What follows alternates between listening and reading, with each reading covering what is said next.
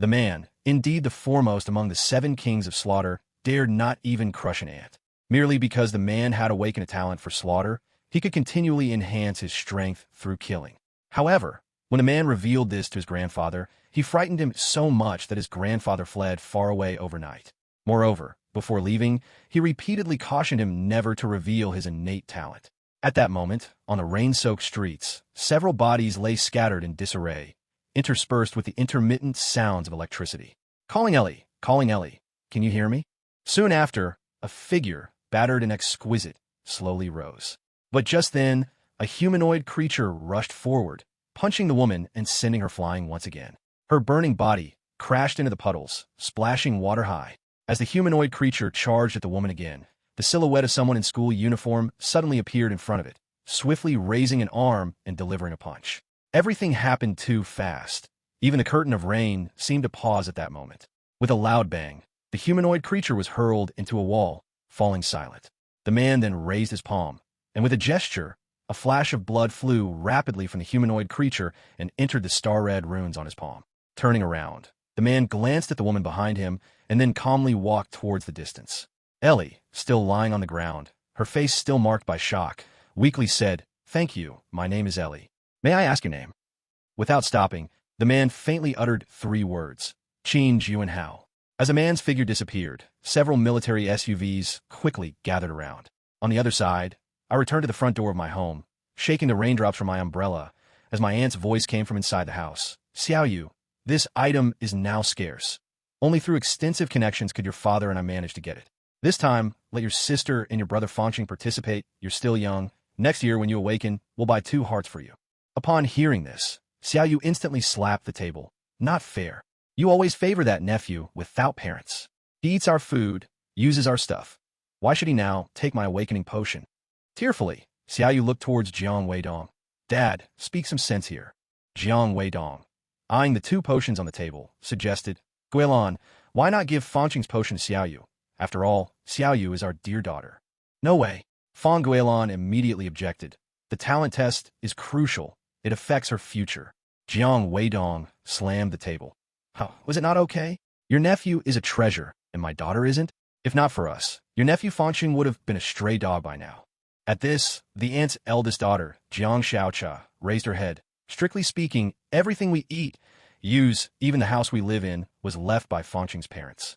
Without us, Fangqing might have had a better life, while we would be the real strays. If I'm not mistaken, the money for these 2 potions also came from the money left by my uncle and aunt for Fangqing." Jiang Weidong was suddenly speechless, and Xiao Yu relentlessly argued, "His parents' money was spent long ago. I don't care, this potion must be mine. I don't want to be mocked by my classmates saying my family can't afford the potion." Saying so, Xiao Yu grabbed a potion and claimed it as his own. As Fang Guilan was about to speak, noise came from the door, and she immediately stood up to greet. "Fangqing is back. Come have dinner." Xiao Yu, full of hostility, rolled his eyes at me and muttered, "Shameless thing," while I ignored it all. I heard everything my aunt's family said clearly. The immense wealth left by my parents when they passed brought many relatives to our door, and by then, I had seen through human nature. Later, when Grandpa disappeared, and my uncle Jiang Weidong fell into debt from bad business, he was still somewhat decent in his conduct. I helped settle his debts, and even let my aunt's family move into the house left by my parents. At this moment, Fang Huilan brought me a bowl of rice. "Fangqing, tomorrow is the talent test. Your aunt also bought you a potion." Turning her head to Xiao Yu, she said, "Xiao Yu, give the potion to your brother Fangqing." Xiao Yu stuffed the potion into his pocket. "Why should I? This is mine." Fang Huilan was about to speak when Jiang Xiaocha pushed the potion lying in front of her towards me. "Brother, this is yours." After saying this, she returned to her room. After dinner, I went back to my room and took out my phone. By now, the class group messages had reached 99+, with the rich second-generation Qin Juanhao bragging about the 20 awakening potions his dad bought for him in the group. An awakening potion is a substance that activates human potential, increasing the success rate by 10% during talent tests. Everyone has 2 chances before graduating from high school. Although I had awakened the talent of slaughter early on, I never used it due to my grandfather's instructions. Once when I encountered an artist, I was forced to act and discovered that killing these artists could greatly enhance my abilities and even plunder others' awakened talents. These artists were also awakeners, but once they gained power, their desires magnified infinitely, engaging in all sorts of evil. Since then, I had set my sights on such people. Since Grandpa had instructed me not to display my talent for slaughter easily, I could still use other talents I plundered. The next morning, in the classroom, the homeroom teacher Chun Wenjin came to the lectern. Students, don't be nervous. Wait for my notice before injecting the potion. By the way, is there anyone who doesn't have a potion? Hearing this, Qin Juanhao shook his parted hair and mockingly turned to look at me sitting by the window. Fangcheng, the teacher, is asking you. Before I could speak, a stunningly beautiful girl in the front row, Chu Xinyao, opened her bag and took out a potion. Teacher, I brought it for Fangcheng. Seeing this, Qin Juanhao's face fell. Just then, the principal arrived at the classroom door. Teacher Chun, come out for a moment. Following the principal were two people, one wearing a trench coat and a top hat, and the other with silver short hair and ice blue eyes. After Teacher Chun Wenjin stepped out, the principal signaled to close the door, then looked through the window, curiously asking, Teacher Chun, which one is Qin Juanhao? Chun Wenjin, slightly startled, subconsciously turned and pointed toward Qin Juanhao. That's Qin Juanhao. Wen Yin, with polite gestures, bent down following the direction pointed by Chun Wenjin and looked into the classroom. Ellie, look, is that him? Ellie, with her ice blue eyes peering through the window at Qin Juanhao. At that time, I was about to pass out, so I didn't see his face clearly, but this height and build are right. At this, Chun Wenjin wondered aloud. Principal, who are these two? Principal G, hands behind his back, chuckled. Teacher Chun, these two are from Section 7. This is Mr. Xiao Wudong, and this lady is Ellie. Chun Wenjin, shocked, said, Section 7 is looking for Qin Juanhao. Was he selected early? Xiao Wudong, robust, immediately raised his hand to indicate that it was a secret, but his eyes were filled with the pride of preempting a talent. Suddenly, Ellie looked puzzled at a silhouette by the window. When I first saw Ellie appear, I had already lifted my bangs and casually put on the glasses of my deskmate. After all, my talent is rather sinister, and there is not a single word about it online.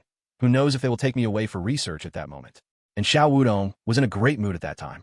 The group from the 9th Department this time also reported to their superiors, asking to delay the test results by a day, just to use this method to cut off the talented students in advance.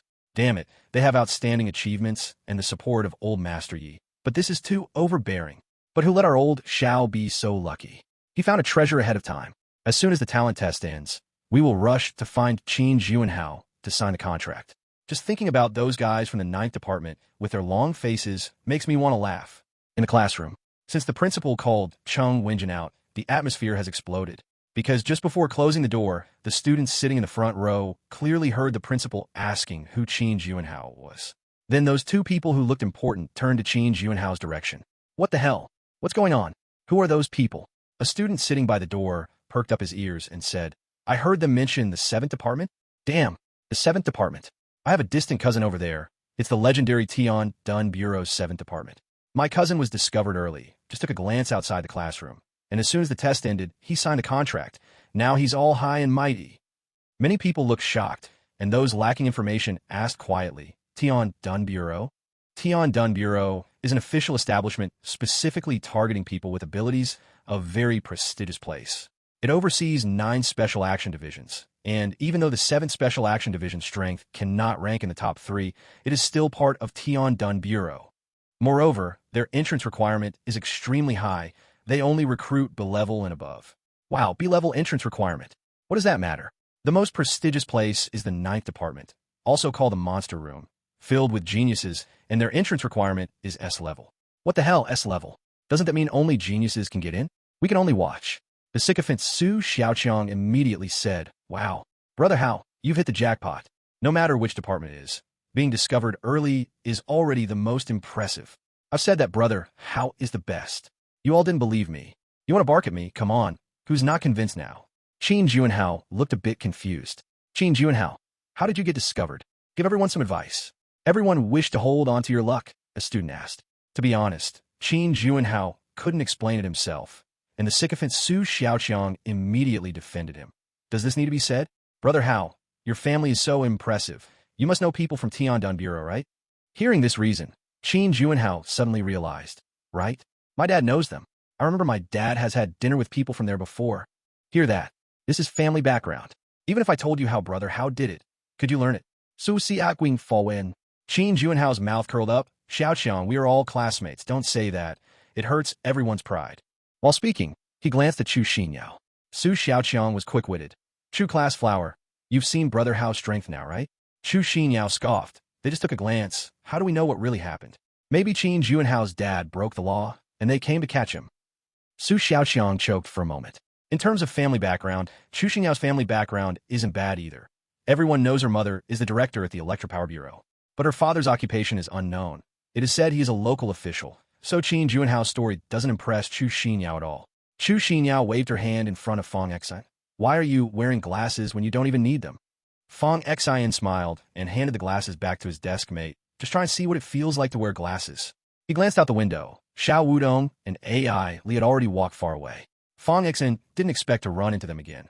Fortunately, it was raining heavily that day, wearing a mask, and AI Li was injured. Otherwise, they might have really been discovered.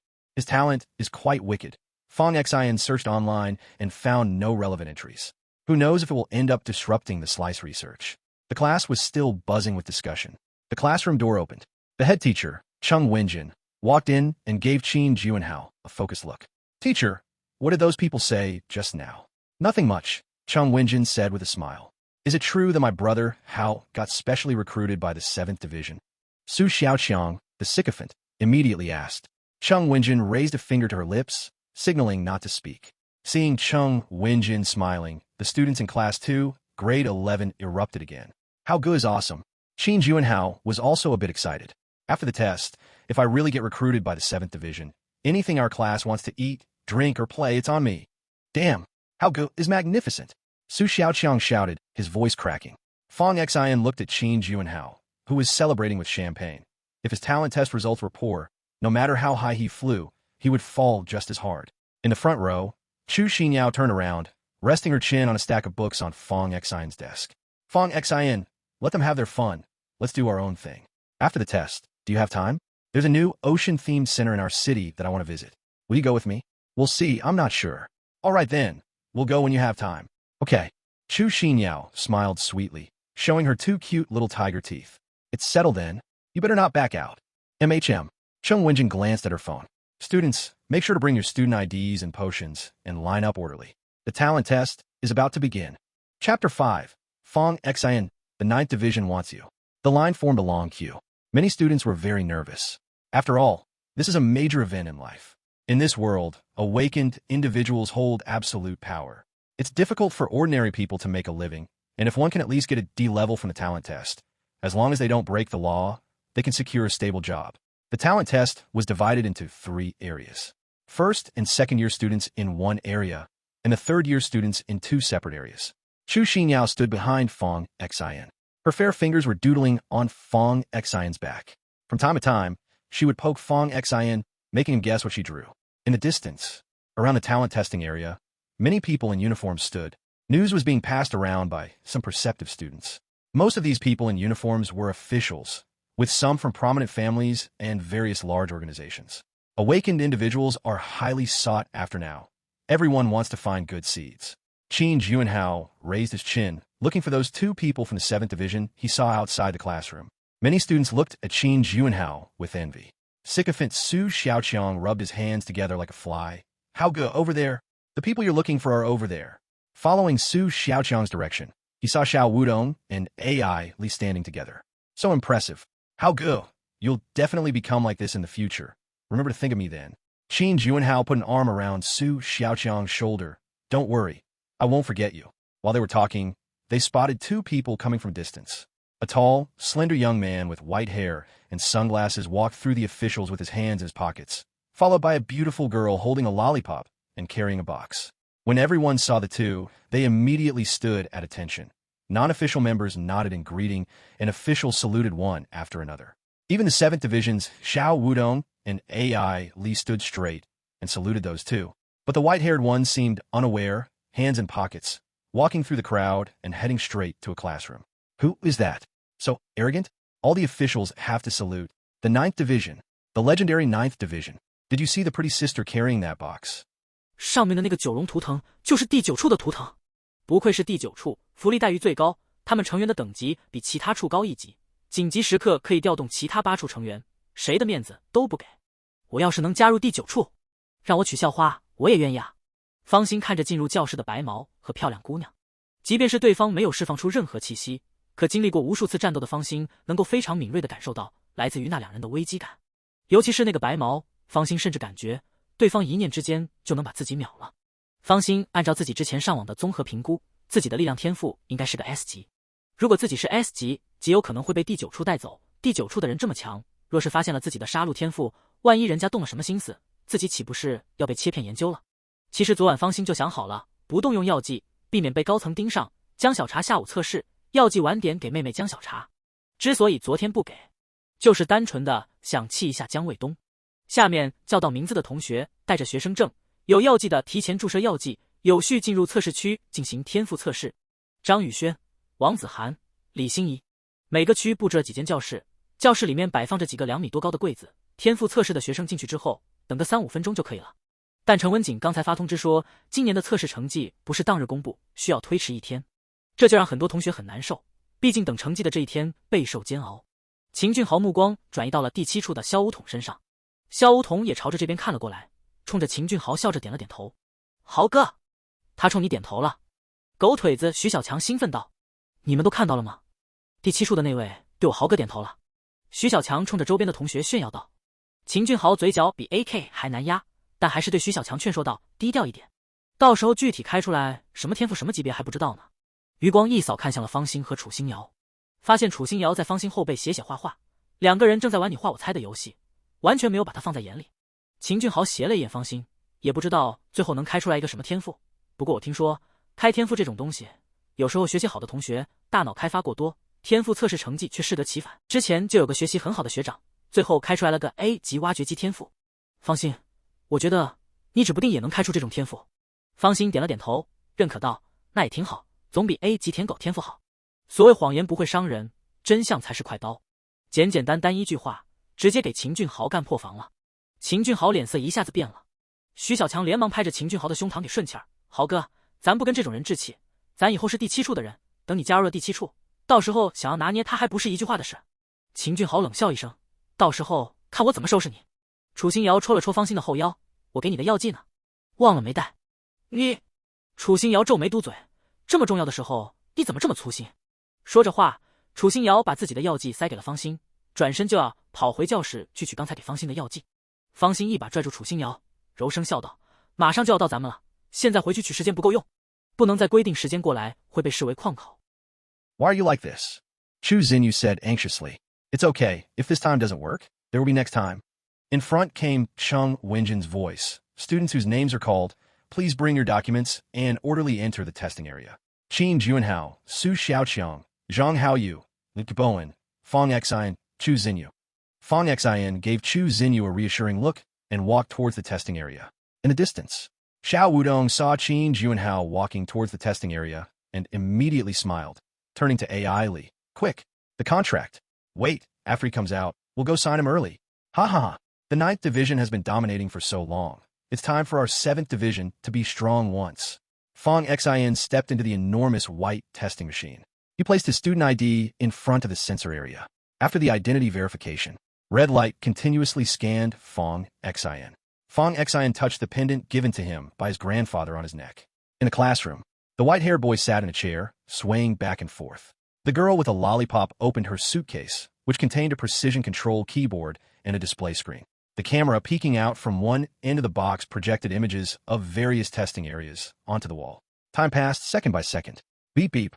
The suddenly loud sound made the white-haired boy's movements pause slightly. He couldn't help but look at the images on the wall. In the image where Fong Xian was located, a box appeared. The box flickered. Seconds later, several lines of text emerged. Name, Fong Xian. Talent, Power Talent, SS level, no potion. Talent, Perception Talent, S level, no potion. Talent, Beast Mastery Talent, S level, no potion. Talent, Light Talent, a level, no potion. Talent, Mental Talent, a level, no potion. Overall Combat Power Assessment, level 3. The girl looked up, her beautiful eyes sparkling in amazement. To measure an SS level talent without using a potion, and to have so many talents. If he used a potion, all his talents could level up. Plus, he is level 3 in combat power. This is extremely rare among students. The white-haired boy slowly pushed his sunglasses down, revealing eyes that sparkled with bright white light, as if containing 2 terrifying thunder pools. A smile slightly formed at the corner of his mouth. Fong Xian, the 9th division wants you. Chapter 6. Our family owes him. Ding. The test is over. Please take your documents and leave the testing cabin. Fong Xin took his student ID and walked out of the testing cabin. According to what the homeroom teacher, Chung Wenjin, said, test results will be announced to the whole school the day after tomorrow. But in fact, the test results can be known on the same day. So, in the next 2 days, organizations with connections will find ways to check scores early and grab good seedlings. Of course, everyone has to line up behind the 9th Division. The 9th Division has priority in selection, and other organizations have complained that what the 9th Division is doing is too unfair and too overbearing. Later, after negotiation, each session of the 9th Division can only select up to 3 talents above S level from each area. Fong Xin reached up and touched the pendant around his neck. With this pendant, his killing talent can conceal detection. According to the knowledge he learned online before, he estimated that his power talent was at S level, and he didn't inject a potion today. What would be measured should be a level. He might catch the attention of organizations like the Shield Bureau, but he definitely would not enter the 9th Division. To Fong Xin, the people of the 9th Division were terrifying, and mixing in among such monsters might expose him quickly. He exhaled, just as he saw his classmate let out a gasp. Qin Juanhao had just come out of the classroom when he was pulled into a classroom by Xiao Wudong, which drew many gasps and envy from others. Su Xiaoqiang was even more excited, whistling. Nice job. How brother? This directly triggered a small commotion on the playground. Qin Juanhao completely stopped pretending. The corner of his mouth lifted high, constantly waving at those students who were shouting excitedly. The white-haired guy looked out the window. What is that idiot Xiao Wudong doing? The beautiful girl replied. He signed a student in advance. Did we miss any good talents? No. Then what's he doing? The beautiful girl casually flipped her hair, revealing a pair of delicate and fair little ears. She was wearing a beautiful ear cuff on her ears. I just overheard. Xiao Wudong said he found a good talent and want to steal our thunder. The white-haired guy scratched his nose, pointing at the box in front of the beautiful girl. This idiot, doesn't he know that we brought the most advanced testing equipment this time? The girl propped her chin. The news about the upgraded equipment hasn't reached the 9th Division yet, so it's normal that he doesn't know. What level is the person he tried to steal? The girl glanced at Qin Juanhao's test scores, originally C level, but with a lot of potions, barely B level. The white-haired guy stretched lazily. Garbage. By the way, prepare the contract. Tonight, we'll go to Fong Xion's house to sign it. We can go around mealtime and get a free meal. Fong Xion walked toward the class lineup, and the topic among the students was now Qin Juanhao, with everyone feeling envious. This was no longer a stable job. This was a golden job. Joining the Sky Shield Bureau, even if it wasn't the monster room like the 9th Division, was still the highest honor. Chu Xingyao stepped forward and grabbed Fong Xion's arm. Xiao Fong, let's go sit over there, it's too noisy here. Fong Xion paused. I need to return to the classroom first, then go to class 8 to find my sister. What are you looking for her for? To give her the potion. Chu Xingyao pouted. So you didn't use the potion because you were saving it for your sister? You really don't want to use my stuff? You don't have enough potions, just use what I gave you. Xiao Fong, we've known each other since kindergarten. I won't allow you to be so polite with me. If you want anything, just ask. If I have it, I'll never let you lack it. Did you hear me?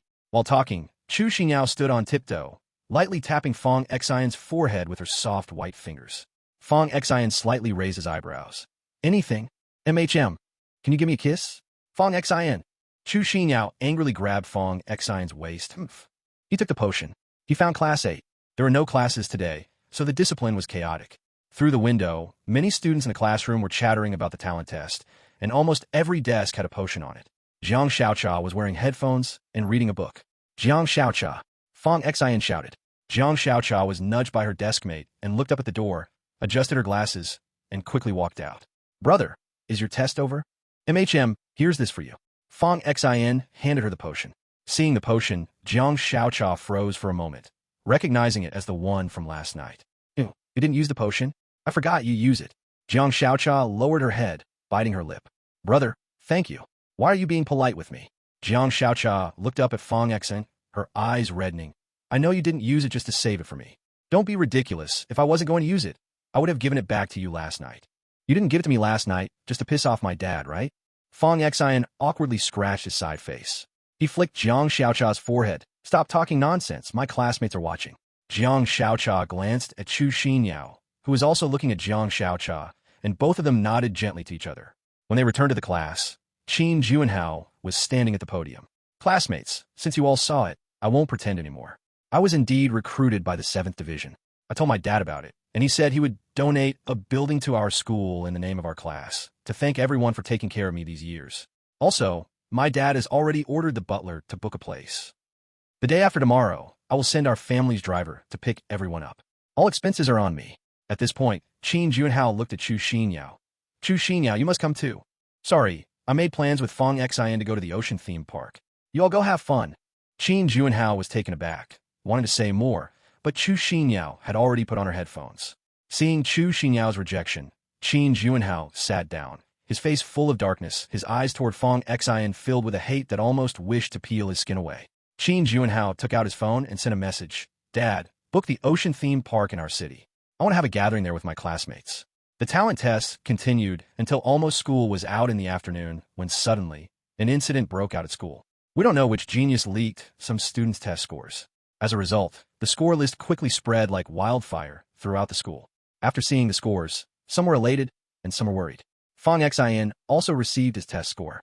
After opening it and flipping through for a while, he couldn't find himself but was astonished to see Jiang Xiaocha and Jiang Xiaoyu scores. Name, Jiang Xiaocha. Talent, mental type talent, a grade potion. Talent, healing type talent, C grade potion. Name, Jiang Xiaoyu. Talent, beast mastery talent, C grade potion. When Fong Xian returned home, his aunt was busy in the kitchen, a glow of happiness on her face. His uncle Jiang Weidong even brought out a wine he had cherished for many years, drinking and joyfully slapping his thighs. Jiang Xiaoyu arrogantly lounged on the sofa, crossing her legs, as if saying, I'm in charge today. Jiang Xiaocha sat at the table reading a book. Little Xian is back. Aunt Fong Huilan happily wiped her hands on her apron and cheerfully greeted Fong Xian. Fong Xian asked, Aunt, what delicious food are you making? There's chicken, duck, fish, and meat. I made everything the three of you love. Jiang Xiaoyu abruptly sat up. Mom, what does that have to do with him? My sister and I are the real heroes of today, okay? Fong Huilan was in a good mood. Both her daughters had excellent grades, especially her eldest daughter Jiang Xiaocha, whose scores would surely attract many organizations. They are all my precious babies. Jiang Xiaoyu scoffed. Who knows if your big nephew will turn out to be garbage or a treasure? Fong Huilan clicked her tongue. What are you talking about, child? TSK, TSK, TSK. Your brother will definitely do well. Today is a happy day. Don't say such things. Little Xian, sit for a while. Dinner will be ready soon. Jiang Weidong cleared his throat and placed his phone on the table. The screen displayed the electronic report cards of his two daughters. Come on, Fong Xian, take a look at your two sister scores. Fong Xian glanced and smiled. They are both excellent. Jiang Xiaoyu scoffed again. Are they excellent? Do you need to say that? Jiang Weidong took another sip of wine, his fingers tapping the table. Fong Xian, take another look at your eldest sister, Xiaocha, a great talent. Do you know what this means? Many organizations will be scrambling for her. Other kids are chosen by the organizations, but your sister Xiaocha is the one choosing which organization to join. That's the difference, understand? Fong Xian flattered. Uncle, what you're saying is absolutely right. Jiang Weidong slammed the wine glass heavily on the table, his finger pointing at Fong Xian as he drunkenly scolded. If you hadn't stolen Xiaocha's potion, her score would have been even better. You, Fong Xian, remember this. You owe my daughter. You owe her for life. Fong Huilan immediately defended Fong Xian. Jiang Weidong, on such a happy day, saying such heartless things is too much. Too much, my foot. Jiang Weidong slammed the table, standing up and pointing at Fong Xian. Joyfully drunk today. Let me tell you, Fong Xian, you better remember my daughter is generous. She gave you a potion. If she hadn't, her talent might have been S grade, and her future achievements would have been even higher. You robbed my daughter of her bright future. You owe my daughter. You will never repay it in your lifetime. Bang! Jiang Xiaocha suddenly slammed her hand on the table. Jiang Weidong trembled in shock, looking at Jiang Xiaocha, and smiled flatteringly. What's wrong, Xiaocha? Did I scare you? My fault, my fault. I was just worried that Fong Xian's results were mediocre, and in the end, that medicine would be wasted. Jiang Xiaocha slammed an empty syringe onto the table and glared at Jiang Weidong angrily. My brother gave me the medicine. It's my debt to him. Our whole family owes him. Chapter 7. Meeting the officer. The whole family's eyes were fixed on that syringe.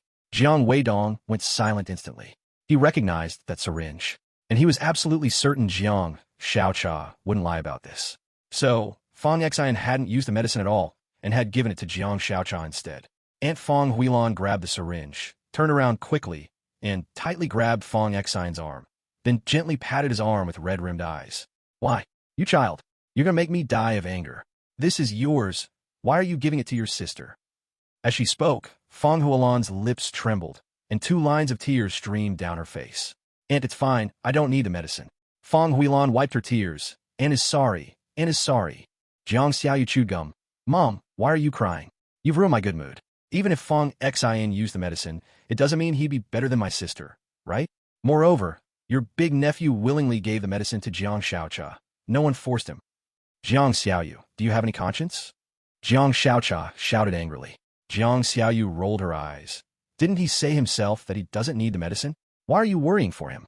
Besides, he eats from our family, uses our stuff. Shouldn't he have a conscience instead? Slap. Jiang Xiaocha delivered a crisp and loud slap to Jiang Xiaoyu's face. The slap was clean and swift. Jiang Xiaoyu was stunned by the slap. A few seconds later, Jiang Xiaoyu burst into tears. Dad, control her. She actually hit me.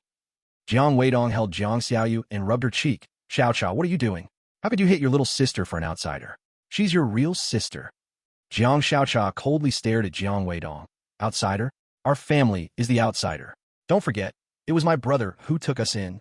Now, please, immediately, right now, apologize to my brother for your behavior just now. Xiaocha, I am your father. Jiang Xiaocha coldly repeated, apologize. If you don't apologize, I will give up joining any organization. Jiang Weidong immediately panicked. Xiaocha. Jiang Xiaocha's gaze was cold. Now that Jiang Xiaocha's results had come out, she would definitely be the pillar of the family in the future, and moreover, Jiang Weidong himself knew he was in the wrong. She glanced at Fong Xian. Sorry, Fong Xian, my words were too much. I apologize to you. Please also talk to Xiaocha, and make sure she doesn't give up joining the big organization. Fong Xian gently flicked Jiang Xiaocha's soft forehead. This sister was well worth the effort, much better than Jiang Xiaoyu, that ungrateful wolf. I'm hungry, Xiaocha. Oh, okay, I'll get your food. Jiang Xiaocha walked towards the kitchen. Fong Huilan, with red-rimmed eyes, looked at Fong Xian apologetically. Xiao Xian, Aunt, I'm hungry, let's eat. Fong Huilan squeezed Fong Xian's arm. Okay, Aunt will cook 2 more dishes, then we'll eat. Jiang Xiaoyu nestled in Jiang Weidong's arms, feeling wronged. Dad, it hurts. Jiang Weidong patted Jiang Xiaoyu's back and rubbed her cheek, glaring viciously at Fong Xian, believing Fong Xian was the real culprit. He snorted, pulling his daughter to find an ice pack. He whispered to Jiang Xiaoyu, Xiaoyu, your sister, we are family after all. This is all Fong Xian's fault. This slap is on him. I've never heard of any kid who can achieve great results without using the medicine. He clearly wants to wait for the next test, and at that time he will still need me to help him get connections to buy the potion. Just watch. Dad will definitely give him a slap back. Jiang Xiaoyu glared fiercely at Fong Xian. All right, Dad. There was a knock on the door. Who is it? Aunt rushed over to open the door. At the door stood a chubby man with a lovable expression, holding a large pile of gifts. Is this Jiang Xiaocha's home? You must be Jiang Xiaocha's mother, right? We are from the Tiannan Chamber of Commerce. We specifically came to discuss joining our organization with Jiang Xiaocha. Ignoring whether Fong Huilan invited him in or not, the chubby man freed one hand and squeezed in with his assistant. Fong Huilan looked confused, but she quickly reacted and shouted towards the kitchen. Xiaocha, someone is looking for you. Jiang Xiaocha walked out from the kitchen, wiping her hands. Hello, Jiang Xiaocha. Hello. I am Tong Fengwu from the Tiannan Chamber of Commerce. The chubby man smiled as he greeted her, reaching out to shake Jiang Xiaocha's hand. Who are you? Jiang Weidong also hurried over to greet. The chubby man bowed slightly and jogged over. You must be Jiang Xiaocha's father, right? I am Tong Fengwu from the Tiannan Chamber of Commerce. You know about Tiannan Chamber of Commerce, right? It's the biggest chamber of commerce in our whole district. Jiang Weidong immediately nodded, his eyes shining. Hello, hello. Please sit down. You are here for our Xiaocha's matter, right? Xiaocha's grades are excellent. Our Tiannan Chamber of Commerce specially sent me, the person in charge of Lan City, to invite Xiaocha to join us. As long as Xiaocha joins us, we will give her a large flat in the most expensive Baoyuan in Lan City and provide her with luxury cars for transportation. In the first year of joining Tiannan Chamber of Commerce, the annual salary is 800,000, and it will double in the second year. After 3 years, she will be allocated shares and dividends based on her contribution to the chamber. Tong Fengwu said all these benefits in one breath. Jiang Weidong's eyes sparkled, swallowing hard several times. Jiang Weidong turned to look at Jiang Xiaocha. If one person rises, the whole family benefits. If Jiang Xiaocha takes off, her father won't be lacking behind. Xiaocha, what do you think? Tong Fengwu asked again. Before Jiang Xiaocha could speak, there was another knock at the door.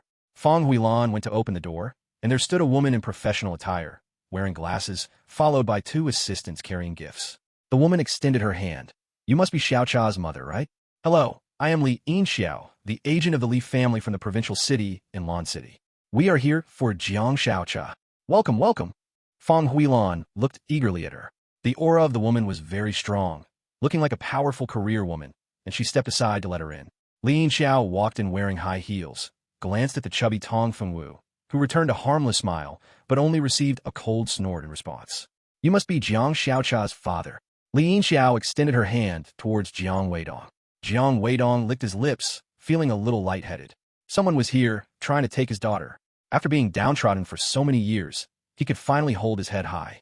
He had just seen the neighbors gossiping about their family. Hello. Jiang Weidong quickly extended his hand. Li Yinxiao turned to Jiang Xiaocha and smiled. Hello, Jiang Xiaocha.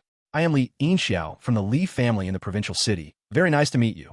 I believe this friend from the Tianan Chamber of Commerce has already told you the offer. We, the Li family, in order to show our sincerity, will offer double what they offer.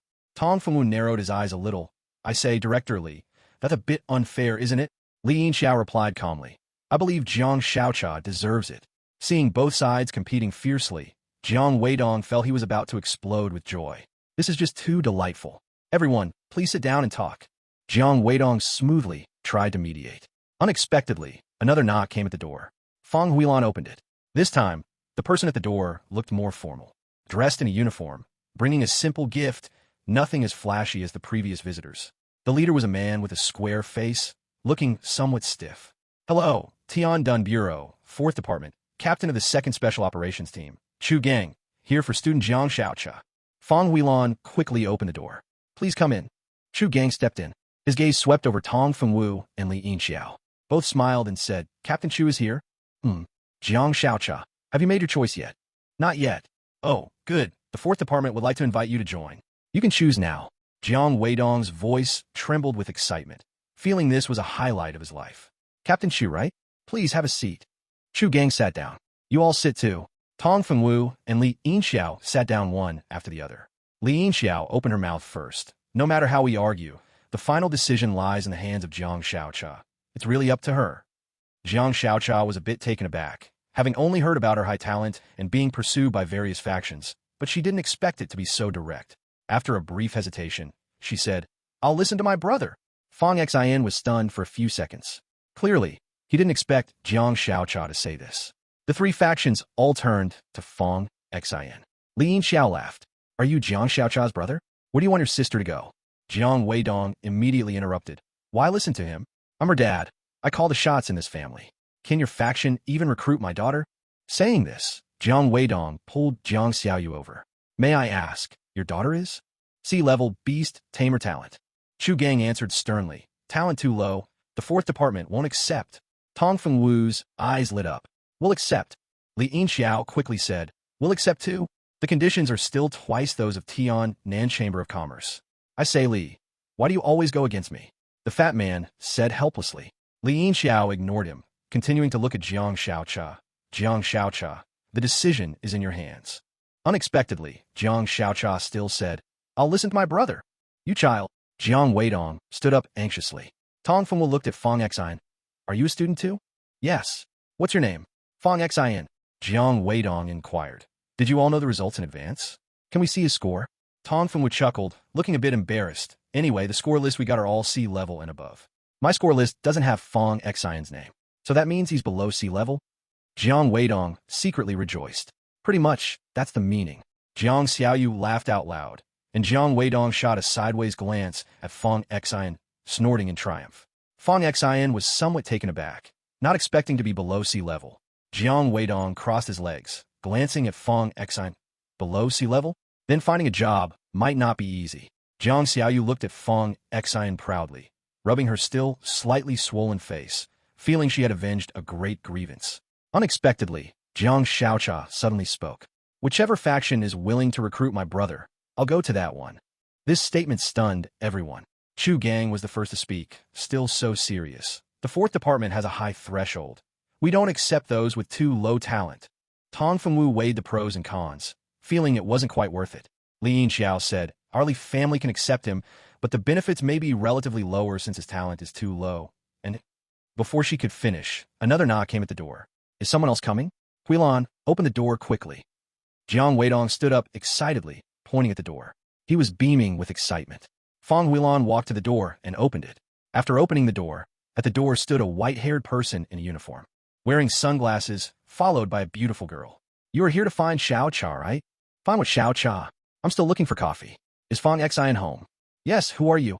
"His friend."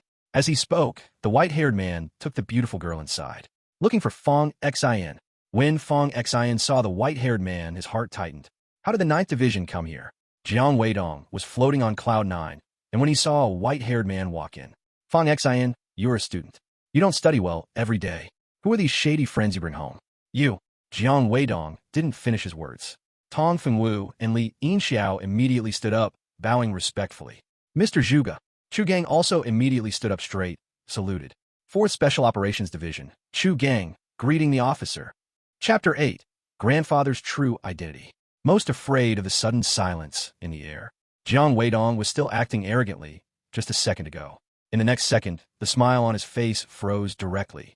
Tong Fengwu from the Tiannan Chamber of Commerce and Li Yinxiao from the provincial capital looked at the white-haired man respectfully. The key point was that Chu Gang, coming from a government agency, stood and saluted while saying, "Officer." Jiang Weidong swallowed hard. He never expected this white-haired man had such an identity. But he was puzzled. Why was this white-haired man looking for Fang Xian, who didn't even have C-grade talent? "What do you want with Fang Xian?" Jiang Weidong immediately changed his tone and squeezed out a smile to ask. The white-haired man completely ignored Jiang Weidong, extending his hand to Fang Xian. "Hello, 9th Special Operations Division, Zhuge Heng." Fang Xian paused for a moment, then extended his hand too, full of confusion. How could he be discovered when he hadn't even used any agent? Did the 9th Division have some special means? "What do you need from me?" A smile appeared on the handsome face of the white-haired man. "Two things. First, to invite you to join the 9th Division, and second, to mooch a meal." "Join the 9th Division? What is the 9th Division? They even accept people without C-grade scores." Jiang Weidong fired off several questions in one breath, like a curious child. Tong Fengwu and Li Yinxiao looked at Jiang Weidong like he was a fool. Chu Gang remained expressionless. The 9th Division is the strongest Special Operations Division in the Tian Shield Bureau. Only accepts members with S-grade and above talents. But didn't Mr. Tong just say that? His transcript doesn't include Fang Xian. Tong Fengwu replied irritably. "Those selected by the 9th Division have their information encrypted. We don't have the authority to check. That's why he's not on the list." Jiang Weidong's eyes widened, stunned. Jiang Xiaoyu also looked incredulous. Fang Huilan and Jiang Xiaocha were filled with excitement, their hearts nearly unable to handle such ups and downs. "That means my little Xian has very high talent." Zhuge Heng sat down as if he had returned home. Awakened 5 talents. Without using any agent, the highest talent is SS grade. This is his transcript. As he spoke, Zhuge Heng magically produced a narrow black rectangular object, opened it to form an L shape, and a virtual screen appeared at the angle, showing Fang Xian's information. Fang Huilan took it, her hands trembling with excitement. Jiang Weidong immediately leaned in. When he saw the talents listed, he was frozen in shock, overwhelmed with disbelief. There was actually 1 SS grade, 2 S grades, and 2 A grades. The worst one could still manage a decent living. And what's more serious is that he hadn't even used any agent. If he used an agent, every talent level would increase by 1. Fang Xian furrowed his brows upon seeing this. Jiang Weidong felt his throat tighten and dry, breathing becoming constricted as if a hand was squeezing his neck. Seeing that there was a right button on the materials, Jiang Weidong clicked once. The second page showed a summary of Fang Xian's family situation. Fang Yingtai, grandfather, information encrypted. Fang Jingping, father, information encrypted. Yi Rujia, mother, information encrypted. Fang Xian paused when he saw this. His parents used to do research in the agency, so information encryption was understandable, but he couldn't fathom why his grandfather would also be encrypted. Jiang Weidong moved on to the family situation of Fang Xian and the Jiang family. However, this page had obvious handwritten comments on it. Jiang Weidong, Uncle Big Shot. Jiang Huilan, Aunt Good Person. Jiang Xiaocha, Cousin Little Good Person. Jiang Xiaoyu, Cousin Little Troublemaker. Jiang Weidong and Jiang Xiaoyu's faces changed instantly. Thud. The white-haired one pinched and pulled the document back to close it, pretending that nothing happened. Little dear, the white-haired Zhuge Hung snapped his fingers. The beautiful girl took out a delicate, beautiful, and heavy box and handed it to Fong Xian. Zhuge Hung swayed in his chair. Open it. Enter your information, then eat. Fong Xian paused for a moment. Do I have to join the 9th Division? As soon as this was said, everyone in the room was stunned. Those who knew little about the 9th Division could still understand. But Tong Fengwu and Li Yinxiao, who were aware of the 9th Division, stared at Fong Xian wide-eyed, not sure if he was just talking nonsense. Zhuge Heng's swaying stopped for a moment, and the corners of his lips curled up. Others would be happy to be invited to the 9th Division. They would set off firecrackers at their ancestors' graves, wishing to wake up their ancestors and celebrate together. You are the first person in history to refuse joining the 9th Division. Fong Xian thought for a moment. Maybe your 9th Division's history is too short. Both Tong Fengwu and Li Yinxiao couldn't help but glance at Fong Xian, thinking, what a brave guy, actually daring to speak like this to Mr. Zhuge from the 9th Division. You little brother probably don't know who this person is. Zhuge Hung laughed out loud. What you said does make some sense. The 9th Division was established in the late last century during the Divine Chaos period, originally part of the infamous Divine Court organization, which later merged into the Sky Shield Bureau. Counting, it has only been established for 92 years. According to the rules, those selected by the 9th Division can choose to refuse, but others may refuse. Not you. Fong Xian's heart tightened, secretly guessing that maybe his killing talent had been discovered. Why? Zhuge Hung grinned, showing his white teeth. Let's talk somewhere else. Smack. Zhuge Hung suddenly snapped his fingers. In the next second, everyone in the room watched as Fong Xian and Zhuge Hung vanished from sight. Where did they go? Jiang Weidong looked shocked at the spot where they were. The beautiful girl called Little Deer said, Mr. Zhuge is a powerful spatial talent user, and some matters are not suitable to discuss in front of outsiders. So he opened a temporary field to take Fong Xian there for a private talk. Jiang Weidong's family found it incredibly marvelous. Tong Fengwu and Li Yinxiao were also shocked, while Chu Gang's face showed some change for the first time. Has Mr. Zhuge become even stronger? Little Deer smiled. Mr. Zhuge gets stronger every second. Fong Xian looked around and found himself in an independent space, surrounded by waves of water, and after looking for a while, he felt a bit dizzy. Don't be nervous, it's just you and me here. We can talk about some private matters, came Zhuge Heng's voice from behind. Fong Xian turned around. The white-haired man, while not showing any dangerous aura, carried an overwhelming pressure that almost made it hard to breathe. Do you know who your grandfather is? Zhuge Hung asked. My grandfather? Yes. Fong Xian replied seriously. My grandfather is my grandpa. Zhuge Hung clicked his tongue. Talking like that could get you killed. After a brief pause, Zhuge Hung got straight to the point. Your grandfather Fong Yingtai. No one should ever have told you this. His true identity is the predecessor of the 9th Division, the head of the 4 great generals of the Divine Court. Fong Qingdi. Chapter 9 2 Matters. Fong Xian was obviously stunned for a moment. Zhuge Hung saw Fong Xian's slight expression and confirmed that Fong Xian truly did not know. Fong Xian was also shocked. He didn't expect that old man actually had such a strong identity. Now, thinking back, the little things about that old man really could hint at something. The old man always said he was a retired soldier, but he never mentioned his unit number. Every time asked, he would say he was an ordinary soldier from an ordinary unit, wanting to live a good life after coming home. When his parents passed away, Fong Xian was with his grandfather in his hometown at that time. During that time, his grandfather told Fong Xian many stories from the last century. Among those stories were many details about the Holy Light Army and the Eternal Night Army, which were glossed over in textbooks. But the old man could speak about them in great detail. Moreover, now thinking carefully about the old man's reaction when he learned of Fong Xian's talent, it seems the old man indeed knew something. Although Fong Xian tried his best to conceal any extra expressions on his face, his heart was stirred up violently. He pretended to be calm while looking at the handsome white-haired Zhuge Hung in front of him. Fong Qingdi? Never heard of him. Of course you haven't heard of him. His name is a taboo. Back in the day, your grandfather Fong Qingdi betrayed the organization, leaving the Divine Court with unprecedented losses. Let me put it this way. The God's rebellion only caused slight injuries to the Divine Court, but your grandfather single-handedly inflicted great damage. Fong Xian's heart surged again, never expecting that benevolent old man once had such great power. But Fong Xian's expression became serious. So you mean to capture me? Zhuge Hung laughed. Not at all. After all, I'm a little fan of your grandfather. Moreover, the reason your grandfather betrayed the organization was that the internal factions were at odds, and someone falsely accused your grandfather of treason and conspiracy to murder, wanting to kill him, who was a great contributor to the founding. Later, the faction that framed your grandfather fell, and the divine court also compensated your grandfather. So, this is why I must join the Ninth Division. Fong Xin asked again. Zhuge Heng raised 2 fingers. There are 2 reasons I hope you join the Ninth Division. First, your grandfather is the predecessor of the Ninth Division, a founding hero of the divine court. The current leader of the Ninth Division, Old Master Yi, is a sworn brother to grandfather. If you join the Ninth Division, he will protect you, and your path will be smooth. As long as you achieve military merits, no one will stop your promotion. In other words, you deserve to be the prince of the Ninth Division. As for the second reason, it is also very important. Your parents are top-notch research talents. The accident that happened to them seems not to be a simple accident, but more like murder.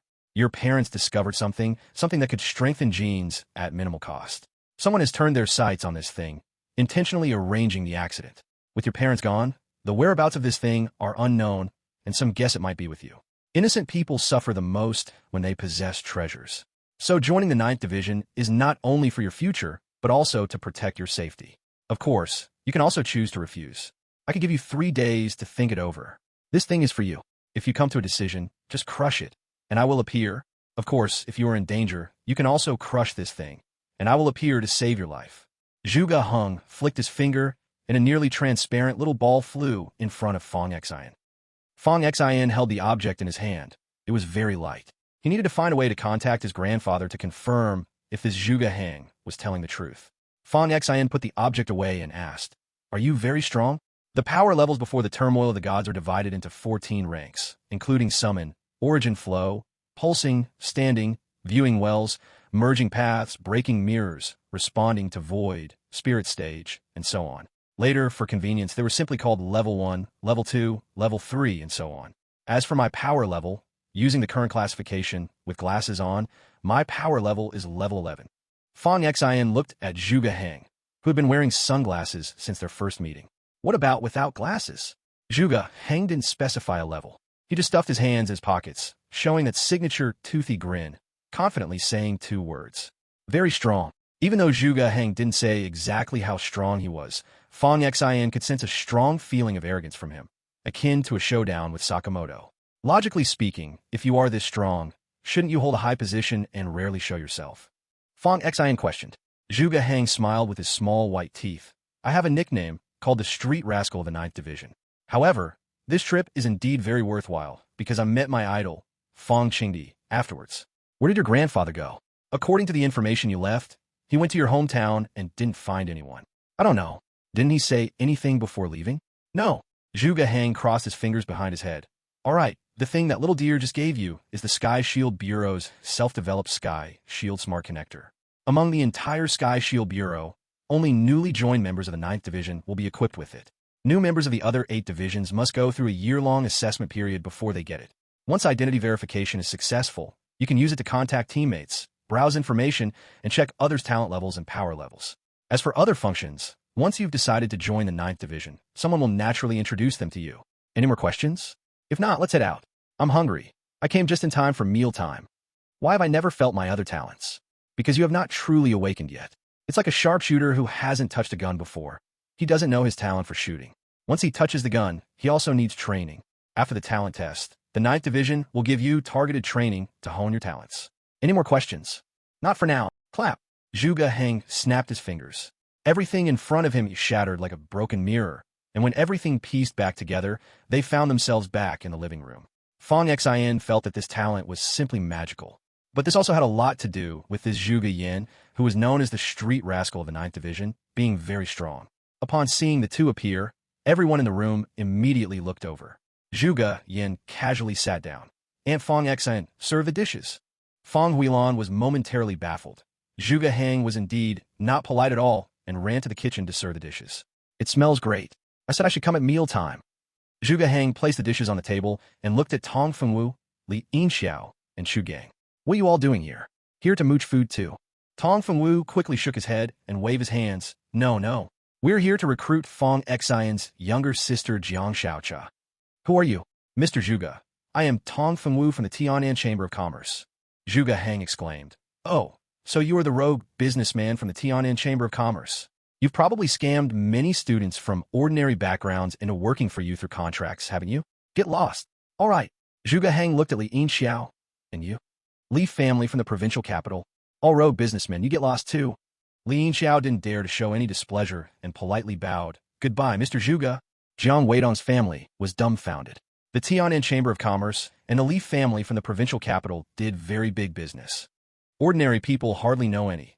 This huge organization has a certain status in Lan City, and yet seems so humble before this white-haired man.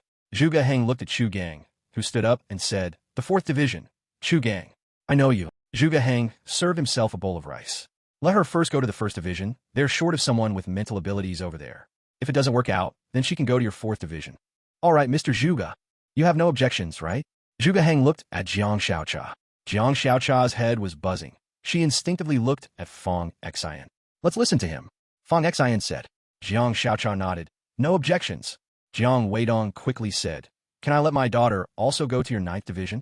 During the time when Zhuge Heng and Fang Xian had just disappeared, Jiang Weidong had also asked about the 9th Division, becoming increasingly shocked to find out how terrifying it was that Fang Xian wanted to join this 9th Division. "Which daughter?" "2. Zhuge Heng sat down. "Your eldest daughter is barely acceptable, but your youngest daughter is even less so.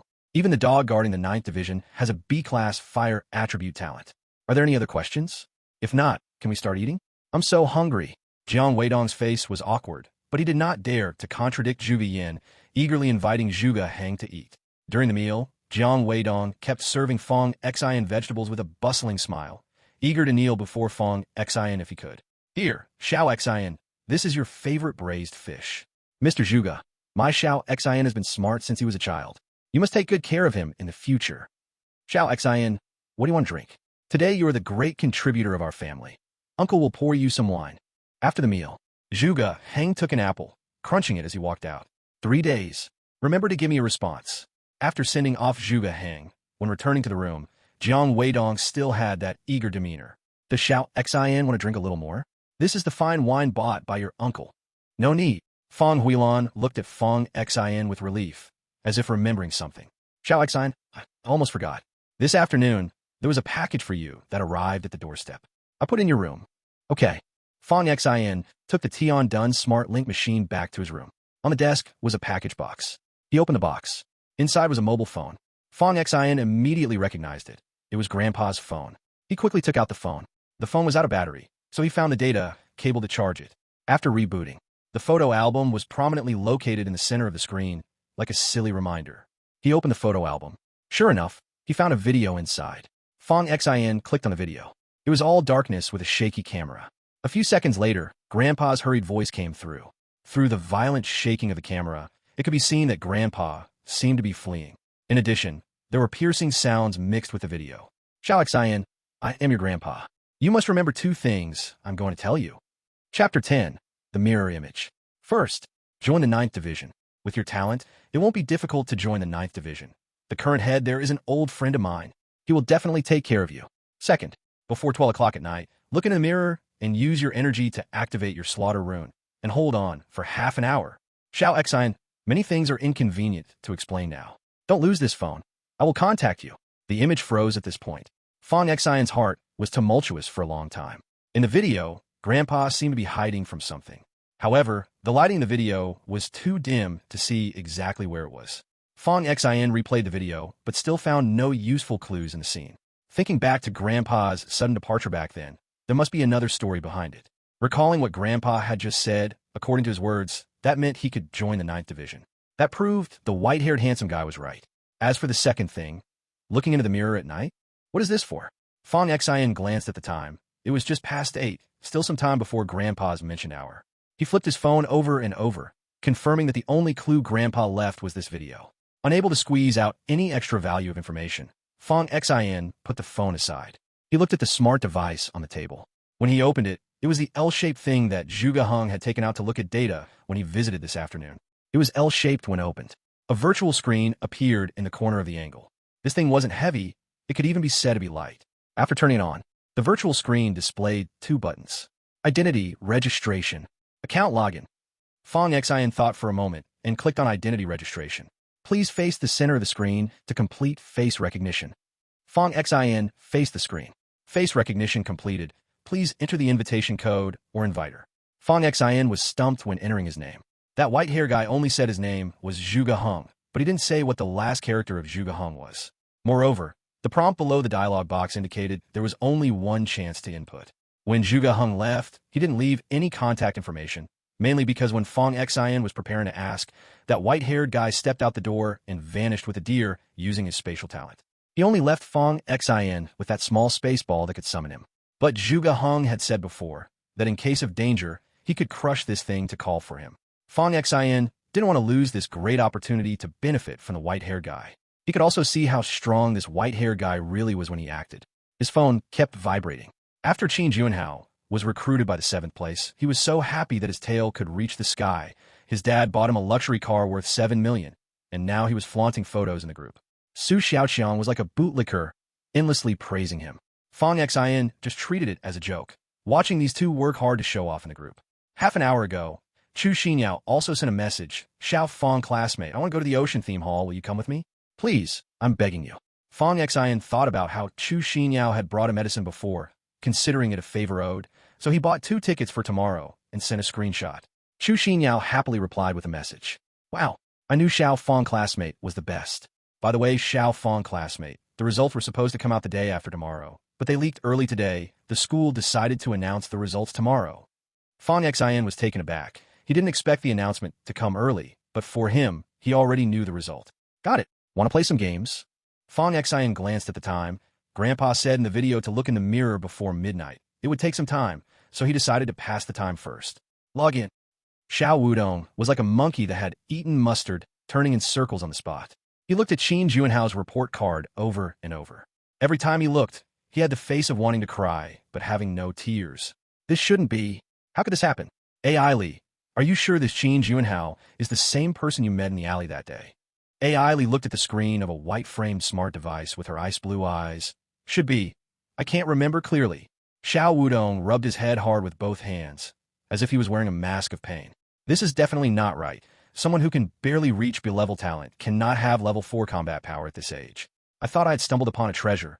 I hurriedly ran to intercept it. Now, I've become a joke, and that Qin Juanhao is even holding a grand banquet, spreading the news everywhere. Heavens, I can't stand it anymore. I really want to kick his but hard with my size 42 leather shoes. AI Li snapped the smart device shut. Changing the topic, the top has given us a mission. Send us to the 7th place to protect a person. Who? Chu Xinyao. The specific information has been sent to you. Xiao Wudong shook his wristwatch, and from the small watch, a smart device popped out. After unlocking it with facial recognition, he saw the latest news. Oh my, this girl is actually the daughter of that big shot. The remnants of the Eternal Night Army dare to kidnap his daughter. Ailey continued. That big shot is involved in a secret. The remnants of the Eternal Night Army want to use his daughter to threaten him for the secret. But speaking of which, the infiltration of the remnants of the Eternal Night Army is too severe right now. This leak of results happened because one of their agents did it. They want to muddle the waters, disguise themselves as a major force, and sweep away some exceptionally talented individuals to strengthen their own power. Xiao Wudong shook his head helplessly and suddenly exclaimed, they actually dispatched a level 8 powerhouse to kidnap this girl. Ailey nodded. That's why our group leader will personally come. We need to set off now to secretly protect that girl. Fong Xian put down his phone and glanced at the time. It was almost 12 o'clock. No more playing. Okay, I'm tired too. Go to bed early. All right, good night. See you tomorrow. He put down his phone. Fong Xian stood up and walked towards the bathroom. He looked at himself in the mirror. He urged his blood chi. The murderous runes on the back of his hand were blood red and bloodthirsty. But the reflection in the mirror showed nothing unusual. What exactly did Grandpa want him to see by staring at the mirror? Fong Xian stared at the mirror, and time passed second by second. At midnight, Fong Xian continued to focus on the mirror, bizarre legends flashing through his mind. But in the end, he saw no difference. According to Grandpa, he had been watching for over half an hour, but still nothing unusual happened. Fong Xian let out a breath. Today was enough. It seemed he would have to wait until tomorrow to see. Fong Xian turned to leave the bathroom. But just as he turned around, Fong Xian suddenly froze. A layer of cold sweat broke out on his back, because from the corner of his eye, he saw the reflection of Fong Xian in the mirror, was embracing his arms, smiling and staring at Fong Xian. Chapter 11, King of Slaughter. In that instant, Fong Xian's hair stood on end. He felt a chilling sensation rushing from the soles of his feet to the crown of his head. He turned his head stiffly to look at the mirror. The reflection of Fong Xin was still motionless, embracing his arms, watching Fong Xin. Fong Xin finally saw the other person's appearance.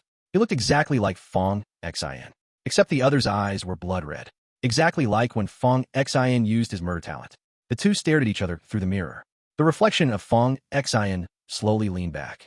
A blood-colored throne suddenly appeared behind him. The reflection of Fong Xin sat steadily on the throne. One hand formed a fist supporting his chin. The blood-red eyes stared at the Fong Xin outside the mirror. The corners of his mouth curled with what seemed like an innate contempt of a king. A powerful and terrifying aura radiated, as if he ruled over everything. Surprised, a voice suddenly rang in his mind. Fong Xion's body tensed again. Incredibly looking at the scene before him, the reflection of himself spoke. It's hard not to be surprised, right? The shock in his heart took a long time to calm down. Finally, Fong Xian asked the first philosophical question. Who are you? The reflection of Fong Xian sat on the blood-colored throne. Once again, the high and mighty, disdainful voice echoed in his mind. Who am I? That's a question worth exploring. But I have many titles. Zero Judgment, the first of the 7 kings, King of Slaughter, God's Slayer, or you could also call me the Destroyer of Gods. But I have one title that can be considered a name. Fong Xian. If you must ask me who I am you. The turbulent waves rising in Fong Xian's heart surged one after another. He felt like his CPU was about to burn out.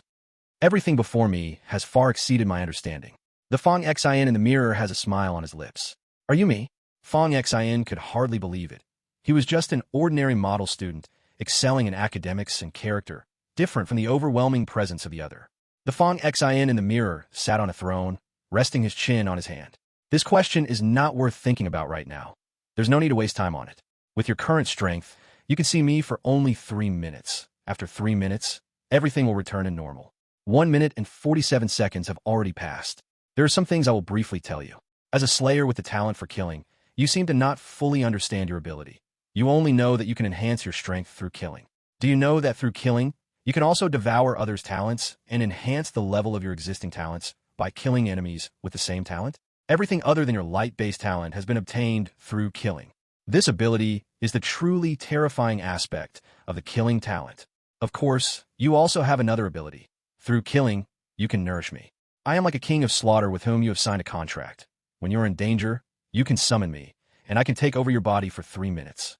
However, for now, I can only exhibit peak level 5 strength. When you summon me, simply activate the slaughter runes, place your hand over your heart, and silently recite Saya, and I will descend. By the way, you need to be wary of someone. It's someone who wants to today. The latter part of the conversation was abruptly cut off. The image in the mirror twisted, like a television signal that had been lost.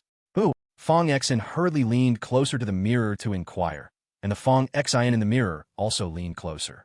They stared at each other, their expressions equally confused. Fong Xian moved, and the one in the mirror also moved. 3 minutes had already passed. Everything returned to normal. Fong Xian supported himself against the wash basin. Everything that had happened today was beyond his imagination. He splashed his face with water. Fong Xian stared at the mirror. The Fong Xian in the mirror reminded himself to be wary of someone. Who should he be wary of? The sentence was left unfinished. What do you want to talk to me about today?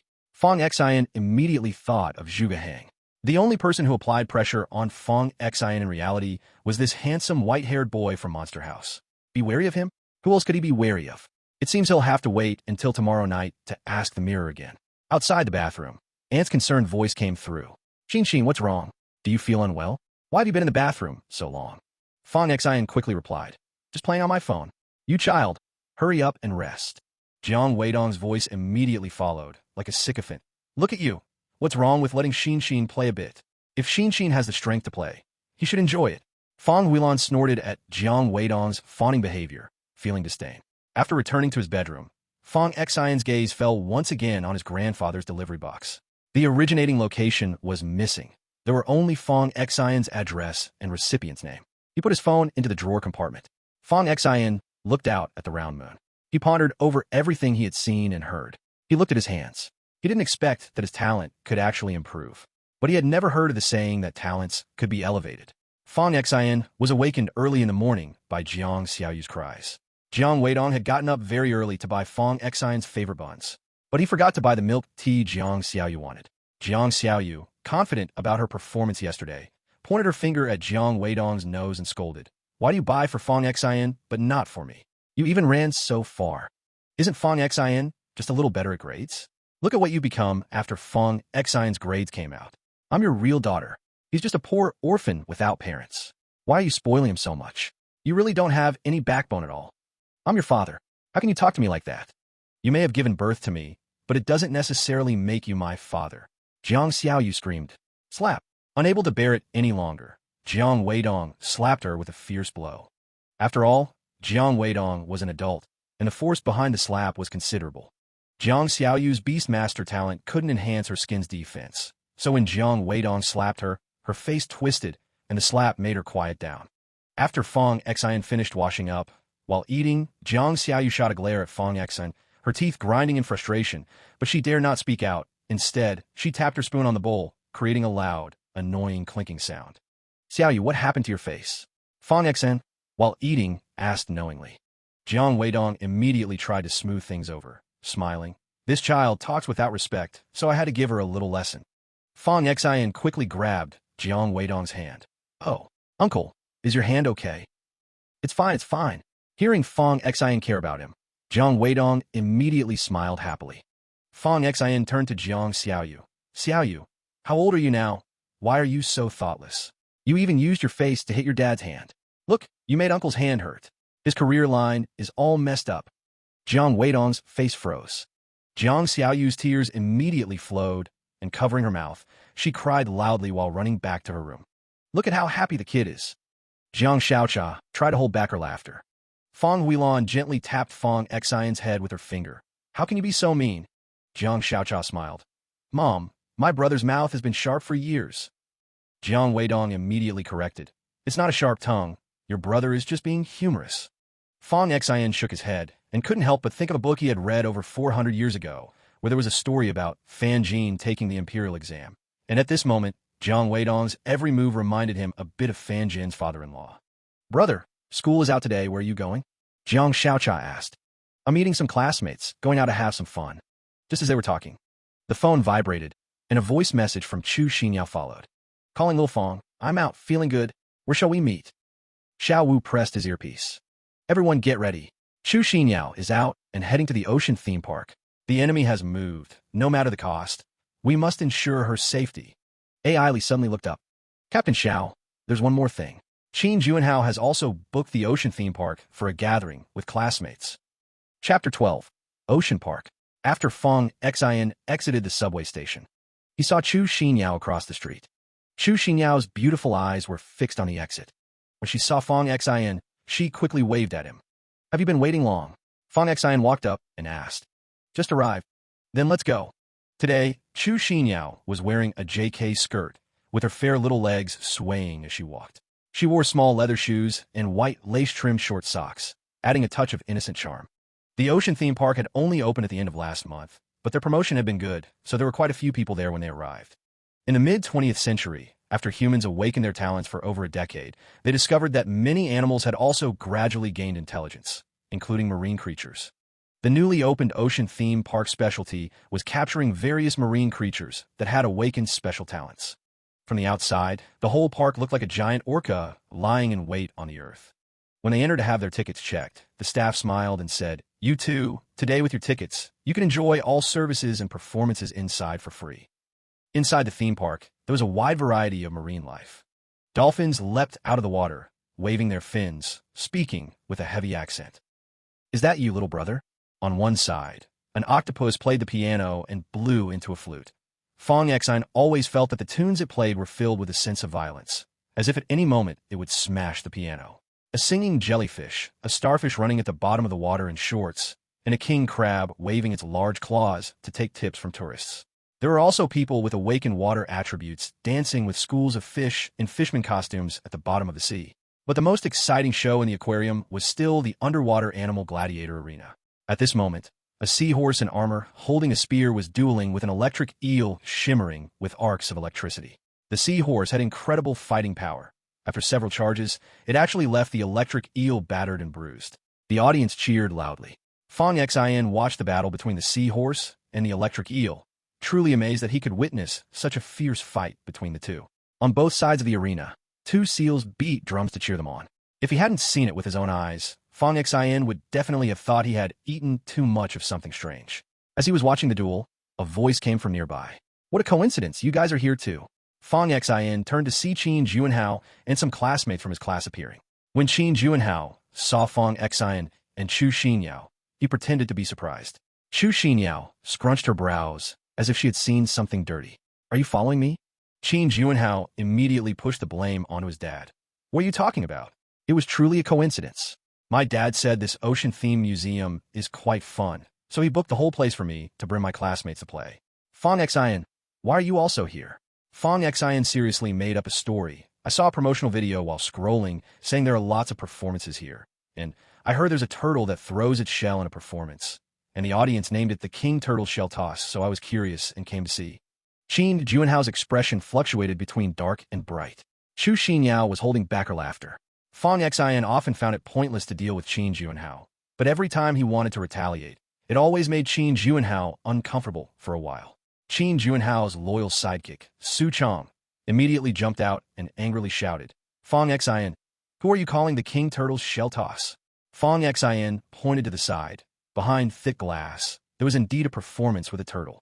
The turtle swam swiftly, its shell lagging behind, and its front limbs flailed as it swam back to dive into its shell, looking very comical, prompting the audience to take pictures.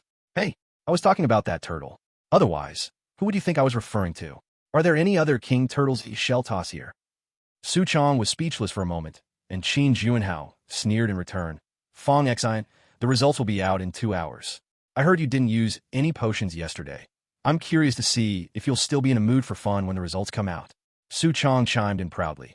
I'm worried that when the time comes, Fong Xin, you'll become the entertainment for my brother. Just as they were talking, a scream suddenly came from the direction of the arena. They saw the electric eel in battle with the seahorse, suddenly erupting with dazzling electrical sparks. In an instant, the front row of the audience turned to charcoal. The entire aquarium was thrown into chaos. With a loud bang, the turtle that had lost its shell and was covering its legs suddenly burst forth with a fierce, human-like glare in its eyes. A paw grasped the turtle shell as if it were throwing a discus and flung it away, accompanied by a tremendous explosion. The glass wall separating the visitors from these marine creatures was instantly shattered, crashing down.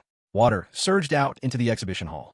The turtle shell flew back into the sea turtle's claw, which flung it out again, making a series of loud banging sounds. All the glass walls were smashed to pieces. The underwater creatures swam out one after another. Visitors who came to enjoy the attractions suddenly panicked. They desperately tried to escape, but the exits were surprisingly locked at that moment. The seahorse in the duel slowly turned around, its spear pointed towards Chu Xinyao. Xiao Wutong, disguised as a staff member, stared in shock at the scene before him, his hands clutching his head. Oh, God! This group of remnants from the Eternal Night Army are simply insane. They not only sent out an 8th-level powerhouse, but they also used this holy-class treasure shaped like a marine museum just to catch a little girl who can't even lift a chicken. Xiao Wutong, get it together. Go protect that girl. A voice came from behind. Xiao Wutong quickly turned around and saw a man in a suit with gold-rimmed glasses standing behind him. The man was tall and broad, his gaze icy and his demeanor calm. Team leader, Xiao Wutong quickly called out. The man tugged at his tie. You guys go protect Chu Xinyao. I will find that 8th-level enemy. Okay. Xiao Wudong immediately led his team towards Chu Xinyao. The exhibition hall was now in complete chaos. Fong Xin scanned every corner of the venue, holding a small space orb given to him by Zhuge hung tightly in his hand. If it came down to it, he could summon the white-haired, handsome Zhuge Hung for help. The moment chaos erupted, several men in black rushed forward to shield Qin Juanhao.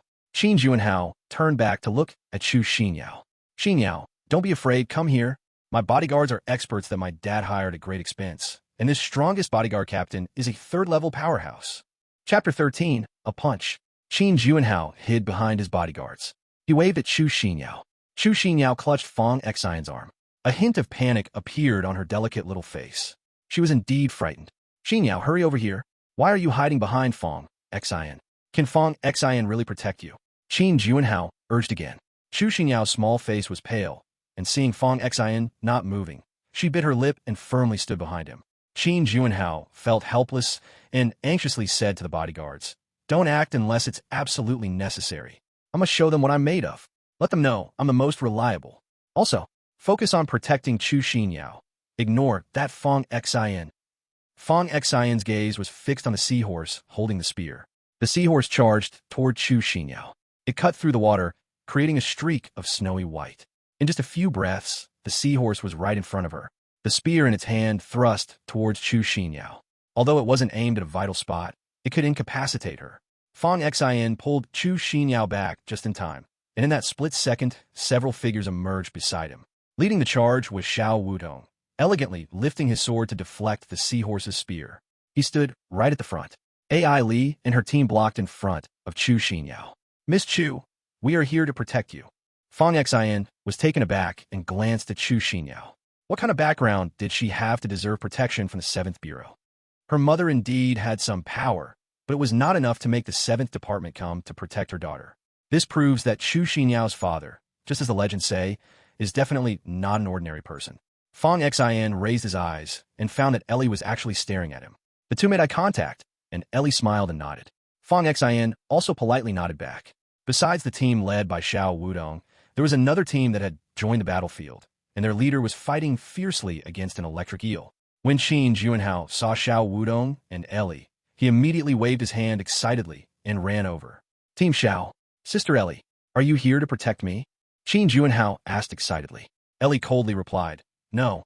Qin Juanhao awkwardly forced a smile, trying to act cool, but failing. He immediately changed the topic. Is our 7th Department carrying out a mission? Yes. Qin Juanhao eagerly said, can I join? I brought a bodyguard. My bodyguard captain is a level 3 combatant. I want to fight alongside you. Xiao Wudong glanced at Qin Juanhao with a face full of despair. Seeing Qin Juanhao always made him want to die. He excitedly showed up only to have this useless guy join him. Moreover, if they canceled the contract signed yesterday today, the reputation points of the 7th Department would plummet. Seeing Qin Juanhao felt like seeing his own pillar of shame. Out of sight, out of mind. Ellie, take them to find the exit. Make sure to escort Miss Chu to safety. Understood. Escort Miss Chu. Qin Juanhao was confused, looking at Chu Xinyao in shock, not expecting her identity to be so extraordinary that even the 7th Department came specifically to protect her. The other classmates also showed surprised expressions. Follow me, Ellie said, and led the team from the 7th Department, enclosing Chu Xinyao in the middle, running towards the safety passage. Clang, clang, clang, clang. In the distance, the octopus playing the recorder and piano suddenly began to frantically pound on the piano keys, producing a maddeningly chaotic sound, while the recorder let out a piercing shriek that caused unease. The ocean creatures launching attacks heard this music. Their eyes turned blood red, filled with madness, as if empowered. During battle, they seemed to ignore pain and charge forward, refusing to stop until the last drop of blood was shed. Meanwhile, the singing jellyfish floated in the water, producing a beautiful sound that made one feel sleepy upon hearing it. Not good. The spirit type gifted octopus and jellyfish. Ellie, form a formation to protect Miss Chu. Xiao Wudong, fighting with a seahorse, fell silent with a grim expression. Ellie flicked her wrist, and a smart link device flew out. After opening it, she pressed it to the ground, and the other 3 team members quickly followed suit. The smart link device emitted crimson rays, connecting together to form an octagonal barrier, isolating the overflowing water and sound waves. This amazing scene filled several classmates with curiosity. Qin Juanhao excitedly looked at the device on the ground and proudly educated the other classmates. This is called the Sky Shield Smart Link device, a treasure independently developed by the Sky Shield Bureau. Only official members have it, and you can only obtain it after staying in the Sky Shield Bureau for a full year. Brother Hao, I really envy you. After a year, you'll also have this amazing thing. Su Xiaoqiang unhesitatingly flattered him. Other classmates looked on with envious eyes. Qin Juanhao smiled, glancing at Fong Xin and Chu Xinyao with a look that said, look at how impressive I am. Fong Xin returned an uninterested expression.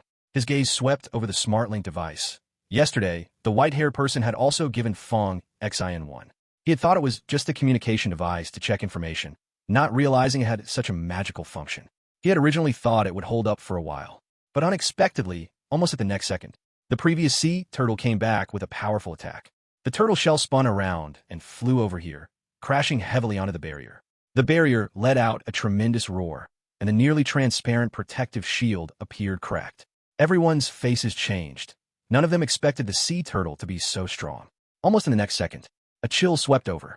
The water outside the barrier instantly froze, and the barrier was covered in dense cracks. In an instant, it shattered. The turtle shell spun back to the sea turtle, which swung it again, this time intending to smash through and crush everyone inside the barrier. But this time, before the turtle shell could hit, it was kicked back, crashing hard against the sea turtle's body, which then flew backwards, skimming the water surface, collided with the wall, struggled a few times, and then went still. A man in a suit stood in front of the barrier. He stamped his foot hard, and the ice cracked open. The water waves surged outward, revealing a vacuum area. The man adjusted his glasses. "Take them out from the southeast corner." Ellie nodded. "Okay, Captain. Captain." Qin Juanhao's face lit up like he had found treasure. "It's actually the captain." "What's wrong with the captain, Hao Ge?" Su Chong asked, acting like a supportive friend. Qin Juanhao looked at the man's back with excitement and admiration. The highest commander in the 7th office is the director. Below the director is the captain. Below the captain is the team leader, and below the team leader is the squad leader. Sister Ellie is a squad leader. She needs level 3 combat power to hold that position. Captain Xiao is a team leader, needing level 5 combat power, and the captain, that requires level 8 combat power. Su Chong was amazed. Wow, there are no level 8 powerhouses in our small Lan city, and today we've seen one alive. Fang Xian glanced at Chu Xinyao, realizing that they could deploy at least an 8-level captain for protection. What kind of existence was Chu Xinyao's father? The man in the suit adjusted his tie. His cold eyes behind golden glasses looked toward the school of fish and the diver, dressed in fishman attire. "Friend, it's annoying to work, but if you're hiding in the dark and playing tricks, that's even more annoying." The school of fish scattered, and the diver smiled. "So it's Captain Sheng from the 7th office. I didn't expect a captain to show up." The man in the suit loosened his tie and wrapped it around his arm. "Using such a fine holy-level treasure and not being able to unleash any power, that's really wasting it. Then you should try again."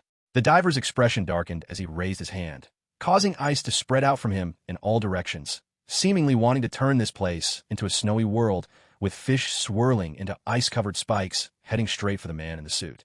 The tie wrapped around the man's arm shone with a dazzling golden light. Like an icebreaker, he charged straight at the diver.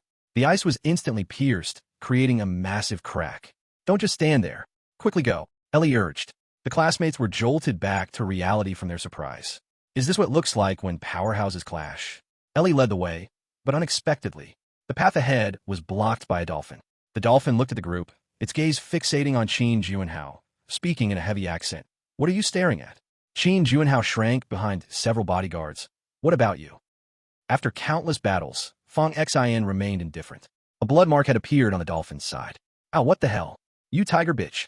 I'll kill you." "Leopard, what are you two doing?" "I'll hold this nasty woman back. You guys go catch that target, and let's get back to report." Two seals, who had previously beaten drums in the arena, suddenly dashed out with a few shrimp soldiers and crab generals. They charged toward Chu Xinyao's side. "Protect Miss Chu," Ellie shouted as she turned around. 3 team members surrounded Chu Xinyao and immediately began to fight against the enemy.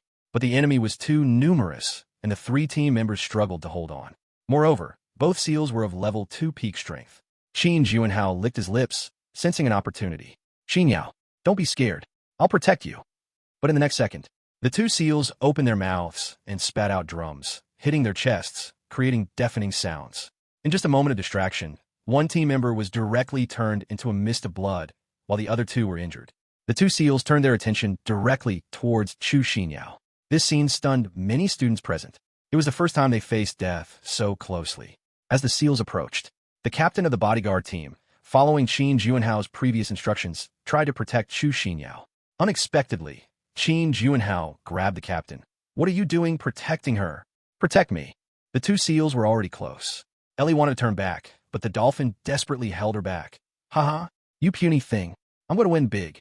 Fang Xian stood in front of Chu Xinyao. He twisted his waist. One punch. Chapter 14. Can you fight? This punch. It was a ferocious punch honed through countless life and death trials. It was a genius punch that could reach SS-level strength talent without any drugs. It was also a straightforward, clean, and powerful punch that could break through all barriers. One punch. His arm sliced through the air, creating a sharp sonic boom. The fist struck the seal's chest directly. The punch blasted through the front seal's chest. Bright red blood gushed from the seal's heart. After struggling a few times, it fell to the ground. Without stopping, Fang Xian leaped, trapping the head of the other seal between his legs. His elbow like a knife. An elbow smashed down fiercely. A cracking explosion was heard. The seal's skull shattered. Blood poured from its mouth and nose. It fell weakly to the ground. After struggling a few times, it lay still on the ground. All of this seemed long to say, but it happened in the blink of an eye. Fong Xin remained expressionless. He scooped up knee-deep water from the ground to wash his bloody fist. Ellie's ice-blue eyes sparkled. The dolphin screeched. What the hell? How is there a hidden master? This little brat is actually a student. After washing his hands, Fong Xin turned back to look at the shocked faces of Qin Juanhao and the crowd of students. I have loved boxing since childhood and learned a bit of boxing and kicking. It's normal to take down 2 seals, right? Qin Juanhao swallowed hard. Normal my ass. Those were no ordinary seals. They were seals with peak level 2 strength. Even the most ordinary seal couldn't be taken down with one punch. Qin Juanhao's hair stood on end.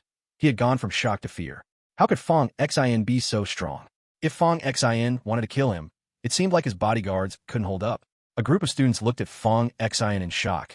The usually outstanding student who got along well with everyone was unexpectedly so intense. Chu Xinyao patted her chest, breathing a sigh of relief, still tremoring with fear, and revealed a sweet smile to Fong Xin. Thank you, little Fong. Fong Xin wanted to ask why these people attacked Chu Xinyao, but realizing there were so many classmates around, he refrained from asking.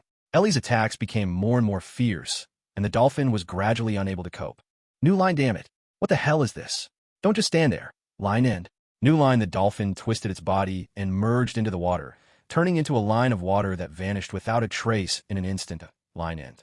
New line underneath the water, which was not even knee-high, a shadow, surged rapidly. Line end. New line, a hand suddenly shot out from beneath the water, reaching for Chu Xinyao's ankle. Line end. New line, Chu Xinyao screamed. Line end. New line, half of her body was submerged in the water. Line end. New line, a gust of wind came from the far passage. Line end. New line, the water rippled. Line end. New line, a blinding golden light charged toward them. Line end. New line, in the golden light, a man in a suit was holding a 1-foot-long machete, as wide as an adult's palm, and slashed down toward the hand that was dragging Chu Xinyao's calf. Line end. New line, a sharp scream echoed from underwater. Line end. New line, then a severed hand floated to the surface. Line end. New line, not far away, a whirlpool formed on the water surface. Line end. New line, the diver from earlier emerged, his face pale. Line end. New line, the man in the suit exploded in another burst of dazzling golden light. Line end. New line, when the golden light faded, the diver had been tied up and thrown to the ground. Line end.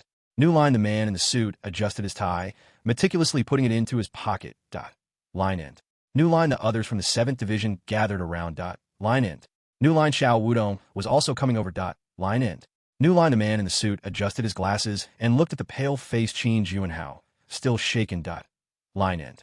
New line, Xiao Wudong, is this the person you wasted a spot on for our new recruit in the 7th Division? Line end. New line, not talking about it was fine, but once it was mentioned, Xiao Wudong felt as if he had swallowed a fly. Line end. New line, Captain, it's just that I misjudged. But at least this kid met the standards, right? Line end. New line, their conversation was dripping with implications, and anyone could understand it. Even the dolphin that was called earlier could get it. They were clearly showing disdain for Qin Juanhao. Line end. New line, Qin Juanhao's previous arrogance and pride were completely shattered by Captain Sheng and Xiao Wudong's 2 sentences. Line end. New line, the classmates now looked at Qin Juanhao with various expressions. Line end. New line, so it was just a mistake after all. Line end. New line, Captain Sheng turned to Fong Xin. Line end. New line, what's your name? Line end. New line, Fong Xin. Line end. New line, a power-type talent can kill someone with peak level 2 combat power. Your talent is at least maybe even S. Line end. New line, this shocked many of the classmates. Fong Xin actually had such a high talent. Line end. New line, Qin Juanhao's face was even more dejected. Line end. New line, all his advantages were gone. Line end. New line, which organization have you joined? Line end. New line, I haven't joined any organization yet. Line end. New line, that shouldn't be. Hasn't anyone contacted you? Line end. New line, they have, but I haven't agreed yet. I'm still considering. Line end. New line, Captain Sheng paused. Still considering? So that means that organizations that have come to you couldn't persuade you, right? Didn't the 9th Division approach you? No, if the 9th Division had come for you, with their overbearing nature, they wouldn't give anyone the chance to think about it. How about joining our 7th division? After the trial period, I can directly promote you to team leader. Line end. New line. This stunned the classmates. Some even gasped. To have the captain of the 7th division personally invite you and be promoted to team leader after the trial period? Line end. New line. Captain, we've already filled our quota. Xiao Wudong reminded. Line end. New line. Captain Sheng sighed, took off his glasses, and wiped them. Then we'll recruit one more. I'll speak to the director about it. What do you think, Fong Xian? Line end. New line. No need. Line end. New line. Captain Sheng paused his motion of wiping his glasses to line end. New line. Xiao Wudong and the others were stunned. Line end. New line. Only AI Li, with her icy blue eyes, stared at Fong Xian as if she had guessed something. Line end. New line. The captain of the 7th division personally invited Fong Xian, yet he refused. Line end. New line. He rejected just like that. Line end. New line. Qin Juanhao was so envious he almost turned purple. After being recruited by the 7th division, he had made a Yang Yao. Hey there. 还有王法吗? 还有法律吗? Is there still law? Is there still justice? 盛组长戴好眼镜。这么说，你是还有其他的想法吗?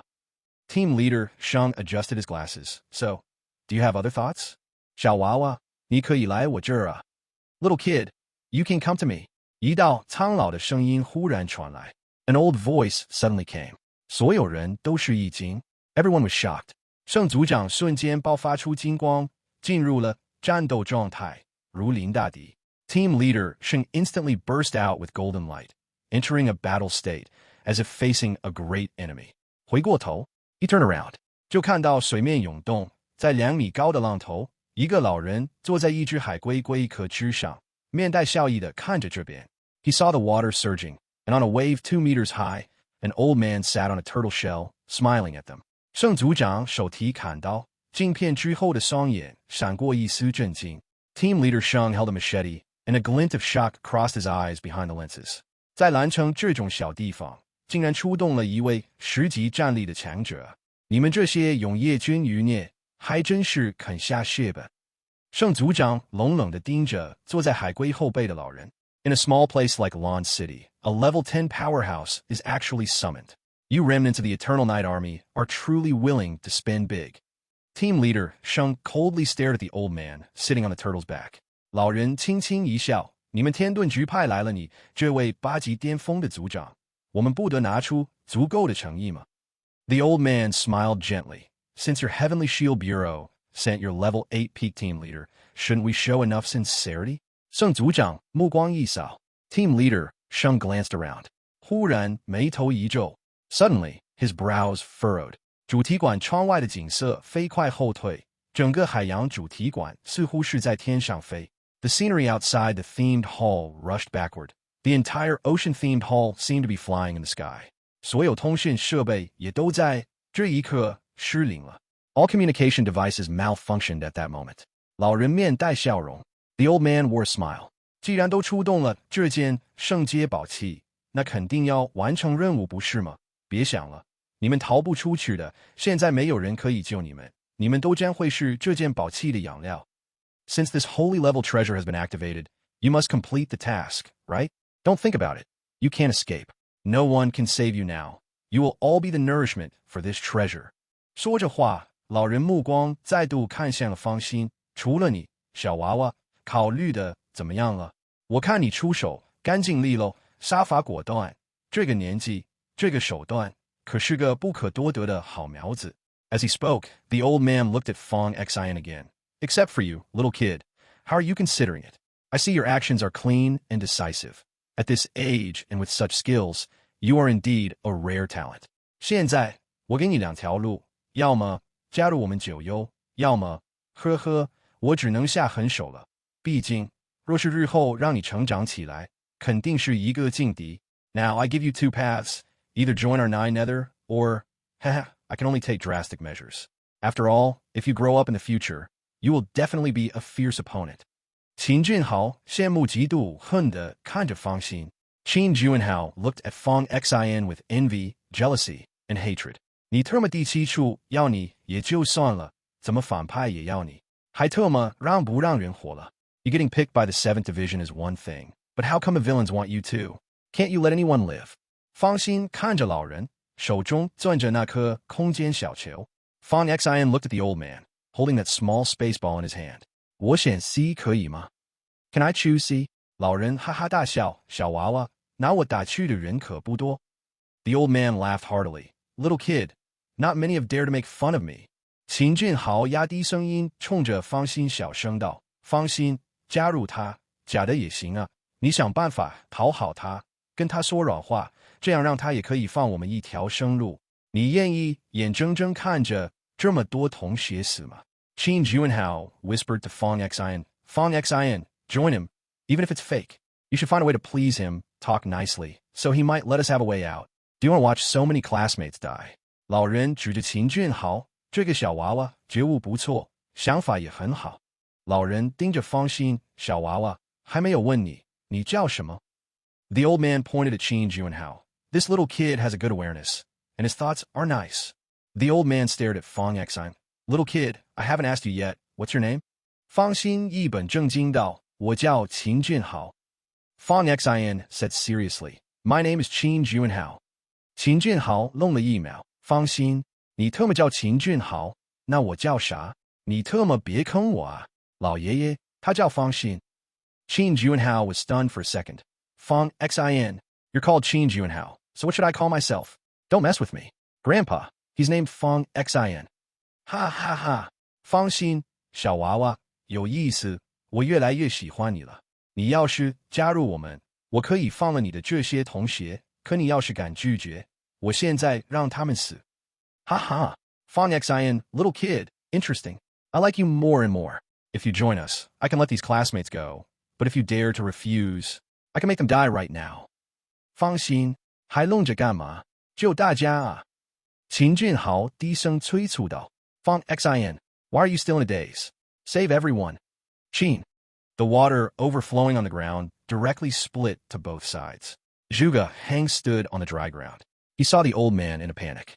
Qin Juanhao and his classmates all looked confused, recalling that this white-haired man had also appeared at school before. At that time, he was arrogant and disregarded everyone. Everyone knew he was very strong, but no one expected he would be terrifyingly strong like this. Even a level 10 powerhouse was in such a panic. But soon, Qin Juanhao and the others immediately realized another problem. Why could Fong Xin summon someone from the 9th department? Could it be? Qin Juanhao and the others thought of a possibility. They looked at Fong Xin in disbelief. Did Fong Xin get recruited by the 9th department? The 9th department is the strongest place in the Guardian Bureau. It's called the Monster Room. Qin Juanhao's pride was completely shattered at this moment. His mindset exploded as well. Su Xiaoqiang, the loyal dog protecting his master, also shattered. He never expected that Fong Xin would have a connection with the 9th department. Smack! Zhuge Hang slapped Fong Xin on the back of the head. Fong Xin's head tilted forward a bit from the hit. Damn it, you freeloaded off me. You are the first. Although it was a hit, there was no reprimanding intention at all. It was more like an interaction between good friends. Mr. Zhuge, team leader Sheng turned around, seeing Zhuge Hang, and couldn't help but breathe a sigh of relief. It seemed that with Zhuge Hang's appearance, he knew the crisis here was resolved and the situation was under control. Zhuge Hang, hands in pockets, strolled over to team leader Sheng. Underestimating the enemy, huge gaps in intelligence retrieval, almost led both teams to ruin, suspended for reflection for a month. Team leader Sheng nodded, not daring to refute. Okay. Zhuge Hang slightly lifted his chin, looking at the old man sitting on the sea turtle. Are you coming over to get me to beat you to tears? Or am I coming to beat you half to death? The old man's expression was fierce. Zhuge Hang, if it comes to worst, I'll fight you. So that's it. I will come to beat you half to death. The old man raised his arms. Everyone present felt a chill spreading through their bodies. The blood within them seemed to freeze. The human body is made up of 70% water. This old man has a water attribute ability. Naturally, he could control the water within everyone's body. The old man raised a finger, pointing forward again. Corrosive, strong-smelling slime oozed from the wall of the passage, as if trying to dissolve everyone. You all have to die, the old man roared. But the next second, the old man froze all over. In his peripheral vision, Zhuge Hang stood beside the old man out of nowhere. One hand in his pocket, the other gripping the old man's neck from behind, preparing to smash. The figures of the two flickered in midair and disappeared. In the next moment, the two appeared, as if from thin air, in front of the wall. With a loud bang, the old man was slammed into the wall by Zhuge Hang, as if he was embedded into the wall. The old man coughed out a mouthful of blood. Blood sprayed from his mouth and nose. His expression was terrified. Level 11 peak. Surprisingly, the wall was still writhing, as if it were alive. Zhuge Heng had his hands in his pockets. Bending down, he watched the wriggling wall, clicking his tongue in amazement. This holy level treasure is pretty good. It's a pity to give it to you. I'm going to take it to the little dragon girl of the 5-element palace later. I can also ask for a favor. Thanks, old Wangba. The old man on the ground was curled up, his gaze vacant, his face pale, devoid of any love for life. Zhuge Heng turned around. He walked towards Fong Xin. Have you thought it over? Are you sure you want to join the 9th Division? Yes. The thing. Fong Xin looked confused. What thing? The Sky Shield smart connection device I gave you yesterday. I didn't bring it home. Where did you leave it at home? Zhuge Heng asked. Fong Xin pondered for a second before nodding. On my desk, what about it? After saying this, in the shocked expressions of Fong Xin and everyone else, Zhuge Heng's hand plunged into the void.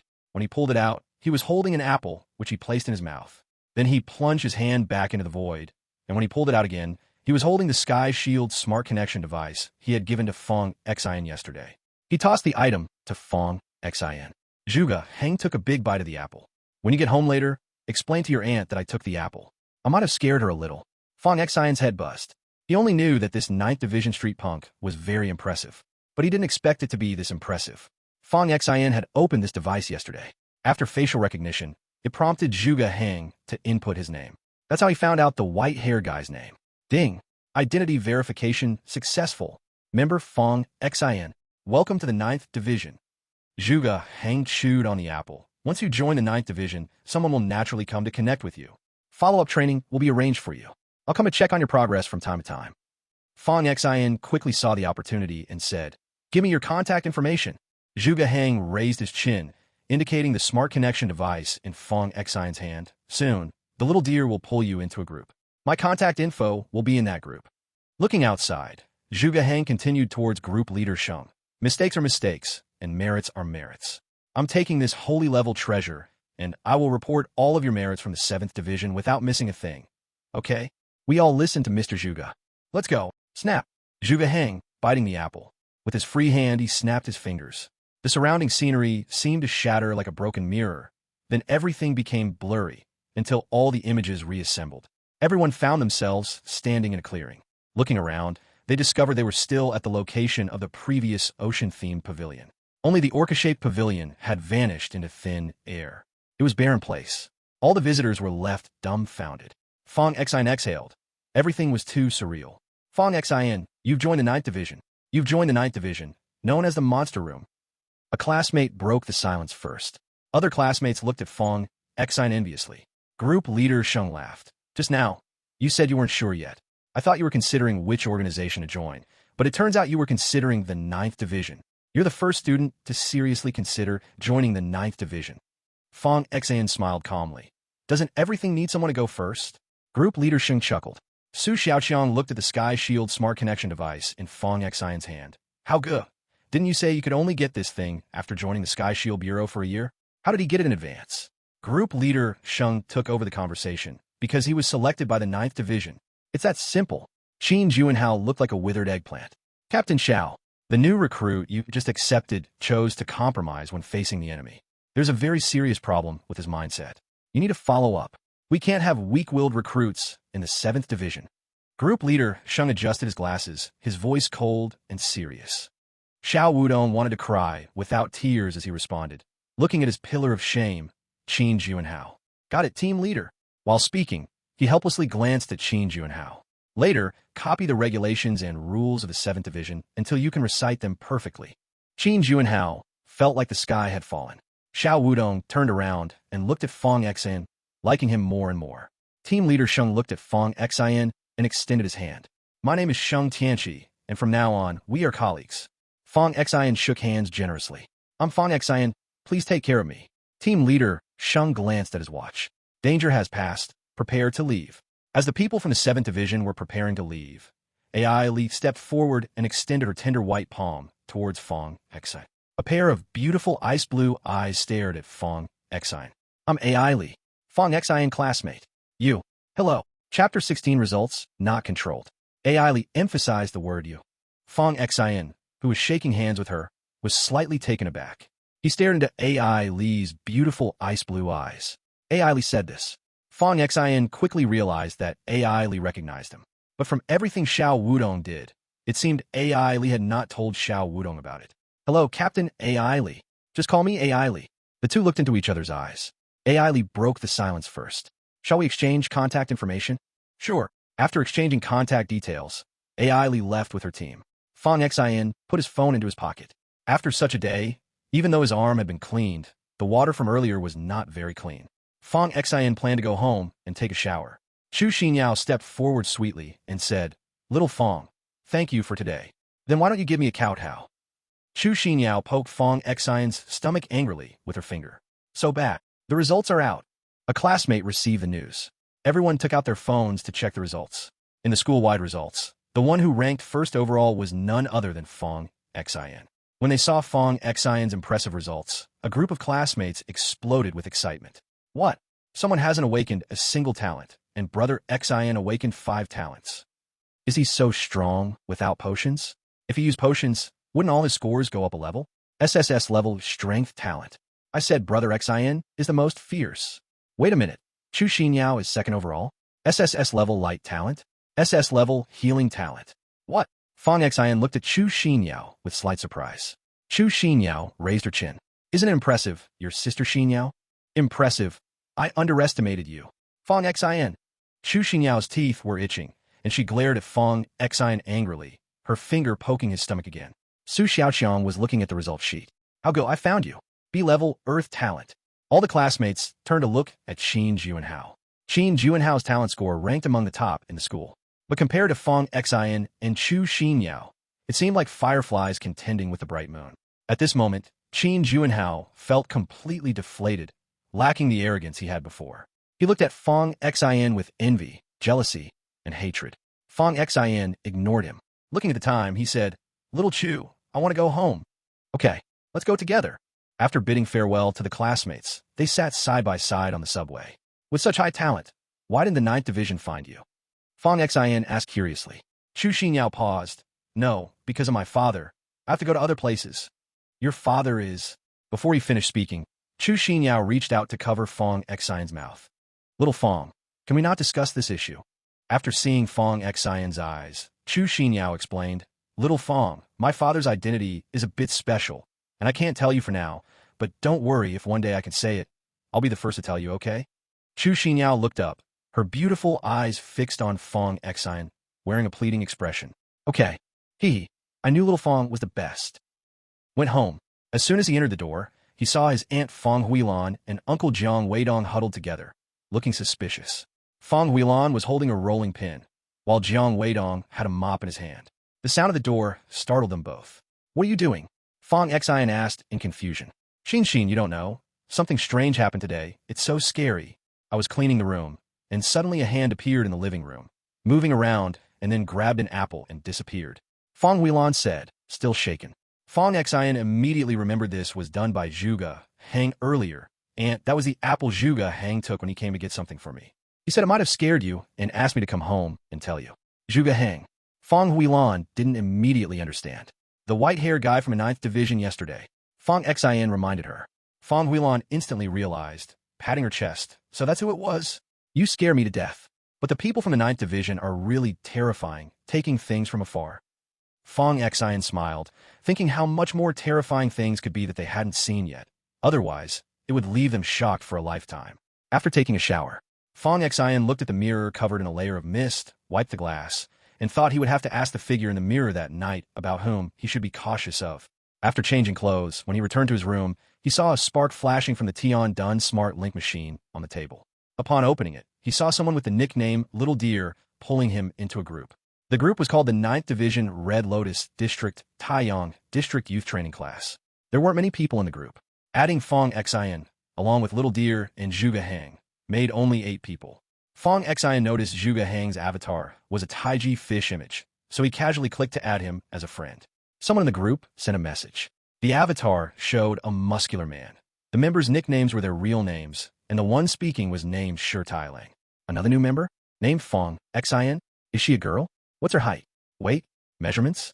What talents? Fat pig. No need to talk like that. Don't scare the girl away. Fong Xin, please introduce yourself. The one who spoke next was Zhang Yaozu, with an avatar of a little yellow chick wearing overalls and holding a basketball. Sure, Tailang retorted. Come on, Zhang Yaozu. Girls like guys like me who are straightforward. Fong Xin, do you like muscular guys? Fong Xin thought for a moment and replied, Hello everyone, my name is Fong Xin. My biological sex is male, but I have gender identity issues and see myself as a girl. Also, I identify as a lesbian, so I only like girls. The group fell silent for a long time after that. A handsome anime avatar, named by Yulin, said, Great, another weirdo has joined.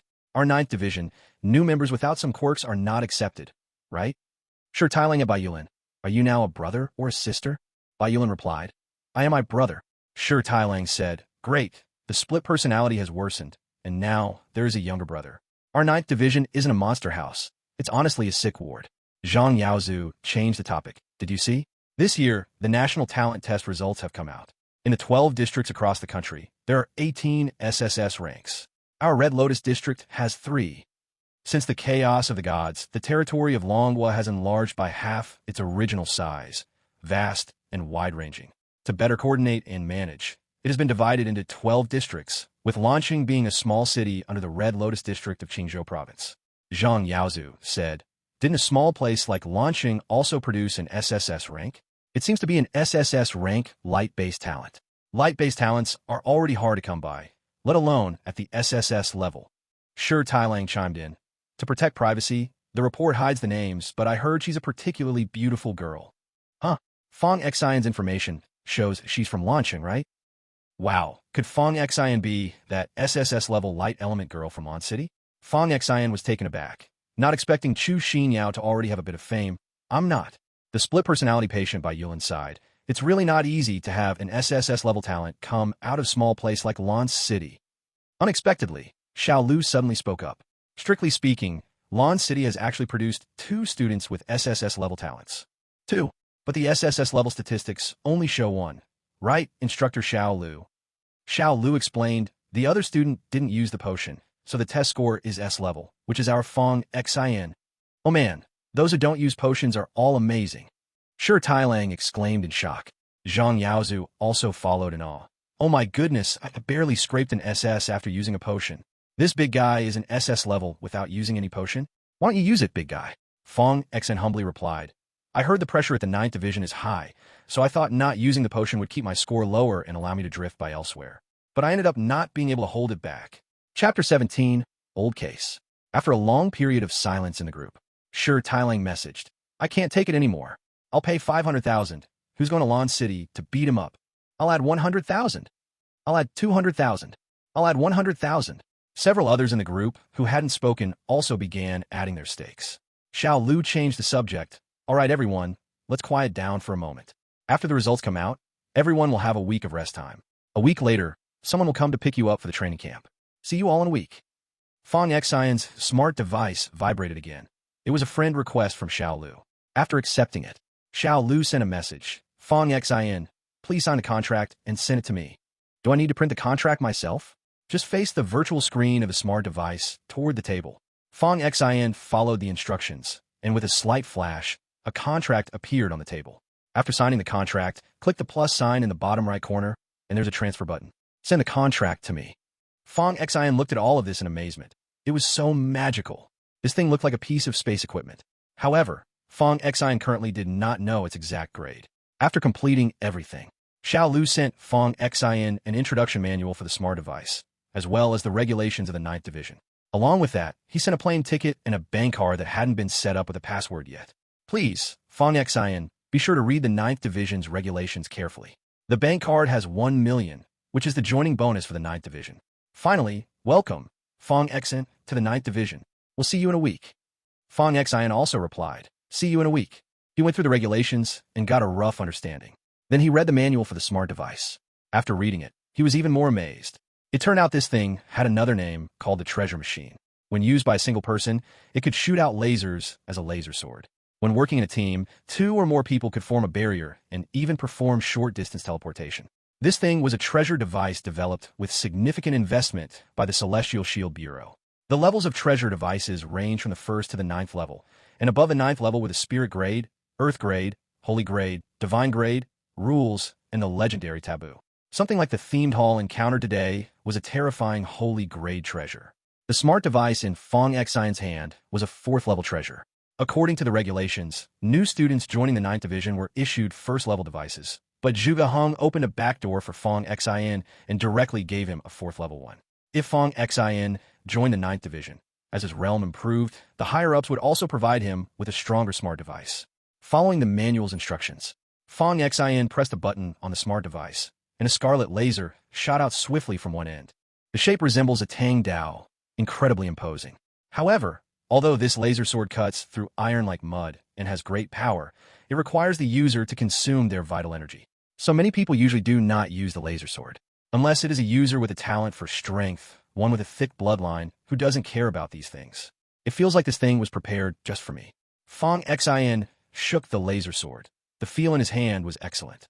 It felt like if he activated his killing talent, he could match a level 5 early warrior. While he was studying the laser sword, his phone vibrated several times in succession. Fong Xian picked up his phone and found that it was a message from AI Li. Fong Xian, do you have time? Let's talk. Fong Xian toyed with his phone, unsure of what AI Li wanted, and replied with a vague message. What's the matter? AI Li replied very quickly. Thank you for saving me that day. Oh, I almost forgot. Thank you for saving me that day. Fong Xian asked, when did you realize? AI Li recounted. I noticed when I came to your classroom that day. Fong Xian continued to question. Why didn't you tell Captain Xiao? Because various signs indicated that you didn't want to expose it, so I didn't say anything. Fong Xian looked at AI Li's messages and thought, you have said so much, but your ultimate purpose is not just to thank me, right? It is to thank you. You are my lifesaver, and I will not forget that. But I am indeed here today because I need your help. Fong Xian and AI Li had only met 3 times and spoken twice. They were not very familiar, and asking him for help felt like borrowing money from someone just met. After a long silence with no reply, AI Li sent another message. Fong Xian, are you still there? Fong Xian thought for a moment and replied seriously, my brother is asleep. The other party was typing. After a long pause, AI Li sent a long message again. Fong Xian, I really have something to ask you. Many years ago, my parents were harmed and killed, and my sister went missing when she was young. This case turned into a cold case, but I've been pursuing the true culprit all these years and searching for my sister. Her name is AI Ko, and I recently found a clue about her, but the other side has a level 4 warrior. I am weak on this end, and I am just a small squad leader. I don't have the qualifications or means to mobilize my team for personal matters. I can only hire a few bounty hunters, but they are not reliable. So I earnestly ask you, can you help me? If you don't believe me, you can retrieve the case files through the intelligence link. Fong Xian checked the information AI Li mentioned, and indeed there was a case file. Years ago, AI Li's parents, both doctors, died in a car accident. The case file even contained a photo of AI Li as a child, a mini version of AI Li now. In the photo, little AI Li sat there, her hair messy, tears still visible, her face full of confusion and helplessness, her tiny body lonely and pitiful, evoking deep sympathy. After reviewing the whole case, it turned out that AI Li's twin sister went missing 6 months after her parents died. During the same period, hundreds of children went missing, and later, for reasons unknown, the entire case had no leads and became a cold case. Fong Xian's gaze suddenly sharpened, as if he had discovered something. He retrieved the case file of his own parents' car accident and reviewed it again. His parents' file only had a few sentences as an introduction and a few photos. The rest were encrypted documents. Fong Xian's gaze suddenly locked onto the photo of the car that killed his parents. Suddenly, he jumped up. He then retrieved the photo of the car that killed AI Li's parents. Fong Xian enlarged the photo. Both cars had a sunny doll hanging inside, and the sunny dolls had an eerie smile on their faces. Is this a coincidence? Or is it man-made? Various questions lingered in Fong Xian's mind. Who exactly harmed his parents? It seems this trip cannot be avoided. After careful consideration, Fong Xian replied to Ellie, okay, send me the time and place. Ellie seemed a bit surprised, not expecting Fong Xian to agree so readily. Tomorrow morning at 9 o'clock, at the cafe on Tianan Road 122. As a reward, all the spoils will be yours, and I will also give you a perception fruit to awaken your perception talent before you go to the training camp. See you tomorrow morning. Fong Xian sat up, recalling the car accident involving his parents. His parent case files were encrypted. To access them, he had to either seek Zhuge Heng or meet the standard requirements of his position. He took out his grandfather's phone from the drawer. There were no new messages. He didn't even know where his grandfather was now. Time quickly approached midnight. Fong Xin went to the bathroom. He faced the mirror. He stirred his blood energy. For Crimson Kill runes slowly emerged. Fong Xin stared at himself in the mirror. Chapter 18 Don't Drag Me Down. In the early morning, it was 12:30.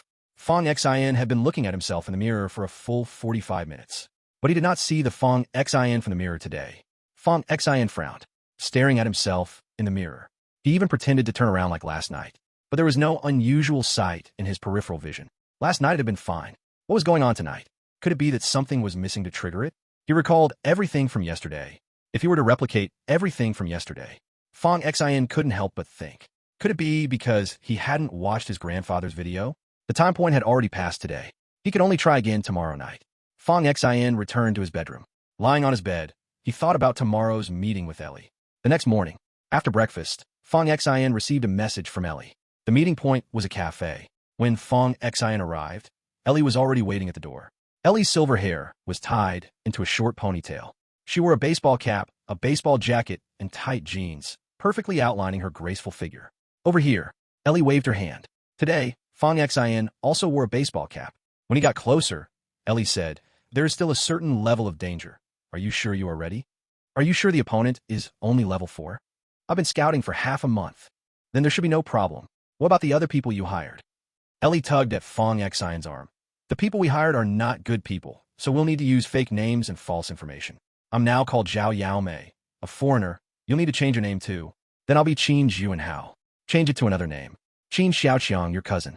As Ellie spoke, she handed Fong Xion a mask and pulled out an exquisite small box. "Put on this mask. It will change your appearance. This is the perception fruit I promised you." Fong Xion was taken aback. "Are you giving me the stuff before we even start? I'm just very happy you can come. Don't your captain and teammates help you?" After Ellie put on the mask, her appearance changed seamlessly, and there were no unusual signs even in her facial structure and hair color. Hearing Fong Xion's question, Ellie said helplessly, "They have helped before, but this time, team leader Xiao made a mistake in the news, recruiting Qin Juanhao and wasting a spot, and now he is in confinement writing a self-reflection. You know the rest of my teammates are still recovering from injuries from yesterday's mission." Fong Xion awkwardly scratched his cheek, realizing it linked back to his own issues. If he hadn't misregistered previously, Captain Xiao wouldn't have chosen Qin Juanhao early. If he didn't choose Qin Juanhao, he wouldn't be locked up. Fong Xion put the mask on her face. Her face changed. She looked in the mirror of her phone, and there was no hint of anything wrong. She opened the delicate small box. Inside was a bright red fruit. "You can eat it now," Ellie reminded. Fong Xion took a bite. The juice was full and very crispy. In just 2 bites, she swallowed the spirit fruit. A refreshing sensation washed over her body, as if she had taken a big bite of mint candy, making her feel completely clear. Fong Xion's already sensitive perception ability suddenly strengthened. Before, she had exceptional sight, hearing, smell, taste, and touch. But after swallowing this sensory fruit, Fong Xion could perceive every movement of everyone within a 30-meter radius. Even the mosquitoes and ants on the ground all appeared in her mind, outlining a 3-dimensional translucent picture. Within 30 meters, she could clearly sense what everyone was saying and doing. Even in the cafe, she could hear the voice of the server hiding in the bathroom, gossiping with a friend. Fong Xion opened her eyes and exhaled. Was this the awakening of the perception talent? This talent was indeed remarkable, allowing her to clearly perceive all the movements around her and to scout for enemies in advance. However, perception consumed energy, and if she sensed too much for a while, her head would feel a bit dizzy. "Still, thank you for coming to help me." Ellie looked up. Now that her mask had changed her appearance, her ice blue eyes had turned black. She looked seriously at Fong Xion and spoke slowly. "Helping you is also helping me. Let's go." Ellie was taken aback for a moment, but said nothing more and led the way. Fong Xion followed, looking at Ellie's back. Ellie was only a year older than her, having already become the team leader of the 7th Division after the training camp, showing she had worked harder than others. They crossed the street into a grocery store. A strong-looking man with a fierce appearance was slumped over the counter. As they entered, the bell at the door rang with a clear sound. Ellie stepped forward and handed over a card. The strong man took it, looked at it, and said, "Go inside. Right-hand side, 4th room." Fong Xion looked in the direction indicated and only saw a wall. Ellie took back the card and led the way, with Fong Xion following behind. Suddenly, the wall rippled with waves. Ellie pulled Fong Xion in, and they found the 4th private room. Fong Xian was a bit dazed, not expecting this grocery store to have hidden depths. Once seated, Ellie explained, every city has its own black market trading places, and this place is the black market trading site of Lon City. You can find, accept, and release tasks here, exchange items, buy information. Everything that a black market can do can be done here. The bounty hunters I hired will arrive soon, and once they do, we will set off to the place we need to go. Ellie took out a small ball and tapped it. The ball emitted a glow, and a holographic projection appeared above, showing a standalone villa with its structure clearly displayed. Yesterday, I heard you mention that you seemed to connect your parents' car accident with your sister's disappearance. Ellie nodded. I accidentally discovered from the clues that the driver of the car that killed my parents and the person who took my sister both had a hexagram tattoo on their arms. Fong Xian was stunned. Did you find the driver who hit your parents? I found him a year after my parents' accident, but by the time he was found, he was already dead. So many clues were lost. Fong Xian remained silent for a moment. The door pushed open. 3 people entered one after another from outside. One was a 2-meter-tall man, a titan of a brute. The second was a middle-aged man with a strangely long face and golden hair, sporting a bushy beard. The last was a woman with slightly dark skin, full-figured and wavy-haired, wearing a low-cut outfit, with long grooves and super short shorts paired with fishnet stockings, hot to the extreme. Why are there others? The brute sat down and looked at Fong Xian quietly. Ailey said, he's my cousin. He won't take any of your commission. The brute glanced sideways at Fong Xian, looking him over up and down before saying, your cousin? He looks as skinny as a chick. Can he handle it? Don't drag us down. Chapter 19. Is the brother strong? Fong Xian glanced at the 3 people. His perception-type talent had already awakened. The perception-type talent had another skill. That is the ability to sense danger in advance. This is commonly known as the sixth sense. The top-level SSS-grade perception-type talent can even predict future crises. Fong Xian's perception-type talent, without any potion, was at grade S. Considering everyone else was using potions, his talent was practically at SS level. Moreover, the King of Slaughter in the mirror had told Fong Xian that he could enhance his talent by killing enemies with the same talent. Through his perception-type talent, Fong Xian sensed that the 3 in front posed no threat to him. This also proved that their combat power was at level 4 or below. Ailey said seriously, don't worry, he won't drag us down. Now that everyone is here, let's formulate a specific combat plan. The brute rubbed his bald head and said, what plan? Just charge in. No, Ailey immediately interrupted. There are 7 people inside their villa, and the 2 outside are at level 1. Black Pearl, you are a psychic talent. Work with me. You are responsible for distracting those 2 sentinels while I take them out. Ailey looked at the hot woman who had been playing with her hair since sitting down. The hot woman twirled her fingers around her hair and said, just this? You want a level 2 peak to kill 2 level 1s? And I have to cooperate with you? Isn't that a bit too disrespectful to me? Ailey continued, better safe than sorry. After we kill the sentinels, there are 2 guards on the first floor, 1 at level 1 and 1 at level 2. On the second floor, there are 2 more, 1 at level 2 and 1 at level 3. You should also use your psychic talent to distract the enemies on the first and second floors. Black Pearl and my cousin Qin Xiaoqiang will attack the enemies on the first floor, while Jean Rue and I will take on those on the second floor. Ailey then looked at the blonde man. Little brother, stay behind your sister. Black Pearl crossed her shapely legs and licked her lips at Fong Xian, throwing him a flirtatious wink. The car was hidden deep in the forest. After a while, another car drove up, and 3 people, Baru and his companions, got out of the car. All 5 of them stared in the direction of the villa. After waiting for a moment, Ailey glanced at her watch. It was already 11:45. She mumbled, it's about time. Then, a taxi was seen stopping outside the villa. A woman in a stepmother dress, with large curves, stepped out of the car, her long, white legs striding forward. The red high heels tapped enticingly on the ground, and with each step, her curves swayed. The 2 guards in the yard immediately approached to check. Taking advantage of the moment, they smiled widely, acting mischievously as the woman giggled and flirted with them playfully. Baru touched his bald head and licked his lips. This one is definitely a top-notch beauty. She must make quite a commotion. I need to ask about the price later. Ailey's face turned cold as she glanced at the time again. In 10 minutes, get ready to move. Time passed second by second. Fong Xian scratched his ear. His hearing had always been sharper than most, and after eating the perception fruit from Ailey today, it was even stronger. Just as Baru said, her cries were vivacious. Fong Xian quickly redirected his listening focus elsewhere. Moo! Ailey suddenly commanded. Black Pearl rushed forward first. Ailey crouched low, following closely behind. In an instant, she miraculously merged into the shadows on the ground. Fong Xian was stunned. Indeed, she had an assassination talent. Kid, Don't lag behind. I don't know why you brought along someone so inexperienced. Baru slapped Fong Xian's shoulder hard, grinning as he strode forward, his body blending into the earth. Earth attribute talent. The blond man appeared weak, bending over to gather strength as he rushed toward the villa. His speed incredibly strange. He had a wind attribute talent. Fong Xian followed closely behind. Black Pearl reached out to grasp the two sentinels. In an instant, the pupils of the two sentinels lost focus.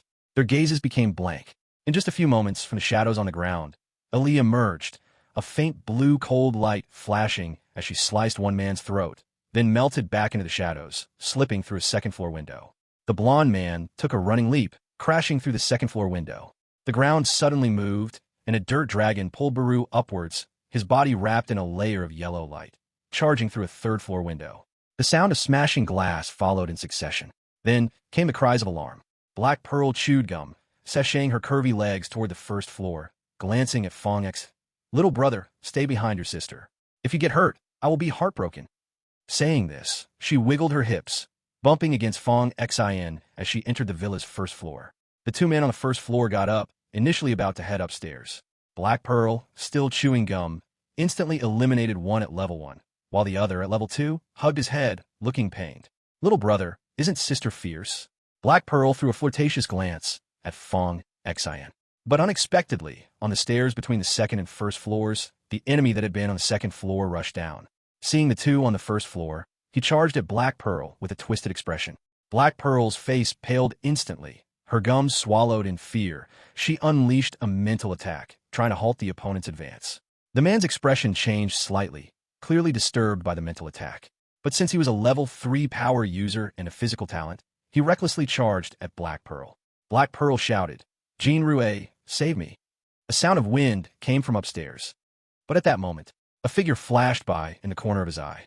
Fong Xian delivered a flying knee strike right to the enemy's face. In an instant, Black Pearl stood frozen in place. The blond man was dumbfounded on the stairs between the first and second floors. Fong Xian turned around. He looked at Black Pearl with a faint smile and said, "Sister, is my little brother fierce?" Chapter 20. Welcome the King's Judgment. Black Pearl stared blankly at Fong Xian. Although Fong Xian's appearance had changed, his changed face still looked young. This was also why Black Pearl and the others thought that Fong Xian might be a burden. Until just now, Fong Xian had actually taken out a level 3 combat expert in an instant. Only then did they start to take Fong Xian seriously. Black Pearl came back to her senses, nervously patting her heavy chest, and approached Fong Xian, biting her silver lips, then seductively licking her lips. "Little brother, you are really fierce. I just wonder if you are fierce in other ways." Fong Xian returned a smile, as if to say, "You wish to put an old hen with a chick dream on." The sound of trembling continued to come from upstairs. Fong Xian slipped past the blond man and headed upstairs. Black Pearl dealt with another enemy and stepped up next to Jean Rue. "I underestimated him," the blond man said in a deep voice, "so young, with at least level 3 combat power. I just saw he also carried a strength-type talent, at least an SS grade. He must be some young master trained by a super organization." Black Pearl licked her lips, "Then I must savor him." On the third floor, it was a scene of devastation. Baru was emitting a yellowish light, and he was completely covered in a piece of earth armor. On the bed lay the beautiful woman from earlier, now curled up in the corner in terror, clutching the blanket, revealing a large area of snow-white skin as she screamed. A slightly overweight man in ragged underwear was fleeing between suddenly appearing yellowish hands. The man's face was twisted in anger as he continuously tried to grab Baru with outstretched hands. A nearly transparent big hand appeared out of thin air and reached for Baru's head. This caused a certain level of mental attack on Baru. Ailey stood in the corner, grasping her blue-patterned knife, preparing to strike decisively at the right moment. After Fong Xian arrived, Black Pearl and the blond man also came up. The fleeing, overweight man roared and rolled on the ground, rubbing a ring between his fingers, and a transparent raincoat appeared, which he immediately put on. In that instant he put on, the man's body became transparent, and he vanished. Fong Xian's heart tightened, and he immediately activated his perception talent. Everything in the room took form in his mind. The perception talent counters such invisibility cloaks. He saw a chubby figure holding a strange revolver, aiming at Baru's head. "Watch out! He has a gun!" Fong Xian shouted urgently. With a loud bang, the gun fired. The yellow light surrounding Baru rushed to protect his head, heart, and groin. After the shot, the yellow light shattered. A small yellow ball fell to the ground, broken. Baru's face turned pale, a crack appeared on his forehead, and blood flowed down. He was a hair's breadth away from death. Baru turned to look at Fong Exine, and the smidge of contempt he had held for him just moments ago vanished, replaced by endless gratitude. Fong Exine had saved his life. If it weren't for the timing, he would have wanted to kneel before Fong Exine right then. The overweight man turned to Fong Exine, and a sinister laugh escaped his lips. So, there's another perception talent. As he spoke, the dark muzzle of the gun was aimed at Fong Exine. Seeing this, although Baru couldn't see the overweight man, he guessed well enough and lifted his big hand. A wall of earth rose up in front of Fong Exine. Pung! Bang! 枪声传来. The gunshot rang out. 巴鲁唤出的那面土墙顷刻间瓦解. The dirt wall summoned by Baru collapsed in an instant. 方心已经闪身到了其他地方. Fong Exine had already darted to another place. 手背之上杀戮符文若隐若现. Killing runes flickered on the back of his hand. 老弟，你报位置，我来杀了他。巴鲁大喊一声 Little brother, tell me where he is, and I'll kill him. Baru shouted. 方心弯着腰，眼神狠厉地盯着肥胖男人的方向. Fong Exine bent down, his eyes fiercely fixed on the direction of the fat man. 你就不能让地面沙化吗？这样他的脚印不就出来了吗？方心厉喝一声 Can't you turn the ground to sand? Then his footprints will show up. Fong Exine yelled sternly.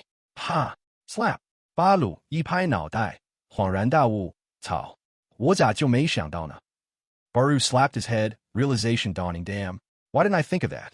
脚下一跺 with a stamp of his foot. 地面沙化 the ground turned to sand. 肥胖男人随着行动，所在的地方出现了一连串脚印. As the fat man moved, a series of footprints appeared where he stood. 哈哈，老弟，你可真是我的亲老弟。巴鲁哈哈大笑，是我刚才狗眼看人低了，没有你哥哥，我今天真的要挂了。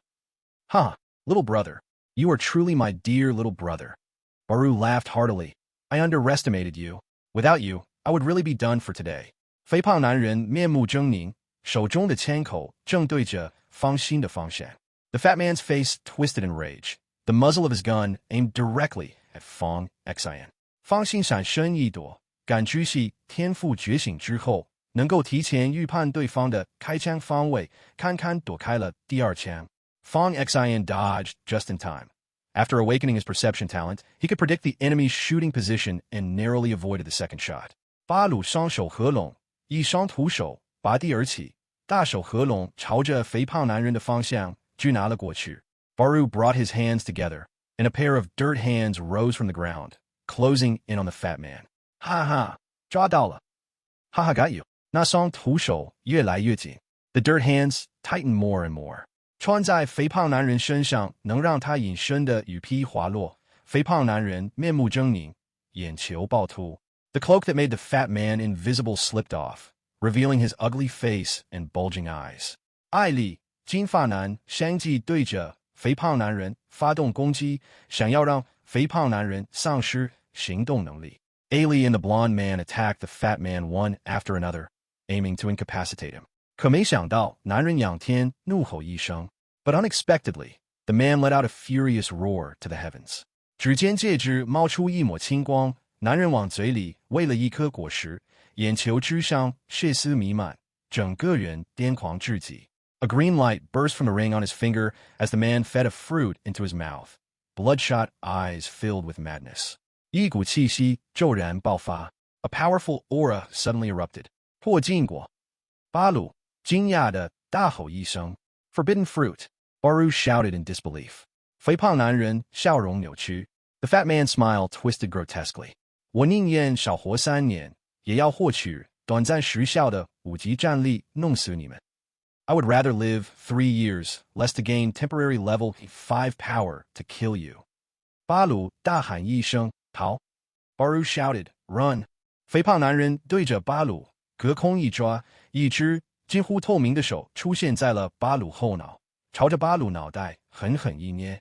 The fat man reached out towards Baru, and a nearly transparent hand appeared at the back of Baru's head, squeezing it mercilessly. 巴鲁发出一声哀嚎声，一个踉跄跌倒在地，七窍流血。Baru let out a wail, staggering and falling to the ground, blood streaming from his orifices. 金发男和黑珍珠相继逃窜.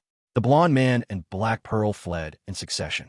艾丽面色冰冷，冲着方心大喊一声逃. Ailey's expression turned cold as she shouted at Fong.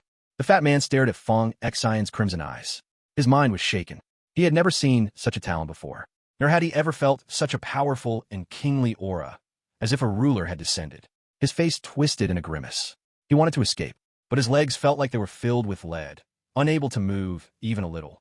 It was clearly him who had used a magical artifact to paralyze Fong Xian. But at this moment, it was he himself who was paralyzed. Fong Xian's palm was facing the fat man. Boom! The killing ring wrapped around his arm, slammed firmly into the man. The man staggered back 5 steps. 5 crimson concentric rings appeared on his chest. It looked like a target, and the exact center of the target was right where his heart was. Fong Xian raised his hand again. 5 killing rings spun wildly around his arm. The circle outside his fingers was the smallest, and the ones on his arm grew larger and larger. It looked like a killing spear. Fong Xian thrust towards the center of the man's chest from a distance. The killing spear pierced through the man's chest. The man lowered his head. His mouth opened wide. Blood dripped from his mouth. His bulging eyes saw a blood hole the size of a fist in his chest, through and through. The man struggled to raise his head, looking at Fong Xian in disbelief. What kind of talent is this? Thud. The man knelt and collapsed to the ground. Fong Xian reached out to the man from a distance. A blood-colored light flew into Fong Xian's palm. It was visible to the naked eye. The 4th killing rune on the back of Fong Xian's hand became even more crimson. Psychic talents can be improved a bit. He shifted his gaze. His crimson eyes locked onto the woman hiding by the bed. The woman was already stunned, having never seen such a strange scene before. In her panic, she knocked over the nightstand and saw a gun inside. The woman grabbed the gun with both hands and aimed it at Fong Xian. When she saw Fong Xian looking at her, she thought she might not escape today, so she decided to fight. Without a word, she fired a shot at Fong Xian. Fong Xian slightly tilted his head. The bullet brushed past Fong Xian's cheek, but it still left a bloodstain on his face. Fong Xian's crimson eyes stared at the woman. He raised his hand and wiped the blood from his face. Almost in the next second, the wound on his face miraculously healed. The woman's mind was blown by this monstrous self-healing ability. Fong Xian's crimson eyes flashed with killing intent, and the arm wrapped in the killing ring was raised again, aiming at the woman. Boom! A blast of sound rang out. A blood hole appeared in the woman's chest, and she collapsed to the ground, lifeless. Fong Xian's gaze shifted. His arm spread out. A bit of blood light emerged from the dead bodies on the 1st floor, 2nd floor, and in the yard, and flew toward the arm wrapped in the killing ring.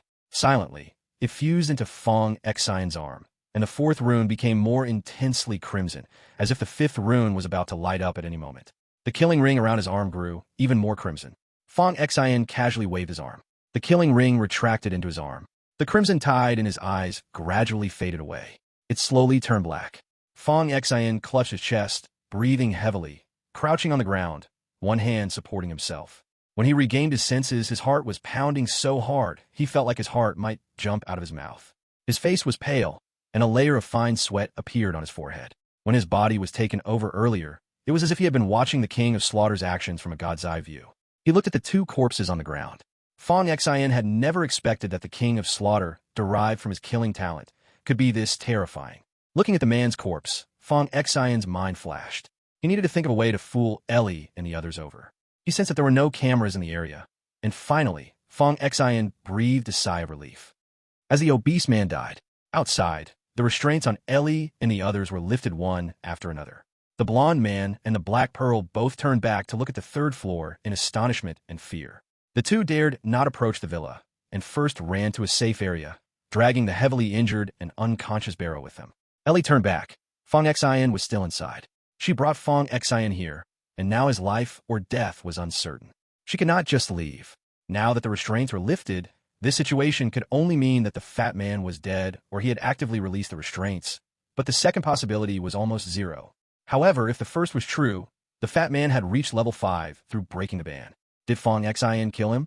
Ellie felt this possibility was very small, but recalling how she first met Fong Xian, he was able to instantly defeat an early level 4 enemy. Perhaps killing the fat man was not entirely impossible. But no matter what, she could not abandon Fong Xian. Ellie gritted her teeth, activated her assassination talent, and sneaked into the shadows to go upstairs. When she saw the fat man's corpse, Ellie was stunned. He really was dead. Her gaze shifted to Fong Xian, who was lying on the ground, his face pale. Ellie hurried over. Fong Xian, are you hurt? Fong Xian covered his chest and struggled to shake his head at Ellie. What just happened? Did you kill him? Ellie asked again. Fong Xian responded seriously. I don't know. I was frozen, then suddenly my heart started to hurt, and I passed out. What happened afterwards, I have no idea. Ellie reached out and touched Fong Xian's heart, finding his pulse very strong. It seemed he was not lying. Ellie was also confused about who killed this man. Noticing Fong Xian's fast heartbeat, Ellie hurriedly lifted him up. I will take you to the hospital. You need to hurry. If we go to the hospital later, I'll be fine. Ellie hesitated, not knowing how to respond. Since she met Fong Xian for the first time, he always had a way of speaking that was irritating. Fong Xian signaled that it was okay. I'll be fine after resting a bit. Looking at the already dead fat man. He's dead. The clue is lost, and we can't ask for any information now. After a moment of silence, Ellie said, It's okay, as long as you're alive. Clues can be found slowly. I remember you have a mental talent. Once your mental talent awakens and reaches a certain level, you can use it to force enemies to spill the truth. Fong Xian paused slightly. He didn't know the mental talent had such a function. Are you saying we should team up again, next time? Fong Xian asked. Is that possible? Ellie's voice was small, cautious, and a bit pleading. Fong Xian looked at Ellie. The first time he met Ellie was in the alley. All her teammates were dead. The second time was at the ocean-themed museum. One was heavily injured and 2 others were dead. The third time he saw her was today. That tall guy was heavily injured and treated, but was still drooling. Fong Xian felt Ellie might have some strange talent, like a curse on her teammates. This kind of talent could actually be used to infiltrate enemy camps. Looking at Ellie, Fong Xian rubbed his gradually calming heart. When will our next team up be? The exact time is uncertain, but I have another lead. The results will come in at the earliest in 2 weeks. Fong Xian thought seriously for a moment. 2 weeks? That might not work. I have something to do. My uncle is getting married again, and I need to be the best man. Ellie pouted and smiled. It's my fault for not understanding the intel well enough. This time nearly cost everyone their lives. I'm sorry. Don't apologize. Just cover the medical expenses. Ally pursed her lips and picked up the tying command stick from the ground. Then she picked up the gun that almost killed Balu, took off her invisibility cloak, and slid the ring off the man's hand to hand it to Fong Xian. This thing is for you, just as I promised before. All the loot belongs to you. Fong Xian looked at the ring. To be honest, these items were indeed very tempting, but he had suffered losses from this before. Earlier, when Fong Xian targeted the outliers, he had also found some equipment, but these items were bound to their owners. If the opponent had backing, they would trace the lingering energy of the equipment. After Fong Xian suffered once, he never picked up equipment again. It has his energy on it. What if I take it and the opponent comes to find me?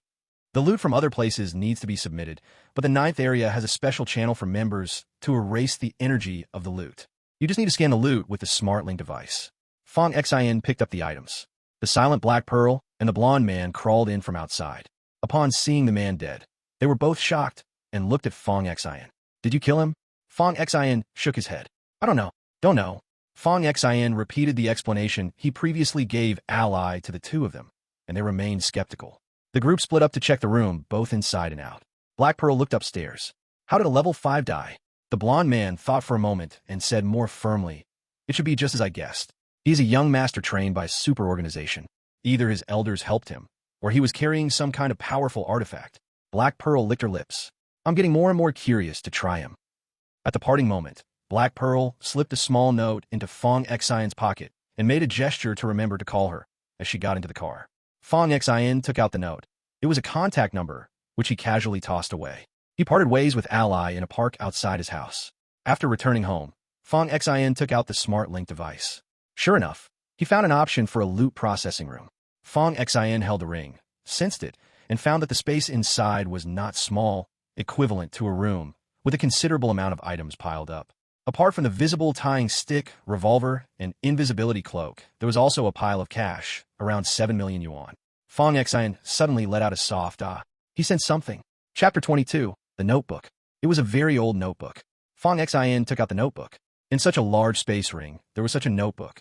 It was like a goblin sitting among a group of handsome men and beautiful women. It was hard not to notice. Opening the notebook, a torn newspaper sheet fluttered down, and Fong Xian pinched it between his fingers. The newspaper page was only palm-sized. The edges had signs of being burned. On was a piece of news. The time was in the mid-20th century. The news read, after 10 years of relentless efforts by the research team at Leon Corporation, significant progress has finally been made in the Hongwang project. The developed Hongwang No. 1 is hailed as an epoch-making substance. Hongwang No. 1 can comprehensively enhance the abilities of awakened animals, and fierce beasts with high talent levels can even rival the legendary primordial divine beasts under its influence. For the strong with beast-taming talents, this is a century-spanning gospel. This research project achieved 3 leap-style advancements in a short time, thanks to the contributions of Professor Shang and his team. The rest of the content was missing. Fong Xin turned the newspaper page over. It was an old photo, and on the photo was the enormous logo of Leon Red Company, which is now a giant in the field of biological science and technology. Fong Xin was filled with doubt, having never heard of the Leon Company developing a drug to enhance animals, so he searched for the newspaper online. He found no relevant entries. Then he searched for the keywords from a newspaper in the Tian Shield Intelligent Network. Still, there was nothing to be found. There was simply no record of the Hongwang Plan or Hongwang No. 1. Fong Xin's heart was perplexed, feeling that there might be some unspeakable secret behind this matter. Calculating the time, the appearance of Hongwang No. 1 in the newspaper was decades before the War of the Gods. Fong Xin's gaze fell on the notebook. After opening the notebook, he found it densely filled with various biological structure diagrams and complex formulas. Such records filled dozens of pages. Through some written words, Fong Xin was shocked to discover that this notebook seemed to contain the core secrets of Hongwang No. 1. Flipping to the back, Fong Xin saw a few diary entries, although they did not appear to be complete as many pages were torn out. August 2nd, 2158, overcast. These selfish guys, they even want to threaten the teacher's family to take the core formula of Hongwang No. 1. The teacher burned the most important laboratory. I heard their leader was furious, threatening to torture my teacher to death. I am very scared, but I still want to listen to my teacher and will never bow down to such people. September 4th, 2158, cloudy. They are crazy, completely insane. My teacher has been captured for half a month. These lunatics, today, to get Hongwang No. 1, even killed the teacher's wife. They call themselves the righteous army, yet do such things, not worthy of being human. December 1st, 2158, heavy rain. My mood is as bad as today's weather. My teacher has been imprisoned for more than 3 months. I have tried every connection, but I couldn't rescue him.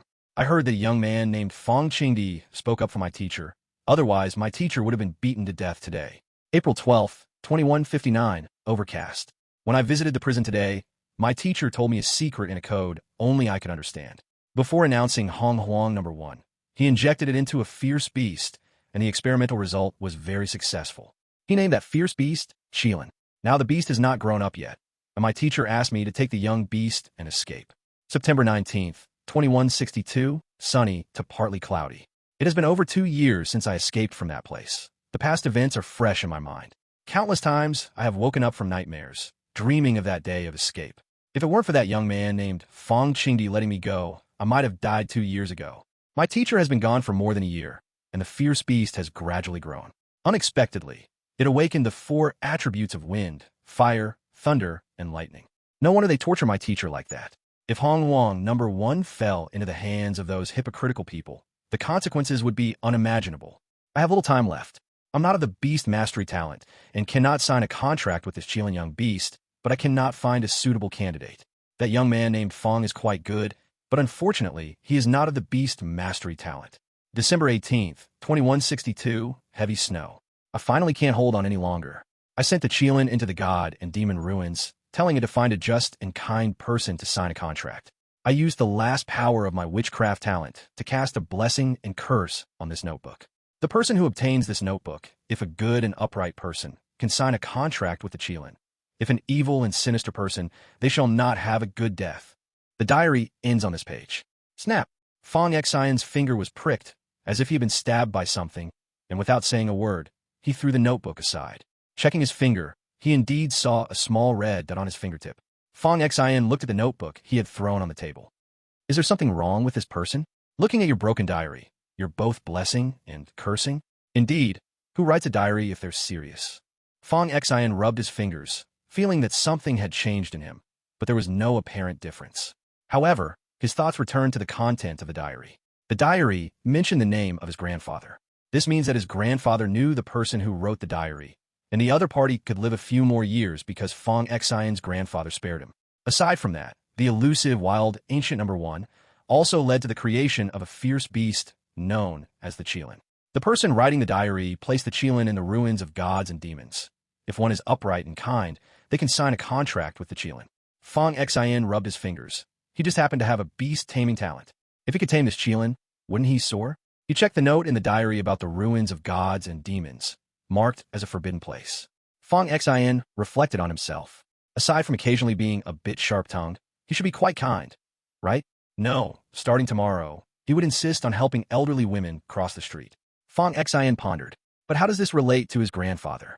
Fong Xian felt like he was trapped in a series of mysteries, as if he were stuck in a tangled ball of yarn. Killing talent, parent car accident, Ellie's parent car accident, Ellie's sister missing, and now this diary appeared. It seemed everything was connected, yet how exactly, he had no clue. His thoughts gradually returned. He found the option for the loot processing room. To be safe, Fong Xian first scanned the invisibility cloak. It vanished into thin air, and a few minutes later, the smart link machine's indicator light flashed, and the invisibility cloak was spit out. Fong Xian picked it up, realizing it had become a lost object. Then he tirelessly stuffed in the immobilizing rod, revolver, and other items one by one. He went through all the items. Only then did Fong Xian feel relieved and made everything his own.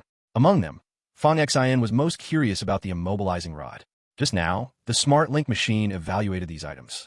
The invisibility cloak was a 4th-tier treasure. The revolver was also a 4th-tier treasure with only 3 bullets, capable of taking down a level 4 warrior without any treasure defense in one shot. And this immobilizing rod was a full 9th-tier treasure. It could only be used after reaching level 5 battle power. No wonder that person had such an item. He initially didn't take it out until he ate the broken forbidden fruit. At level 5, it could only immobilize targets below the same level and could only be used 3 times. As battle power increased, the number of uses would also grow. Fong Xian shook the immobilizing rod. This was truly a great item. He didn't expect to uncover such good equipment. Time turned to 11 o'clock at night. Fong Xian sat up from the bed. He took his grandfather's phone from the drawer, opened it, and watched the videos in his grandfather's album. Only then did he turn and walk into the bathroom. Facing the mirror, he activated the killing runes. Chapter 23, The Ninth Prince. At 12:30, Fong Xian looked at himself in the mirror. He didn't expect it to be the same as last night. No matter how he displayed himself like a peacock, his reflection showed no extra reaction. Fong Xian kept pondering. What could have gone wrong? His entire process before looking in the mirror today almost replicated the scene from that day. Yet, the killing king in the mirror still didn't emerge. He returned to his bedroom, lying on the bed, wondering what mechanism he lacked to trigger it. After turning it over and over, he still couldn't figure out which part was missing. Unable to sleep, Fong Xian thought again about the ruins of gods and demons that the diary mentioned, which had the Qilin. The ferocious beast, named Kirin by Professor Shang, has awakened the 4 talents of wind, fire, thunder, and lightning. If I could sign a contract with this Kirin, which could stand alongside the prehistoric divine beasts, it would be a huge boost. Fong Xian flipped through the information. The origin of the divine and demonic ruins does not have a specific history. That place is shrouded in thick fog all year round. Few who enter can come out alive. Even those who manage to escape return mad and crazy. Once top-tier strongmen, ignoring the risks, went in. But in the end, they never came out again. From the few who survived, only fragmented words can be pieced together. Inside the divine and demonic ruins, ancient stone statues of gods are erected everywhere.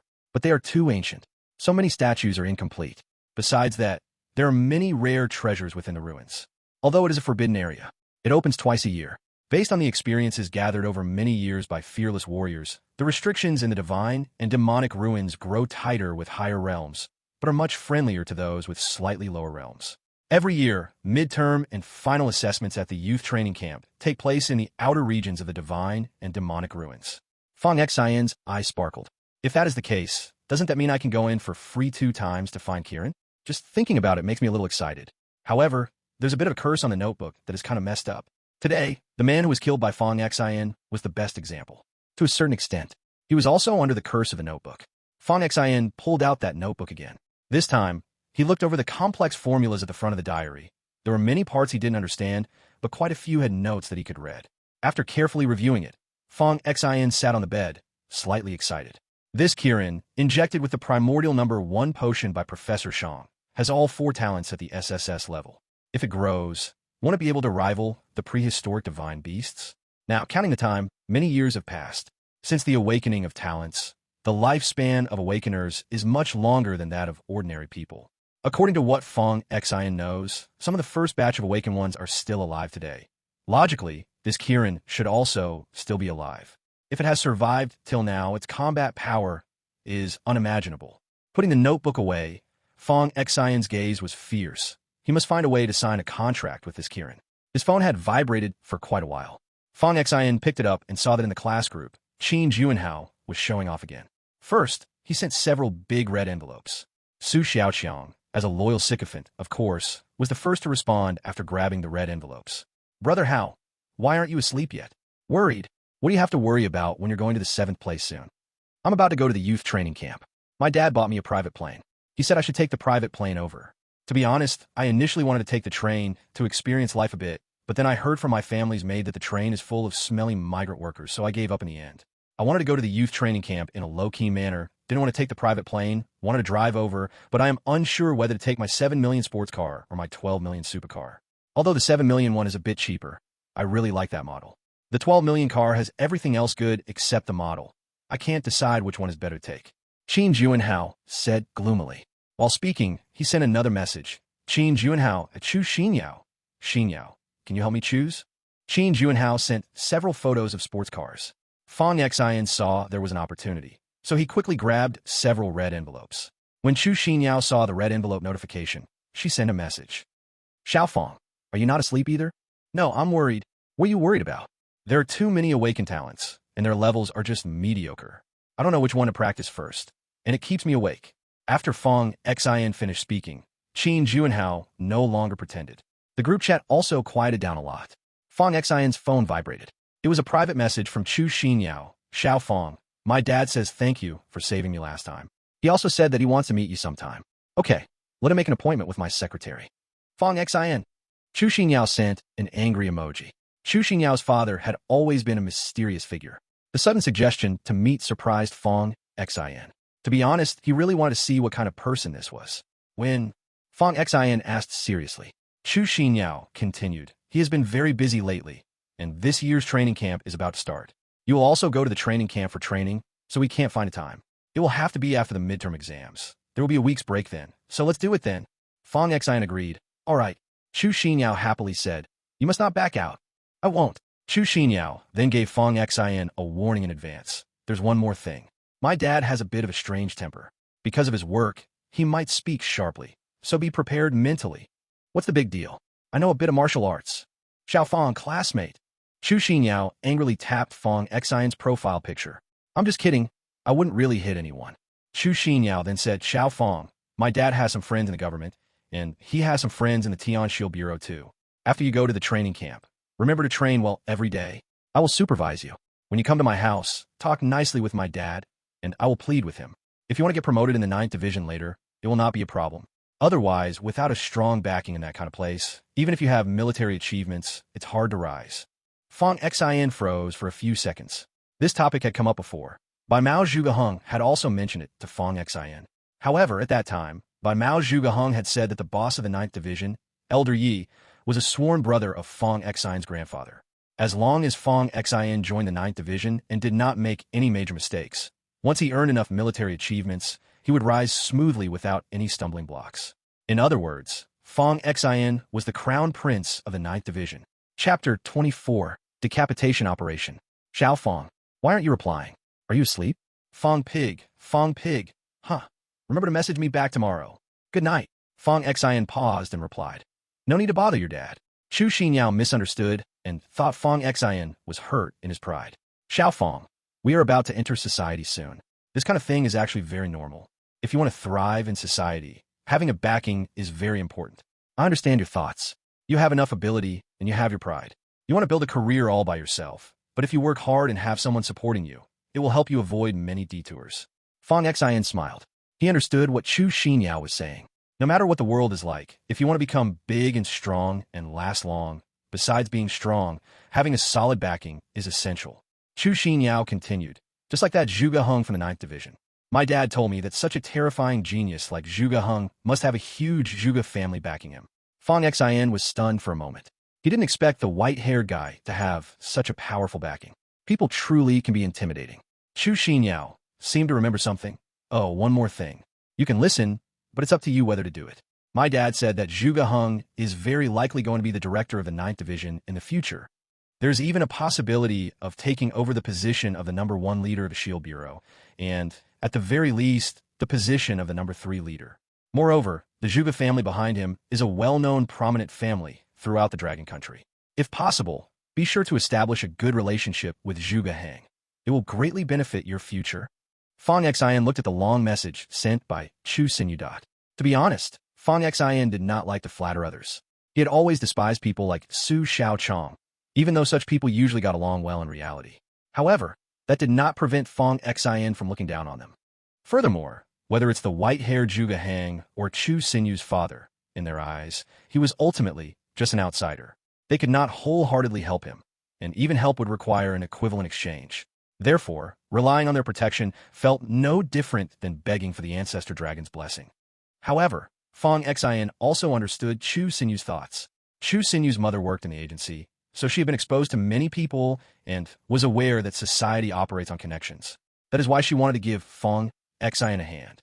Seeing that Fang Xian had not replied for a long time, Chu Xinyu sent another message. Little Fang, it's actually okay if you don't want to compromise. You just need to know that you have me behind you. If you don't like this, then I'll handle these things. I am your strongest support. Fang Xian smiled. He had known Chu Xinyu since kindergarten. The reason why Chu Xinyu treated Fang Xian so well was that, first, the two had a special connection, and second, Chu Xinyu did not look as pretty as she did now when she was young. In elementary school, she was chubby and not very graceful. She was often bullied because she loved to eat, but Fang Xian always protected her. At that time, Chu Xinyu's parents had not become powerful yet. They were both workaholics and paid little attention to Chu Xinyu. Fang Xian remembered that once, when Chu Xinyu was seriously ill, her father never came to see her, and her mother came once but left after answering a phone call. At that time, Fang Xian's parents were still alive, and they took care of Chu Xinyu all along. Fang Xian replied, "Then I will focus on being a charm hanging from Sister Yao's leg in the future." Hee. Okay, little Fang, I'm tired and want to sleep. Good night. After they wished each other good night, Fang Xian lay on his bed and glanced outside the window. Tonight, Lan City was strangely quiet. Because unusual people often act at night, Lan City has a curfew. No one is allowed outside after midnight. However, even so, there are occasionally noises, and the police often patrol, unlike tonight, which was so quiet. Looking at the flashing Shield Intelligent Link device, Fang Xian picked it up and saw updated messages in the group for the 9th training camp. The one who sparked the conversation was still the guy named Shi Tailang. I heard that there will be a placement test after the training camp starts this year. Do you know about it? Zhang Yaozu replied quickly. It's not just this year. It happens every year.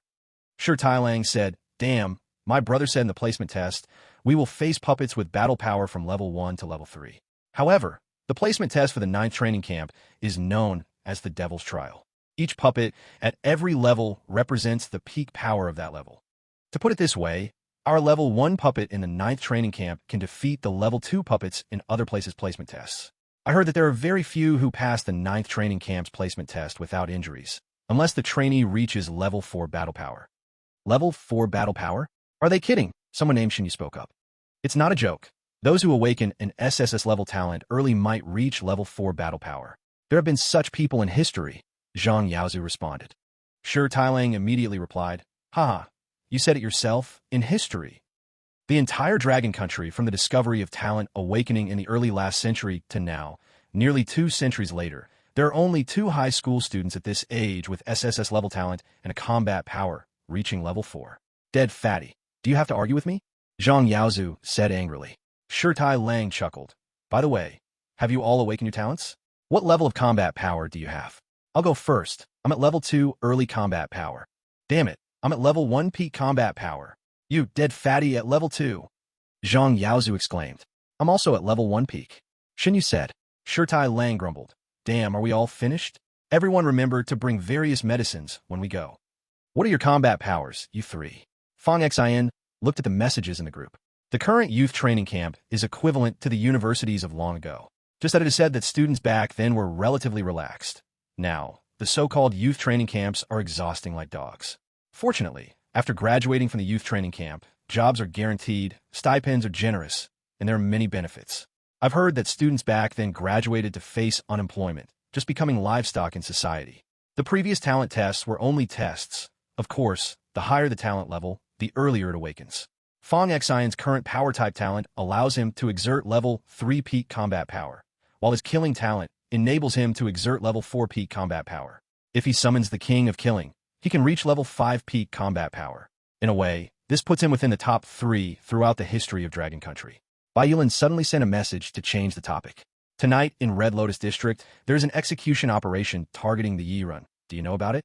Bai Yulin at Fong Xian, Brother Xian, your Lan City is involved in this operation. How's the situation over there? Fong Xian was taken aback, stood up, and looked out the window. No wonder it was so eerily quiet tonight. Just as he wanted to reply, a hand appeared out of thin air. It groped around aimlessly and then grabbed Fong Xian's arm, pulling him hard. Fong Xian vanished from the spot. Chapter 25. That white-haired one brought me here. Fong Xian only felt dizzy. When everything returned to normal, he found himself next to the white-haired person, with his hands in his pockets, wearing sunglasses in the dead of night. Fong Xian looked down. He found himself about 500 meters above the ground. He was immediately scared and shook a little. Instinctively, he grabbed the white-haired person's arm. The white-haired person showed a signature smile, revealing his little white teeth. Good evening. Fong Xian steadied himself and complained. Big brother, it's late at night. If you wanted to talk to me, couldn't you just come to my house directly? Why drag me out here? What if I was in the bathroom or taking a shower? I would be caught exposed. Zhuge Heng tilted his chin to indicate below. I brought you here to do some odd jobs, earn some points, so it's easier to purchase things after school starts. Fong Xian was confused and looked down. He discovered that he was now hovering above Lan City. The entire Lan City was within his view.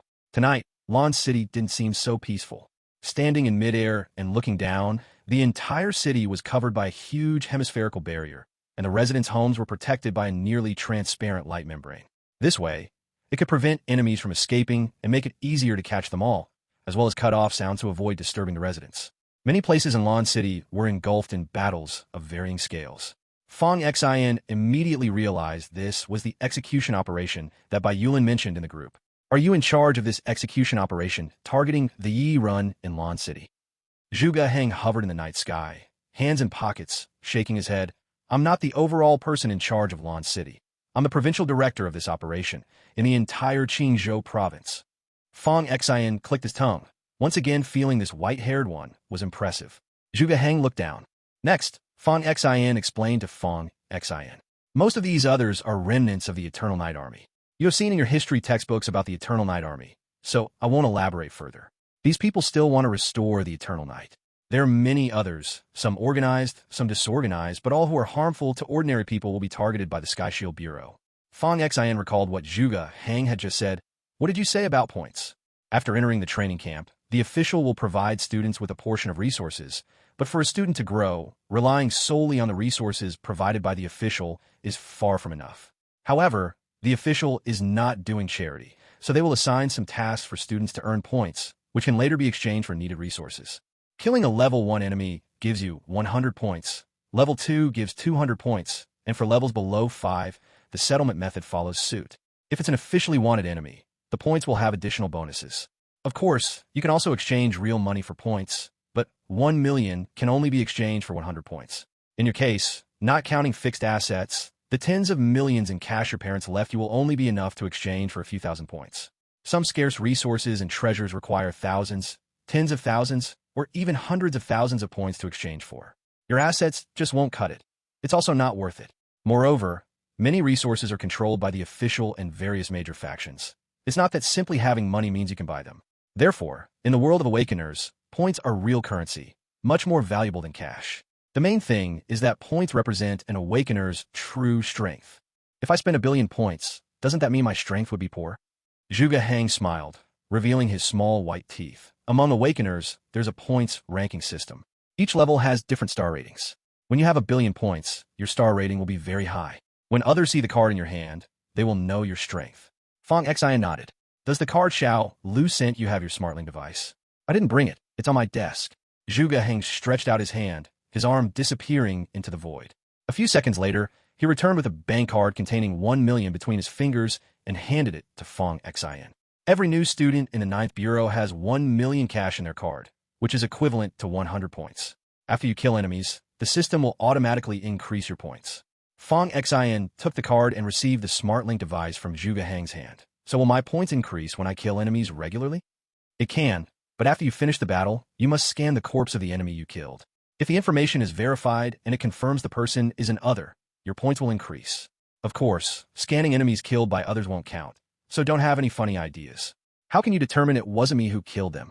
Zhuge Hang explained. When the Smart Link device scans the body, it will capture the deceased's aura.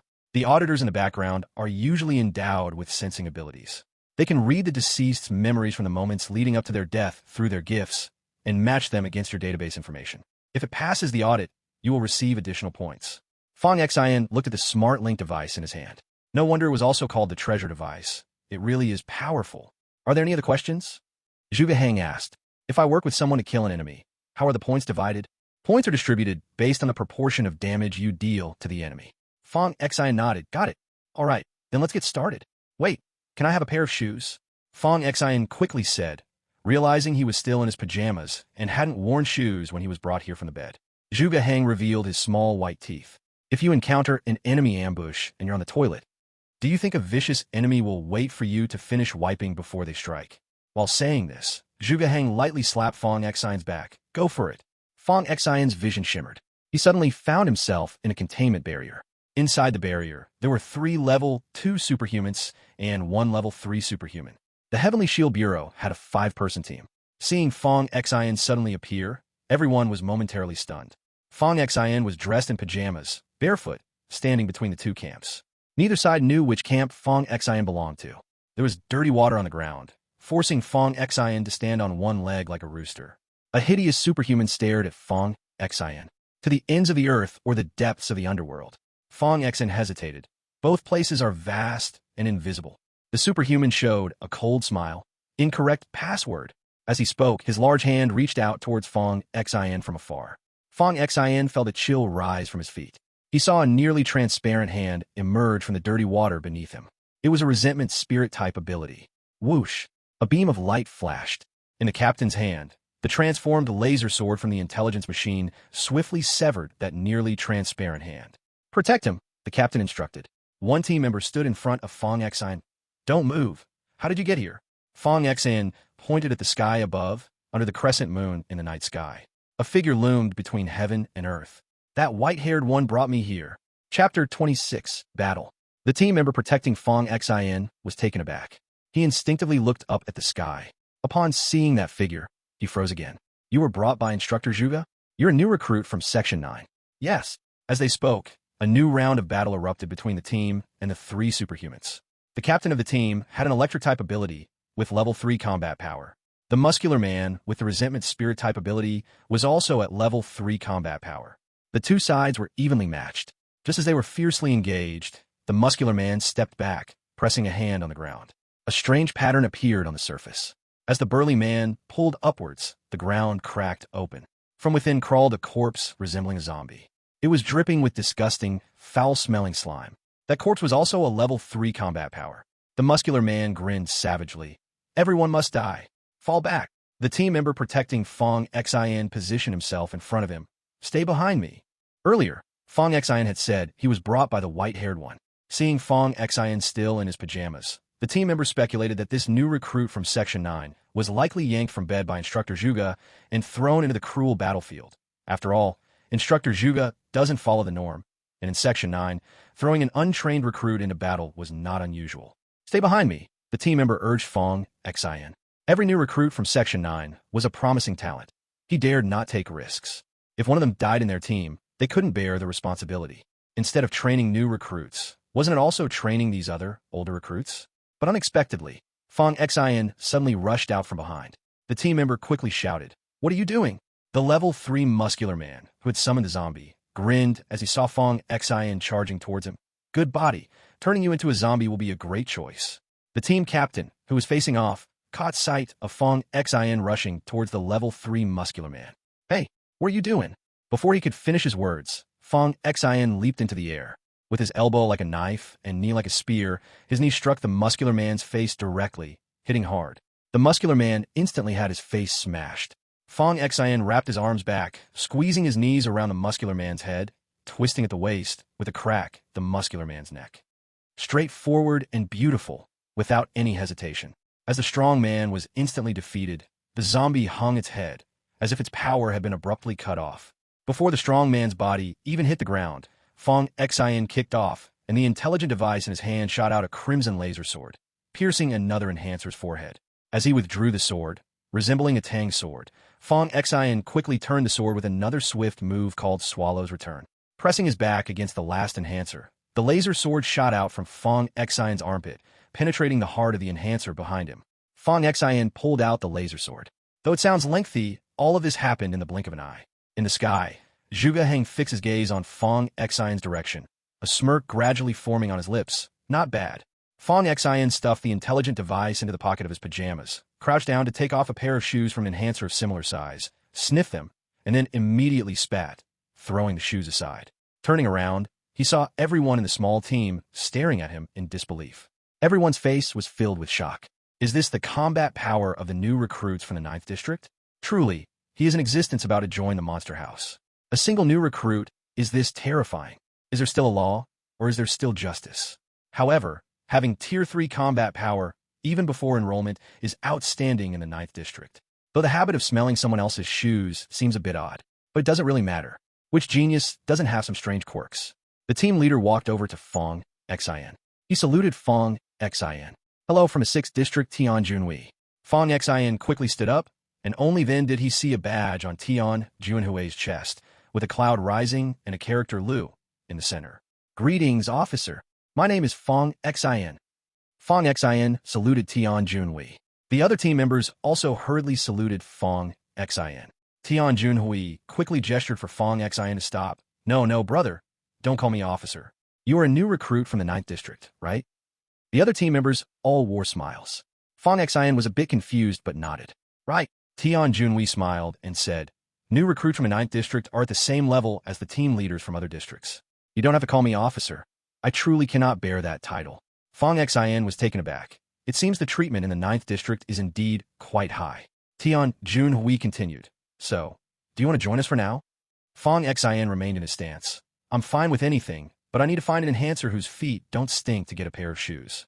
The others then noticed Fong Xian was barefoot. No wonder he just stole the shoes from another enhancer and sniffed them. They thought he had some strange habit. The corpses on the ground vanished after being scanned by the intelligent device. A light flashed in the pocket of his pajamas. When Fong Xian took it out, he saw numbers appearing on a bank card. It started at 100 and then blinked. The number changed to 520. Among the 3 enhancers just now, 2 were level 2 and 1 was level 3. 3 enhancers could be exchanged for 700 points, and since Tian Junhui's team dealt 40% of the damage while Fong Xian dealt 60%, Fong Xian received 60% of the total points. Fong Xian felt a bit awkward. I took your points. How about this? You help me boost my damage, and we can speed through the checkpoint together. Once we pile up enough quantity, we'll have points, right? Tian Junhui looked at the others, and the other teammates agreed with smiles. They'd seen Fong Xian's strength, so as long as the quantity increased, damage and points wouldn't be an issue. No problem. Raising his wrist, the watch projected a 3-dimensional map of Lawn City, with many red dots representing enhancers moving around. Fong Xian looked curiously at the watch. The first time he saw AI Li, she also had something like this. What is this thing? Tian Junhui explained, this is the Tian Shield watch, which is basically a basic version of an intelligent device in the shape of a watch with stored capabilities. It is equipped after the completion of the youth training camp, and it is also a symbol of identity. But after your 9th youth training camp, it is not the Tian Shield watch, but the Tian Shield ring, which is a bit more advanced than ours. Fong Xian suddenly realized. I see. Tian Junhui pointed at a few red dots and asked Fong Xian, there are a few fleeing, extraordinary people here. Shall we go after them? Sure. Tian Junhui saw that Fong Xian was still barefoot and turned the watch on his wrist, holding out a pair of shoes. New shoes, if you don't mind. I'll give them to you. Fong Xian took them. I'm grateful. How could I dislike them? Putting on the shoes. Then let's go. The team rushed towards the location of the red dots. Half an hour later, Tian Junhui and the others were all smiling with joy. In just half an hour, under Fong Xian's leadership, they had already rapidly dealt with 4 enemy teams. They were responsible for inflicting damage, while Fong Xian was responsible for finishing off, essentially splitting the work with them. Fong Xian looked at his card, and the points had changed from 520 to 1,570. After Tian Junhui's introduction, to check the card balance, One just needed to place the card on the smart device. The extraordinary beings had not been cleared yet. Tian Junhui picked another extraordinary team, but after selecting, he sought Fong Xian's opinion. Clearly, they had already regarded Fong Xian as their core figure. Fong Xian glanced at the enemies. There were 5 in the opposing team, 2 level 3, 2 level 2, and 1 level 1. Attack! Fong Xian had seen many extraordinary beings, and these people committed all sorts of evil acts. Clearing these people posed no psychological pressure for Fong Xian. A few minutes later, Fong Xian's team engaged the enemy. In one encounter, Fong Xian severely injured a level 3, then let his team inflict damage while he prepared to reap when the time was right. Just when everything seemed to be going smoothly. Unexpectedly, among the enemy team, the lowest level 1 was a boy with an ugly face and triangular eyes who shouted fiercely, "Grandpa! Grandma! Save me!" Fong Xian's heart suddenly sank. Under the perception talent, a strong sense of crisis surged. Fong Xian quickly dodged. The ground where he had just been cracked open, and a giant centipede crawled out from below. Its blood-filled jaws opened wide, filled with sharp fangs, and it bit fiercely at the spot where Fong Xian had just been. With a missed bite, the centipede curled its body and lunged at the nearest team member. The team member was about to run. A voice came, "If you dare to escape, you'll be tripped." After this was said, the team member who was about to run tripped in place, and the centipede bit off his lower leg. As the centipede emerged, it revealed an old man and an old woman. 田军辉和几个队员将那个断腿的队员拖拽了回来. Tian Junhui and a few teammates dragged the injured team member with the broken leg back. 几人丝毫不犹豫，就要呼叫他们的上级大队长过来支援，请求支援，请. They hesitated not at all and called for their superior captain to come for support. Requesting support, please. 坐在蜈蚣背上的老太太哼哼一笑，敢叫支援，舌头烂掉. The old woman sitting on the centipede snickered. Dare to call for support, and your tongues will rot. 呼叫支援的田军辉几个人闷哼一声，口中皆是一出一缕乌黑鲜血. Tian Junhui and the others calling for support let out muffled groans, with dark blood oozing from their mouths. 方心眉头一挑，眼珠子瞪大了许多. Fong Xian raised an eyebrow, his eyes widening significantly. 沃尼玛? What the hell? 巫蛊系天赋的诅咒这么邪乎? Is the curse of the witchcraft talent so sinister? 老太婆褐色双瞳盯着方心，眼神之中透露着贪婪. The old woman with brown eyes stared at Fong Xian, her gaze revealing greed. 被我们老两口碰到后还想活，简直是在做梦. You think you can survive after we old couple catch you? You are simply dreaming. 老头子，杀了他，给咱宝贝孙子喝血. Old man, kill him. Let our precious grandson drink his blood. 第27章，暴杀四级. Chapter 27, Brutal Slaughter Level 4. 巨大的蜈蚣上半身高高翘起. The giant centipede raised its upper body high. 后背的老人舔了舔染血的嘴唇. The old man on its back licked his blood-stained lips. 看样子是刚喝了人血才过来的. It seemed he had just come after drinking human blood. 老人灰蓝色的双眼盯着方心，冒着幽光. The old man's gray-blue eyes glowed ominously as they fixed on Fong Xian. 一拍身下蜈蚣，弄死他. He slapped the centipede beneath him and shouted, "Kill him!" 将近10米长短的蜈蚣张口发出尖锐的声音. The nearly 10-meter-long centipede opened its mouth and emitted a sharp sound. 朝着方心的方向吞咬了下来. It lunged forward to bite towards Fong Xian. 田金辉几人不假思索将制连击甩了出来，拼凑成了一个半球形结界. Without a moment's hesitation, Tian Junhui and his teammates launched there. The old woman screamed in fear. If you don't dare to take off your invisibility cloak, your whole family. The curse hadn't even been fully spoken yet. Wearing the invisibility cloak, Fong Xian had already arrived in front of the old woman and twisted his waist. With a punch, he struck out. The old woman's chin tilted, half of her teeth flew out, and her body followed, flying out as well. Fong Xian was a power type awakened, with immense strength. The reason why many awakened despise power type abilities was that they were too rude and brute. As long as it's close combat, the power type ability is absolutely king. Once touched, a single punch could blow the body apart. That's why some awakened would specifically train their physique, so when the power type approached, they could at least leave a complete corpse. Under Fong Xian's punch, the old woman flew out horizontally like a tumbleweed in the wind. Fong Xian wasn't some saint. afraid that the old woman would die too cleanly. He quickly stepped forward and threw another punch, directly smashing her head into the wall, cursing whose whole family to die. My parents died long ago. Your damn curse is useless against me. Fong Xian mumbled and cursed, feeling upset and kicking the old woman again.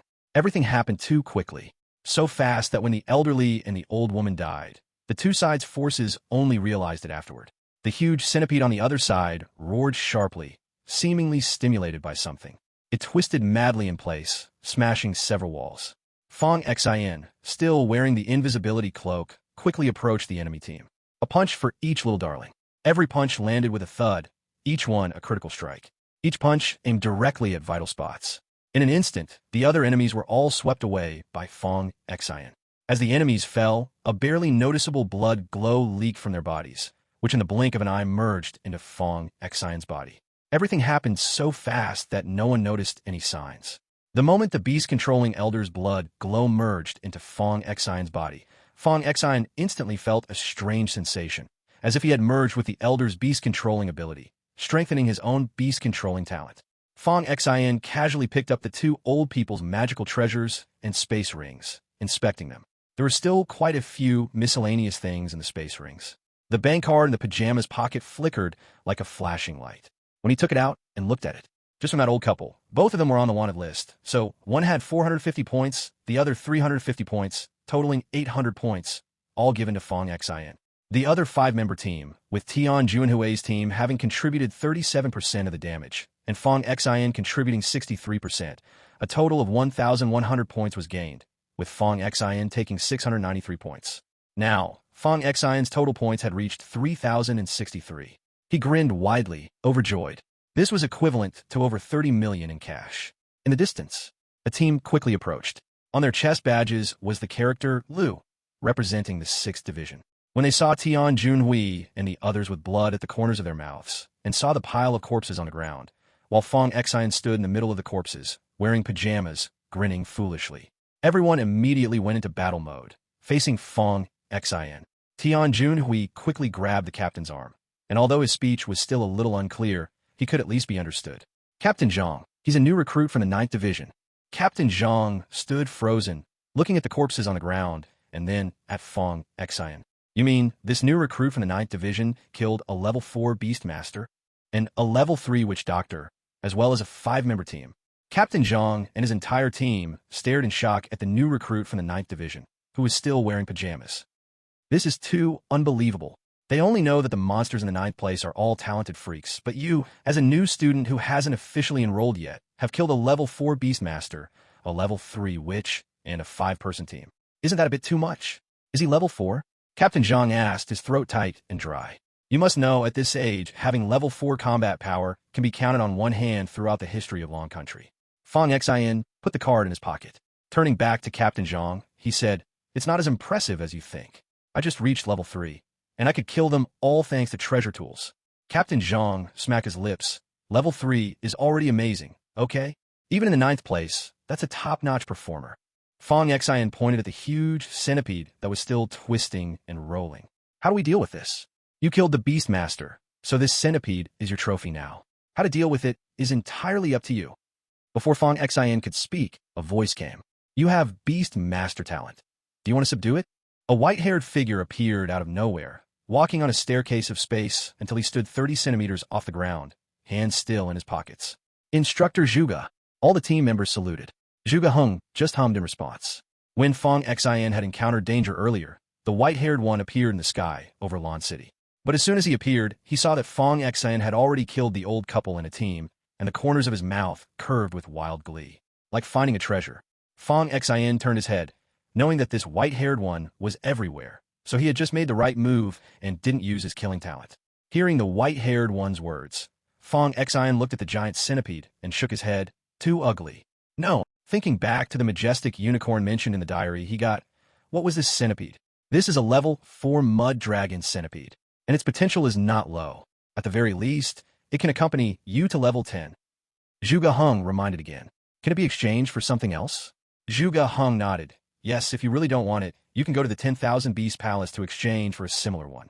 As he spoke, Zhuge Heng snapped his fingers, and the centipede vanished from the spot. Several teammates from his 6th place looked at Fong Xin with envy. This white-haired one is known as the strongest genius of this century in the 9th place. Having his protection means an unmeasurable future. Oh, I almost forgot. Your Beast Master talent has not fully awakened yet. I will first take you to the 10,000 Beast Palace for awakening. Snap! After the snap of fingers, the scenery in front of them changed. They appeared on the top of a mountain, and the next second, the scenery twisted and changed again. After repeating this 3 times, the two of them found themselves in a luxurious bedroom. A big bearded man with long hair and abundant chest hair was sleeping on a huge bed. He was hugging 2 stunning beauties with different styles. The 3 seemed to have experienced several fierce battles. At this moment, they were deep in sleep. Zhuge Heng sat down on a chair and poured himself a cup of tea. Leisurely sipping his tea, a thick black gas gushed from beneath the big bed. A huge shadow emerged from under the bed. It resembled a giant python. Upon closer inspection, it turned out to be a big snake that already had a bump on its forehead. It was just a step away from transforming into a dragon. The big snake opened its large, bloody mouth and lunged at Zhuge Heng. Zhuge Heng turned his head, lowering a little. His sunglasses slid slightly down due to inertia, revealing a pair of eyes that emitted dazzling lightning. Get lost! The fierce big snake showed a strong feeling of caution in its eyes, immediately shrinking back to the edge of the bed, bumping its head against the big bearded man's body. The man woke up, looking at Zhuge Heng, who was leisurely drinking tea. He quickly became sober, feeling helpless and angry, and said, "Mr. Zhuge, why are you here at this late hour?" Zhuge Heng stirred his teacup, swirling the tea leaves before taking a sip. "I've heard that the Beast Master talent of Lord Shang is exceptional. Unexpectedly, your skills in taming beasts are quite impressive." Chapter 28, The 9th Layer. The bearded man sat on the bed. The 2 women beside him were also startled awake. Upon waking up, they found 2 strangers in the room. They were so scared that they clutched their chests and shrank into the arms of the head palace maid. The head palace maid hugged the 2 women and signaled that it was okay. "Mr. Zhuge, what brings you to our beast palace?" Zhuge Heng pushed up his sunglasses, hiding his eyes. "First, put away the gun. I don't like being pointed at with guns." The head palace maid lowered her head and quickly pulled over her underwear to put on. She casually grabbed a golden robe and put it on, walking down from the bed. "Now you can tell me, what's the matter coming here in the middle of the night? I have a new student here with talent in beast taming. He came to the beast palace for a complete awakening, and also to select 2 suitable ferocious beasts to sign a contract." The head palace maid frowned, glancing at Fong Xin, who was wearing pajamas. "You came here in the middle of the night just for this?" The head palace maid sat down. "I had other matters during the day. I didn't have time to bring him here." The head palace maid looked Fong Xin up and down, noticing the blood stains on his sleeves and his shoes, which were also splattered with blood. "A new student with beast taming talent who has caught your attention. That means at least S-level talent?" "Yes, S-level. Without using any drugs." The head palace maid suddenly paused while tying the rope. "S-level without using drugs. That means SS-level beast taming talent?" As she spoke, the head palace maid stared at Fong Xin with the eyes of a long-hungry beast that had encountered fresh flesh, her eyes gleaming. "Mr. Zhuge, could you let him join our beast palace?" "No, Mr. Zhuge. Although the 9th division is strong, as they say, every field has its experts. In beast taming talent, our beast palace leads by far. If you let him join us, I will do my utmost to nurture him." The head palace maid gazed at Fong Xin like an old lecher eyeing his stunning beauty, nearly drooling. Unexpectedly, Zhuge Heng rejected her decisively. "That's not possible." "What's impossible about it? His talent is for beast taming. He will be better nurtured in our beast palace." Zhuge Heng placed his teacup aside. "Beast taming talent is not his main talent." "Huh? An SS-level beast taming talent isn't the main talent? Then what is his main talent?" The head palace maid stood up in excitement. "SSS-level strength talent." The head palace maid clasped her hands behind her back and circled around Fong Xin, trying her best to squeeze out what she thought was a warm smile, and patted Fong Xin's shoulder. "Young man, what's your name?" "Fong Xin." The head palace maid recalled. "Fong Xin? I don't remember this name on the list of SSS-level talent freshmen." Zhuge Heng chuckled. "Didn't I just say? He didn't use any drugs." The head palace maid slapped her forehead, gazing greedily at Fong Xin. "All the good talents are taken by your 9th division." As she spoke, she sat down again and poured herself a cup of tea. "Mr. Zhuge, we are old friends. You know I'm half a businessman. Business people always consider profits first before anything. Awaken ing beast taming talent in our beast palace offers far more benefits than anywhere else. In the future, affinity with beasts will be very high, making it much easier to sign contracts. Zhuge Hang answered directly. If the Beast Palace helps him awaken his talent, I'll send you a message. The head palace maid tugged. But you just mentioned giving him ferocious beasts. Zhuge Hang snapped his fingers, and a giant centipede appeared in the bedroom. He summoned this. You can just exchange it for one of equal value. Of course, if you want to build a good relationship with him, you can send him a higher level one. I certainly don't mind. It just depends on whether you are willing.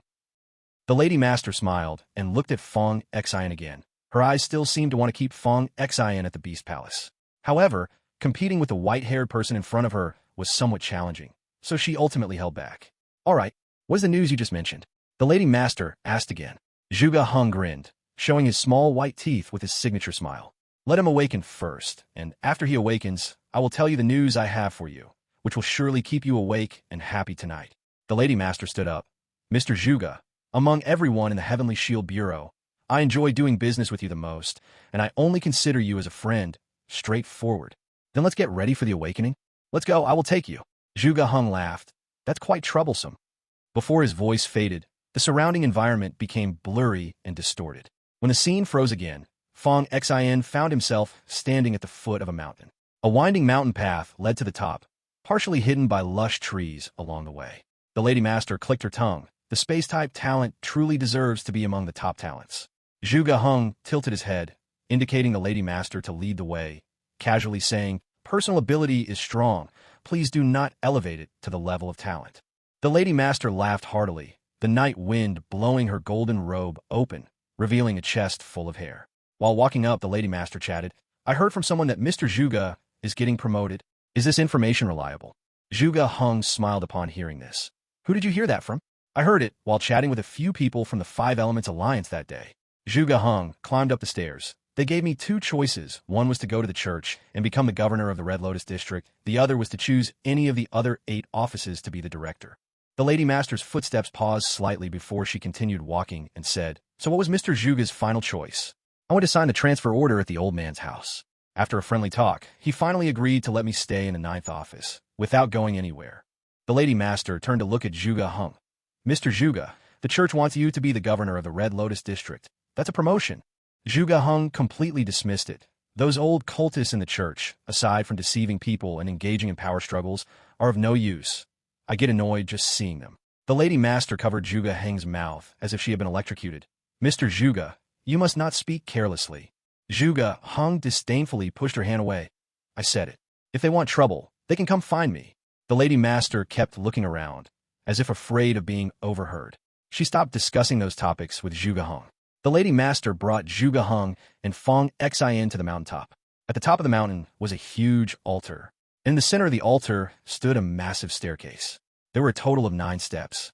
But if one looked closely, they would find that a dragon skeleton lay sprawled over the 9 steps. The 9th step at the very top was where the dragon head was located. Zhuge Hang gestured to Fong Xian with his head. Go up. See how many steps you can reach. The Lady Master reminded from the side. When you get up there, if there's pressure that you can't withstand, just stop. Stay for as long as you can on the step that you can endure. But do not push yourself, especially the last 3 steps. But since you have SS-level beast taming talent, it shouldn't be a problem to hold on for a while on the 8th step. What's the benefit of staying up there? Fong Xian asked curiously. The Lady Master patiently explained. Awakening your beast taming talent through the Dragon Bones aura. The Dragon Bones aura will blend with your aura, and the longer you stay, the more Dragon Bone aura you'll have in your body. In the future, if you want to form a contract with spirit beasts or even divine beasts, others might take 3 hours, but you only need 3 minutes. Fong Xian walked up the steps. Indeed, he could feel a strange aura, as if it were the scent of a wild beast, carrying a certain pressure. Fong Xian climbed 4 steps in one breath, and with each step up, the pressure gradually increased, giving him the feeling of being watched by the King of Beasts. However, for Fong Xian, there was no pressure at all. In the blink of an eye, he arrived at the 7th step. The pressure increased considerably, but Fong Xian felt it was not a difficult challenge for him, and he stepped onto the 8th step again. The pressure on the 8th step was almost double that of the 7th, and his heart started to race slightly. But he felt completely able to accept it. Fong Xian looked at the 9th step, his eyes full of eagerness. The master of the palace watched Fong Xian with envy. It seems he has reached his limit. An SS-level beast master talent is a treasure in the Palace of Beasts.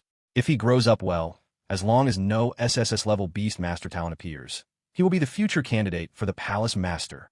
But just as he finished speaking, Fong Xian stepped onto the 9th level. Chapter 29. What is he doing? The Palace Master of Beasts exclaimed in surprise. Zhuge Heng also looked puzzled. If he can't handle the pressure of the true dragon, he could burst apart. The Master of the Palace quickly reminded him. Zhuge Heng quietly watched for a few seconds and said, since he can ascend, it proves he has already prepared himself mentally. Just watch quietly. But young people of this age often want to show off. He might not even know the power of the 9th level. The Master of the Palace reminded again. Zhuge Heng glanced at the Master. Old Shang, are you worried that someone at the 9th level might die here and you be held responsible? Don't worry, if something happens, I'll take the blame. The Master of the Palace awkwardly smiled. I'm just worried. Such a good seedling cannot just die before my eyes. While speaking, the Master kept his eyes fixed on Fong Xian. Fong Xian had already been on it for more than 10 seconds. Though he looked rosy, as if he had just undergone intense exercise, there were no other negative reactions visible. It shouldn't be possible. Only SSS-level talents can stand up there. The Master of the Palace said, puzzled. Zhuge Heng was also somewhat surprised, as he knew what the 9th step represented for the Palace of Beasts. After thinking for a moment, he said, perhaps he has a power system talent. The Master nodded. That can only be explained this way. A power system talent, especially an SSS-level power system talent, would be much stronger than a typical Beastmaster. With that said, it makes sense. Time passed second by second. Fong Xian felt a strange aura merging with the energy inside him. And in this process, Fong Xian gained a more rugged and wild aura, along with an indescribable sense of kingship. In the history of the Palace of Beasts, who has stayed the longest on the 9th level? The Master recalled, our founding ancestor stayed for 40 minutes. The second was the former Palace Master who is now retired, who lasted for 32 minutes, and the third only lasted 13 minutes. These three caused a phenomenon in the world and drew all beasts to worship them. I am an SS-level Beast Master, and when I tried before, I lasted only 2 minutes before I couldn't take it anymore. As a new student with SS-level Beast Master talent, and even top-tier power system talent, you should be able to last a bit longer than I did, but the 9th layer is ultimately the purest true dragon aura. Even the strongest body has its limits. Zhuge Heng said nothing, quietly waiting for Fong Xian. At this moment, Fong Xian felt that aside from his heart racing slightly, there were no other negative reactions, and that aura was still merging with him. In the blink of an eye, 10 minutes passed. The Master of the Palace began to feel restless. Straining their necks to look up, a pair of eyes rounded in disbelief. 10 minutes already? How is this possible? He can't be dead up there, can he? Sitting cross-legged, Fong Xian opened his eyes to signal that everything was fine. The Lord of the Palace stared blankly for a moment. From this distance, can he really hear us talking? Zhuge Heng smiled calmly. Oh, I forgot to mention, he has an S-class sensing ability without using any potions. The Lord of the Palace's eyes went even wider, looking at Fong Xian with intense desire, as if gazing at an unparalleled treasure. You really found a gem? While speaking, the Lord of the Palace couldn't help but glance at the time. It's been 11 minutes already. He's about to surpass the strongest third member in the history of the Beast Palace. A faint purple aura swirled around Fong Xian. Many low-tier beasts and spirit beasts in the Beast Palace began to roar restlessly. 2 minutes later, the Lord of the Palace stood up with a pat on her fluffy thigh. He has surpassed the third strongest of the Beast Palace.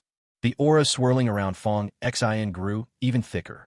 Occasionally, the restless roars of low-tier beasts echoed throughout the Beast Palace. In the mountains, a deer carrying a monkey dashed towards them. The Lord of the Palace looked over. The deer and the monkey were both staring at Fong Xian on the 9th step. Seconds later, the deer turned its head towards Zhuge Heng. Zhuge Heng smiled kindly. Good evening. In the next second, the deer spoke in a very magnetic woman's voice. Mr. Zhuge, this is the new student of the 9th level. Both figures focused intently on Fong Xian on the 9th step. Time passed second by second. Fong Xian's duration had already reached 20 minutes.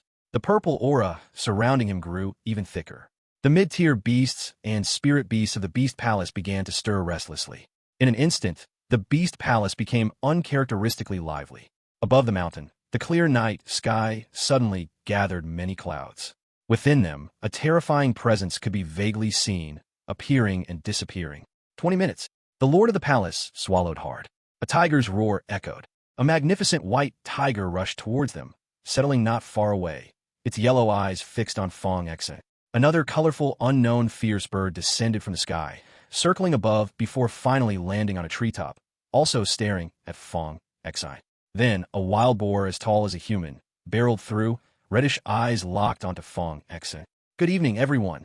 Zhuge Heng politely greeted everyone. "New student of the 9th level?" The fierce wild boar spoke in a rough voice, one of its tusks half broken, the other gleaming coldly. "That's right. SSS Class Beast Control Talent?" the wild boar asked again. The three who had just arrived seemed visibly more respectful. Upon hearing this, the Lord of the Palace patiently explained, "No, S-Class Beast Control Talent, but SSS Class Power Talent." When the time reached half an hour, the faint purple aura surrounding Fong Xian had split into two, happily swirling around him. In the sky above, from the rolling, thick clouds, a colossal dragon head slowly emerged. A terrifying pressure swept in all directions. Roar! In an instant, all the beasts and spirit beasts in the Beast Palace erupted in a frenzy. Everyone was awakened. The Lord of the Palace's eyes were as wide as saucers. Half an hour! 31 minutes, 32 minutes, 33 minutes. The moment 32 minutes was reached, the Lord of the Palace excitedly hugged her head. He has surpassed the second strongest in the history of the Beast Palace. Other figures also looked on in shock. The uproar in the Beast Palace grew louder. It seemed as if the entire world was boiling with the terrifying roar of the beast. All eyes were fixed on Fong Xian's direction. 34 minutes. 35 minutes. The strong ones from the Beast Palace stared at Fong Xian. They were aiming to surpass the founding ancestor of the Beast Palace. If they truly surpassed the founding ancestor of the Beast Palace, they would stop at nothing to keep this young man. 37 minutes. 38 minutes. Fong Xian's face was flushed red. He glanced down at the back of his hand. Fong Xian clearly felt, with this merging of breath, holding on a little longer was not a problem. However, his killing talent was about to break free. 39 minutes. Only 1 minute left to stand shoulder to shoulder with the founding ancestor. Fong Xian suddenly stood up. He forcefully ended everything. The sky rolled with clouds and mist. Dragons howled in the 9 heavens. A pressure spread in all directions. Beasts from the Beast Palace worshipped. Just a bit more to surpass the founding ancestor. The head palace master licked his lips, sweat on his forehead. Originally just to do a favor, he never expected to cause such a big commotion. It even triggered a phenomenon as beasts worshipped. The deer, monkeys, white tigers, colorful birds, and wild boars that came to watch were all in shock. Their expressions varied, especially for the wild boar that was closest. It had already thought about snatching the person away. A sparrow suddenly flew over. Flapping its wings, it hovered in front of the head palace master. The head palace master hurriedly extended his hands to catch the sparrow. "Old palace master." The sparrow stared at Fong Xian, then tilted its head to look at the white-haired handsome man, Zhuge Heng, standing nearby with his hands in his pockets, a smile on his lips. In the next second, an ancient voice came from the sparrow's mouth. "Truly a good seed, young man of the Zhuge family. If you let this kid come to our beast palace, I will give you a divine beast with a combat power of rank 12. How about it?" Chapter 30 News. Zhuge Heng smiled. "A rank 12 divine beast, old palace master. You are really generous. So you agree?" "I do not agree." Zhuge Heng directly rejected. The sparrow made the ancient voice again. "A rank 13. I will give you a rank 13 divine beast. It's a good deal. This kid placed in your 9th place. Your beast tamers can't teach him at all. Such a good seed can only be buried." Zhuge Heng still shook his head. "I do not agree." The wild boar that was standing nearby had blood-red eyes, its tusks glimmering coldly, and a dangerous and terrifying aura emanated. "Old palace master, why waste words with him? Just take action and snatch him away." The massive body of the white tiger lounged there, seemingly agreeing with the wild boar's idea, its forehead emitting a terrifying murderous intent. The colorful bird's expression was inscrutable, while the monkey and the spotted deer with huge antlers were caught in a dilemma. Zhuge Heng gently nodded, his sunglasses sliding down slightly to reveal his eyes. Boom! In an instant, the sky thundered and lightning flashed, as if a thunder pool hung in the sky. Zhuge Heng showed no fear. One hand was in his pocket, while the other raised, with a ball of thunder light floating in his palm. The space around it began to twist and distort, grinning with his pearly white teeth. "Want to try?" The sparrow coughed lightly. It seemed to be weighing the pros and cons. The head palace master quickly mediated.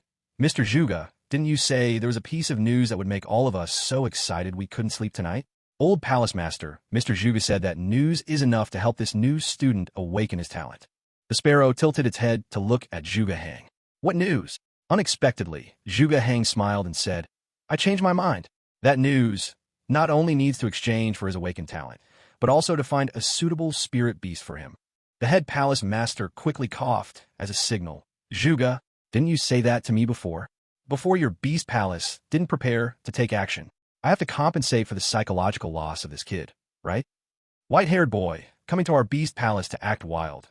Are you in the wrong place? The wild boar shouted angrily. Zhuge Hong was completely unfazed. You beast palace can't stop me. You can't stop him, but we can still strip off a layer of skin. You certainly can't take this good seed away. He is someone that Old Master Yi specifically wants to cultivate. Then Old Master Yi will have to come to your beast palace to get him. Zhuge Heng's words made everyone at the beast palace pause for a moment. In the hand of the palace master, the sparrow changed the subject. What news were you just talking about? Let him choose a spirit beast first. The sparrow fell silent for a few seconds. Then, with a flap of its wing, a flash of light appeared, and a small mountain floated in the sky, with many spirit beasts moving about inside. Choose. The sparrow spoke to Fong Xian in a kind voice. Fong Xian was still a bit nervous at the moment, not expecting these people would go so far as to take action to grab him. He couldn't help but glance at Zhuge Hong. This white-haired guy truly was bold, coming alone into someone else's territory, facing so many powerful beings without a hint of fear. His gaze returned to the floating mountain, where he could see the words Beast Mountain shimmering in golden light on its surface. This was a treasure. Fong Xian didn't know what level it was, but he could be sure it was at least as strong as that previous aquarium, if not stronger. This treasure from Beast Mountain contained many miniature spirit beasts. He scanned through them. Zhuge Hong reminded, choose the one you feel most connected to. Fong Xian's gaze finally landed on two wolves. One wolf was black, and the other was white. Upon seeing these two wolves, Fong Xian distinctly felt his blood rushing towards his palm that had the killing rune, as if both his beast control talent and killing talent had a great affinity for these two wolves. I want them, Zhuge Hong reminded. They're only 3rd tier, pick something better. Did you see that bear lying in the cave? It's a peak 4th tier. Its future potential is very high. It could at least reach tier 12. If you choose it, once you reach tier 4 battle strength, you can contract with it. Huh, little white-haired. Whoever wants to choose can choose, and I have already made my selection. The wild boar interrupted Zhuge Heng's words. The sparrow looked at Fong Xian. Selected? Fong Xian nodded. Selected. Good. With another flap of its wing, the two wolves, one black and one white, appeared before Fong Xian. The two wolves stood before Fong Xian. Just glancing at him seemed to solidify their bond. The black wolf had a speed talent, while the white wolf had a mental talent. Fong Xian placed his hand on the foreheads of the two wolves. From the center of each wolf's forehead, a small light emerged. Fong Xian merged his aura with those 2 points of light. In just a short while, Fong Xian established a connection with the two wolves. Once he closed his eyes, Fong Xian not only could control them, but he could also switch to their perspective through their bodies. The sparrow, white tiger, wild boar, and others here were using their spirit beast bodies to converse with Zhuge Hong. Typically, spirit beast tamers could only contract with spirit beasts of 1st-tier battle strength after awakening their talents, and the communication between beast tamers and spirit beasts was mutual. As the spirit beasts grew stronger, the beast tamers would also level up. The higher a beast tamer's talent, the higher the spirit beasts they could contract with, and they could contract with many spirit beasts, even snatching lower-talented tamers' spirit beasts directly. Fong Xian, having reached 3rd-tier combat strength now, was completely at ease contracting a 3rd-tier spirit beast. When everything was finished, the two wolves turned into 2 streaks of light and dove into Fong Xian's arm, a wolf pattern flashing fleetingly on his skin. These two wolves seemed to resonate with a murderous talent, but now there are many people. Fong Xian plans to check what's going on when no one is around. Zhuge Hong couldn't help but click his tongue when he saw Fong Xian choose those two wolves. The wild boar snorted and laughed. With a flap of the sparrow's wings, the mountain of beasts vanished into thin air. An ancient voice once again resounded. Zhuge family's young man, I have agreed to what you wanted. Now, it's time to talk about the news you mentioned, right? Zhuge Hong waved his hand and pushed up his sunglasses, hiding his eyes that contained the thunder pool. The thunder pool in the sky slowly faded away. Does everyone still remember the Hong Huang number 1? Upon hearing this news, everyone in the Palace of Beasts paused for a moment. Fong Xian was also momentarily stunned. He knew about this. Wasn't it just the thing mentioned in those torn newspaper pages and notebooks? The core secrets of Hong Huang number 1 have long since disappeared. What's the point of talking about this? Zhuge Hong smiled. The professor who developed Hong Huang number 1 had 3 students. When the professor was captured, one student committed suicide by poison, another student escaped abroad, and the professor's prized disciple went missing. The student who escaped abroad was recently extradited back to the country. According to her, her teacher, while developing the Hongwang No. 1 potion, had raised a divine beast that had powers on par with the divine beasts of the Hongwang era. Codename: Qilin. Chapter 31. The Meeting Gift. Qilin. The ancient voice from the sparrow was clear, and it was evident that the tone trembled slightly when those two words were spoken. The other terrifying beings in the Palace of Beasts also stirred upon hearing those two words. Continue, the sparrow urged. Zhuge Heng maintained his demeanor. The student of the professor who was extradited back from abroad is in the hands of the church. The terrifying beings of the Palace of Beasts fell silent for a moment. If it's in the church's hands, this is troublesome. Unexpectedly, Zhuge Heng continued to smile and said, "But those people in the church are too useless. They think only of fame and profit and let the remnants of the Eternal Night Army take advantage." During the transport, they rescued the professor's student. As soon as these words came out, the terrifying beings in the Palace of Beasts emitted terrifying bodong. When? Where? The wild boar immediately inquired. Zhuge Heng scratched his ear. That's another piece of news. Want to know? Pay more. Just say it. What do you want? Zhuge Heng pointed at Fong Exine. After he enrolled, the Holy Master spends one day a week teaching him. The Holy Master was taken aback and said without thinking, "Deal. Now, can we continue?" Zhuge Heng continued. For days ago, on Dengyi Mountain, the leader of the remnants of the Eternal Night Army, who took the professor's student, has the surname Ko. Surname Ko. The sparrow paused, then exclaimed, "It's him." Zhuge Heng snapped his fingers. I've reviewed the interrogation record of that professor's student. The divine beast Qilin was discovered by her by chance, but she is very sure that her teacher entrusted the Qilin to the missing prized disciple. As for its whereabouts, unknown. However, she participated all the way through the development process of Hongwang No. 1. I don't need to tell everyone about the power of Hongwang No. 1, right? The group of terrifying beings in the Palace of Beasts fell into brief silence, but it was clear they each had their thoughts, especially the wild boar, whose red eyes spelled one word: steal. The white tiger and the colorful bird exchanged glances, then looked inquiringly at the sparrow. Zhuge Heng was not in a hurry, quietly observing these existences. Fong Xian watched these big shots with wide eyes, feeling like a small, helpless newbie caught among these powerful figures. The worst part was what these big shots want to find. I know myself. All the equations of Hongwang No. 1 are in the diary I obtained before. Now I truly feel like a common person guilty for possessing something valuable. I'm scared, funny face. Although there was only a brief silence of a few seconds, every second passed incredibly slowly. The sparrow was the first to break the silence. The little child of the Zhuge family. This news is indeed very good. So shall we go? Wait a moment. The sparrow spoke again. Zhuge Heng stomped his foot and slowly turned his head. Old Palace Master, is there something else? The sparrow's wings flapped, and in an instant, the treasure from the Beast Mountain appeared out of thin air. A big white bear appeared before Fong Xian. You're Fong Xian, right? Yes. The sparrow smiled kindly. This explosive flame bear is my gift to you.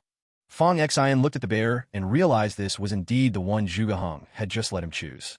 Glancing at Zhuge Heng, he asked whether to accept it, and Zhuge Heng smiled. Say the conditions. There are no conditions, just consider it as making a good connection. Of course, if in the future you encounter our disciples of the Beast Palace in trouble, you can help if you can, and that counts as building a good bond with us. Zhuge Heng tilted his head to look at Fong Xian and smiled. Say thank you. Thank you, Old Palace Master. The Old Palace Master smiled kindly. Come to the Beast Palace often. If you have questions about beast taming, you can come find me at any time. Okay, Old Palace Master. Let's go. Zhuge Heng snapped his fingers. In a flash, the two vanished from the spot. The wild boar looked at the place where they disappeared and let out a rough, resentful sound. Just watching him take away such a good seedling like that. A woman's voice came from the colorful bird's mouth.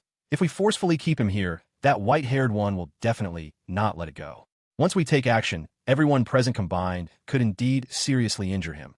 But then, the Beast Palace will have to face the anger of both the Zhuge family and the Ninth Section. The Beast Palace cannot afford that. The wild boar snorted out white breath.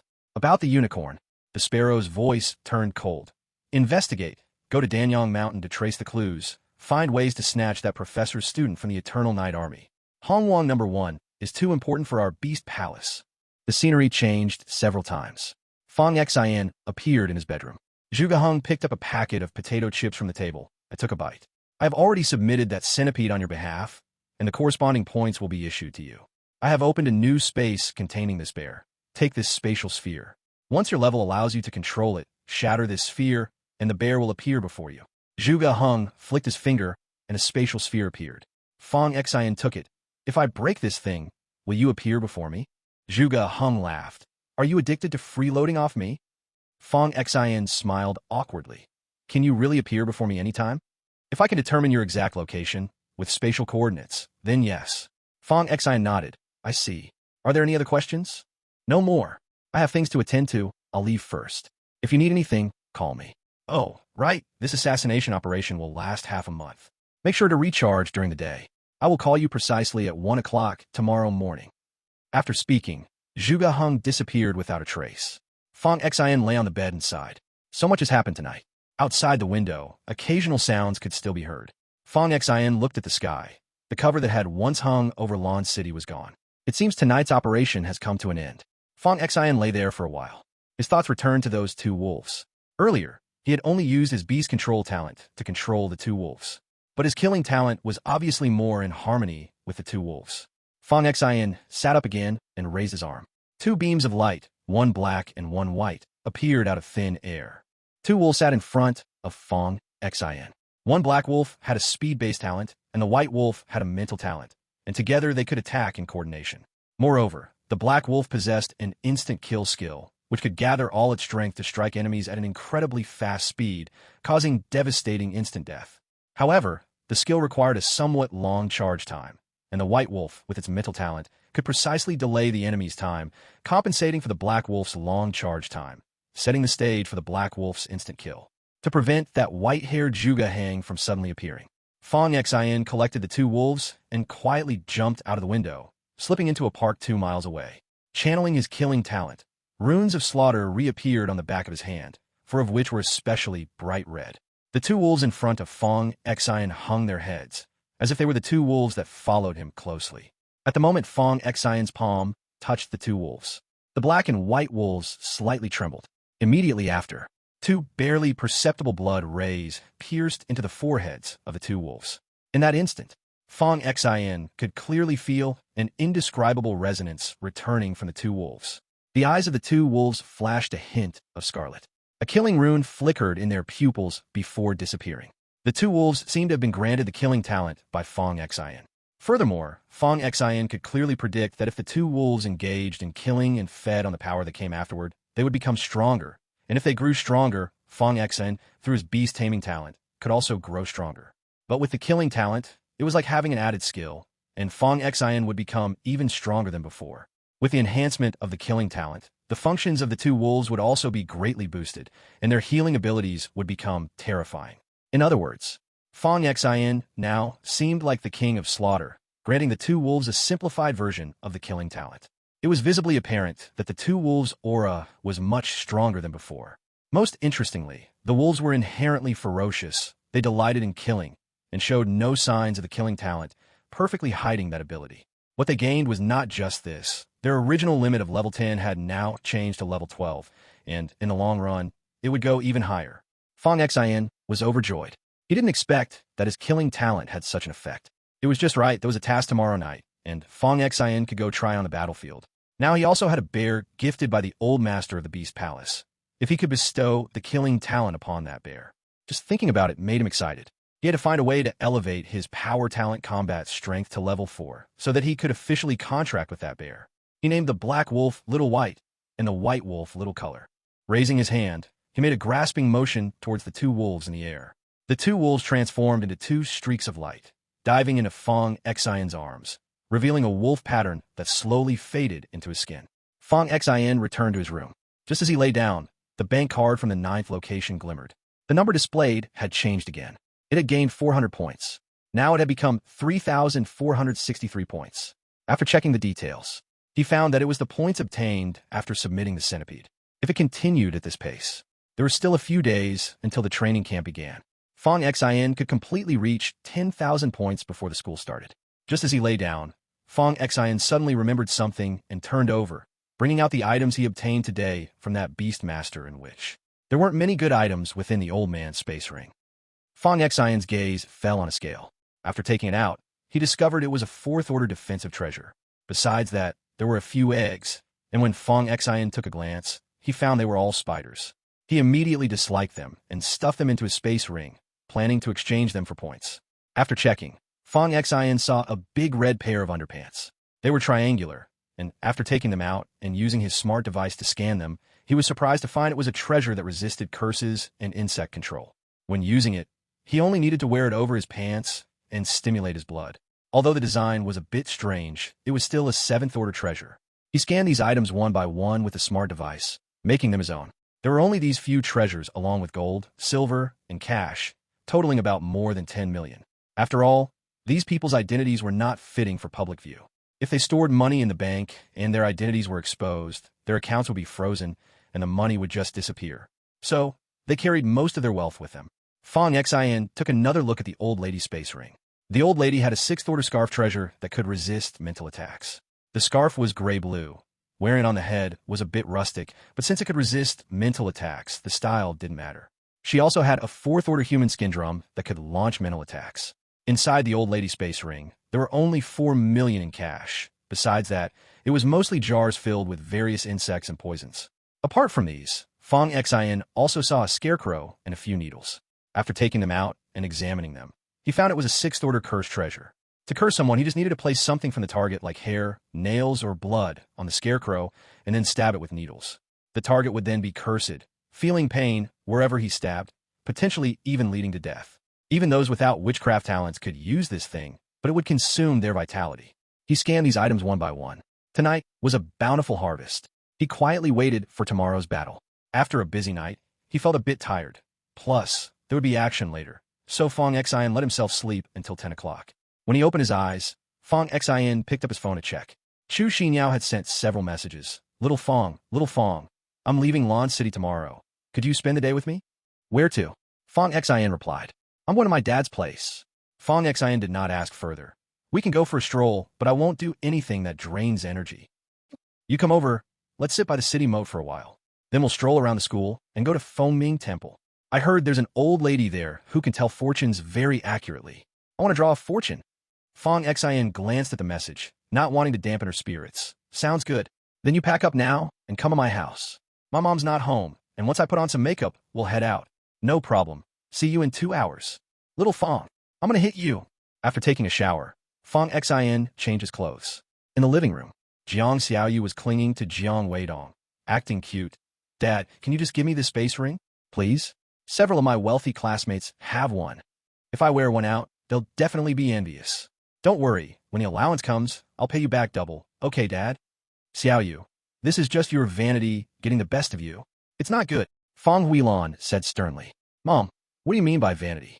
I'm not refusing to pay you back. Jiang Xiaoyu insisted. Dad, please give it to me. Jiang Weidong said solemnly. No, this is for your brother. Oh, Dad, why do you always favor him? You give it to him, but he might not even want it. Your brother doesn't want it, then give it to your sister. I don't want it.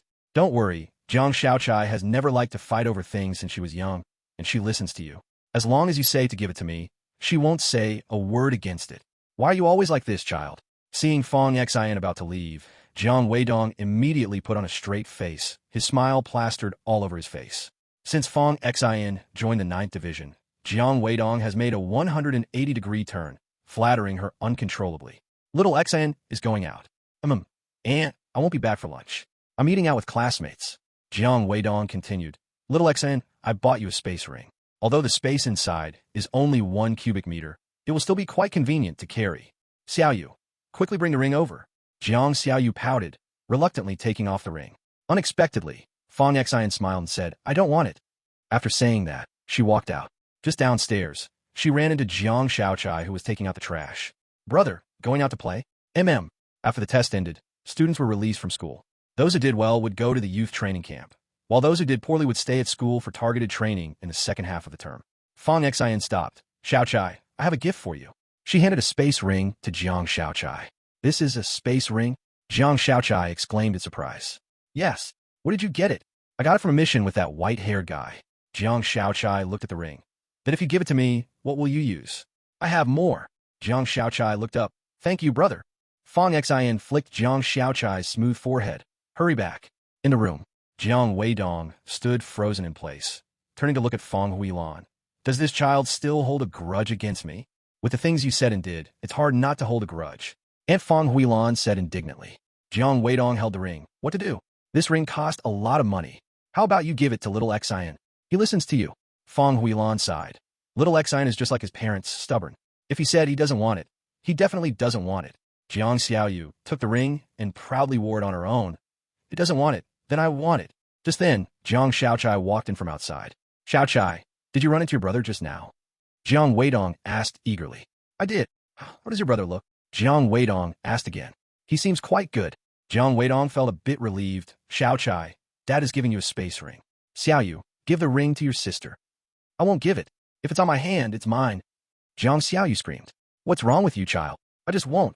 Jiang Xiaochai coldly glanced at Jiang Xiaoyu. I don't want it. Even if you want it, I won't give it to you. It's mine, Jiang Xiaoyu said proudly. When Jiang Xiaochai went to get an apple, Fong Huilan looked at Jiang Xiaochai's finger. Xiaochai, where did you get that ring you're wearing? Jiang Weidong also looked over. Oh, this seems like a space ring too, right? Where did it come from? My brother gave it to me downstairs, just now. Jiang Weidong and his wife were shocked. Your brother gave it to you? Then what will he use? He said he has more. Where did your brother get it? Did you ask? Fong Huilan asked again. He said he got it from a mission with that Mr. Zhuge from the 9th Division. Jiang Weidong slapped his thigh. Joining the 9th Division is indeed different. So how big is this ring space? It's as big as a room. Jiang Xiaoyu's proud smile gradually dimmed as she looked at her own space ring with only 1 cubic meter capacity. She cried out loud, wah. Fong Xian arrived at the villa area of Chu Xinyao's home. The security guard at the gate led him through after receiving a call. Fong Xian had been to Chu Xinyao's home before, but had never seen her father. He had seen her mother once, that always high and mighty woman, and Fong Xian didn't have a good impression of her, so he rarely visited Chu Xinyao's home. He pressed the doorbell. The window on the 2nd floor opened. Xiao Fong, come in. Wait a moment. I'll finish my makeup soon.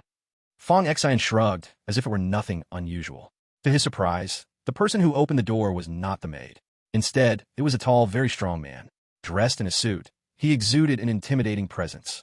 On his collar, he pinned a strange badge. The pattern on the badge was an eye, but the pupil was a sun. The man looked down at Fong Xian, his golden eyes filled with disdain. Are you Fong Xian? If you want to hit me, I can be called Qin Junhao. Chapter 33, Old Lady. The two men locked eyes. The man with the golden eyes tried to overpower Fong Xian with his presence. But Fong Xian surprisingly ignored it completely. In the past, Fong Xian might have been affected a little. But now, having followed the white-haired person and seen many powerful beings, this aura felt trivial to him. The other man's fighting power seemed similar to that of the leader of the 7th group, named Sheng Tianqi, perhaps even stronger. Fong Xian felt even more puzzled. What exactly was Chu Xinyao's father's identity? Not only was he being protected by the 7th Division, but also by this unknown organization's 8th-level powerhouse. Hearing Fong Xian's words, the man with golden eyes scoffed. A worthless ant that only knows how to bark. Fong Xian's smile slowly faded. His gaze turned cold as he looked at the man. Guard, step aside. Fong Xian's words instantly made the man's forehead vein pop, and the golden eyes burst forth with brilliant light. But he dared not make a move, only releasing his pressured aura to try to make Fong Xian suffer. Yet, Fong Xian could withstand the pressure of the true dragon on the 9th level of the 10,000 Beast Palace, so this man's little pressure felt like mere drizzle. Well, sure, let my friend come up. A voice suddenly called from upstairs. It was Chu Xinyao. Fong Xian glanced at the man with golden eyes. It turned out his name was Hua Shi. The man with golden eyes stared at Fong Xian, one hand resting on Fong Xian's shoulder. Worthless ant, I'll make you pay for what you just said. And, when speaking to my lady, remember to mind your manners. Fong Xian smiled slightly, never indulging such people. He stepped forward and forcefully bumped into him. Despite his high level, the man's physical strength was still far inferior to someone with a power-type talent like Fong Xian's SSS class. Therefore, he stumbled back. Fong Xian turned slightly. Even if a pet dog has noble in its name, it's still just a dog. Its owner speaks and acts as they wish. It doesn't get to teach anyone about manners. After saying that, he walked toward the stairs. Hua Shi rubbed his shoulder, moving his arms. Although he usually trained his physique, in front of Fong Xian, whose physical talent was fully developed, he could only suffer at such a close distance without using his power. The golden eyes fixed on Fong Xian's back, his forehead vein throbbed, but when he thought about how Fong Xian was a guest of Chu Xinyao and a new recruit at the 9th Division, rumored to be protected by that white-hair prodigy, he could only fume in anger. Xiao Fong, wait a moment while I tie up my hair. Chu Xinyao's room was filled with pink everywhere. Pink blankets, a pink princess bed, piano, bookshelf, and vanity, all in pink. Her parents spent little time with her, so they made sure to satisfy her materially as much as possible. Chu Xinyao tilted her head to glance at Fong Xin. Today, Chu Xinyao wore light makeup with a high ponytail, a light blue blouse paired with a short skirt, and knee-high white socks, radiating youthful energy. Chu Xinyao bit on a hair tie, adjusting her ponytail. Then she looked in the mirror, turned around, and sweetly smiled at Fong Xin. Xiao Fong, do I look different today? Did you wash your hair today? Chu Xinyao, with her hands on her hips, pouted in anger. New line. Xiao Fong, why are you always so punchable? Line end. New line. Fong Xin sat at the table, flipping through a comic book. SSS-level punchable talent. Born with it. Can't help it. Line end. New line. Chu Xinyao hummed lightly barefoot, her feet wrapped in white over-the-knee socks, bouncing and jumping toward Fong Xin on the pink carpet. Line end. New line. A refreshing scent drifted into the nostrils. As Chu Xinyao approached, pointing at her own eyes, look my eyes, do you see any change? Line end. New line. Fong Xin looked at Chu Xinyao's beautiful eyes, seeing his own reflection in them, just like looking into a mirror, gently brushing aside his bangs. How can I be so handsome? Line end. New line. Chu Xinyao's finger, puffed with anger, poked at Fong Xin's little belly. Line end. New line. I asked you to look at me, not at yourself. Line end. New line. Fong Xin leaned in and looked at her seriously for a few seconds. Nothing seems different from usual. Line end. New line. Chu Xinyao snorted. Didn't you notice that my pupils are a little golden? Line end. New line. It seems like it. Did you put on colored contact lenses? Line end. New line. No, my light sheet talent has awakened. Line end. New line. Fong Xin paused, recalling the golden-eyed Hua shirt downstairs earlier. Line end. New line. So, does awakening the light sheet talent make your eyes look like this? Huh. Is that lion dog downstairs also light chic? Line end. New line. Chu Xinyao burst out laughing, pinching Fong Xin's mouth. When you don't talk, it's fine, but when you do, you can almost kill someone with anger. That lion dog, TCH, that horse sure also has light sheet talent. Line end. New line. Xiao Fong, you also have light sheet talent. Line end. New line. A-level light sheet talent. Line end. New line. Chu Xinyao shook her head. No, you didn't use any potions, so you have S-level light sheet talent. Your light sheet talent hasn't awakened yet. Here, this is for you. It can help awaken your light sheet talent. The more talents you awaken, the more ways you have to protect yourself. Line end. New line. While speaking, Chu Xinyao handed Fong Xin a small sculpture, about 3 inches tall. Line end. New line. It felt heavy in the hand, the material unknown, but there was a sense of indescribable power in it. Line end. New line. During the day or at night, hold it up to the sun or the moon. Let the sunlight or moonlight bathe it, then focus on it. During your meditation, you'll enter a mysterious state, and at that time, your light chi talent will naturally awaken. Line end. New line. You gave me this thing, so what do you use? Fong Xin asked. Line end. New line. Chu Xinyao poked Fong Xin's head with her soft, pale finger. Are you stupid? I've already awakened, so I don't need it. Oh, by the way, ordinary light chi talents can only awaken from either sunlight or moonlight, but you have S-level light chi talent, so you can awaken both sunlight. Fong Xin took out a headscarf and handed it to Chu Xinyao. This is for you. Looking at the headscarf, Chu Xinyao immediately expressed her disgust. It's so ugly, I don't want it. This is a great item that defends against level 6 mental attacks. I still don't want it. It's so ugly, so ugly, so ugly. Huh. Xiao Fong, do you have a space ring? Yes. Do you want one? I'll give you one. Sure, but if you give it to me, what will you use? I have two. Fong Xin didn't think much and handed a space ring to Chu Xinyao. Chu Xinyao held the space ring with a joyful smile on her face. Xiao Fong, you're rich now. You have 2 space rings. It was originally 3, but I gave one to my sister. Chu Xinyao grabbed Fong Xin's arm, blinking her beautiful big eyes. Xiao Fong Gij, you're so amazing. Let me stick with you from now on. Can I hug your thigh? Fong Xin pushed Chu Xinyao's head away. Go away. Chu Xinyao giggled. Let's go. We're going to Fengming Temple. Fengming Temple is a Buddhist temple around Lan City. Because it's very effective, it is very famous, with many visitors and even more during holidays. There's an ancient street outside Fengming Temple, with shops selling various local specialties, small inns, and all sorts of strange things. Chu Xinyao pulled Fong Xin into Fengming Temple to pray, and then led him to the ancient street. After wandering for more than 10 minutes, Chu Xinyao pointed at a small shop. This should be it. My sister said there's an old lady here who reads fortunes very accurately. Entering the small shop, Chu Xinyao looked around. Hello, is anyone there? After calling several times, a door opened, and a hunchbacked old lady stood there. Little girl, want a fortune reading? Yes, come in. Inside was a small room, with various strange items hanging on the walls. The old lady was deeply hunched and sat at a low table, gently pushing out a crystal ball. Place your hand on it, and think about what you want to ask. Chu Xinyao did as told. The crystal ball emitted a soft glow, getting brighter and then suddenly dimming, before brightening again. Fong Xin then realized that this old lady was a master of perception-based abilities. The old lady placed one hand on Chu Xinyao's palm and closed her eyes. After a few minutes, both opened their eyes. The old lady smiled. Child, your future is bright. Even if darkness appears, it will only be temporary. Thank you, Granny. How much does it cost? Just pay what you wish. 1 coin or 10,000 is fine, or you can choose not to pay. Chu Xinyao quickly gave 6,666. The old lady turned her head to look at Fong Xin. Her eyes had no whites or pupils, just a watery color, but her gaze seemed to penetrate Fong Xin's heart. Young man, let me help you with a reading too. I have nothing to ask. Fong Xin shrugged. After saying this, he was about to leave with Chu Xinyao. Suddenly, he heard the old lady's aged voice from behind. Distant bells toll. The horn of war sounds. The eagle surveys the land. The vulture consumes all life. Ancient kings are coming. Slaughter. The prologue of a surreal apocalypse. Slaughter. The epilogue of a false prosperous age. Chapter 34. Grandpa's new message.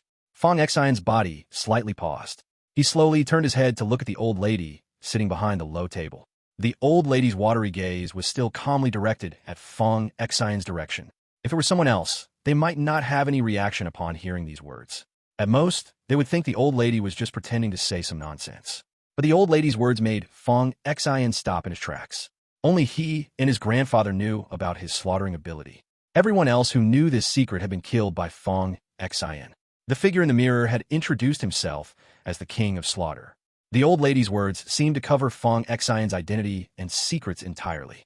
Chu Xinyao didn't understand why Fong Xin returned to sit down again, but she still sat quietly to one side. Child, what do you want to ask? The old woman's watery eyes stared at Fong Xin. Fong Xin looked at the old woman, their eyes locked together.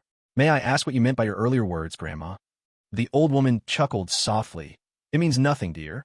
I'm a blind person, and blind people love to speak nonsense. After a pause, the old woman continued to Fong Xin. Child, give me your hand. Fong Xin thought for a moment and stretched out his hand. The old woman took Fong Xin's hand, her watery eyes fixed on the void. A few seconds later, the old woman's body shook violently, her hollow eyes staring at Fong Xin. What's wrong? Chu Xinyao asked, concerned. The old woman turned to face Chu Xinyao. Dear, you should go outside. I have something to say to him. Chu Xinyao, confused, eventually walked toward the door.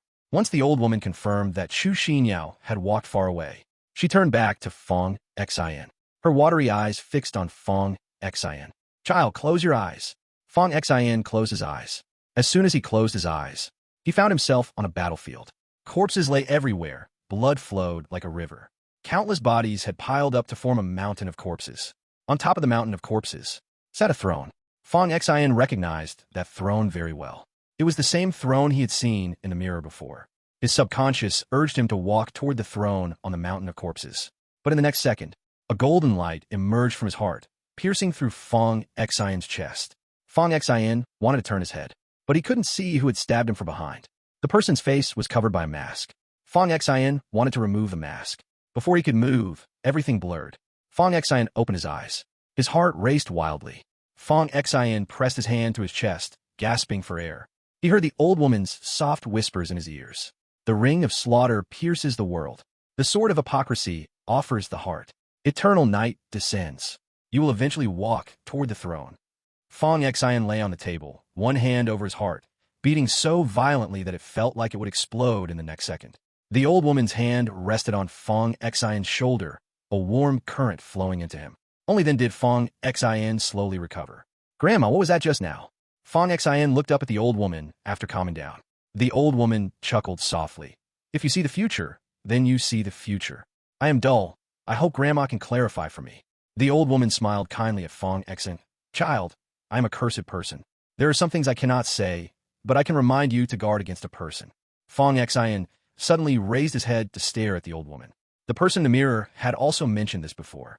Ooh. The old woman took out a clean handkerchief to wipe the sweat from Fong Xian's forehead, her gaze gentle, like a kind elder looking at her younger generation. As I just said, I'm a cursed person. There are some things I cannot say, but I can give you a hint. That person, she stands in the light. Fong Xian froze. Slowly, he turned to look outside the door. Grandma, is it her? Is the person you saw her? Fong Xian recalled the person who had stabbed him. I couldn't see clearly. Then you don't know? The old woman withdrew her hand, her watery eyes fixed on Fong Xian, a warm smile on her face. You should go back. That pretty girl was supposed to leave Lon City today, but she delayed her departure for you. Fong Xian stood up, took out his phone, and transferred 6,666 to the old woman. Grandma, about what happened today? The old woman laughed. I'm a blind person, and everything I say is nonsense. No one listens to or believes the nonsense of a blind person. Grandma, can those with powerful perception talents see all this? In the entire Dragon Kingdom, only 3 people can see. One is me, an old woman, another is the Master of Fate in the Dragon Kingdom, and the third one, you will meet. Fong Xian stared at the old woman in front of him, not expecting such a being to exist in such a small place as Lon City. Grandma, the old woman raised her hand to interrupt Fong Xian's question. Everything that has passed is just a prologue. What you see is the future. Child, we shall meet again if fate allows. Goodbye, Grandma. The old woman nodded slightly. When Fong Xian left the small shop, he suddenly felt light and free. He could not help but look back at the old woman's shop. Just a moment ago, Fong Xian clearly sensed that she posed no threat to him, which was why he sat down. But the scenes he had just witnessed were vivid in his mind. Fong Xian could feel that she was a strong perceptual power user, yet she gave off a sense of weakness. Considering that she had mentioned a curse earlier, everything began to make sense. Chu Xinyao poked Fong Xian. Xiao Fong, what did Grandma just say to you? Fong Xian seriously blurted out nonsense. She asked me if sweet or salty tofu pudding is better. Chu Xinyao poked Fong Xian again. Still hiding things from me.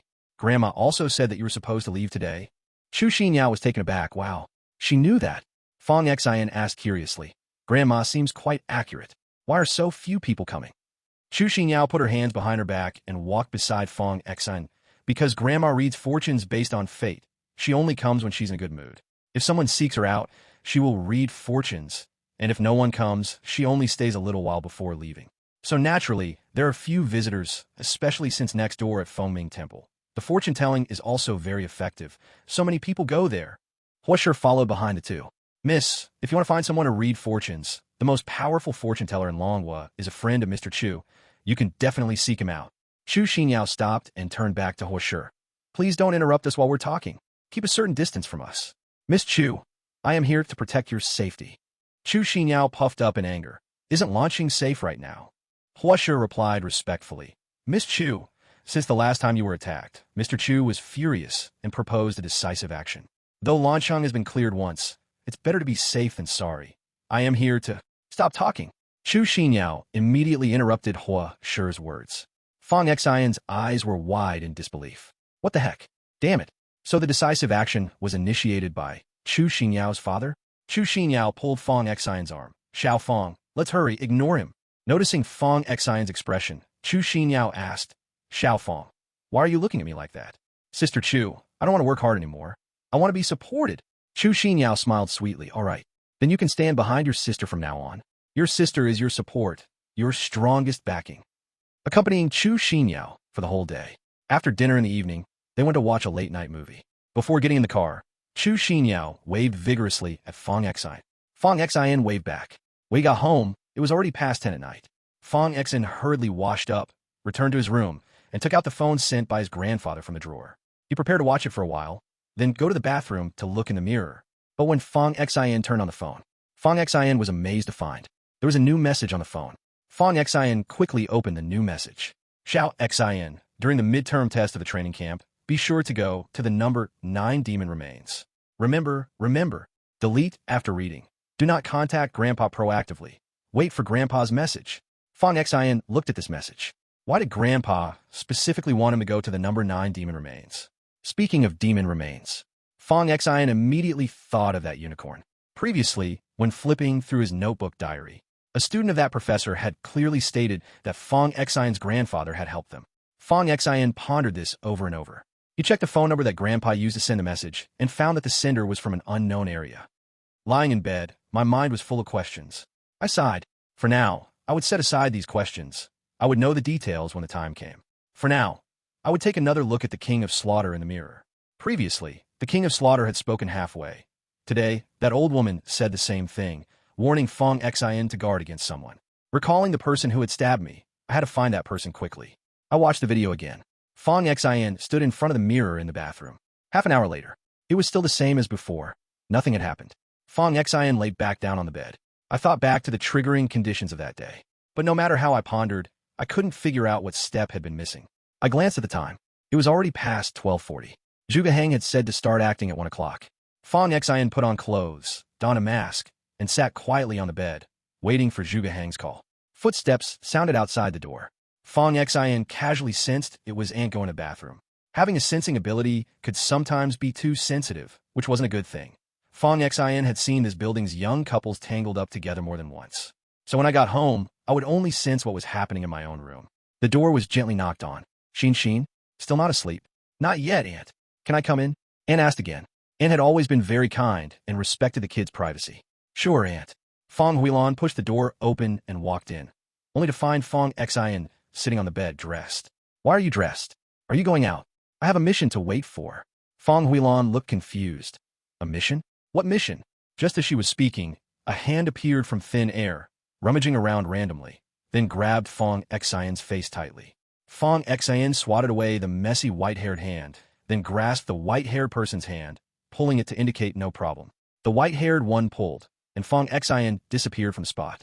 Fong Huilan stood there, frozen, staring blankly. After a long time, oh my god, these awakened ones are just too incredible. 500 meters high in the sky. When the white-haired one grabbed Fong Xian's face, some saliva got on Fong Xian's clothes, and then suddenly a crystal ball appeared in the white-haired one's hand. Zhuge Heng threw it into the sky. The crystal ball spun in midair, emitting a cold light as it descended towards the entire city below. In just a few breaths, the whole city was covered by a dome, and immediately, layers of light membranes wrapped around many residential buildings. Zhuge Heng, hands in pockets, yawned and lightly tapped the leg of his sunglasses, giving the order. Action!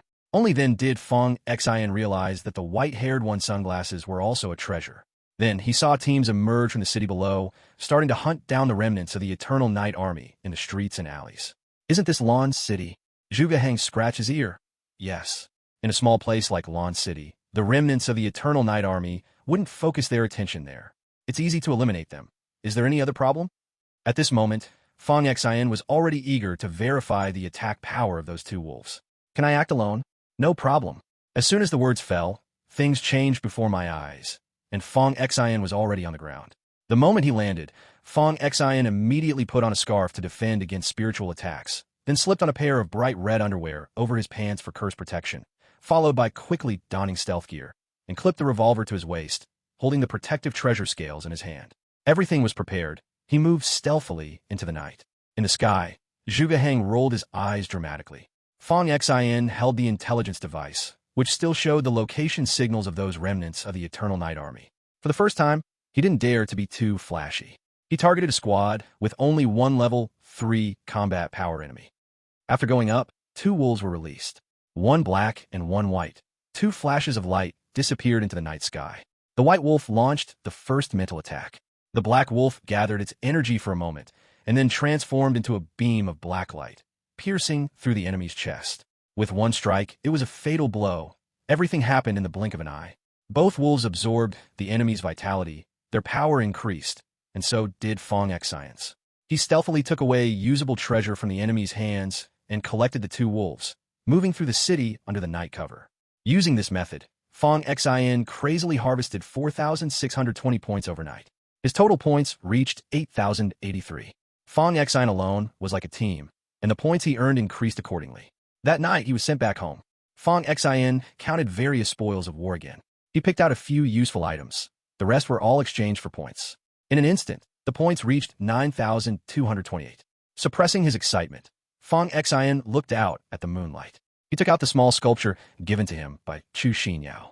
The sculpture was of a winged human figure, which looked like a female angel. Fong Xin held the small sculpture up towards the moonlight. He stared at the small sculpture intently. Gradually, the cool moonlight began to emanate from the small sculpture, surrounding Fong Xin, seeping into his mouth and nose with each breath. In Fong Xin's mind, a huge figure gradually emerged, wearing silver armor, wielding a cross sword, shaking its pure white wings, floating beneath a bright, round moon. The moonlight cast a holy glow around the figure, and with each flap of its wings, countless beams of light scattered down like starlight, as if guarding the night like a god or controlling the night like a master. But as he watched, the bright round moon in the sky slowly began to turn crimson. Within the scarlet moon, it seemed there was a throne, and on the throne, a figure could be faintly seen, towering above the heavens, exuding an overwhelming aura, looking down on the world.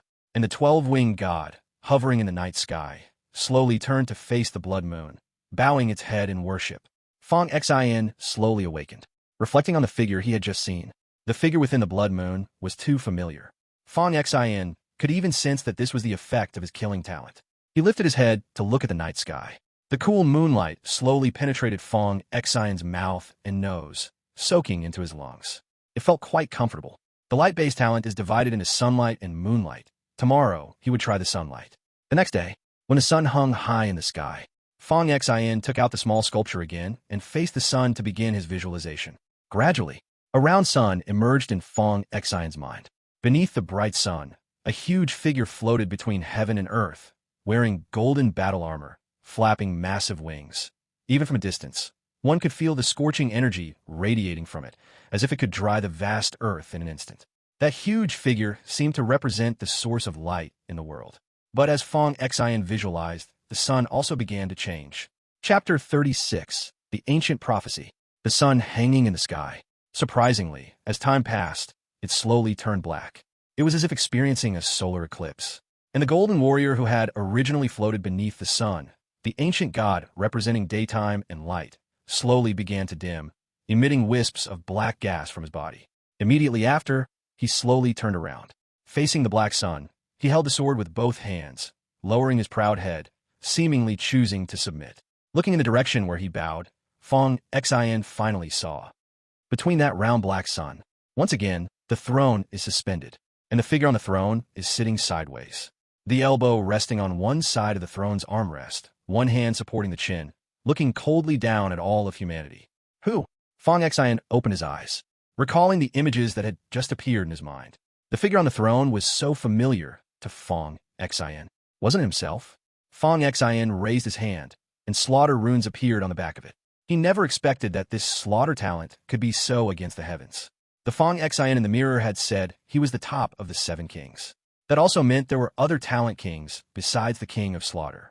Returning to the present, Fong Xin could now feel particles of light slowly gathering towards himself. It seems he has awakened a light-based talent. Fong Xin took out his phone and opened the front camera. He did not notice any changes in his own eyes. Fong Xin thought that his awakening might be different from others' awakenings. After pondering for a moment, Fong Xin took out the smart linker and searched for information about awakening light-based talents, wondering what the visualization was like. After searching, Fong Xin was stunned again. Light-based talents are divided into sunlight and moonlight. Those with ordinary talent can only awaken one of them, while those with S-grade talent or above can awaken both. During visualization, one needs to hold a sculpture of the goddess of light, facing either sunlight or moonlight, in order to see the sun god or moon god. But with different talents, one can see different things, which can be judged by the number of wings. With talent below B grade, one can only see a 2-winged god. With B grade and above talent, one can see 4-winged, 6-winged, 8-winged, 10-winged, and the highest 12-winged. Fong Xin was confused. He had not used any potion to measure his talent, which was A grade, yet his actual result was S grade talent. So he could only see the 8-winged god of light. But why could he see the 12-winged one? Could it be the effect of the slaughter talent? Fong Xin searched for other information on light-based talents, but oddly enough, he could only find superficial things. In the smart linker, many talents could find corresponding skills, but light-based talents had no introduction on how to utilize skills at all. Then Fong Xin searched again why there was so little information on light-based talents. Finally, several answers appeared. Because all resources and skills of light-based talents were monopolized by the church. As Fong Xin flipped through, his gaze fixed on a picture. To be precise, it was a totem. The church's totem. An eye. and its pupil was a son. Fong Xin had seen this pattern before. Wasn't it the badge pattern worn on the chest of that lion dog he encountered at Chu Xinyao's house? So, it seems, Chu Xinyao's father is a member of the church. Fong Xin couldn't help but think, previously in the Beast Palace, when Zhuge Hang was chatting with the temple master. The church wanted to appoint the white-haired handsome Zhuge Hang as the governor of the Honglin district, but he was rejected by the white-haired man. Moreover, that Professor Shang, who researched Honghua No. 1, was also a student extradited back from abroad by the church. It seems the church has great power, and from Zhuge Hang's few words, one could hear that power struggles within the church are fierce, so the white-haired man looks down on their actions. Fong Xin searched for information about the church. Apart from what he could see earlier, there was no other news at all. It was very mysterious.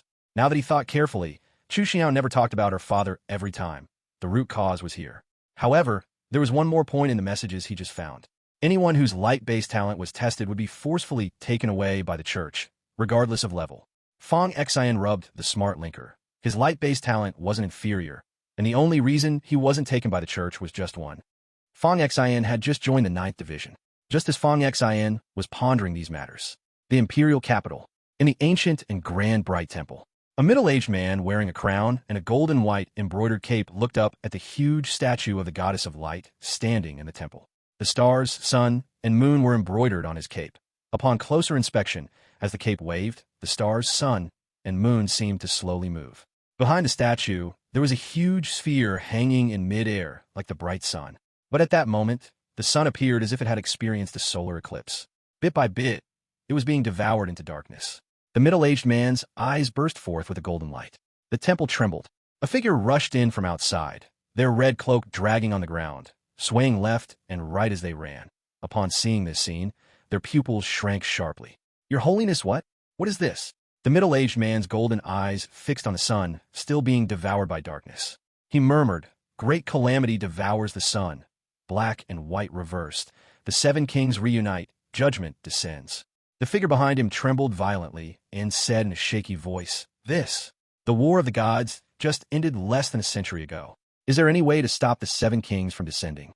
The middle-aged man slowly turned his head, his golden eyes bursting with a horrifying brilliance. "Yes, either enslave them to serve us, or spare no effort to crush them in their cradle." The figure trembled violently again. In the temple, which was meant to be warm, a chilling presence rushed in.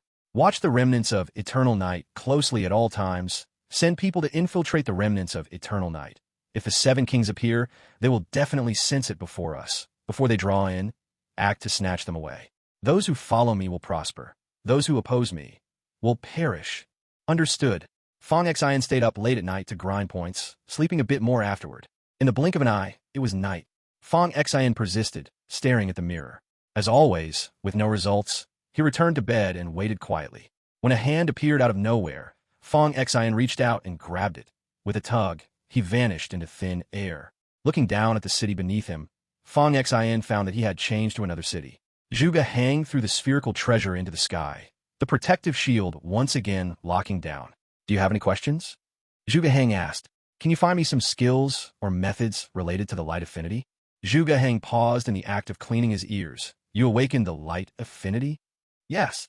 The methods and skills for light affinity are different from other affinities. Other affinity skills can be found online, but light affinity has been monopolized by those old bastards in the church, a bunch of self-righteous people who think of themselves as superior. It's indeed a bit difficult to obtain this, especially since the church's top person's nephew recently had me break my leg. But since you've asked, I will definitely find a way for you. I will give it to you after school starts." Fong Xin was amazed. This person was truly remarkable. "Thank you." "No problem. Any other questions?" "Not for now." Snap. After the snap, Fong Xin appeared on the battlefield. Tonight was not as fruitful as the previous nights since the decapitation operation had reached its 3rd day. The remnants of eternal night and those abnormal beings must have escaped, so the numbers were reduced significantly.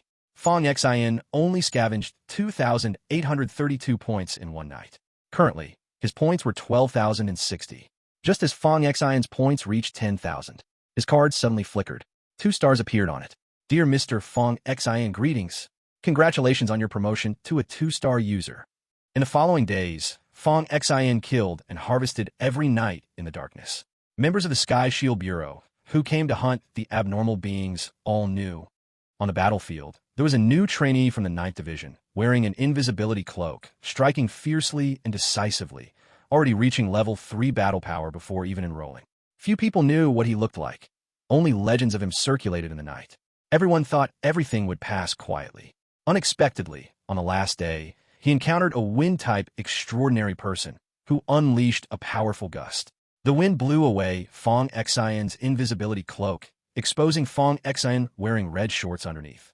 And this scene happened to be captured by someone from the Sky Shield Bureau. Although his face wasn't clearly shown, everyone knew there was a flashy new trainee in the Ninth Division, with level 3 battle power, wearing red shorts. Fong Xian just got home and lay down. In the small group of the Ninth Division training camp, Shi Tailang sent a message. Did you know? Our Ninth Division has a big shot this year, with level 3 battle power before enrollment. Zhang Yaozu was the first to reply. Who is it? So strong. I don't know. The information is hidden, and those on the mission can't say, but a photo has circulated. While speaking, Shi Tailang sent a photo.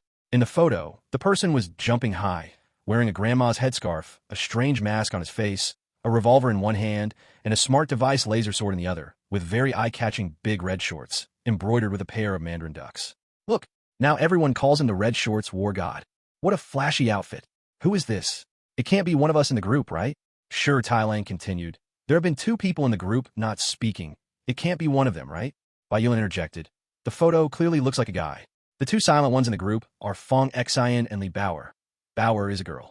Shi Tailang at Fong Xian, brother Xian. Is this Red Shorts War God you? Fong Xian looked at the group messages and then at the photo. With trembling hands, he slowly typed a few words. How could it be me?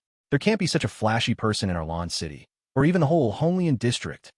Chapter 37. The Ninth Division over there. Fong Xian wished he could find a crack in the ground to hide in. This is too embarrassing. Shi Tailang also replied. Wow, brother Xian can message. That's rare. Now, in our group, only Li Bauer is silent. By the way, did you all participate in this Red Lotus area decapitation operation? Zhang Yaozu asked. Shin Yu picked up the conversation. The whole Ninth Division recruited only 36 new trainees this year. It seems this decapitation operation selected the best from each group in comprehensive results for advanced trials. I'm just saying what I heard. Not sure if the information is accurate. Zhang Yaozu inquired. Which one of our group went? Brother Xian or Bauer? Bai Yulin responded. Bauer sent me a message that day, saying she was sent to the battlefield by instructor Zhuge.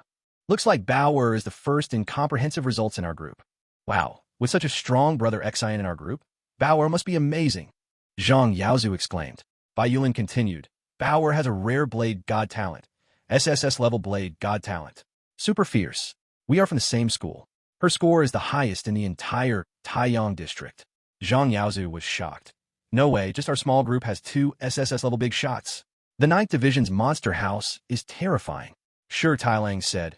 If that's the case, if the Red Shorts War God isn't Bauer, then he must be one of the other 5 with the best comprehensive scores. Once we get to the training camp, we'll know. The new trainees of the Sky Shield Bureau train in the same academy. Shi Tailang changed the subject. I have some inside information. My grandfather told me that the Master of the Beast Palace will personally come to teach us in the Ninth Division. The Master of the Beast Palace? Someone of that status comes to teach. Are you joking? Is your news reliable? Almost guaranteed, according to what my grandfather said. A few nights ago, a new student with a beast-taming talent from our Ninth Department was taken to the Beast Palace to awaken their ability. And the result was a phenomenon that shook heaven and earth, with a talent only second to the founder of the Beast Palace.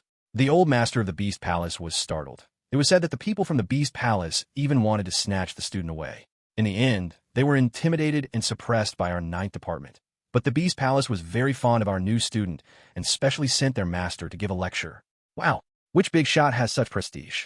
To have the master of the Beast Palace come personally for a lecture? Shi Tailang continued. I don't know. It seems that no one in our group has a main talent in beast taming. It must be from another team. We'll find out tomorrow when we report to the training camp. It's time to sleep, everyone. We must report by noon tomorrow, and the preliminary test starts at 3 in the afternoon. Fong Xian put down the smart device. Though the training camp is in Cloud City, Honglian District is not in the province where Fong Xian is located, so it will take more than an hour to fly there tomorrow. He took out his card and swiped it on the smart device. Beep. The card displayed a score. 18,328 points. This is what Fong Xian had worked hard to earn over the past few days. Converted to cash, that amounts to about 180 million. Among the treasured items he had scavenged recently, Fong Xin had only picked two. One is a 5th-level Earth Spirit Pearl. With this pearl, he can dive 10 meters below the ground and even pass through walls. The other is a 6th-level Mask of the Seer. After wearing it, when the enemy sees him, they will be temporarily blinded for 3 seconds, and in the ever-changing battlefield, 3 seconds is enough to turn the tide. Both items were obtained by Fong Xin from an enemy with a combat power of level 4. He had exchanged all other items that could be converted to point for points. As for cash, Fong Xin had scavenged over 23 million in cash from the enemies recently. Some enemies with lower combat power might not have good treasures, but these enemies, who regularly committed heinous acts, had accumulated quite a bit of cash. However, what bothered Fong Xin the most now was that the bullets for his revolver were gone. There's a place in the smart device dedicated to buying and selling treasures, and Fong Xin did find bullets compatible with his revolver there. Each bullet costs 400 points. Fong Xin asked the seller if he could give him a few since he was a student. The seller politely told Fong Xin to get lost as far as he could. Reluctantly, Fong Xin spent 2,000 points to buy 5 bullets. After all, 1 bullet can take down a level 4 enemy, and the return from 1 level 4 enemy would be much more than 400 points. Early the next morning, Fong Xin heard his aunt cleaning up things. He got up, checked the time, quickly tidied up his things, and took a shower. Aunt Fong Huilan was packing things for her daughter Jiang Xiaocha while chatting away with her about some things. When she saw Fong Xin come out, she said, Xin, after you and your sister go, stay in touch more and take care of each other. Got it, Aunt. Aunt packed many items, including various clothes, and finally brought some food that Fong Xin and Jiang Xiaocha loved, which he had spent hours preparing since 4 in the morning. Jiang Weidong comforted her. The 2 kids are going to school, why cry? I heard that you will have a break after the midterm, and they will come back then. Aunt Fong Huilan touched Fong Xin's head, then Jiang Xiaocha's head, her eyes full of reluctance. The youngest daughter, Jiang Xiaoyu, did not go to report. Although there was a reform this year, she still had to stay at school for a semester to study theoretical knowledge. However, Jiang Xiaoyu had already signed a contract with an organization. During school, there is also a nice allowance. Fong Xin and Jiang Xiaocha are on the same flight. Cloud City. When the plane arrived, it was already 10:30. There is a direct line to Tiandon Academy. Fong Xin took Jiang Xiaocha onto the bus. On the bus were all new faces, chattering nonstop, all new recruits to the Tiandon Bureau from various places. After getting on the bus, Fong Xin casually took out a travel guide from the pocket of the seat in front of him and covered his face. But these new recruits were chattering away like it was the end of the world.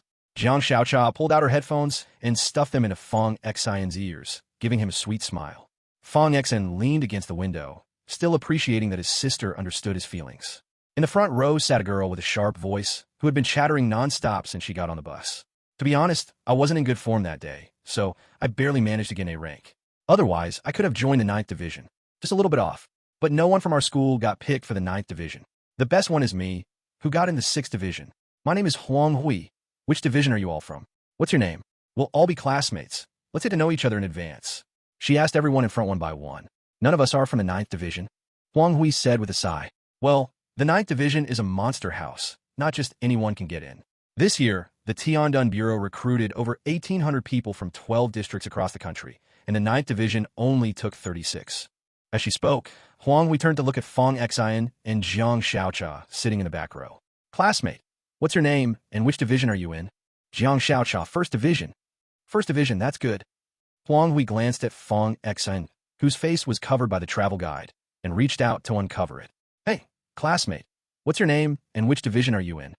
Jiang Xiaocha frowned. Fong Xin opened his eyes unhappily. Qin Juanhao, 7th Division. Huang Hui exclaimed, 7th Division? Although it's not as good as our 6th Division, it's still not bad. Fong Xin gave a fake smile, covering his face with the travel guide again to catch up on sleep. Seeing this, Huang Hui rolled her eyes and said, so aloof. Who knows, I might still be your superior after graduation. The bus bumped along the way. Huang Hui continued to chatter nonstop. When it got off the bus, there were many cars parked at the school gate. Curious and eager new faces filled the way to Tiandon Academy. At the school gate, there were signs marking 9 special operation divisions.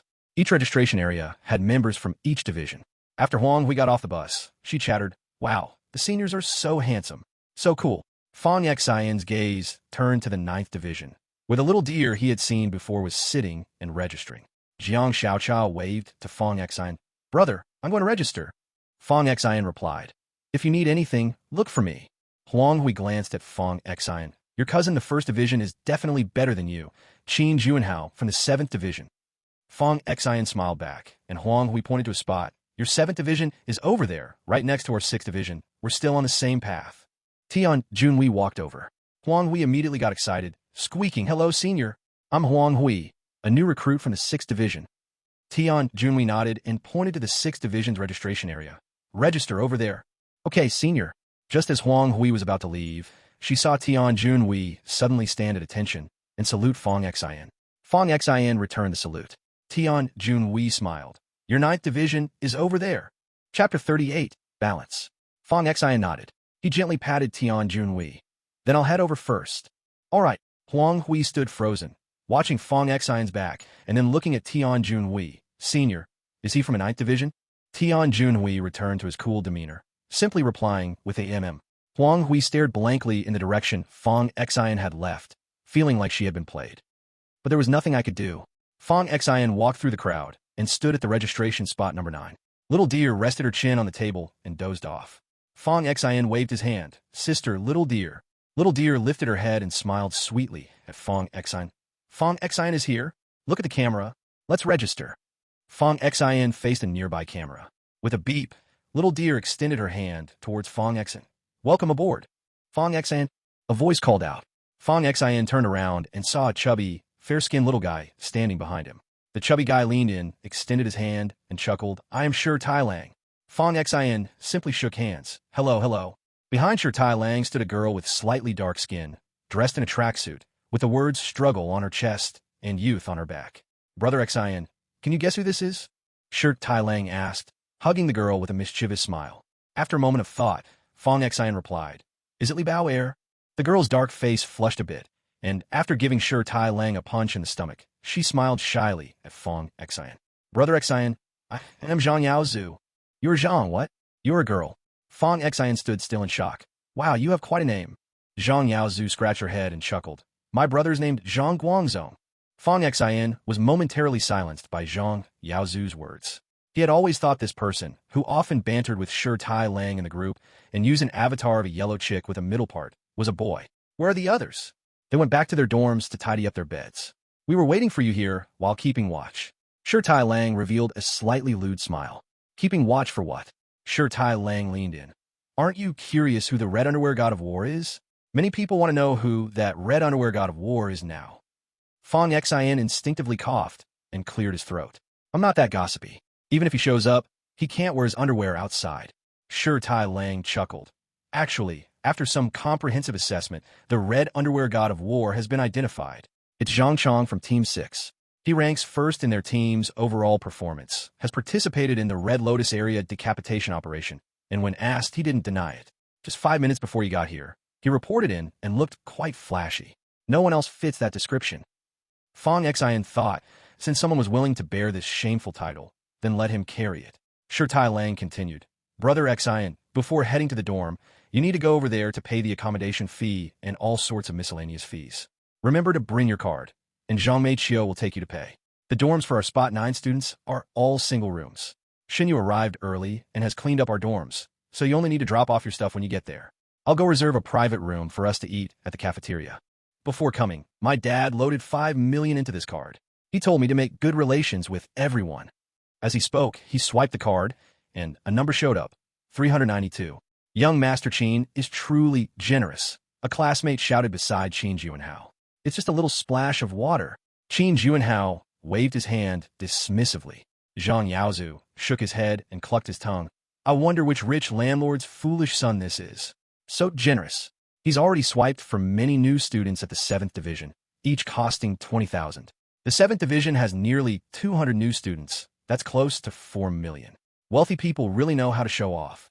Fong Xian remained indifferent. Young Master Qin was still desperately trying to flaunt his cash. There were several payment windows. The 9th Division had a dedicated payment window. Since there weren't many people, there was no need to wait in line. As Fong Xian walked over, many new students looked over. They envied the new students of the 9th Division. Those who could join the Monster House were all geniuses. Qin Juanhao turned around and saw Fong Xian. Immediately, his mind began to race with schemes. Fong Xian. Qin Juanhao waved at Fong Xian. Many people around looked at Qin Juanhao. Young Master Qin, do you know someone from the Ninth Division? Qin Juanhao immediately replied, Of course I know. How could I not? We both came from Lon City, same class, and we're good buddies. The new students from the 7th Division gasped in surprise. Qin Juanhao walked over to Fong Xin. Holding his card, he saw Fong Xin preparing to pay for his tuition fees. Fong Xin, let me pay your fees. Qin Juanhao put an arm around Fong Xin, acting like they were very familiar. After all, knowing a genius from the 9th Division can show off one's connections. Are we that close? Fong Xin shoved Qin Juanhao away with his elbow, clearly seeing through Qin Juanhao's little schemes. Qin Juanhao hissed, keeping his arm around Fong Xin, wearing a fake kind smile. We're both from the same hometown and old classmates. It makes sense for me to help you with the fees.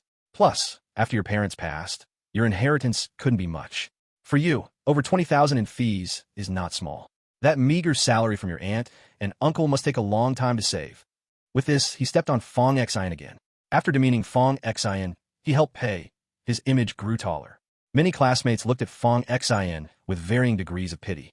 They didn't expect this new student from the 9th Division to have such a poor background. Zhang Yaozu frowned, inexplicably feeling disgusted towards Qin Juanhao. Qin Juanhao, shameless, lowered his head and said to the payment staff, Teacher, I'll pay his fees. Fong Xin, my dad loaded 5 million onto my card, and there's still over 3 million left. That's over 300 points. You don't need to feel embarrassed. We're old classmates, and your family is in such trouble. Helping you out is nothing. Zhang Yaozu's brow furrowed tighter, irritated at seeing Qin Juanhao. He pulled out his own card, preparing to swipe for Fong Xin. Just as he was about to speak to swipe the card, Fong Xin had already emotionlessly taken out his own card and placed it on the machine. Beep. 2 points were successfully paid. Account balance, 16,326 points. Chapter 39. I can't compete with Fong Xin. A long string of numbers appeared. Qin Juanhao, holding his card, froze in place. He stared wide-eyed at Fong Xion's 5-digit balance. That's equivalent to 160 million in cash. Nearby, Zhang Yaozu, who was also ready to swipe his card for Fong Xian, was stunned. His eyes also went wide in disbelief. He never expected there to be so many points in Fong Xian's card. The new students nearby also saw it. A wave of gasps erupted from the crowd. The people behind him quickly asked what had happened. 1 told 10, and 10 told 100. The payment area was in an uproar. Everyone was staring at the new student from the 9th Division. This was the first time they had seen so many points on a new student's card. More than 16,000 points. Which rich kid came to play here? No wonder it was the 9th Division, a place full of monsters. Even the way he appeared was different from normal students. Even the teacher collecting fees was shocked, glancing at Fong Xin while handing over the betting. Many rich heirs were present today, but the most points anyone else had was just 4 digits. This was the first new student to have 5-digit points. Qin Juanhao's mouth fell open, and he raised his card, which had just over 300 points, as if it was a trophy. His points were nothing compared to Fong Xion's. Where did you get so many points? Qin Juanhao exclaimed in shock. Before school started, I did some odd jobs and earned a little pocket money. Fong Xian lightly pushed Qin Juanhao away. After walking a couple of steps, Fong Xian stopped, turned his head to look at Qin Juanhao, and said coldly, It's fine to show off in front of others, but remember not to step on someone else's shoulders to flaunt your little virtue. It's distasteful, and we are not close. After saying that, Fong Xian turned and walked away. Qin Juanhao stood there, frozen like a wooden chicken, while the other new students pointed and whispered about him. Many classmates had seen and heard Qin Juanhao's actions and felt that he really was showing off Fong Xion's family background in public. The teacher at the payment area also rolled his eyes at Qin Juanhao. Qin Juanhao forced a smile. Luckily, he had thick skin, and he returned to the 7th Division with his tail between his legs. He had wanted to help the classmates behind him pay. But the classmates immediately said, Qin Juanhao, I'll pay my own school fees. I find your money filthy. Students in front also continued, Qin Juanhao, I'll return your money. Fong Xian admired everything at the Tiandun Academy. The academy covered more than 1,000 acres, immense in size, mainly because there were many very large training facilities. In the very center of the academy, there was a gigantic sculpture. It was a few figures cast in iron, with 4 people standing front and back, and 2 in the middle. One was crouching with hands held to the chest, and the other was holding up a shield high, as if resisting all darkness in the world. Zhang Yaozu happily followed behind Fong Xian. Brother Xian, where did you get so many points? I earned them by defeating small monsters. Fong Xian evaded, deciding to keep his connection with the decapitation action a secret for now. This way he could avoid being recognized as the red underwear god of war right after entering school. Otherwise, if so many new students greeted him with that title, not only would he lose his chance at romance on the spot, but he could also end up being called Underwear Brother in the future. When classmates asked, "Do you know Fong Xian?" If one replied no, it would be, "Oh, that's the Underwear Brother." Thinking about this scene made Fong Xian feel uneasy. The dormitory of the 9th Division was undoubtedly the most luxurious among all dormitories, equipped with various facilities. With Zhang Yaozu leading the way, Fong Xian arrived at his dormitory, located at the far east of the floor, and he laid down his bedding and such. "Brother Xian, I live next door. Beside me is the dormitory of the fat guy. Directly across from you, from left to right, are Li Bei'er, Bai Yulin, and Shun Yu." While talking, a handsome classmate with a somewhat feminine appearance walked in from the opposite door, with long hair and a style that leaned more towards femininity. "Hello, Fong Xian. I am Bai Yu." Bai Yulin extended a nail-painted hand. Fong Xian was taken aback. He clearly remembered that this guy's name was Bai Yulin, but unexpectedly, Zhang Yaozu leaned close and whispered, "Brother Xian, this guy has a split personality, multiple personalities. Now he is her sister, named Bai Yu. He has a younger brother named Bai Lin, and an older brother named He Yulin, with each personality representing a different talent." Fong Xian's head buzzed. Is it really that amazing? Fong Xian controlled his surprise and extended his hand. "Hello, Xian Gu is here." Another voice came. Fong Xian saw a figure standing outside the door, and the person lowered their head and walked in. When he clearly saw the other person, Fong Xian's eyes widened significantly. The newcomer was 2 meters 6 tall, with a sturdy and strong build, standing there like a tower. His head was almost touching the ceiling. "Xian Gu, I am Shun Yu." The newcomer extended a palm the size of a fan. Fong Xian also reached out to shake hands. The shock was beyond words. "Where is Bao Er?" Zhang Yaozu asked. "I'm here." A soft and sticky voice came from the door. Fong Xian shifted his gaze to the door and saw a fair and beautiful girl standing there. The first impression was that she looked a bit silly and naive. But with 2 machetes tucked on her arms, it somewhat broke the silly atmosphere, and she had a bag of chips in her hands, crunching away. Her long hair hung down, wearing a white shirt and loose sports pants, with one leg of her pants ending near her knee. "Xian Gu, this is Li Bao Er," Zhang Yaozu introduced. "Hello." Fong Xian greeted her. Li Bao Er mechanically munched on chips, as if she was dazed while standing there. "Bao Er, Xian Gu is greeting you," Bai Yulin reminded her.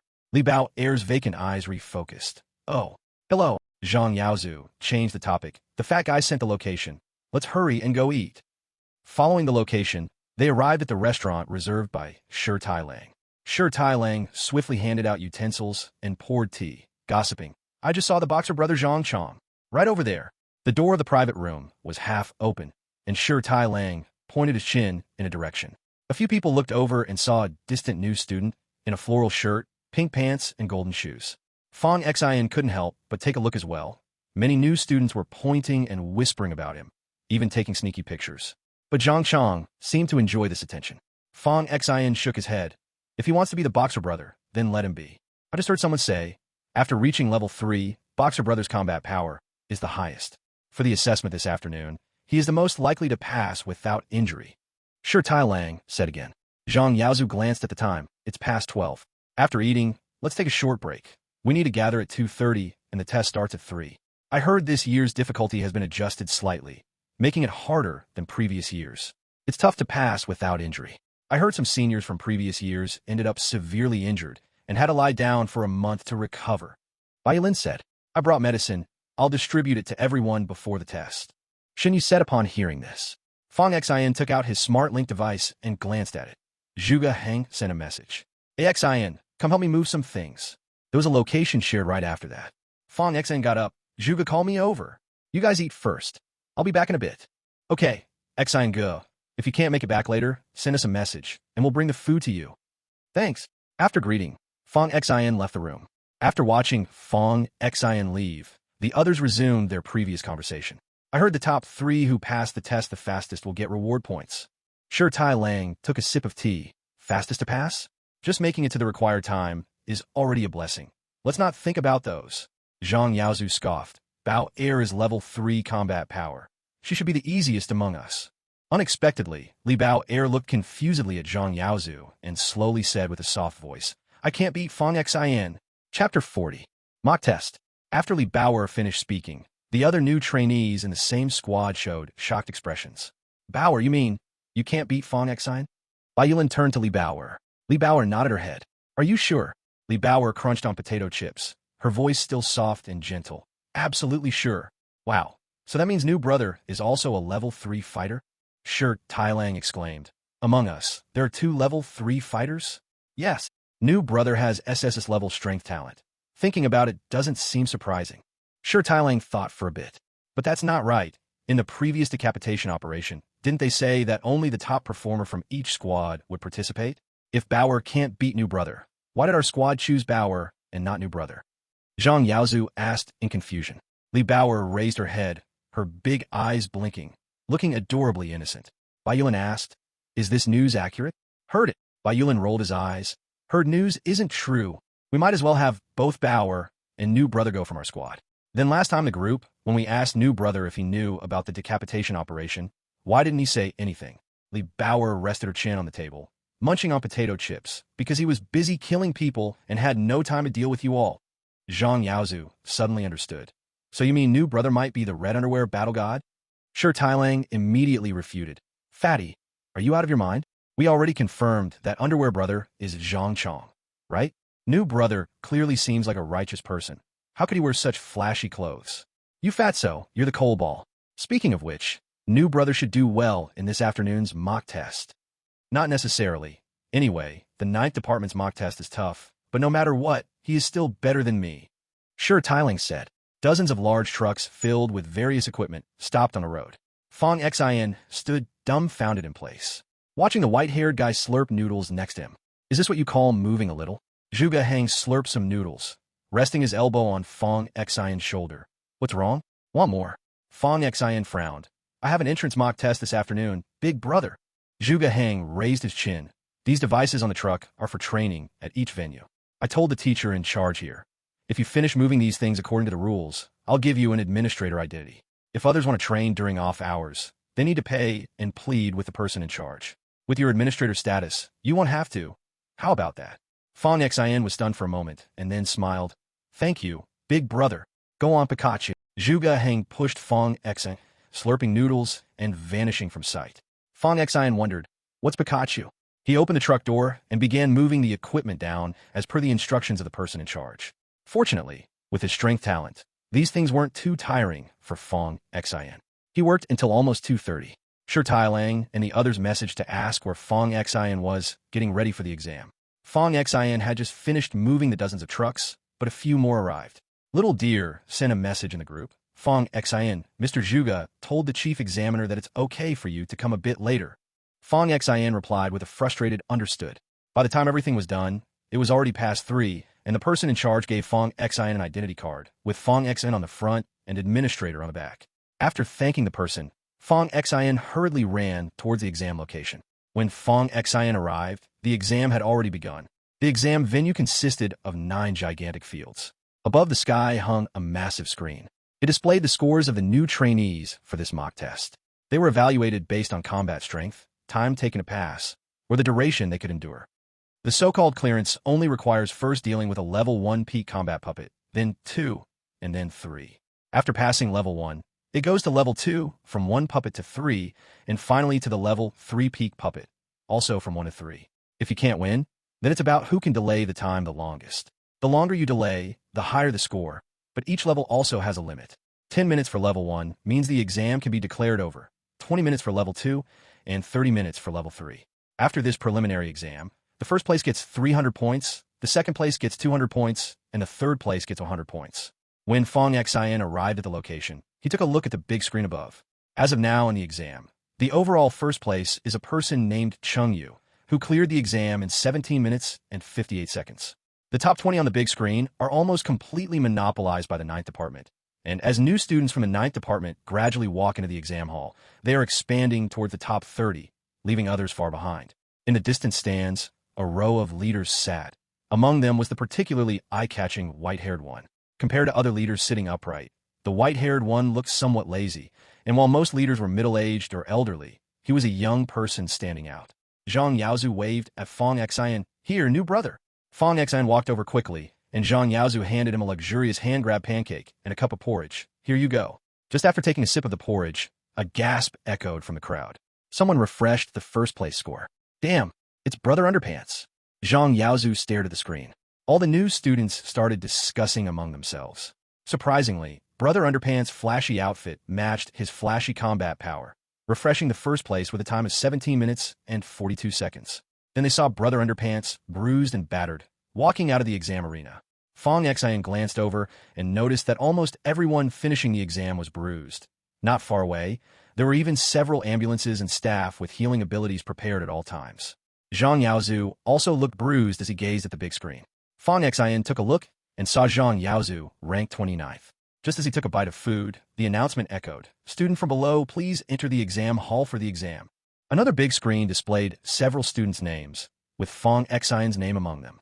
Fong Xian quickly slurped some porridge and took big bites of the pancake. Zhang Yaozu took the leftover pancake from Fong Xian. New brother, go for it. I'll reheat your pancake after. As Fong Xian walked towards the exam hall, the big screen flashed again. The ranking updated, and everyone fell into exclamations. Fong Xian couldn't help but look over. He saw a name appear in first place. Ji Xuanzi, 12 minutes and 6 seconds. He directly outpaced Brother Underpants by over 5 minutes. But the gasps hadn't subsided when an even louder gasp followed. First place changed again. Li Baoer, 7 minutes and 1 second. The exclamations surged like a tidal wave all around. Wow, is this a monster house or what? 7 minutes and 1 second? I could hardly withstand 7 minutes and ended up in tears. She cleared it in 7 minutes? Can we separate the scores of the 9th department from the rest of us? This is too discouraging. It's like people from 2 different worlds. 7 minutes and 1 second. This is rare in the history of Tiandun Academy. This guarantees first place. 300 points are in the bag. In the stands, an old man sitting in the middle intertwined his fingers and leaned back slowly. This called Li Baoer is indeed exceptional. 7 minutes and 1 second. This can rank in the top 5 in the history of Tiandun Academy. Dean, this batch of students is very excellent. A middle-aged man said excitedly. The old man looked into the distance, where a pretty girl with a silly smile walked out of the examination hall, holding 2 machetes under her arms. Is that Li Baoer? Yes. The old man's face was filled with satisfaction. The young are formidable. This girl looks to be about the same age as my granddaughter, but with this talent and fighting power, my granddaughter can't compare at all. In front of him, an old man wearing glasses immediately said, Dean, your granddaughter is not bad either. The old man waved his hand. Don't flatter me. Let's be realistic. This girl is head and shoulders above the rest. She must be the top of this class at the Shield Academy, without a doubt. Definitely. 7 minutes and 1 second. It's almost impossible for anyone to surpass her. Several others nodded in agreement. Zhuge Heng crossed his fingers behind his head, leaned back slowly, and swayed in his chair. He watched Fong Xian walk towards the examination hall. A smile appeared at the corner of his mouth. Chapter 41. Let me warm it up for him. After Fong Xian stepped into the examination hall, an owl flew in the air. The owl's eyes were fixed on Fong Xian. Beep. 9th new student Fong Xian. Identity verification successful. Baseline test begins. As soon as the voice fell, the owl flapped its wings and soared high, hovering in the air like an examination supervisor. Fong Xian shifted his gaze. He noticed the scenery around him began to change. The original classroom transformed into an old neighborhood. Soon after, a scar-faced man walked out from one side, shaking his head as he sized up Fong Xian. Fong Xian was stunned for a moment. Clearly, he did not expect this puppet to be so realistic. Moreover, the environment of this examination hall was too unexpected. It was a simulation close to actual combat. The scar-faced man twisted his head and lunged at Fong Xian, clutching a dagger. His opponent possessed peak level 1 combat power. However, it was simply not enough in front of Fong Xian. As soon as he approached, Fong Xian didn't use any flashy techniques. He landed a powerful punch. The scar-faced man's head tilted, falling to the ground motionless. The owl in the air tilted its head. The scar-faced man stood up again, and from the side, another young man with long hair walked out as a puppet. The scar-faced man focused on physical strength, while the long-haired youth provided fire elemental attacks, and together they attacked Fong Xian from different ranges. Fong Xian did not give the 2 puppets any chance to think. He charged forward directly, twisting his waist. A punch hammered down. He knocked the scar-faced puppet to the ground, silencing it. The fire elemental attack, a fireball, was easily dodged by Fong Xian, who then flew in with a knee strike. In the blink of an eye, the two puppets rose again, and from the side, another young puppet wearing a baseball cap emerged. It immediately launched a mental attack. A nearly transparent hand reached toward Fong Xian's head. Fong Xian rolled on the spot. After countless battles, he had summarized extensive experience. When facing a mental attack, one must first concentrate on attacking the one who initiated the mental assault. A sliding kick took down the mental attack puppet, and Fong Xian followed with an elbow strike that snapped the neck of the mental attack puppet. Turning around, he threw the incapacitated puppet at the fire elemental attack puppet, knocking it down. Fong Xian leaped over and smashed his elbow into the head of the scar-faced puppet, driving it deep into its chest, then spun around and delivered a sweeping kick that rendered the fire elemental attack puppet unable to move. Student Fong Xian, first level, cleared. Time used, 42 seconds. In a flash, the surroundings transformed, and when Fong Xian turned his head, he found himself standing at a ferry dock. An ice spike jutted out from the water's surface, with his power breaking all methods. He crushed the realm, giving the opponent no chance to attack. He charged forward with an Iron Mountain Slam. The power system talent is also called the reckless talent for a reason. Once the body reaches a certain level, it doesn't bother discussing reason with you. Then, a puppet of mental attack and a puppet of metal attack appeared one after another. For a battle-hardened person like the opponent, these were merely child's play, easily finishing the battle with a light touch. Before entering, I thought it would be difficult, but after coming in, I realized it was much simpler than the beheading operation I encountered before. Candidate Fong Xian, second level, passed. Total time for the first two levels was 2 minutes and 12 seconds. As soon as I entered the third level, I encountered an attack from the Beastmaster system. Fong Xian laughed when he saw this scene. With a flick of his arm, two shadows of black and white intertwined and flashed, and two wolves appeared. Since the test was so simple, I won't waste time. I'll take the two wolves to attack together and speed through the checkpoint. If I can get a ranking, I'll earn some points. Outside the exam hall, Li Baobao's score was hanging high above everyone's scores. 7 minutes and 1 second. This score ranks among the top 5 in the history of the Sky Shield Academy. Many new students, and even many teachers, stretched their necks to look in the direction of Li Baobao. Li Baobao felt a bit shy and timid, hiding behind Zhang Yaozu, scratching her head, seemingly not enjoying being stared at. However, this look didn't match the two mountain-cutting knives tucked under her arms. Shi Tailang, with a bruised face, walked over. His eyes were swollen from being beaten, only able to see through two small slits, and one side of his lips was swollen as he tilted his mouth to drink a sip of water. Baobao is really awesome. 7 minutes and 1 second. The injured by Yulin and Shunyu, who had a dislocated arm, also came over one after another. Baobao is so impressive. She's the clear first place. She saved 5 minutes compared to the second place. Where's Xian go? Shi Tailang asked again. He just went in. Shi Tailang tightened the bottle cap. Baobao said she couldn't beat Xian go. If Baobao is already at 7 minutes and 1 second, how much does Xian go need? 6 minutes? What do you think, Baobao? Li Baobao raised her head, looking a bit silly and clueless. I don't know. Haven't fought. He can't possibly finish in under 5 minutes, right? Zhang Yaozu asked. Shi Tailang licked his swollen lips. Under 5 minutes? Zhang Meiqiu, are you joking? Throughout the history of Sky Shield Academy, only 2 seniors have finished in under 5 minutes. The best record is 3 minutes and 39 seconds, and back then, the admission test wasn't as tough as it is now. Fatty, can't you think a bit bigger? But you have to be realistic. You can't just dream and talk nonsense for your grand vision. You just like to argue with me. How many minutes did our instructor Zhuge finish? Instructor Zhuge directly skipped the training camp and joined the 9th place. But with his talent, it would be easy for him to get into the top 3. Shi Tailang changed the subject. Anyway, Baobao is really awesome. Some people didn't even last 7 minutes in the first level, and Baobao finished the checkpoint in 7 minutes. Bai Yulin raised his chin. As for the others, not to mention lasting 7 minutes, at least 1,200 people couldn't last 3 minutes. After all, before coming here, they were just students with not much practical experience. Those puppets in the baseline test were all peak level 1 combat strength. It's quite normal if they can't hold out for 3 minutes. Zhang Yaozu linked his arm with Li Baobao's, so that proves even more how awesome Baobao is. Xian Ge has only eaten half of his cakes and porridge. Shi Tailang saw the half-eaten food in Zhang Yaozu's hand. Yeah, I just took a couple bites when the announcement came that the exam started. I'll go heat it up for him later. As the few talked, the originally noisy teachers and students in the school suddenly fell silent. Stirred by her swollen eyes, Shi Tailang glanced around and whispered, What happened? What happened?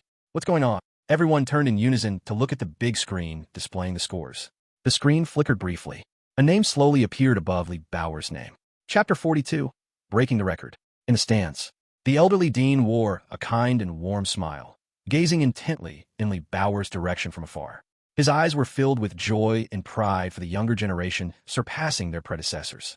Wait, when it's time to award the top 3, I will personally present this little girl with her prize. Yes, Dean Su. Dean Su clasped his hands over his belly. 7 minutes and 1 second. It's been many years since a newcomer has entered under 10 minutes. Dean, isn't it the case that the entrance test has been getting tougher every year? Said a middle-aged man beside him, flattering. Dean Su twirled his thumbs together. Doesn't this just prove how amazing this little girl is? Who brought her in? Others looked toward Zhuge Hang in unison. The dean patted Zhuge Hang's shoulder with satisfaction. You always manage to surprise me. Zhuge Hang flashed a toothy smile. Old Su, this is just the beginning. The dean tilted his head slightly, asking, what's this little girl's background? Zhuge Hang laughed. There are only a handful of skilled knife wielders in Long Country. Her surname is Li. I don't believe you can't guess. The dean paused slightly, then exclaimed in amazement. Is she that person's granddaughter? Exactly. The dean, excited, moved his fingers, beaming with joy. I said, such a strong little girl can't be from an ordinary family. Are there still some newcomers whose tests aren't over yet? A person nearby replied. Dean, there are still over 90 left. The dean adjusted his clothing. Then this little girl being the first of this session is a sure thing. Let's go. Get ready.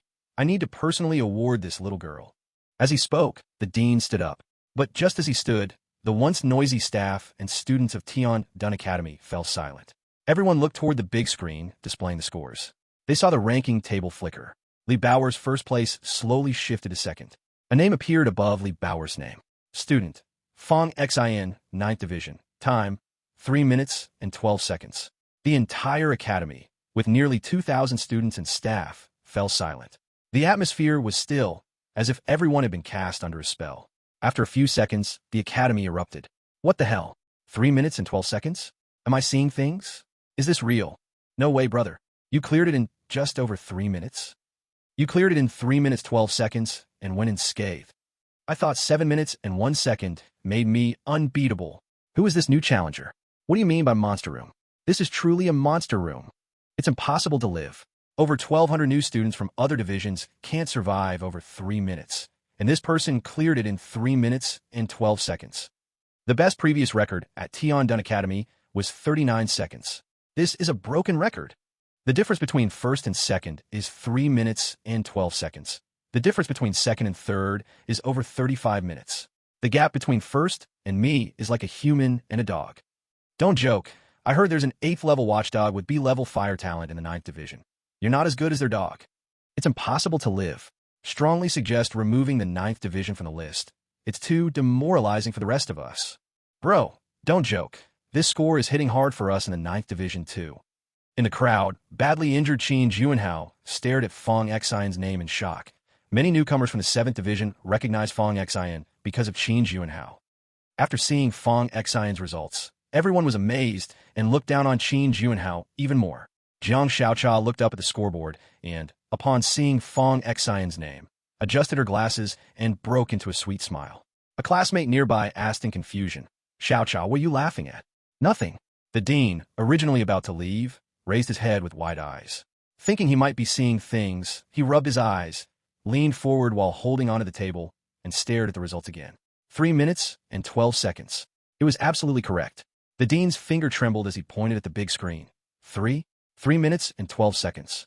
Other leaders from Tian Dun Academy in the same row were also incredibly shocked. It's a new record.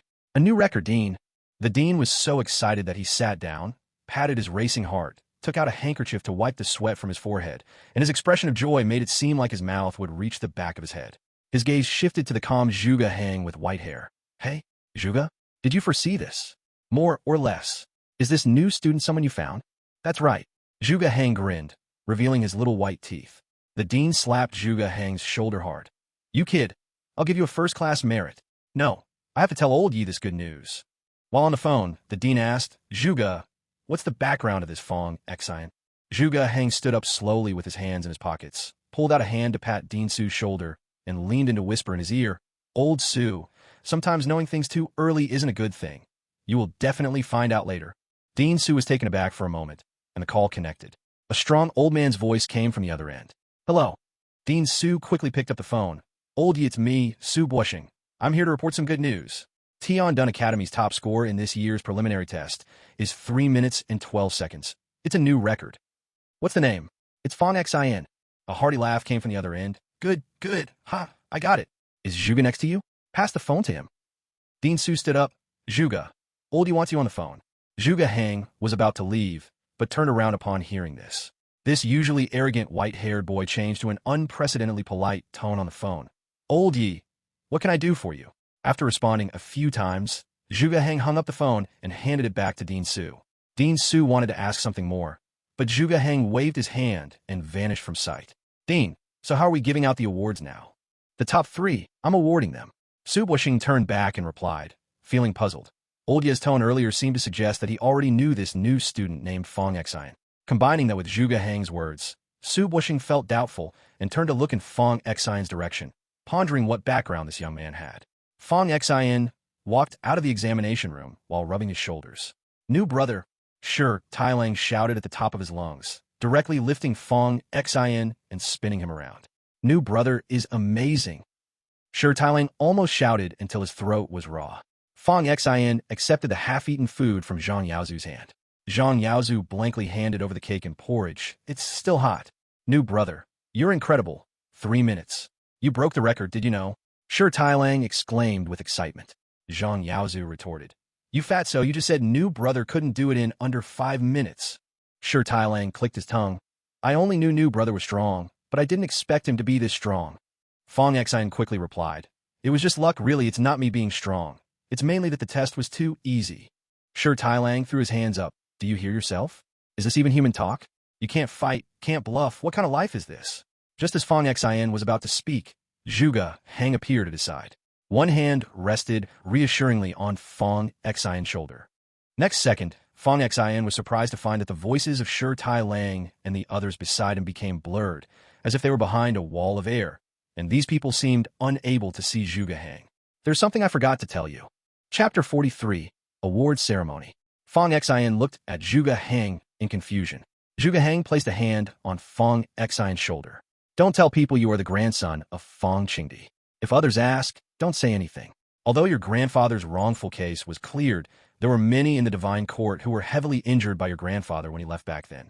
Those people are now in high positions in the Heavenly Shield Bureau. If they find out you are Fong Qingdi's grandson, you will definitely face harsh treatment from society. When I checked your information before, I modified the details of your family. Without a careful look, no one could find out anything. Right now, only Master Yi, I, and Little Deer in the 9th Bureau know your identity.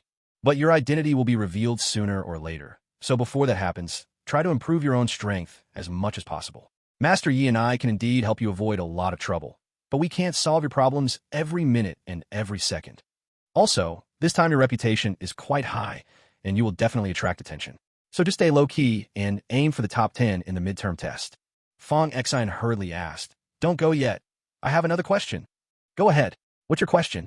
Can I see the detailed case file about my parents' car accident? Zhuge Hang paused for a moment, then said, Actually, the official investigation hasn't found any useful clues. There are many tangled leads, and it's hard to trace them. The reason your parents' information is encrypted is that this case is indeed strange and related to cases from many years ago. Furthermore, they were involved in research that involved high-level secrets. Your current realm is too low, and your position is too low, so you can't see it. Moreover, this case is currently under joint investigation, and the 9th Bureau does not have absolute authority. Even I cannot fully intervene. Fong Xin was stunned. You can't fully intervene? Zhuge Hang shrugged. So now you know how complicated this case is, right? Your main task now is to improve your strength. When your strength is high enough, everyone will be your subordinate, and you can investigate whatever you want. Since we're on this topic, I need to remind you that in the future, there might be people coming to ask you about your parents. Just say what you know, and if you don't know, then say you don't know, no matter how they try to induce you, especially those from the church. Fong Xin was a bit confused. Why is the church involved? So see, it's complicated. Fong Xin lowered his gaze, not expecting this matter to be so intertwined. Earlier, Zhuge Hang mentioned that the case of Fong Xin's parents was related to cases from many years ago. This instantly reminded Fong Xin of that beautiful girl with ice blue eyes. The cases of Ali's parents and her sister are also connected to Fong Xian's parents. Earlier, Ali said there were other leads.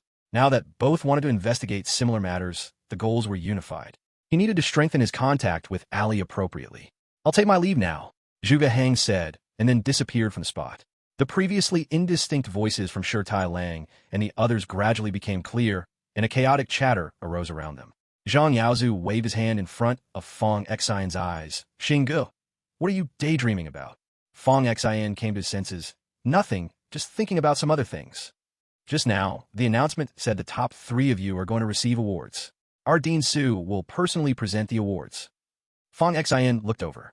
The principal of Tian Shield Academy was smiling as he looked at Fong Xian and Li Baoer. His gaze wandered over the faces of Fong Xian and Li Baoer. He was quite fond of these 2 new students. Li Baoer seemed a little socially anxious, following Fong Xian closely, and the 2 went up on stage. The one ranked 3rd, named Ji Xuanzi, had already gone up on stage ahead of them. Ji Xuanzi wasn't very tall, had thick eyebrows and big eyes, and a sturdy build.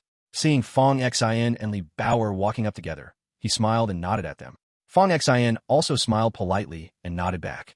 Su Basan came over in person to present the awards with ceremony. The prizes included points, a trophy, a certificate, and a spatial ring. When Su Basan handed the trophy to Fong Xian, he held Fong Xian's hand. "It's wonderful. Where's home?" "Lon City." Su Basan nodded. "Lon City, huh?" His tone was slightly prolonged, as if he was pondering which strong family or organization from Lon City could raise such a talent. Then he patted Li Baoer's head. "Li Baoer, I know your grandfather. How is he doing lately?" Li Baoer looked up as she accepted the trophy. "Oh, he's doing great. That's good to hear. I'll visit him when I have the chance." Li Baoer replied straightforwardly. "Oh, my grandfather said, if someone tells me they will visit him, just tell that person, stop pretending. What courteousness. You know in your heart if you'll come or not." Su Buxuan's mouth twitched, forcing a smile. "Old Li is still so stubborn. This month, I will visit him." Li Baoer collected the other prizes and said, "Oh, my grandfather also said if someone specifies when they will visit, tell that person, he only sees me now. Everyone else is a hypocrite, and he won't see them." Su Buxuan's smile froze on his face. Fortunately, being older, he had thick skin, maintaining a smile. What else did he say? Li Baoer's voice was soft and a bit timid as she said, "My grandfather also said, if the person asking these questions is Su Basan, tell him, if he dares to make things hard for my granddaughter, this sword of mine can cross half the land and pierce your brow." Ahem. Su Buxuan's face changed colors, going from blue to white, and again forcing out a smile. Old Li is really as playful as ever. Fong Xian stifled a laugh and glanced at Li Baoer. This cute teammate, delicate and tender, surprisingly, made Su Basan, who held a high position, laugh more miserable than cry with just a few words. But Fong Xian was really interested in Li Baoer's grandfather, feeling that this old man must be quite interesting. Moreover, he must be strong and terrifying. That earlier line about his sword crossing half the land and piercing the brow was definitely not just talk. Looking at Su Buxuan's expression, one could guess that Li Baoer's grandfather could indeed do such things. How strong must one be to achieve something like this? It's not just about strength. Su Basan is also the principal of Tian Shield Academy, and his rank speaks for itself. Fong Xian looked at Li Baoer's profile as she offered him her chips, signaling him to share, and Fong Xian smiled.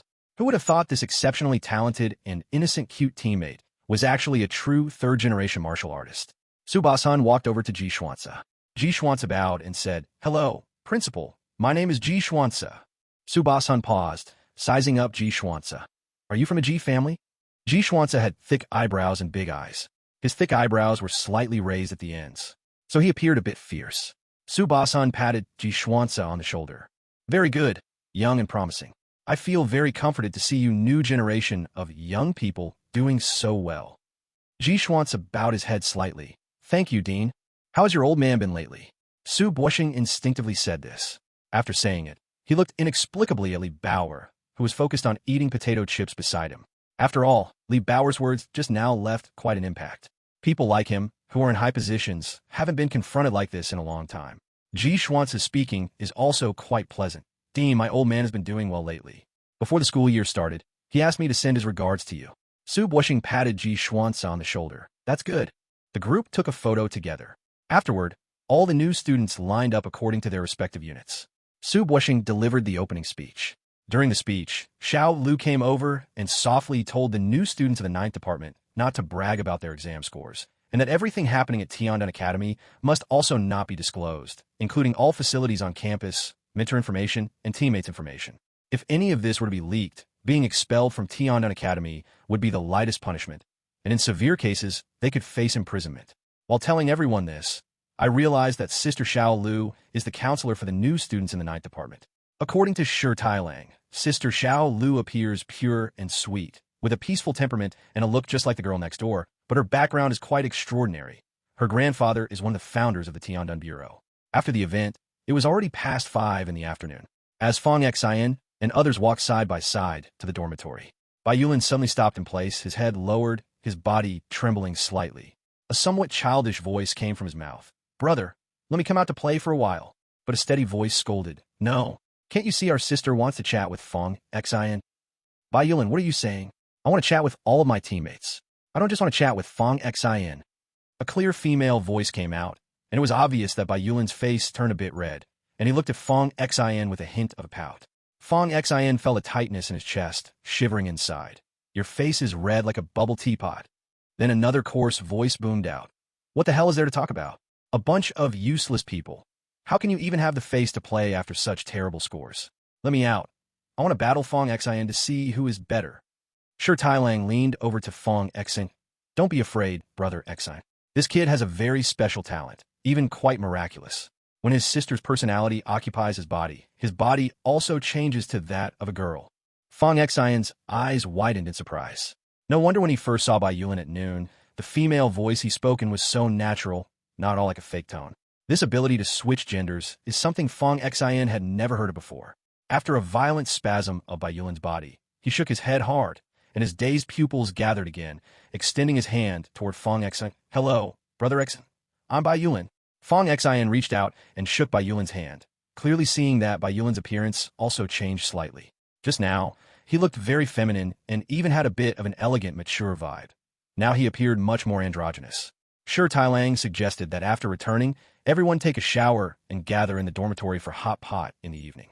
They had only hurriedly eaten during lunch, and since Fang Xian wasn't there, it didn't feel complete. The few people present, if nothing unexpected happened, would become a small team after graduation.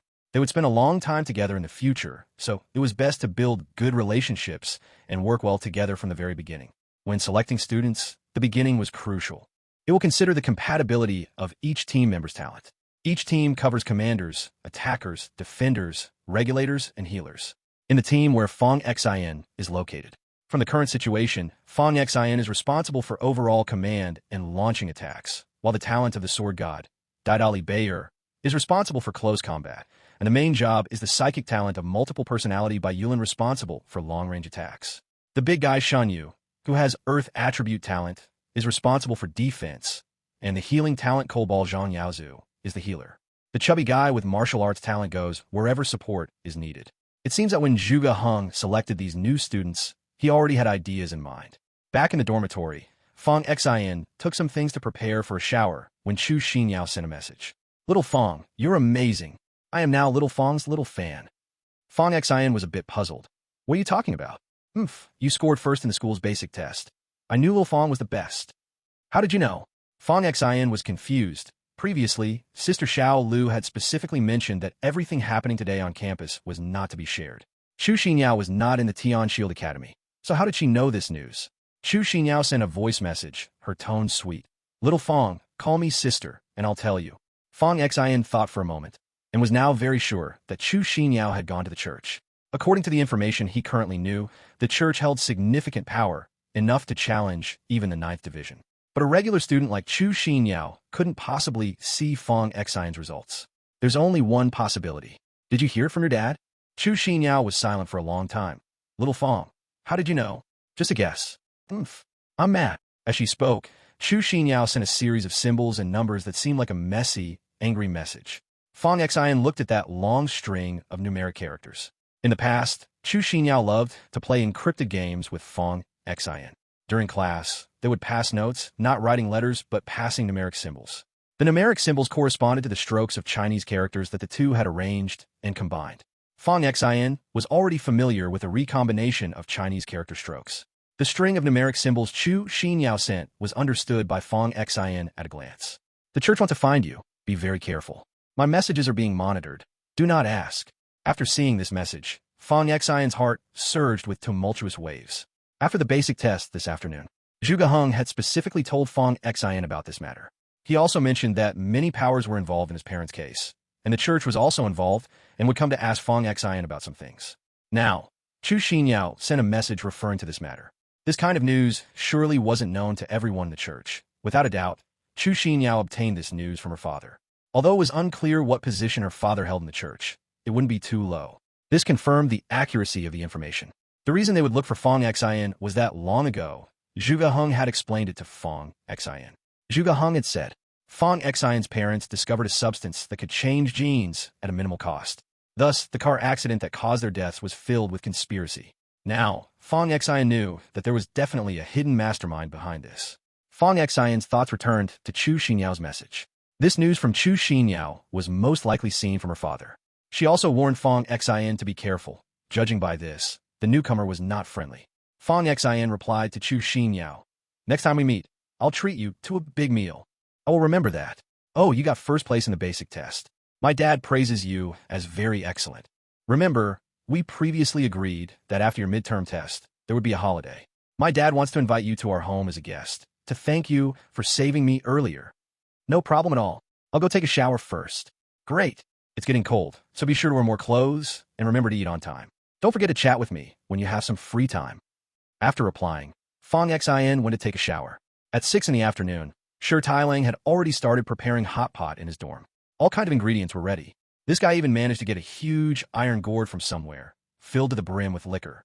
Fang Xian, Bai Yulin, and Xin were drinking beer, while Zhang Yaozu and Li Baoer had juice. Shi Tailang took a big gulp straight from the filled iron gourd. Seeing the look of astonishment on everyone's faces, Zhang Yaozu explained, Don't be surprised, this fat guy has an exceptional alcohol tolerance. It's an old family tradition. Before he drinks, he has S-level martial arts talent, and after he drinks, he has SS-level martial arts talent. As everyone looked shocked, Shi Tailang added, Outside, I could be the big brother, but in front of you guys, I'm just a younger brother, especially in front of Xingu and Baoer Jia. I'm so much of a younger brother. Bai Yulin asked curiously, Xingu, you are so strong. Your parents or family must be very strong too, right?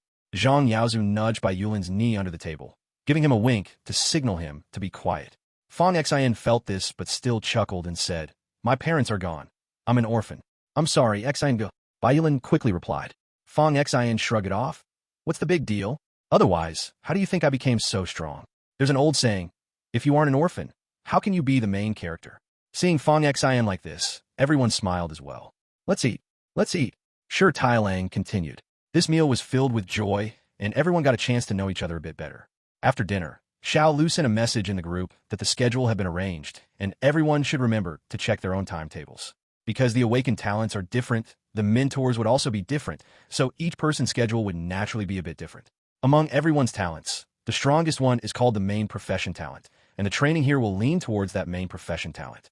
Besides the talent courses, there are also courses on combat tactics and various other subjects such as geography, culture from different places, and secret phrases for dealing with various forces. Fang Xian glanced at the information, finding that his strength-type talent mentor was named Hua Cheng. Each mentor's profile could be accessed by clicking on their avatar, where previous students had evaluated each mentor. Flipping through Hua Cheng's reviews, he was a level 10 combat strength powerhouse, with an incredibly strong physique, almost like a Buddhist protector. So his colleagues called him Hua King Kong. Because he is the sixth child in his family, in both the underworld and above, they also called him Hua Sixth Master. He not only served as a mentor here, but also held the position of group leader of Group 6 in the 9th Department. Past students affectionately called him Brother Hua Lu. He is famous for his bad temper, but also for being fiercely protective of his own students and subordinates. Only he can confront his students and subordinates. If anyone else randomly bothers them, he would be the first to charge in a fight. Fang Xian browsed through and saw that several of his secondary professions also had assigned courses. Based on talent levels, the intensity of courses varied. The perception-type courses had slightly fewer classes than the strength-type courses, and the perception mentor was a stunning beauty named Cheng Bingxing. Past students unanimously evaluated Cheng Bingxing with just 2 words, Goddess. There were no mentors listed for the light-type talent in the mentor section. The main position is almost entirely monopolized by the church for new students with light-based talents, and all the strong figures in the light system are in the church. The mentor for the mental system talent is an old lady, wearing square glasses, and in the photo, she is knitting a sweater. Even from the photo, Fong Xin can feel the other person's piercing stare, making him anxious inside. The old lady's real name is Sun Bijuan, a level 12 powerhouse in the mental system, but she is not from the ninth department. She was specially hired because her late husband was from the ninth department. All the comments below are uniformly anonymous, calling her names like Extinction Master, Inhumane, Misery Beyond Compare, A Living Nightmare, Barely Surviving, and so on. Fong Xin browsed through all the comments, and some even accused her in dozens of comments, adding up to tens of thousands of comments. Among them, there were fewer than 100 praising this old lady, and those that praised her were fiercely attacked by other anonymous users. Just now, Fong Xin thought the comments from previous seniors were all good, but now it seems that is not the case. Bai Yulin held his phone. The sky has fallen, brothers. Did any of you sign up for the Extinction Masters class? Sure Tiling just took a sip of drink and spat it out, laughing mockingly. Old Bai, you're done for, haha. I'm done too. Fong Xin chimed in. You both are finished, haha. Sure Tiling laughed teasingly. New brother, that old lady doesn't care what your talent level is or what place you ranked in the baseline exam. She treats everyone equally badly. Old Bai, new brother, I will often reminisce about you too, lighting incense and burning paper for you, haha. Bai Yulin hugged Fong Xin. New brother, we are now brothers in hardship. Fong Xin patted Bai Yulin's back. Little Bai, you might have misunderstood. The mental system talent is just my secondary talent. I don't actually need to attend this class.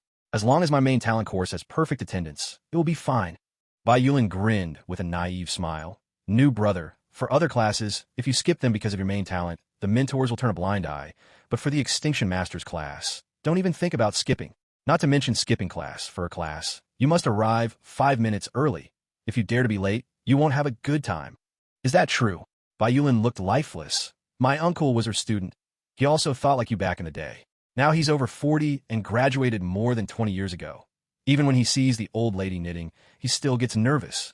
Fong Xin looked at the old lady in the photo and felt a bit skeptical inside, preparing to see for himself how incredible she truly is when the time comes. He flipped to the next page of the course schedule. The mentor for the beast taming talent had no name, just a big question mark.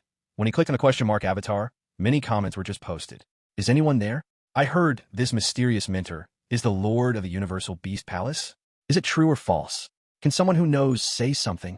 Don't just listen to rumors. Someone of the Universal Beast Palace Lord status wouldn't bother coming here to be a mentor. The one upstairs, don't flaunt your intelligence. I have definite news. This mysterious mentor really is the Lord of the Universal Beast Palace. A student from the ninth department with a powerful beast taming talent caught the eye of the old Lord, and the Lord came to teach to make connections. Damn, it's again related to the ninth department. Who is this great person? Does anyone know? I don't know that, but whoever can sign up for the Universal Beast Palace Lord's class is definitely benefiting from this person. The school is using this opportunity to let us take the Lord's class for free. Thanks to this great person from the ninth department, who from the ninth department ranked high in the baseline test and has a main talent in beast taming. It seems like Underwear Brother's main talent is indeed beast taming. Now that you mention it, someone asked Underwear Brother. He smiled a little, neither answering nor refusing, but his expression probably said it all about him. Wow, Brother Underwear has such an identity too. Thinking back, it's not surprising that he's the god of war in red underwear. But if Brother Underwear is so strong on the battlefield, why didn't he make it into the top 3 in this assessment? You wouldn't understand. As the saying goes, the bird that stands out gets shot first, and the tall tree gets blown down by the wind. Brother Underwear is doing this to start low and rise high, to survive and develop first, then surprise everyone with something big later. Moreover, the Beast Master talent is strong in the later stages, while the top guy, Fong Xin, has a power talent. That Raw Force talent is unbeatable in the early game. That's the main reason he came in first. Wow, I just asked Brother Underwear, and it turns out he really has a connection with the Beast Palace. He slipped up while eating, saying that the fierce beast he currently has was actually given to him by the Beast Palace. Thank you, Brother Underwear, for letting us enjoy a free course from the terrifying master of the Beast Palace. Brother Underwear is awesome. Fong Xin read through the post. He couldn't help but shake his head. This fake Brother Underwear really likes to impersonate others. Chapter 46, The 5 Unusual Ones. After dinner, when he returned to the dormitory, it was already past 9, nearing 10. Sister Diu sent a message asking Fong Xin if he wanted to be the new student representative to speak at the meeting in the morning. Fong Xin directly refused. According to Zhuge Heng, Many people were already eyeing Fong Xian's top score in today's assessment. It was better to stay a bit low-key for now. Fong Xian returned to his dormitory and lay down on the bed. He took out the phone his grandfather sent him and opened it to take a look. His grandfather hadn't messaged for a few days. He didn't know where his grandfather currently was. As for the midterm test that grandfather mentioned going to the 9th Demon Ruins, there was still a long time ago. Fong Xian reopened that video to look it over. He pondered about seeing the King of Slaughter in the mirror tonight. He stood up and checked around the dormitory. He found nothing to worry about. But just to be safe, Fong Xian decided to be cautious. He was currently in the spotlight, and the church was keeping an eye on him. If the King of Slaughter showed up in the mirror and caused a stir, he might be taken away for dissection, which would be too costly in the end. The smart device vibrated. Fong Xian picked it up to see that it was a message from Zhuge Hang. The virtual screen showed, "You have a package delivered. Would you like to receive it?" Fong Xian clicked yes. He then saw a small sculpture less than 10 centimeters tall. He held the screen up to his palm, and the small sculpture slowly transferred to his hand. It looked quite like the sculpture that Chu Xinyao had given him before. Inside, this is a set of light talent skill methods, but they're only level 9 skills. However, they will be sufficient for you right now. Just make do with them. The core skills of light talent are strictly controlled by those church old-timers. They are hard to obtain. If I have the chance, I'll find you a couple of methods from the church. Thanks. You're welcome. Fong Xian held the small sculpture, pointed it at the moonlit night sky, and stared at it. After a few seconds, a scene gradually appeared in his mind. A blurry figure completed a flash under the moonlight. Divine skill, flash of light. Utilizing the light talent, he could achieve a flash within a certain range. Due to the skill's limitations, the initial teleportation could only cover a distance of 10 meters. The maximum limit was a 5-kilometer radius for such flashes. Compared to Zhuge Hang's ability to warp across several large regions in the blink of an eye, it simply couldn't compare. But having something is better than having nothing. But as Fong Xian visualized, he suddenly discovered that the shadow, which was originally like moonlight, had turned into a figure almost equal to darkness, and in a flash, it moved farther away than before. Fong Xian suddenly realized that his killing talent seemed to strengthen this skill. Originally able to flash 10 meters at a beginner level, he could now flash 30 meters, and its limit increased from 5 kilometers to 15 kilometers, an increase of 3 times. Fong Xian now found that he understood too little about his killing talent. In addition to the light flash skill, there was another technique skill. Divine skill, light slash. A figure raised both hands high, and moonlight gradually formed a moonlight cross sword in his hands. Soon, a phantom of the moon god gradually appeared behind him, and the moon god also raised a sword as the figure did, slashing forward with a fierce strike. Within the initial 10-meter range, this sword slashed towards the enemy at light speed, hitting 100%. With the power of the moon god, it could unleash the user's peak power at their current level. As Fong Xian visualized, the moon god's figure began to change. It was not much different from the changes that had occurred when he visualized before. The silver armor worn by that moon god transformed into pitch black armor, with several flashes of blood red color. Under the enhancement of the killing talent, the original ability to lock onto enemies within 10 meters with light slash instantly turned into a distance of 30 meters. Fong Xian slowly exhaled. He didn't expect that with the enhancement of the killing talent, he could unleash 3 times his original combat power. Fong Xian's eyes sparkled with brilliance. However, if people with bright talents saw him activate this skill, they would definitely realize it was not a bright talent. So he had to be careful when using it. Once activated, he must ensure that everyone who has seen it must die. Furthermore, to prevent those with perception talents from extracting memories, he must destroy the memories. When preparing to sleep at night, Fong Xian felt that there was movement in the next dormitory, so he took a look. Bai Yulin was arguing with himself, using different voices, expressions, and tones, getting into an endless dispute.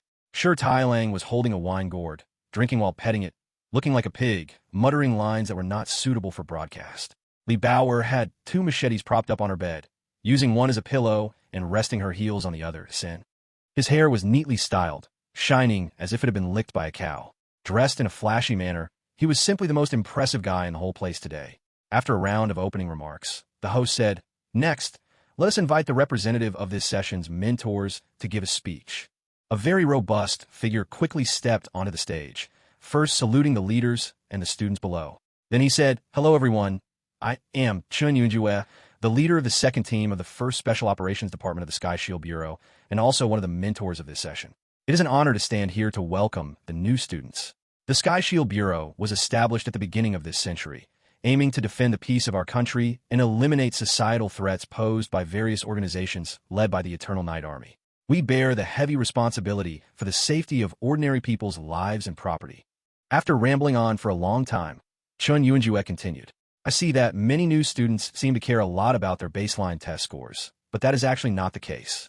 This score is just a reference because many new students have not experienced combat before coming here, so the scores may not be very ideal. However, after the upcoming special training, many of your scores will see a significant improvement. So, a poor current score does not represent your final score. Of course, if your baseline score is good, don't become arrogant. You may very well be surpassed by other hard-working students later on. Fong Xin clearly sensed that many people were looking in his direction. Once Chun Yuanjue finished his speech, the host stepped back onto the stage. Thank you, Teacher Chun, for your speech. Next, let us invite the representative of this session's outstanding new students, Zhang Chong, to give a speech. After Zhang Chong stood up, he stomped his golden leather shoes, shook his shining hair, and walked confidently towards the stage. Many students below began to cheer. Underpants Brother is amazing. As expected of Underpants Brother. I told you, Underpants Brother was hiding his strength. The fact that he is the representative of outstanding new students says it all. Yesterday, because of the Beastmaster Manor issue, some people argued with me, saying that the Lord of the Beast Palace was not there for Underpants Brother. Now that Underpants Brother has indirectly admitted it, this is the best proof. Zhang Chong cleared his throat. Leaders and fellow students, hello. My name is Zhang Chong, and I am honored to speak on behalf of the outstanding new students here today. There's a point made by Teacher Chun that I think is very true. The results of the baseline test do not represent everyone's future achievements. Just because some students have good scores now does not guarantee they will continue to do well in the future. Even if you break school records, others may still have the chance to surpass you. Chapter 47. Never say it was given by me. The words of the fake Underpants Brother immediately caused an uproar. Many people instinctively looked in Fong Xion's direction. Zhang Chong's comment was clearly aimed at Fong Xion. Fong Xion obviously did not expect Underpants Brother to target him in front of so many new students. When Zhang Chong reached this point, he intentionally paused. His gaze fell on Fong Xion. Even the leaders and mentors sitting in the front row unconsciously directed their attention toward Fong Xion. New students started to gossip among themselves. Soon, the new students split into two factions. One group felt that wanting to surpass Fong Xion was simply a daydream. Those saying this sounded as if they hadn't woken up yet. Fong Xion was able to break the Academy's record, becoming the first person ever in the admissions baseline test of the Sky Shield Academy. This was not something achieved merely by luck. It was truly earned through his own strength. Zhang Chong sounded as though he were dreaming, talking nonsense here. However, others thought that Zhang Chong's point was not without merit. Not to mention, Mentor Chun Yuanjue just said the same thing earlier. What are you all shouting about? Mentor Chun Yuanjue just said the same thing. If you're not convinced, go argue with Mentor Chun Yuanjue. Some people are just ridiculous. That's right. The baseline test is not the same as the future tests. Some talents are just weak later on. That guy with the power system talent who ranked first in this baseline test, everyone knows what that means. Besides, throughout the history of Tiandun Academy, many students who did well in the baseline test ended up being surpassed at graduation. There are plenty of such examples, so what's the big deal? I'm totally supporting Brother Underwear. Brother Underwear is taught by a big shot, the master of the Beast Palace. Do you really think you can bark at him? Many of you are just riding on Brother Underwear's coattails, so why the barking? How's a backbone? It's just a baseline test. It's not impossible to surpass him later. The two groups of new students were arguing nonstop. Shi Tailang, sitting next to Fong Xion, glanced back. Do these people really not understand? Or are they just pretending not to? Do they think they can surpass Xiong? Are they awake? Even Xionge's worst talent can get into the 9th division. Do they even deserve to bark? Fong Xion wasn't bothered by the doubts at all. In fact, he thought this doubt was perfect for his sneaky development. On the surface, he would let these people surpass him, while secretly growing stronger in the background, then crush everyone with his power.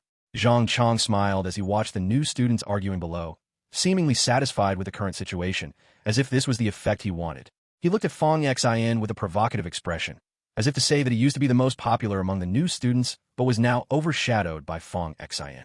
Fong Xion calmly looked at Zhang Chong and smiled back. Shi Tailang mumbled in dissatisfaction. What qualifications does someone like Zhang Chong have to be the representative for outstanding new students? Why didn't the school allow Xiong to go? Fong Xion smiled and said, because I refused. The few companions around him were stunned for a moment, then burst into laughter, thinking that Zhang Chong was so impressive, but it turned out he picked up what Fong Exine didn't want. How ridiculous. Until the host asked everyone to quiet down, Zhang Chong was able to continue with his speech. When he came off the stage, he even fixed his hairstyle, holding his head high and puffing his chest out like a rooster that just stepped on a hen. By the time the conference ended, the two groups, stirred up by Zhang Chong's words, were still arguing fiercely. Some students with poor baseline test scores strongly supported Zhang Chong's words, while others scoffed at him. As a result, the conflict escalated, and in the end, some new students even started fighting. It was not until a mentor intervened that things finally calmed down. The heated arguments later spread onto the Tiandun Academy forum. In the end, someone dropped a strong statement. Let's see what happens in the midterm test. Can those with good scores really be surpassed? Let's see how long you can be arrogant. After the test, it will be the moment to shatter your illusions. To be blunt, that guy ranked first in the baseline test won't be first in the midterm test. Level 3 combat power is a small turning point.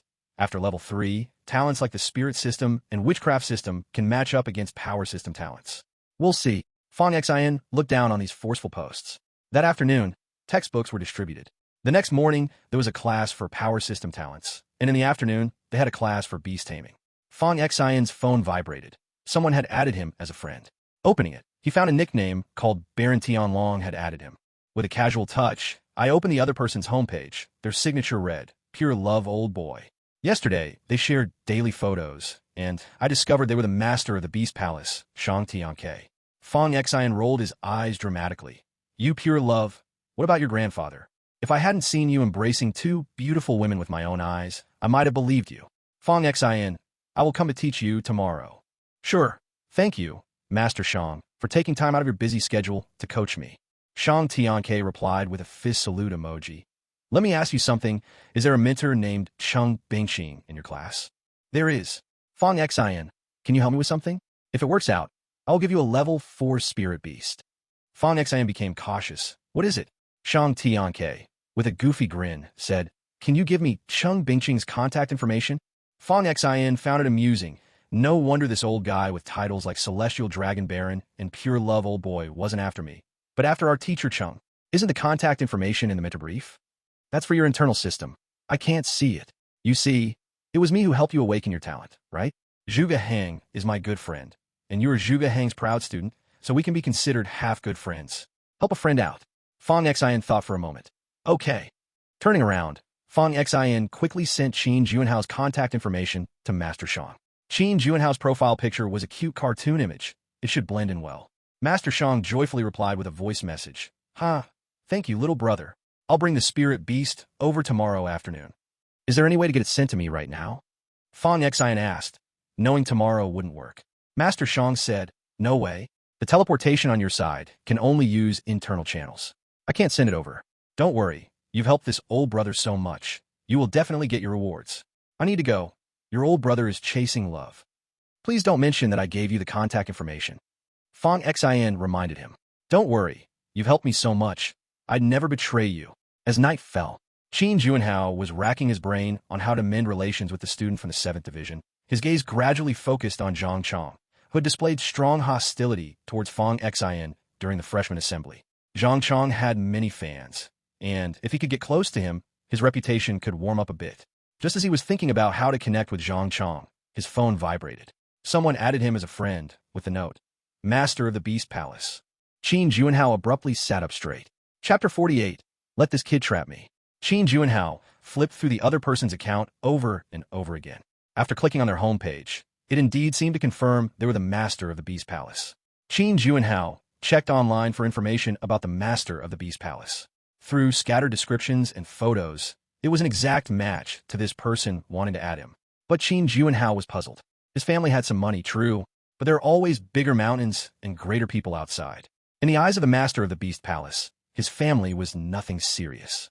How could the Master of the Beast Palace possibly come to add him as a friend?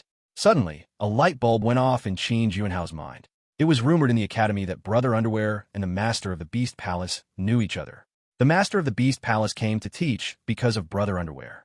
This was a great opportunity to ask Brother Underwear and also get closer to him. Qin Juanhao immediately asked around for Brother Underwear's contact information. Once he got his friend request approved, he immediately reached out to him. Brother Chong, my name is Qin Juanhao. You are your admirer. Brother Panties was very aloof. Brother Panties, I have something I want to ask you.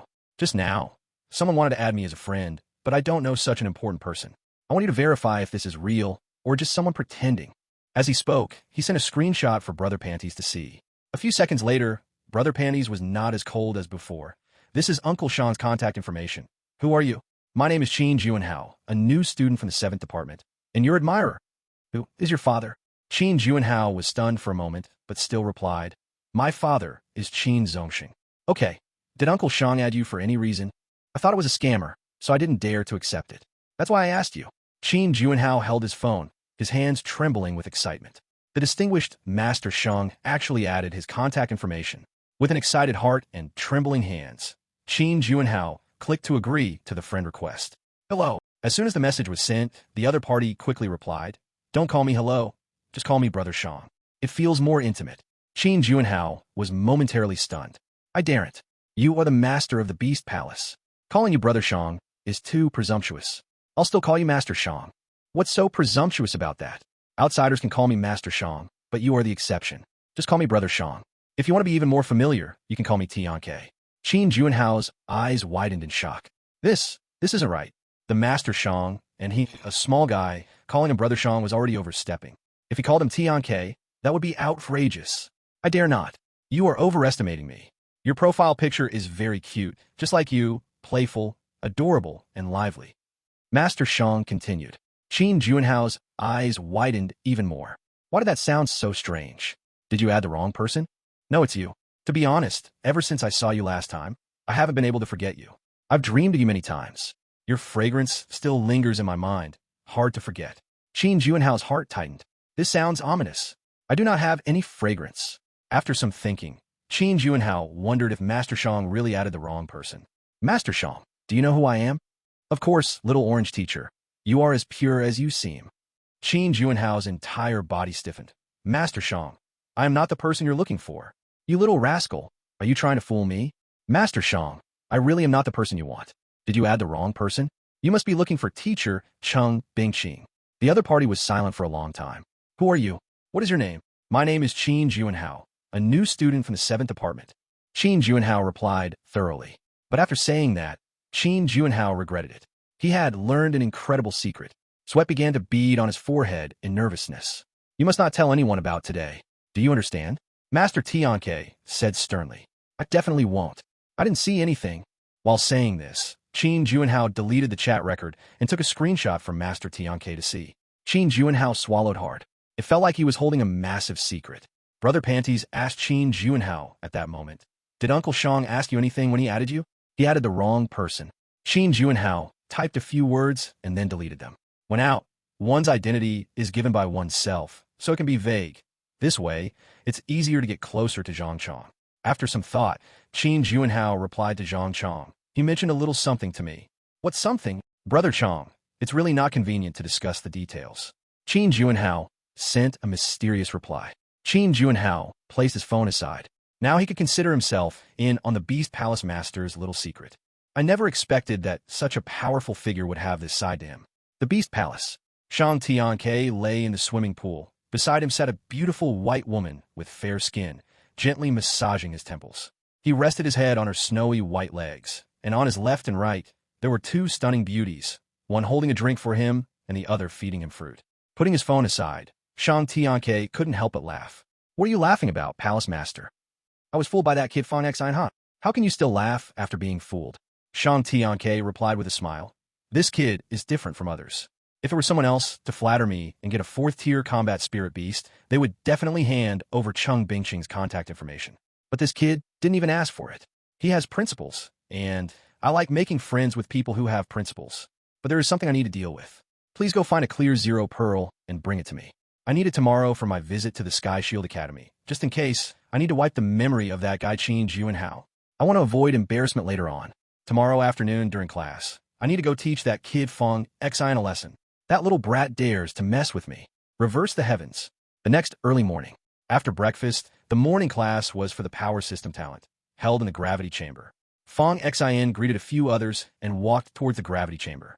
Not many people came to attend Master Hua Cheng's class. Only a dozen students, and this course was not taught by Hua Cheng alone. Hua Chang's students were all top performers. Most of the attendees here were from the power system talent. After Fong Xian arrived, he took a look around. Most of the other new power system talent students were big muscle brutes. Each one was brawny and strong, and the least of them had some muscle. Fong Xian was on the leaner side among them. However, Fong Xian's body showed off the lean muscle type that was more apparent when dressed. When the classmates saw Fong Xian come in, they all nodded at him. After all, Fong Xian ranked first in the baseline test. Even though Zhang Chang's words yesterday stirred a lot of controversy, many looked down on the power system talent, placing it at the bottom of the talent hierarchy. This led to unity among the new power talent students, all firmly supporting Fong Xian. Chapter 49, 18,000 kilograms. Xian go. A group of classmates greeted Fong Xian. Fong Xian responded with a nod. Everyone introduced themselves briefly. Including Fong Xian, there were 12 people. As a few chatted, someone walked in from outside. Teacher Hua. Upon seeing the newcomer, everyone greeted him, as they had all seen photos of Hua Cheng, Hua Jin gang before class, so they recognized who it was. Hua Cheng stood tall at 1 meter 90, with a very strong and solid build, wearing the unique uniform of the 9th Division, giving off a very strong sense of pressure just by standing there. It's a blessing to gather. Previous students like to call me Brother Hua Lu. If you don't mind, you can call me Brother Hua Lu as well. Brother Hua Lu. A bunch of classmates called out together. Fong Xian also joined in, clearly sensing that this Brother Hua Lu was genuinely generous, not just putting on a show. Many graduated seniors had very good things to say about Hua Cheng, proving his character. Hua Cheng took off his jacket and placed it on the nearby equipment. Let's get straight to the point. Those who come here are all power system talents, also known as reckless talents or strong labor talents, which have always been at the bottom of the hierarchy. But true strong ones never care about what others say. The most correct thing for a strong person to do is to use their power to break the prejudices of the world, shatter the barriers of labels. As the saying goes, one's strength overcomes 10 weaknesses, proving that in the face of absolute power, many flashy things are just empty talk. Of course, if we base it on strong power and then give it top-notch skills and incredibly fast speed, our explosive combat power is unparalleled. Fong Xian. Hua Cheng suddenly shouted. Fong Xian, who was listening attentively, froze for a moment and immediately raised his hand. Here, use all your strength and attack me. Fong Xian was stunned again. He naturally knew that Hua Cheng wanted to demonstrate for everyone. Without thinking too much, he charged towards Hua Cheng with a powerful Iron Mountain technique. Hua Cheng remained unmoved, simply raising one hand to press down on Fong Xian's shoulder. Fong Xian immediately changed his attack, his fists like cannons, elbows like knives, and knees like spears, rushing towards Hua Cheng at various tricky angles. These attack moves were all honed by Fong Xian through countless battles, and all these fighting techniques were based on a martial art called 8 Extreme Fist that his grandfather had taught him. But during the attack, Fong Xian was astonished to find that no matter how fast his attacks were, Hua Cheng's defense was impenetrable, and his proud strength seemed worthless before Hua Cheng, like a stone sinking into the sea. However, during this attack, Hua Cheng couldn't help but smile slightly. Other classmates also let out gasps of surprise. Fong Xian's overwhelming attacking style brought them a visual feast, while Hua Cheng's calmness made them feel an unprecedented sense of pressure. After everything was over, Hua Cheng was the first to raise his hand and applaud. The other classmates hurriedly followed suit and applauded. Hua Cheng patted Fong Xian's shoulder. No wonder Zhuge values you. You are truly exceptional. Everyone saw it, right? Although Fong Xian's attack had a few flaws, there's one very commendable point. Every hit was aimed directly at the vital points. This is crucial in battle. In life and death situations, it's either you die or I die, so you must seize every opportunity to take your enemy's life. No matter how flashy other talents' attack methods are, we will knock them down with one punch. I also heard a bit about what the new student representative said at the freshman meeting yesterday, about how level 3 combat power is a watershed. After level 3, other talents can rub our power talents on the ground. That's utter nonsense. I don't care how other power-type talent students think, but when you come to my class, you must realize one thing. If you're in the same realm with the same talent level and still can't beat the other side, it only shows one thing. It's your problem, not the problem of power-type talent. In our dragon country, there's a terrifying existence of power-type talent who doesn't give a damn about what your talent is. In front of him, one strength breaks 10,000 bands. A tall student with a spiky hairstyle exclaimed excitedly, Brother Hua Lu, are you talking about that master guarding the number 1 temple in the world? Hua Cheng nodded. Exactly. That is him. So, everyone, do not feel inferior because of some idle gossip. Use your strength to break the mouths of all who talk nonsense. Everyone grinned widely. Hua Chang raised one hand. And one more thing, this is my rule. Since you are now my students, you must remember this. I don't care how others do it, but among you, if any one of you is bullied, no matter who the other party is, the other 11 must stand up to support you. If you can't handle it together, seek your previous seniors. If your seniors can't handle it, come to me. If I can't handle it, I still have 5 brothers above me. If my brothers still can't handle it, my father has 12 brothers who will come out to support me. But there's one more thing you must remember, everyone. Do not bully the poor, do not oppress the weak, do not harm good people, and do not bully women or men either. Remember this. I remember, Brother Hua. Fang Xian looked at Hua Chang and had to say that this Hua Jingang had a magical charm, making him feel like a very reliable big brother. Hua Chang clapped his hands. Good. We will officially start the first lesson. Many people have misunderstandings about the strength talent, including all of you present. The greatest strength talent is not our physical power being different from others, but our ability to discover and use our own bodies far beyond ordinary people. Long ago, our levels were not categorized as first or second like today. They were called induction, source flow, pulse, standing ground, observing well, merging path, and breaking mirror, etc. This classification of levels is more suitable for our understanding of strength talent. Today, we will first talk about the first 4 realms. Induction, as the name suggests, is the awakening of the talent within you. This comes with awakening. Source flow is about refining the body through one's talent, controlling the continuous circulation of vital energy through the meridians.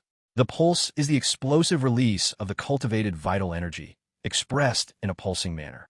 This kind of power was once known as dark energy. As he spoke, Hua Chang placed a hand on Fang Xian's chest. Without even seeing Hua Chang's move, Fang Xian felt a strange, electric-like force surge through his limbs, causing him to stagger back, shocked. This power was truly terrifying. Hua Chang looked at Fang Xian and smiled. Your combat ability is very strong. First, you have a high talent. Second, you have rich combat experience. Third, your skills are very strong, but you know very little about the pulse of vital energy. If you can understand this energy pulse, your combat power will directly reach the 4th level, which is standing ground.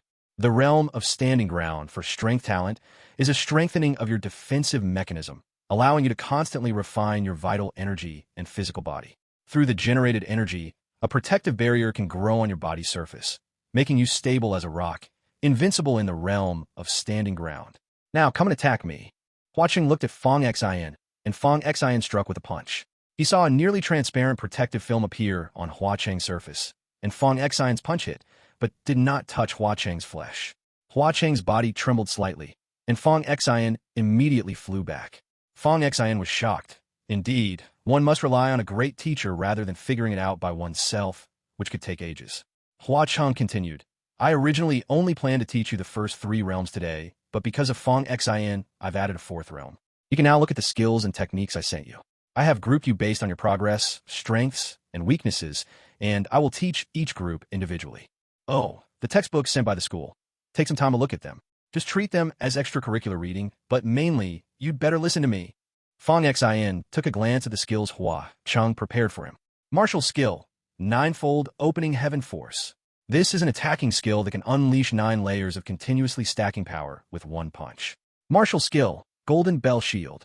The second skill is a defensive technique that can only be used after reaching 4th level combat power. However, due to his killing talent, Fang Xian's combat power had soared during a previous beheading operation. His strength talent had also risen immensely and reached the peak of 3rd level combat power, but he was always stuck at that peak. Earlier, he didn't understand what was happening, but after today's explanation, he finally realized it was because he didn't know how to use the vital energy pulse. Hua Chang walked over and noticed Fang Xian studying the golden bell shield. You need to look at this only after reaching 4th level combat power. But for now, let me explain the vital energy pulse to you. Speaking, Hua Chang brought Fang Xian to a measuring device. Throw a punch. Fang Xian launched a punch. The display screen on the measuring device flickered with numbers. It suddenly reached 15,999. Other classmates gasped in awe. Hua Chang also smiled. Not bad, kid. The power from the power system talent is the current level plus 1 squared times 1,000. The peak strength of level 3 combat power is 16,000 kilograms. You were just a bit short. Come on, relax your mind.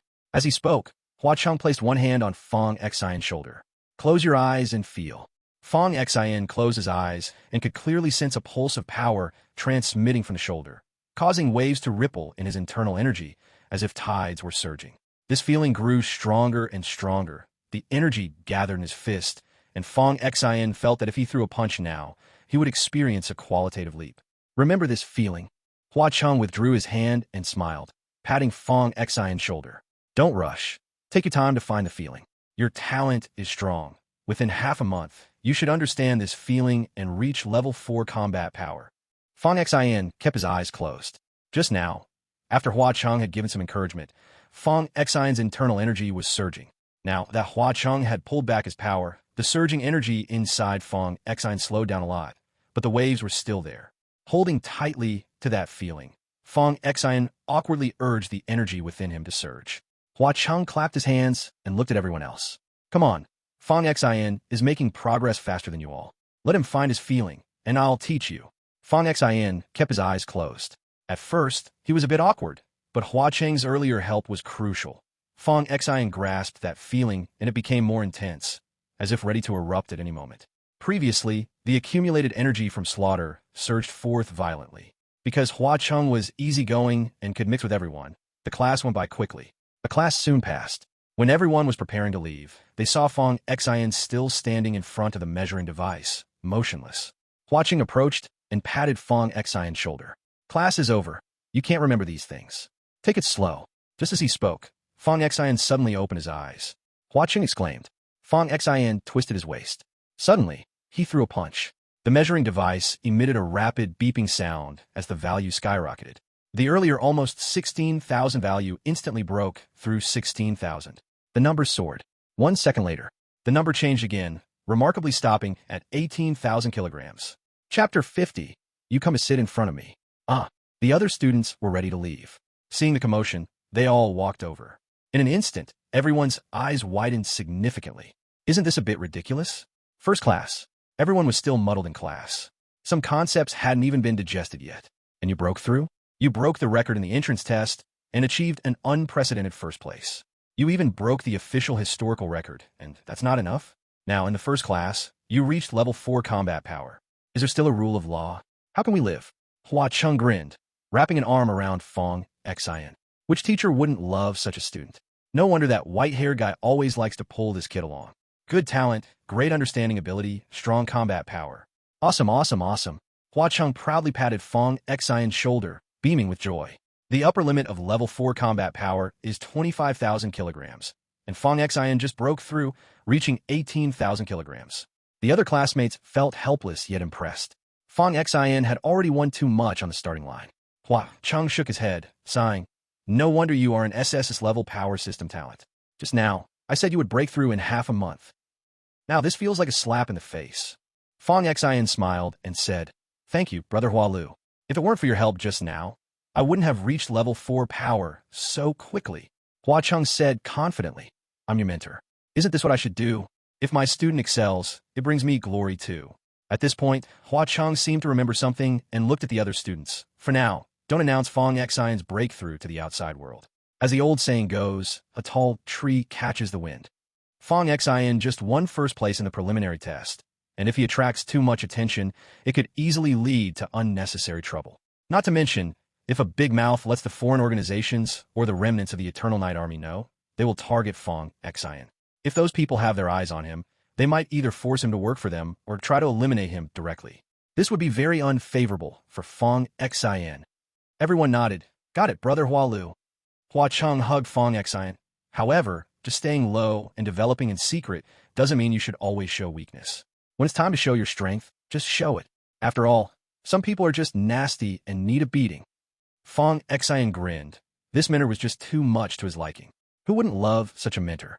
Okay, class is over. It's time to eat. I have some matters to attend to. If you have any questions, whether about studying or life, or if you run into any difficulties, you can come find me. Okay, Brother Hua Lu. Oh, today is the first day, so the gravity coefficient in the gravity chamber hasn't been adjusted. Starting from the next class, we will have weight training, so be mentally prepared. Understood. Fong Xian and a few classmates headed to the cafeteria together. While eating, everyone asked each other about the afternoon classes. When they heard that Fong Xian had another beast mastery class in the afternoon, a classmate nicknamed Pot Lid said while eating. Brother Xian, who is your beast mastery teacher? It's a question mark? Pot Lid replied. That must be the master of the Beast Palace. I also got a spot in his class. This time, we're taking advantage of the master of the Beast Palace's visit to get his lessons without paying. As long as anyone has decent talent in beast mastery, they have been pushed to take his class. Brother Xian, let's go together. Sure. Is this settled? A tall student named Zhang Bing, wearing a tank top, asked. Pot Lid nodded. It's confirmed. Don't be misled by how some of our classmates seem unsophisticated. Many of them have strong connections to the Beast Palace. They've all checked, and the master of the Beast Palace will indeed come. Zhang Bing took a bite of a bone. Then there's a rumor saying that the master of the Beast Palace is coming for Brother Underpants. Is that true or not? It's mostly true.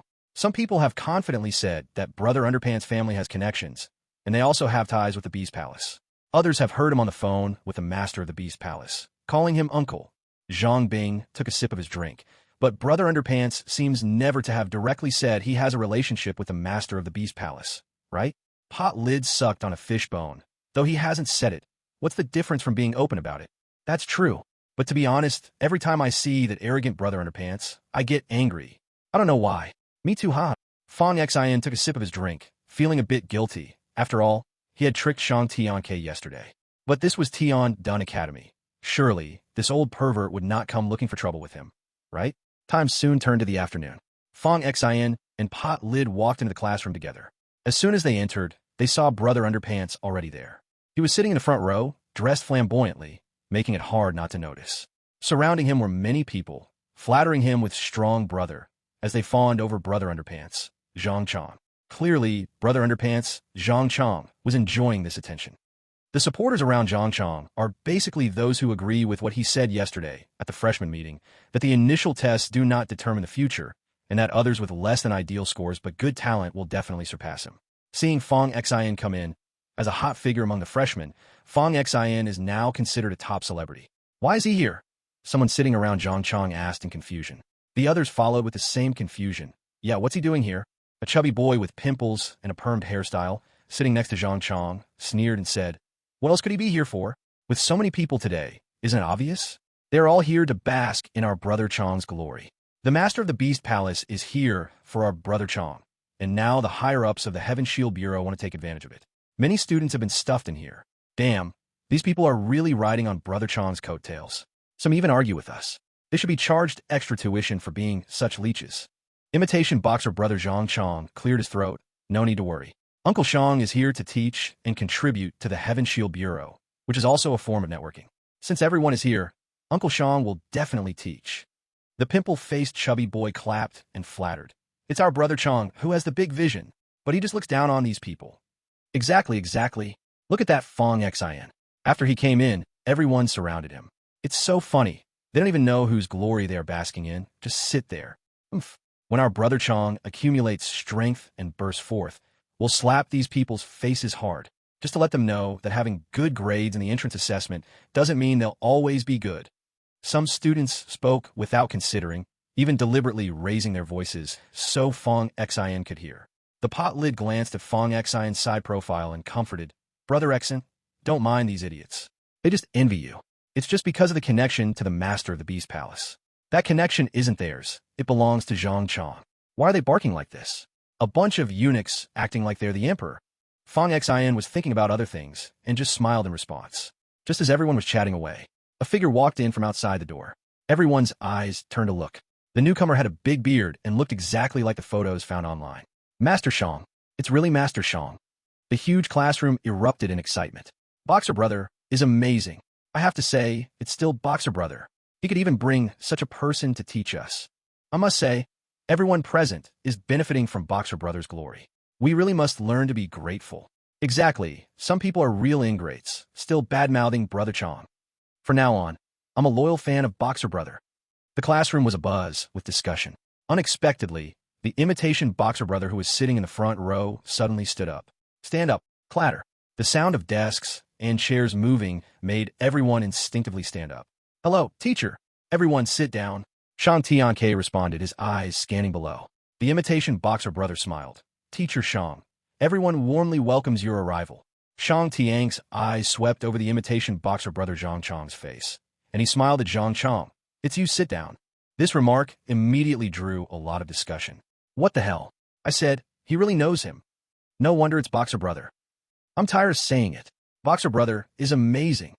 Some people questioned, then why did he say it's you? What do you have stuck in your ears? A toilet? Do you still need to ask this kind of question? Obviously, pretending not to know. This is also for Brother Chong's sake, preventing those with ulterior motives from thinking that our Brother Chong got in because of connections. Exactly. Some people really don't know how their brains work, still asking such questions. What an idiot. What can you say to such a person? Purely brain dead, right? Just can't stand Brother Chong doing well. Now, they're jealous of Brother Chong. Did you hear how sour their words are?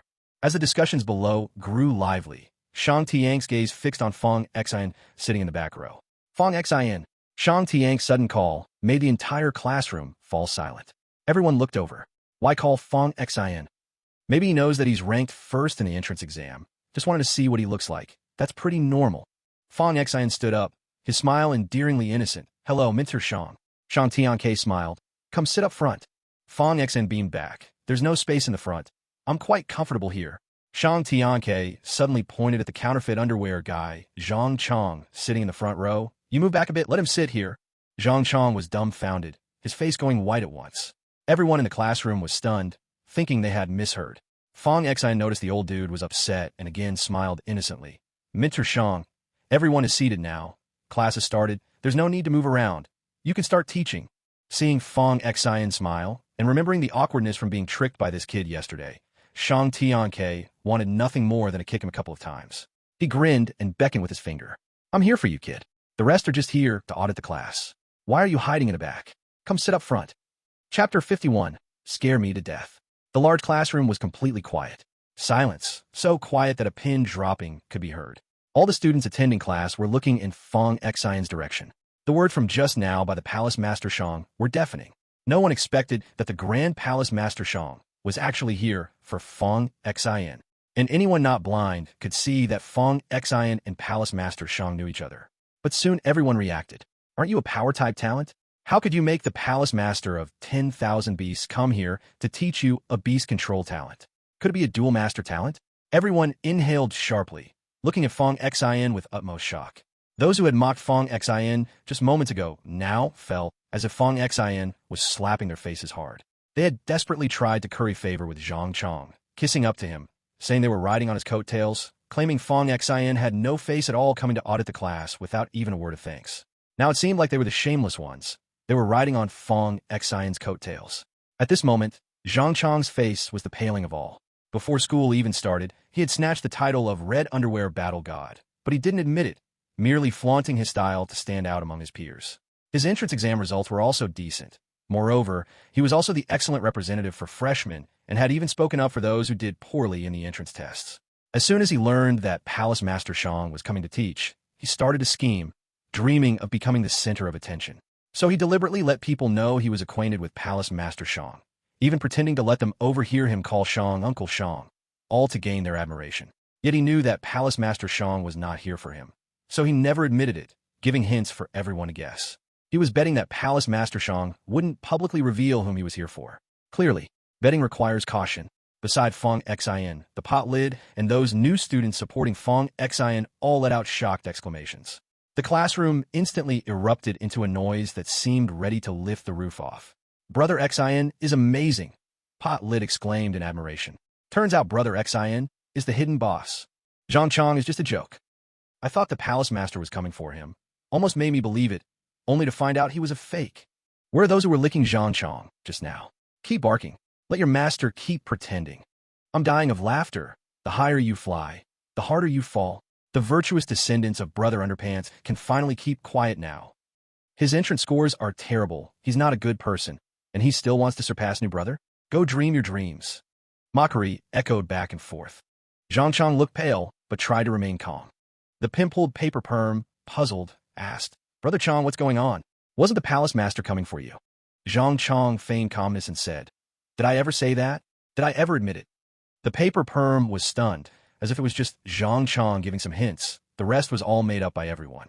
For a moment, those who had supported Zhang Chong just now had faces turning blue and white. Shang Tianke cleared his throat. Fong Xian, come here. Fong Xian walked unwillingly toward the front row. Shang Tianke glanced at the fake brother underpants. Having heard something from the hints earlier, he showed no good face to Zhang Chong, daring to use my aura of pretense. I absolutely will not give you face. You sit at the back. Zhang Chong opened his mouth, feeling unprecedentedly insulted, wanting to say something, but ultimately held back, head down as he walked to the back. When he brushed past Fong Xian, Zhang Chong bumped his shoulder lightly, saying in a very low voice, Fong Xian, right? Let's see who's better in the midterm test. Fong Xian casually replied, Who cares about you? Zhang Chong's forehead veins throbbed. If today it had just been the palace master indicating that she was coming for Fong Xian, he would have only been a bit embarrassed, but the palace master actually made him go to the back, giving Fong Xian his spot. This was an absolute disgrace. We'll see. Fong Xian ignored him completely. He walked straight to the front row and took Zhang Chong's previous seat. The pimpled paper perm, who had just been worshipping Zhang Chong, came over, revealing a flattering smile at Fong Xian, saying, Hello, new brother. How good? The paper perm was stunned for a moment. Licking his lips, he chuckled awkwardly. It's really good. I'm so happy to have you sit next to me. Well, you're too early to be happy. Shang Tianke watched Fong Xian with a half-smile. This kid talks way too provocatively. All right, everyone, let's get to the topic. Today is our first class, and I believe many students already have some understanding of the beast taming department. The beast taming job, also known as beast tamer, has initial combat power that may not be outstanding, but as our realms improve and the beasts we raise become stronger, the feedback we get increases. As everyone knows, our beast tamers are not as physically strong as those with brute force talent. Tisk. The classroom was originally quiet, but suddenly Fong Xian from the front row clicked his tongue, sounding unusually refreshing in the classroom. Shang Tianke smiled at Fong Xian and said, I didn't say you are a brute. What I meant is that all of you with power talent are brutes. Fong Xian looked at Shang Tianke helplessly. He couldn't fight back, and what the guy said wasn't wrong, which was the most frustrating part. Many new students were whispering and covering their mouths, giggling. Even the palace master said those with strength talent are brutes. Shang Tianke continued, The strength of a beast tamer is a weakness, so we need to maintain a strong resonance with the beasts we establish bonds with, as their physical condition is usually stronger than ours. Beasts are divided into 3 types. Typically, those with a battle power ceiling of 5 are called fierce beasts, from 6 to 10 are called spirit beasts, and above 10th level, the 11th tier is called king beasts. Level 12 is the royal beast, level 13 is the holy beast, and those above level 13 are called divine beasts. Beast tamers, according to their talent, can control different types, different levels, and different numbers of beasts. Of course, the higher the talent, the more types of beasts one can control, the stronger one becomes, and the greater the number. Today is our first lesson, and we'll start with how to connect with beasts and sign contracts. As he spoke, Shang Tianke waved his hand, and a giant lizard over 3 meters long and nearly 2 meters high appeared next to him. As soon as the giant lizard appeared, it opened its huge mouth and roared at the students below. Many students in the front row were frightened and hurriedly stood up to retreat. Only Fong Xian sat calmly in the front row, like a mountain.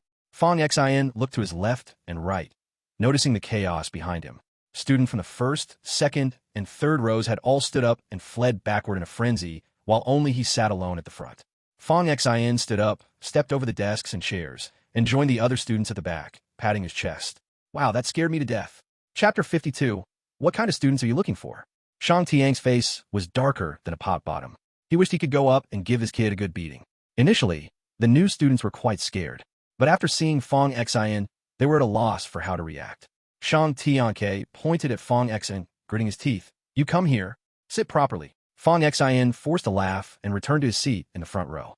Other students followed, wanting to join him in the front row.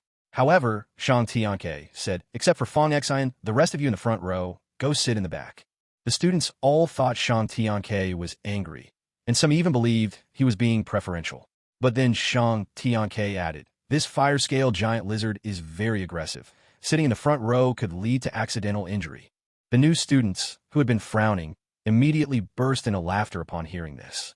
They all looked at Fong Xian. Zhang Chong, sitting at the back, couldn't help but smile broadly. But now it was Fong Xian's turn to have a grim face. This isn't fair, Master Shang. Shang Tianke asked seriously, what is it? You really are a bit mischievous. Shang Tianke chuckled. If it weren't for the many people present, he would really want to hit this kid. Seeing the interaction between Shang Tianke and Fong Xian, Zhang Chong couldn't laugh anymore, and the other new students began to chatter, curious about Fong Xian's background, daring to speak to Shang Tianke like that. The fire-scale giant lizard bared its teeth at the students below, then shook its big head and moved closer to Fong Xian. Many students supporting Fong Xian got nervous, but those led by Zhang Chong wore expressions of schadenfreude, eager to see Fong Xian make a fool of himself. Some even secretly took out their phones, wanting to record Fong Xian's next embarrassing moment to post on the forum for everyone to mock him, seeing how a brute with power system talent was insignificant before a beast tamer expert. Fong Xian looked at the approaching ugly, fierce head with disdain and pushed it away with his hand. Get out of here, don't touch me. The true dragon aura he had acquired from the dragon ladder of the Beast Palace automatically surged out. The originally irritable fire-scale giant lizard suddenly became much more docile. Its eyes softened as it nudged Fong Xian's palm before retreating back to Shang Tiang's side. The classroom fell silent for a few seconds before erupting into chaos. Wow, what the hell is going on? No way. This really works? Top-tier beast taming talent? Oh my, this brother can't possibly have dual profession talents, right? Did you all feel the pressure from him just now? It was too intense. Shang Tianke cleared his throat and brought the topic back, saying, everyone quiet down. You all saw it, high-level beast taming talent is like this, with a very strong affinity for beasts. Speaking of the previous topic, this is a king beast with a battle power limit of level 10. Most of you students have awakened your beast mastery talents, right? For those who haven't awakened yet, other beast mastery teachers will help you awaken. Let me first teach you the specific method of signing a contract with beasts. As he spoke, Shang Tianke demonstrated the method of signing a contract to everyone. Then Shang Tianke continued, but there's one thing you all must remember. Every beast master has their own destined beast contract. The higher your talent, the more destined beast contracts you have. But regardless of how many contracts you have, when choosing to sign a contract, you must remember, do not randomly sign contracts with your destined beasts, as it concerns your future limits. Some people might have S-level talents, but if your destined beast suddenly mutates one day and becomes more powerful, your talent level and your limit will also rise accordingly. So, when choosing your destined beast, make sure to pick the best stock. Fong Xian couldn't help but think of the Qilin Divine beast mentioned in his notes. If he could sign a contract with that Qilin Divine beast to have it as his destined divine beast, just thinking about it was exciting. Although Shang Tianke was tricked by the official Tiandun Bureau, he still had some morals and didn't fool around. He taught with great dedication. With 5 minutes left before class ended, Shang Tianke took back the fire-scale giant lizard and said, everyone, digest what we just discussed. In a moment, we will be dismissed and you can go back. Fong Xian, come out with me. Fong Xian tensed up all over. Seeing Shang Tiang's expression, he knew this old guy was definitely looking for trouble over last night's incident. Just say it here. Fong Xian replied with an innocent smile. Shang Tianke waved his hand. Come out. Your instructor Zhuge has gone out for something. I need you to relay a message to him. Fong Xian, feeling doubtful, followed him out the door. As soon as he stepped outside, bang, the classroom door slammed shut. Seeing this, Fong Xian sensed trouble and was about to run, but Shang Tianke grabbed his arm and kicked his butt. You little rascal, are you still trying to trick me? Shang Tiang's muscular arm wrapped around Fong Xian's neck. Who is that Qin Juanhao to you? Fong Xian smiled awkwardly. High school classmate. How can you be so bad? Tricking one after another. Shang Tianke kicked Fong Xian's butt again. You're fine, but you have your eyes set on our female instructor. Am I supposed to just let that slide? Hey, you little rascal, you're quite righteous. What can I do? It's just in my nature. While the two were murmuring, a figure appeared around the corner of the stairs. It was an old lady, wearing glasses with a frame, carrying a bag on her arm filled with yarn, and holding knitting needles in her hands, making a sweater. Seeing someone approach, Shang Tianke immediately released Fong Xian and restored his authoritative presence. Shang Tianke recognized Fong Xian and could get along with him, but when encountering others, he was still the high-ranking head of the Beast Palace. Fong Xian straightened up upon seeing the visitor. The person was none other than the famous mental system instructor of the academy, the formidable Sun Baijun. Upon seeing the old lady, Head Shang also humbly bent his waist. Senior Sun, Fong Xian followed suit and bent down. Hello, instructor. The old lady frowned, looking at Shang Tianke with undisguised contempt. What are you doing here? The school invited me to give a lecture. The old lady said without thinking. Didn't any of those old fogies from the Tiandun Bureau have anyone else to choose from? They let someone like you teach. Are they trying to lead the students astray? Shang Tianke wasn't angry. He just forced out a smile. Fong Xian was wide-eyed. Was this old lady really that fierce? Not even putting the head of the Beast Palace in her eyes? Who is this? The old lady looked at Fong Xian again. Shang Tianke glanced at Fong Xian. This is my student. I specifically came to teach him. He is also my friend. We have a very good relationship. Fong Xian heard this and felt quite flattered by the old man's praise. But unexpectedly, the old lady's face suddenly turned cold, and she angrily scolded Fong Xian. You, a student, are mingling with such unscrupulous people? You call him a friend? Fong Xian was instantly confused. A quick glance showed Shang Tianke was holding back a sneaky smile, and he realized he had been tricked. I don't know him well. He just came to teach us. Not just me, but many Beastmaster students. Fong Xian explained. However, Extermination Master was not buying it at all. Smooth talker. How could the Sky Shield Bureau recruit someone like you? What good can come from mixing with such unscrupulous people? Fong Xian turned to look at Shang Tianke, who was barely containing his laughter. It was clear that this old man did not have a good impression on Sun Bijuan. The old lady frowned. What is your name? Fong Xian replied without thinking. Qin. Before he could finish Qin Juanhao, Shang Tianke interjected. Senior son, his name is Fong Xian. I'm going to find Su Bashang to ask how someone like you could be a student here, mingling with such unscrupulous people. You'll be expelled right away. After saying this, Sun Bijuan turned and walked away. Fong Xian stood there dumbfounded. What the hell? The rumored terrifying Extermination Master was really being manifested at this moment. Shang Tianke laughed so hard his shoulders shook and patted Fong Xian on the shoulder. Little brother, your good days are over, haha. Fong Xian had a dark expression on his face. Lord Shang, big brother, she's going to ask the dean to expel me. Can't you speak up for me? I've heard from past seniors that this old lady is quite troublesome. Shang Tianke gleefully replied. Quite troublesome? Little brother, she is the most troublesome one in all of Sky Shield Academy. But don't worry, Dean Su will definitely not let you go. If he expels you, just come to our 10,000 Bees Palace. The old Palace Master has said he will train you to be the next Palace Master. Fong Xian thought carefully. Wait, she said you're an unscrupulous person. Clearly, I was dragged down by you. How did you provoke her before? Shang Tianke looked at the distant Sun Bijuan. Before, I asked Zhuge Hang for Cheng Bingqing's contact information. And then, Shang Tianke sighed deeply, looking as if remembering an unbearable past. Then that white-haired guy gave me Sun Laotai's contact information. I didn't look closely. Right after I added her, I said a lot of flirtatious things. I even sent some pictures. What kind of pictures? Fong Xian asked curiously. Just those that showed off my chest and abs. And then what happened? And then... Shang Tianke smacked his lips, sighing again as if recalling some terrifying past. This old lady is a mental power expert. She invaded my dreams.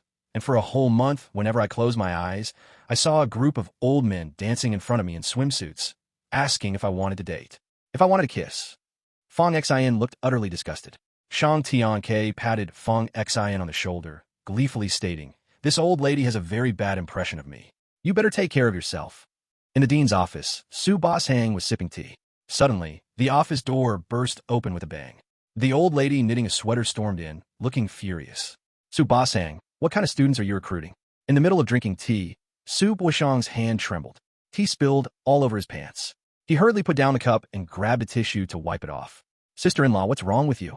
Su Bashang quickly stood up and with a few steps ran to the door to look outside before closing it. What could make you this angry, sister-in-law?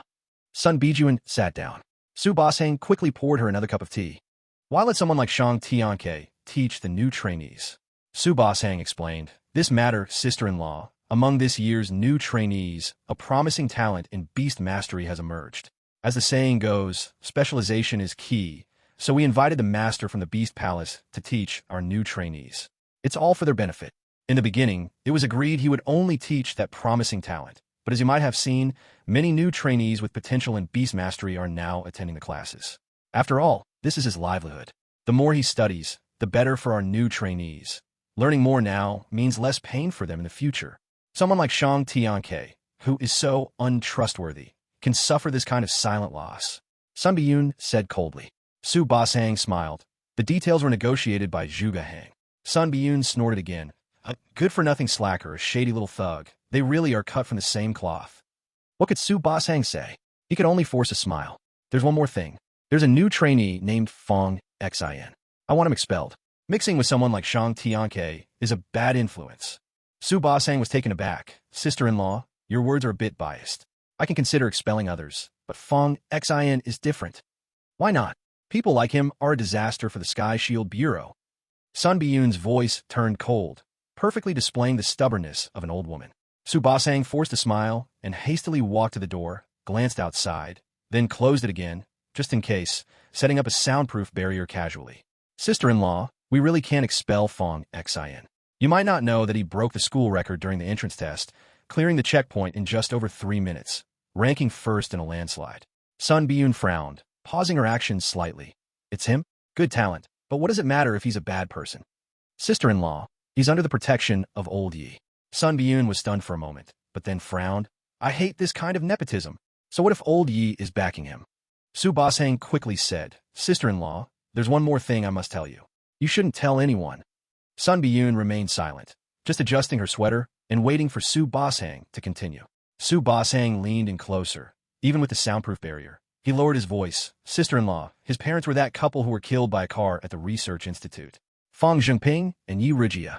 Sun Biyun's hand trembled violently. Her head snapped up, staring blankly at Su Basang. Her lips moved, her eyes behind her glasses lost their chilling glare, replaced by shock, confusion, helplessness, and grief, her gaze complex and entwined with many emotions.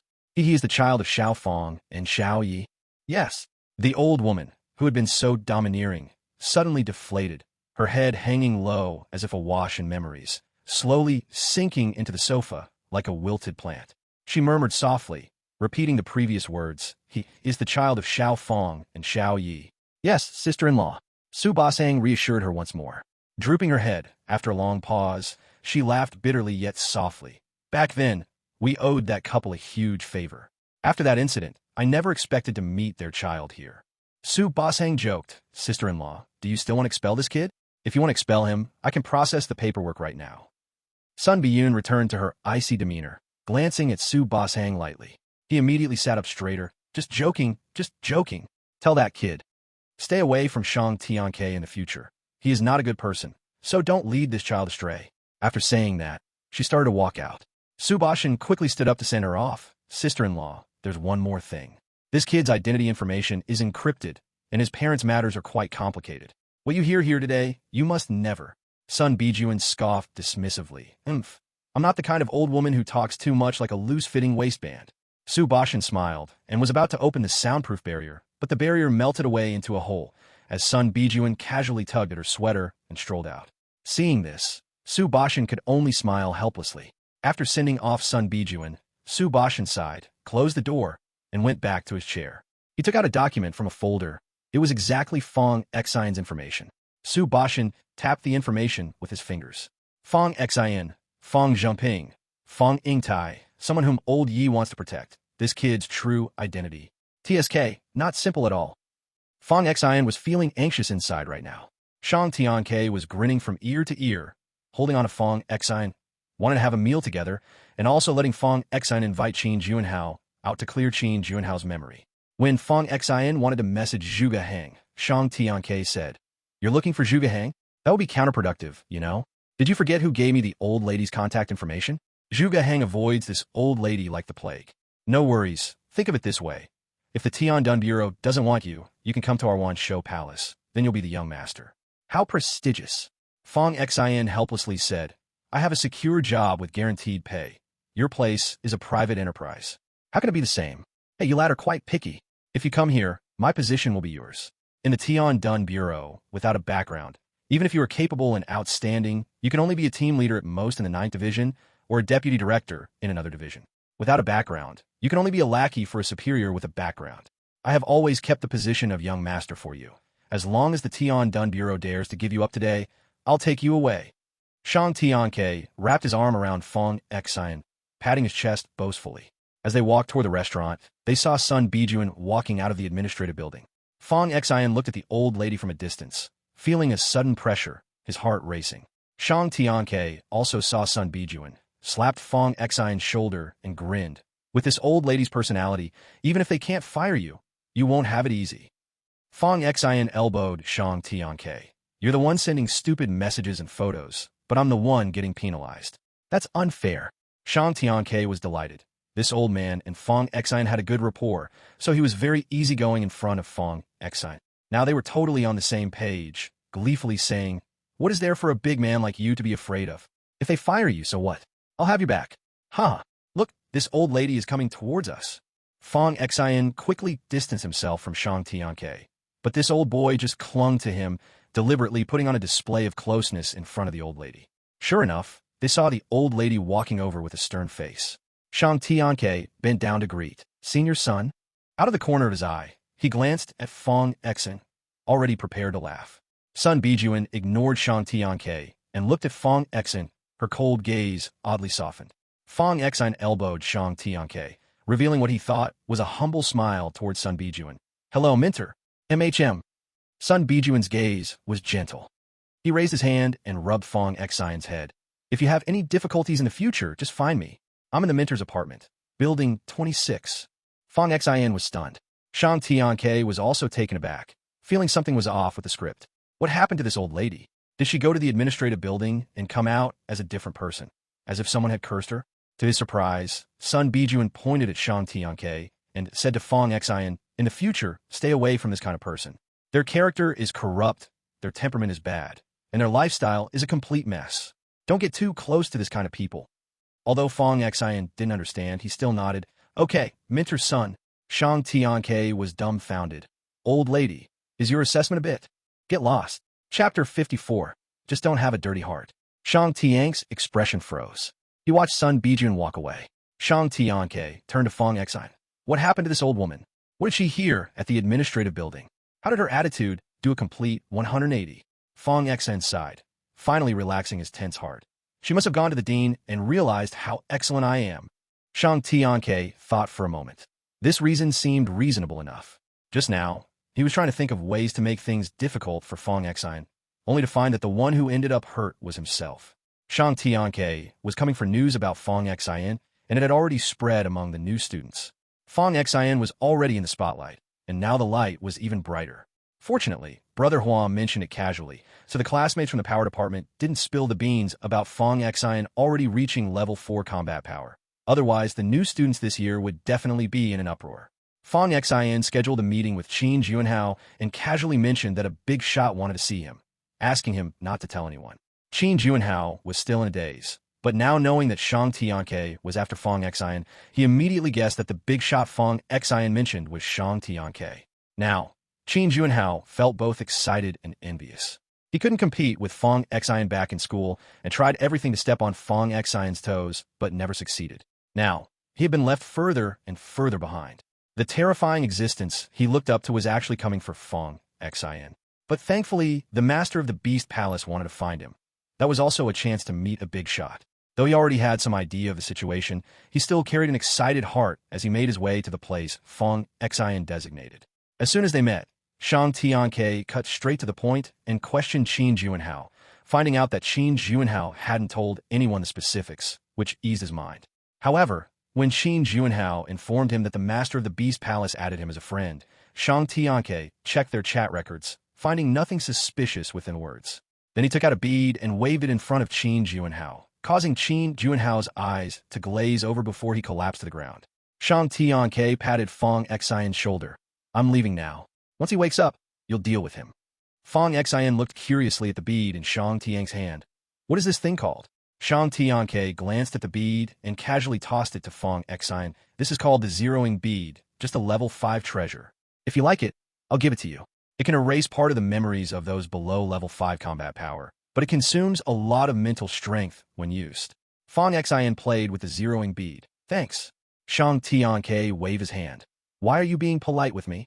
I still have to socialize with some leaders from your Sky Shield Bureau, so I'm leaving first. He watched Shang Tianke leave. Fong Xian studied the Zeroing Bead, glanced at Qin Juanhao, then deleted the chat records between himself and Qin Juanhao before calling Fong Xian using Qin Juanhao's phone. After a few minutes, Qin Juanhao shook his head and woke up, rubbing his head and looking around. When he saw Fong Xian beside him, Qin Juanhao immediately became alert and distanced himself. Checking his body, there was no problem. It seemed he hadn't been beaten. Where is this? Why are you here? Qin Juanhao asked. Fong Xian shook his phone.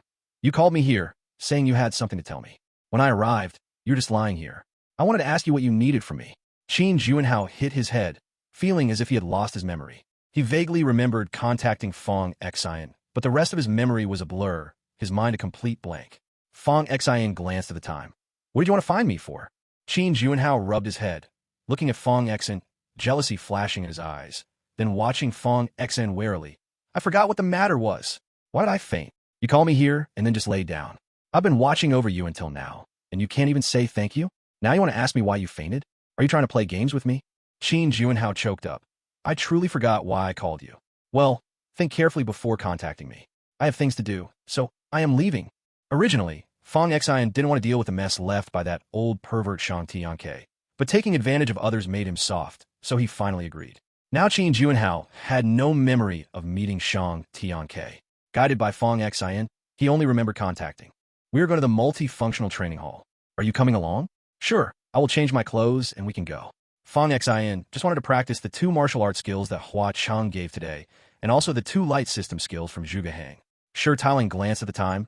It's 6:30 now. The training hall closes at 9:30. Let's get there early so we could train for a while. After changing clothes, he also took the manager's card and tucked it into his pocket. The group headed towards the training hall. When they arrived, the entire training hall was bustling with noise.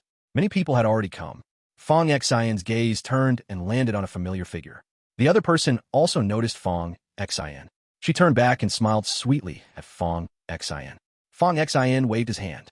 Jiang Xiaocha ran over to Fong Xin. Her high ponytail bounced cheerfully up and down. Chapter 55. Is there really such a requirement? Jiang Xiaocha was very beautiful.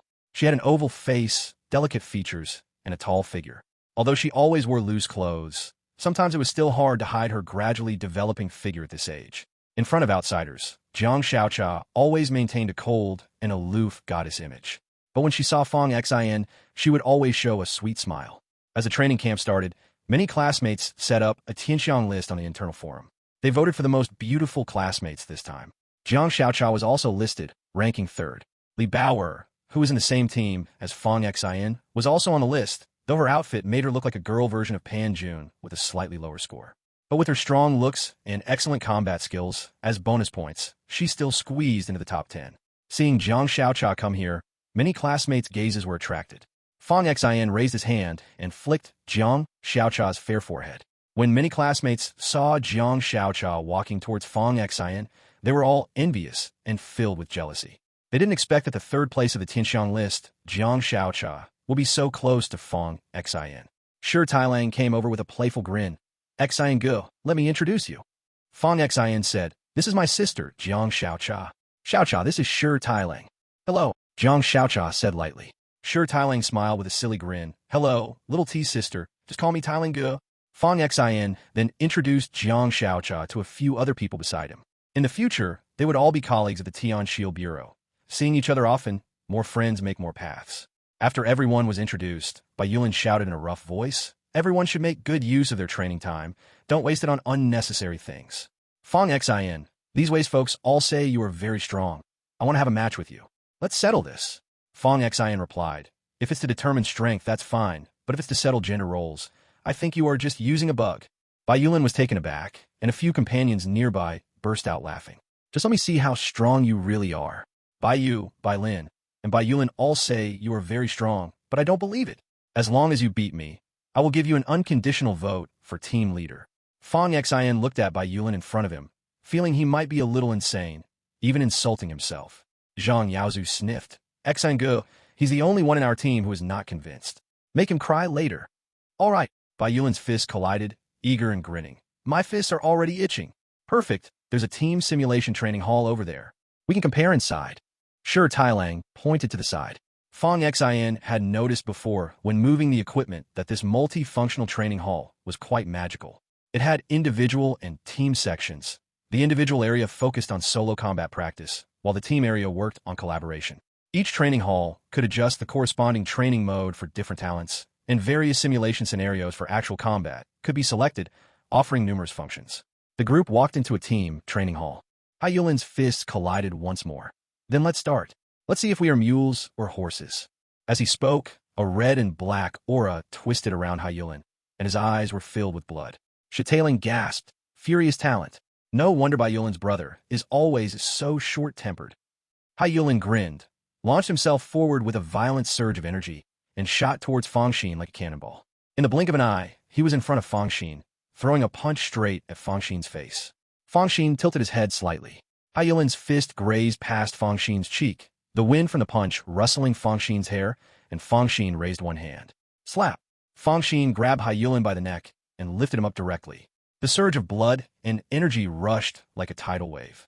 Hai Yulin's wild expression instantly faded like a retreating tide, his eyes softening, and soon his face became more delicate, visibly fuller, as his long legs slowly came together. Fangxin, you hurt me. A slightly wronged female voice came from Bai Yulin's mouth. Fangxin was taken aback. Zhang Yaozu was also confused. What's going on? Did it start? Li Bei'er continued to tilt her head stupidly. It's over. Huh? One move? There are no fancy tricks? It's really over? How strong is that? Jiang Xiaocha looked at Fangxin with her beautiful big eyes, genuinely happy to see her cousin so strong. Fangxin realized that this was Bai Yulin's sister, Bai Yu, so he released his grip. Bai Yu rubbed her reddened neck, her watery eyes looking at Fangxin. That bastard Yulin, both weak and loves to play. Fangxin, Hai Yulin wants me to tell you. This time he admits defeat completely. The gap is too big. Ordinary people see you like a frog at the bottom of a well seeing the moon above, and those awakened see you like a mayfly glimpsing the sky. Fangxin immediately replied, hearing this makes me a little embarrassed. Everyone here in the ninth sight is exceptional. All are geniuses in their respective fields. Of course, genius is just the threshold to see me. The others exchanged glances. If someone else said this, I would think they were pretending, but when you say it, I really believe it. To quote Hai Yulin, you're like a top space ring. What does that mean? Others want to pretend but can't, but you really can. Fangxin couldn't help but smile. All right, everyone hurry and train. Zhang Yaozu sighed. The place closes at 9:30. We should make every second count. I heard from Senior that if we want to continue training, we have to plead with the administrator and pay extra. And it's quite expensive, 5,000 for an hour. Wow, so expensive. Then we really can't waste any time. The group left the multi-person simulated training hall, and each went to find a single training room. Fangxin called out to Jiang Xiaocha. Xiaocha, if you have anything in the future, just send me a message. Got it, brother. As Fangxin was looking for the training hall, the person in charge approached.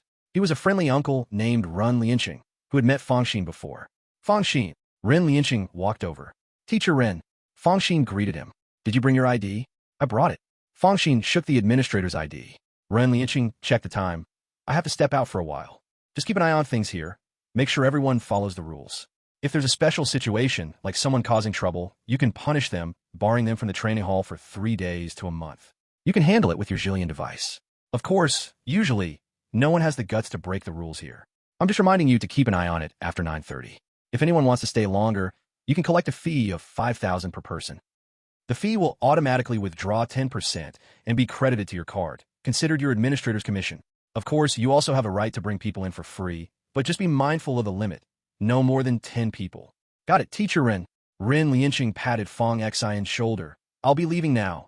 All right. Fang Xian found a single practice room. He came here today to practice the 4 skills given by Hua, Cheng, and Zhuge Hang. Fang Xian adjusted the gravity to 4 times heavier.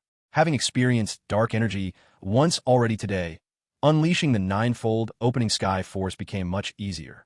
After practicing for a while, Fang Xian grasped the essence of it, and with a punch, the force gauge beeped, gradually displaying a value of 18,000 kilograms, followed by rapid doubling. The 9-fold opening sky force can stack strength, with a total possible stacking of 9 times. On the first day of training, he could only manage 3-fold strength. Yet, with the support of his slaughter talent, although the power from the 3-fold strength matched the introduction of the skill, the increased armor-piercing damage meant that the pain inflicted on the enemy was far beyond mere strength. Fang Xian studied the Golden Bell shield for a while, and nearly transparent film emerged over his body. Testing the resistance, he found it could withstand a strong attack from a mid-level 4th-tier combatant. Fang Xian was delighted. This was achieved through the optimization of the slaughter talent. One must say, the slaughter talent is amazing. After taking a breath, Fang Xian focused on the 2 light-type talent skills. Divine Skill, Flash of Light. Divine Skill, Instant Kill of Light. With the boost from the slaughter talent, the activation range of these skills exceeded the original limits.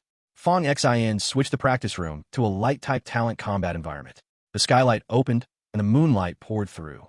Fang Xian continuously felt the atmosphere. The moonlight scattered like specks, enveloping Fang Xian's body. His eyes turned silver, resembling 2 full moons.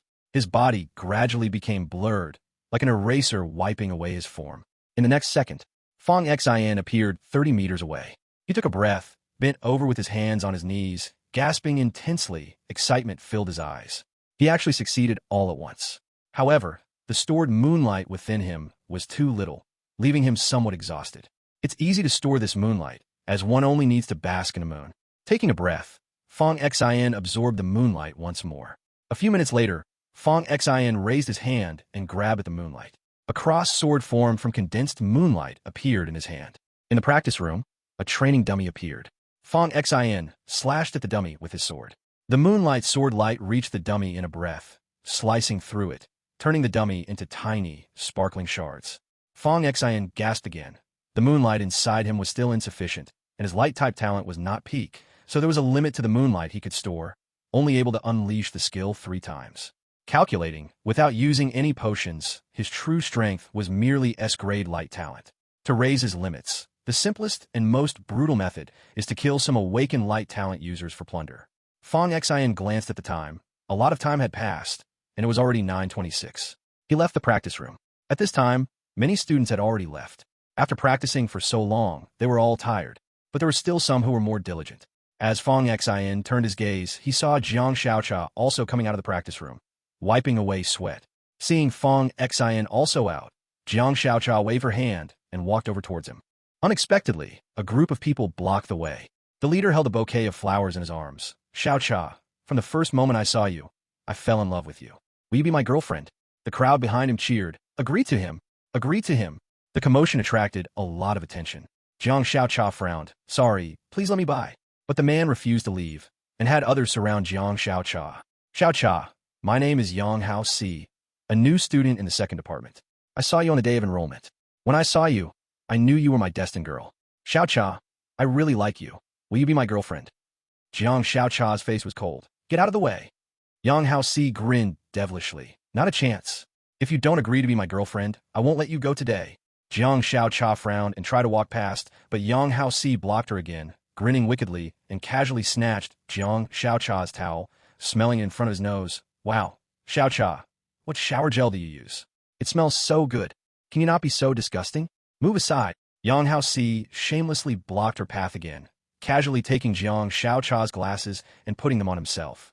Xiaocha, let's get to know each other first. After that, you'll see how great I am. Jiang Xiaocha's face was cold. Give me back my glasses. Yang Hao Si held up the glasses. Call me hubby, and I'll give them back. The friends who came with Yang Hao Si all cheered. Call him hubby. Call him hubby. Jiang Xiaocha's eyes turned red. Give them back. I heard your family isn't well off, and your parents aren't awakened once. I also heard you chatting with someone else just now, saying you wanted to practice a bit longer today, and that each person costs 5,000. That 5,000 must be a lot for you. Let me pay it for you, and you just have to call me hubby. Jiang Xiaocha's eyes were red as she looked coldly at Yang Hao Si. Do you not understand human language? Give me back my glasses. You're pretty stubborn. I like that. The more you resist, the more I like you. Want the glasses? Same thing, call me old. Before he finished speaking, Yang Hao Si's wrist was grabbed tightly. An intense pain shot through his arm. Yang Hao Si howled in pain, his fingers open, dropping the glasses from his hand. Fong Xin caught the glasses and handed them to Jiang Xiaocha.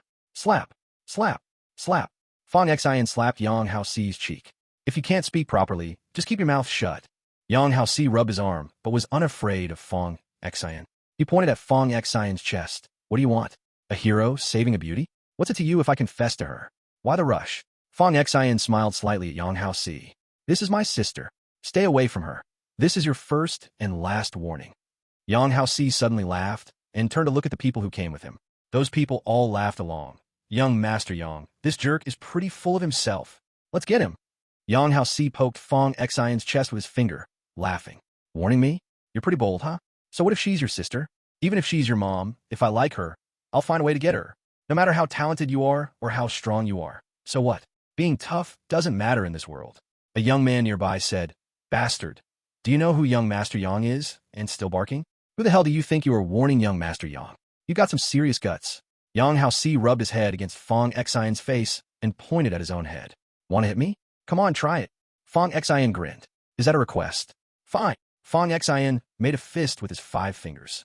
He swung his arm back. A punch came crashing down. Bang. The immense force struck. Yang Hao Si's jawbone shattered instantly. His eardrum was pierced by the punch. Blood gushed from his mouth, nose, and ears. Yang Haoxi staggered twice. His pupils dilated. Had briefly lost consciousness from Fong Xian's punch. Staggering, he fell heavily to the ground. His body twitched continuously. Yang Haoxi's few friends quickly helped him up. The friend who had just spoken up for Yang Haoxi pointed at Fong Xian and said again, "You're finished. Do you know who Yang Xiao is? Do you know what his background is? Yang Xiao's family is a top-tier big family. His uncle works in the church. Do you think you're safe just because Instructor Zhuge is protecting you? Let me tell you, even with Instructor Zhuge protecting you, you're done for this time." Yang Haoxi struggled, wanted to punch Fong Xian. Fong Xian casually swatted away Yang Haoxi's fist and slapped him again. Smack! The slap was crisp and loud. Fong Xian completely ignored any nonsense about Yang Haoxi's background. He took out a smart device and scanned Yang Haoxi with it. You are not allowed to enter the multifunctional training hall for a month. Blood still flowing from his mouth, Yang Haoxi revealed a twisted smile. What do you count as to say that? Yang Haoxi's friends supporting him angrily shouted, "Damn it, do you think the multifunctional training hall is your family's? If you don't let Yang Xiao come in, does that mean he can't come in?" Smack! Fong Xian slapped again, directly knocking out some of the friend's teeth. Feeling around in his pocket, Fong Xian pulled out an ID and pinned it to his chest. "The multifunctional training hall is not my family's, but now it is under my control." You, Fong Xian pointed the smart device at the friend who had been speaking up for Yang Haoxi. "Not allowed to enter for a month." The others, not allowed to enter for half a month. Saying this, Fong Xian waved the smart device around. Fong Xian put the smart device back in his pocket, glanced over the group, and simply said, "Get lost." Yang Haoxi's group hurriedly lifted him and left. Fong Xian turned to Jiang Xiaocha. "Are you okay?" Jiang Xiaocha's eyes were red. "Brother, if they come to find you," Fong Xian dismissively replied, "Don't worry. They're in the wrong if they cause trouble. I just need to be in the right." The other students whispered among themselves after seeing this scene. Sure, Tai Lang and others came over. "Brother Xian, are you all right?" Xinyu looked in the direction Yang Haoxi had gone, quietly saying, "Yang Haoxi is a tough nut. He has a strong background. His grandfather is the vice president of the White Lotus Society, and his uncle works in the church. He will definitely cause trouble." Brother Xian beat Yang Haoxi like that. If they come to the 9th Division to make a scene, even if we are right, he has background. Brother Xian will definitely face a disciplinary action. Sure, Tai Lang said. What's there to be afraid of? Brother Xian has a powerful background too. Brother Xian has the Beast Palace behind him. Xunyu worriedly said. Even with the Beast Palace, his background is the White Lotus Society and the church. Jiang Xiaocha bit her lip, already close to tears. Fong Xian smiled and wiped her tears, comforting her. It's okay. The head of the 9th Division is Fong Xian's grandfather's sworn brother, as Fong Xian had been told by his grandfather. According to Zhuge Heng, Fong Xian is the prince of the 9th Division. The 9th Division is Fong Xian's stronghold. If they come to the 9th Division to cause trouble, isn't that looking for discomfort themselves? What's there to be afraid of? Unexpectedly, Li Bei'er, who had been in a daze, suddenly came back to her senses, munching on chips, and said, Fong Xian, tell your sister not to cry. If Yang Haoxi's family dares to come and find you trouble, I will have my grandfather break through the White Lotus Society. Fong Xian looked at Li Bei'er for no reason and couldn't help but laugh. Bei'er, is your grandfather really that impressive? Sure, Tai Lang asked. Li Bei'er continued munching on her chips, her little mouth moving like a little rabbit. Average. Not as good as me 30 years later. Everyone fell silent for a few seconds. Li Bei'er is one of the top performers among all the new students. It is obvious how strong she will be in 30 years. Just think about how strong her grandfather was. Bai Yulin changed the topic. So, do we continue training or go back? Fong Xian shook the administrator card. If you all want to continue training, just come find me. He rubbed Jiang Xiaochai's head. Don't cry, it's okay, didn't you hear? We have Sister Bauer protecting us. No need to panic. Jiang Xiaochai hung her head. I'm sorry, brother. I caused you so much trouble. Why should you say sorry? He came to harass you on purpose and provoke you. He's the one who should say sorry. All right, wipe your tears, go practice, and I'll take you home later. Got it, brother. Fong Xian helped the other students who wanted to continue training with the procedures. In total, exactly 400 people came to continue training. Each person paid 5,000. In one night, that's 2 million, and Fong Xian took 10%, which is 200,000. Just as the money came in, Fong Xian's card gained 20 points. Now the points total is 16,646. I must say, making millions in one night, this place really makes money fast. 5,000 is a lot for students from ordinary families. Even with allowances, that isn't enough to come here every day. So students from ordinary families dare not waste their time here, while rich kids don't care about that little money. To them, money is just a string of numbers. Rich kids can continue to stay here, while those from ordinary families can only train within limited time, and the gap will gradually widen. Over time, students with family backgrounds, if they work a bit harder, will become even stronger compared to those from ordinary families. When their families continue to invest resources, they will soar, and then they will naturally become the leaders of the team, progressively climbing higher. The high positions in the Sky Shield Bureau will basically be monopolized by those with family backgrounds. It is very difficult for ordinary people to carve out a path for themselves. Fong Xin picked up the smart device. He found a message from Zhuge Heng, just a simple line: if you fight, then fight. Eat when you need to eat, and drink when you need to drink. Don't hold things in. No problem. Next, Huacheng also sent a message. Well done, my student should have guts, can't be a coward. If he dares to use his family's connections to trouble you, just come to me, I'll handle it. Whoever comes from his family, I'll take care of. Fong Xin couldn't help but smile. Thanks, Brother Hualu. He didn't expect his phone to vibrate again. It was a message from Shang Tianke. You little rascal, huh? Less than 3 days into school, and you've already beaten someone up, and it's the grandson of the vice president of the White Lotus Society. Wasn't I supposed to? Ha. I understood the situation. You bullied your sister. If you hadn't hit back, I'd have looked down on you. You should fight such a scumbag, born from mistress, really thinks he's something. If he dares to let his family find trouble with you, come to me. I am available 24 hours a day, and I'll back you up. Fong Xin laughed. He didn't expect this old pervert to be so loyal. Line. Yang Haoxi cried, sobbing. What's going on? Who dares to hit my precious son? The woman screamed. Yang Haoxi wiped his tears. It's a bastard named Fong Xin. I was just joking around with a female classmate. I didn't do anything, just playing normally. I don't know which sensitive nerve I touched in him. Then he deliberately picked a fight with me, and even hit me. Mom, he knocked out several of my teeth, and cracked my jaw. If it weren't for the healing school doctor, I wouldn't even be able to speak. Chapter 57. The situation escalates. The seductive woman immediately exploded in fury. How dare he? He even dares to hit my precious son. I want him dead. What did you say his name was? Fong Xin. Wait for me. I'll go find your father. As she spoke, the woman pushed the chair aside and stomped toward the door, tears flowing as she ran. My precious son. Does it hurt? Mommy will take you home. We'll take care of you there. Yang Haoxi angrily said, Mom, the physical pain can be healed, but the emotional pain can't be healed quickly. Do you know how many times I was beaten today? I want him to pay back 10-fold, 100-fold. All right, son, don't worry. Mommy will think of a way to make him pay. Bang. The woman kicked open the study door. Inside, a middle-aged man was sitting at a desk, reviewing documents. The seductive woman screamed, Yang Yanbin, don't you care? Look at what happened to your son. Saying this, she handed over her phone. Yang Yanbin, puzzled, took the phone. When he saw what happened to Yang Haoxi, his face immediately frowned. What's going on? Yang Haoxi, with tear-filled eyes, sobbed and choked. Dad, when I was playing with my classmate, I had a quarrel with a new student. He cursed me and said our Yang family is nothing. I told him to clean up his mouth, and then he just hit me. I've already been treated by the school doctor. Otherwise, my jaw would have been shattered, and I wouldn't even be able to speak. Upon hearing this, Yang Yanbin frowned, but at least he knew his son's nature. Haoxi, is this true? You didn't start the trouble, right? The seductive woman immediately exploded in fury. Yang Yanbin, are you crazy? Your own son was beaten, and you still suspect him? Yang Yanbin looked at Yang Haoxi. Wait a moment, I will call my friend from the Tiandun Bureau to verify the situation. I'll ask you again, is this true? Yang Haoxi dared not look directly at Yang Yanbin's eyes. Are you crazy, Yang Yanbin? Does the truth even matter? No matter what, my son is hurt. Is this how you act as a father? The seductive woman screamed again. Yang Yanbin lifted his head and gave the seductive woman a cold stare. The seductive woman shuddered under his gaze. Then he turned back to Yang Haoxi. I'm asking you. It's true. Dad, look at what they've done to me. Yang Yanbin opened a drawer, which contained several phones. He picked one and made a call.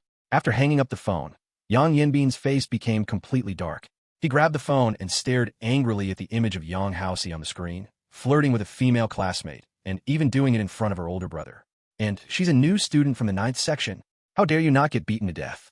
You got beaten like this, and it's all your fault. I sent you there to further your studies, not to bully people. Yang Haoxi dared not breathe a word. Yang Yanbin threw the phone to the seductive woman. I've spoken to the Tiandun Bureau. They'll make your son apologize sincerely to that new student and their sibling. The seductive woman, with tears in her eyes, hung up the phone and screamed at Yang Yanbin. Why? Yang Yanbin, are you even human? Huh? When you wooed me, you don't say that. I have followed you for so many years, without any status, and now, when our son is bullied, you don't care? Besides hitting and scolding him. Have you ever taken a bit of responsibility as a father? Are you even a father? Have you ever treated him like your own son? The other party is from the 9th division. I don't care which division they are from. Bullying my son is not allowed. If you won't step in, I will. Yang Yinbin coldly stared at the seductive woman. Suqing, this kind of character is spoiled by you. If you continue like this, it will only lead to disaster. I don't care. All I know is my son has been hurt by someone who can't see clearly. Yang Yinbin watched the seductive woman step outside. The old man is in closed-door retreat. Don't go disturb him. Jiang Suqing stamped her foot, turned back and stared at Yang Yinbin with a cold, resentful look and sneered. The Yang family doesn't care. I will find my relatives. After saying this, she walked out the door. Jiang Suqing sent a message to Yang Haoxi. Darling, don't worry. Your dad won't help you. I will find your uncle to help.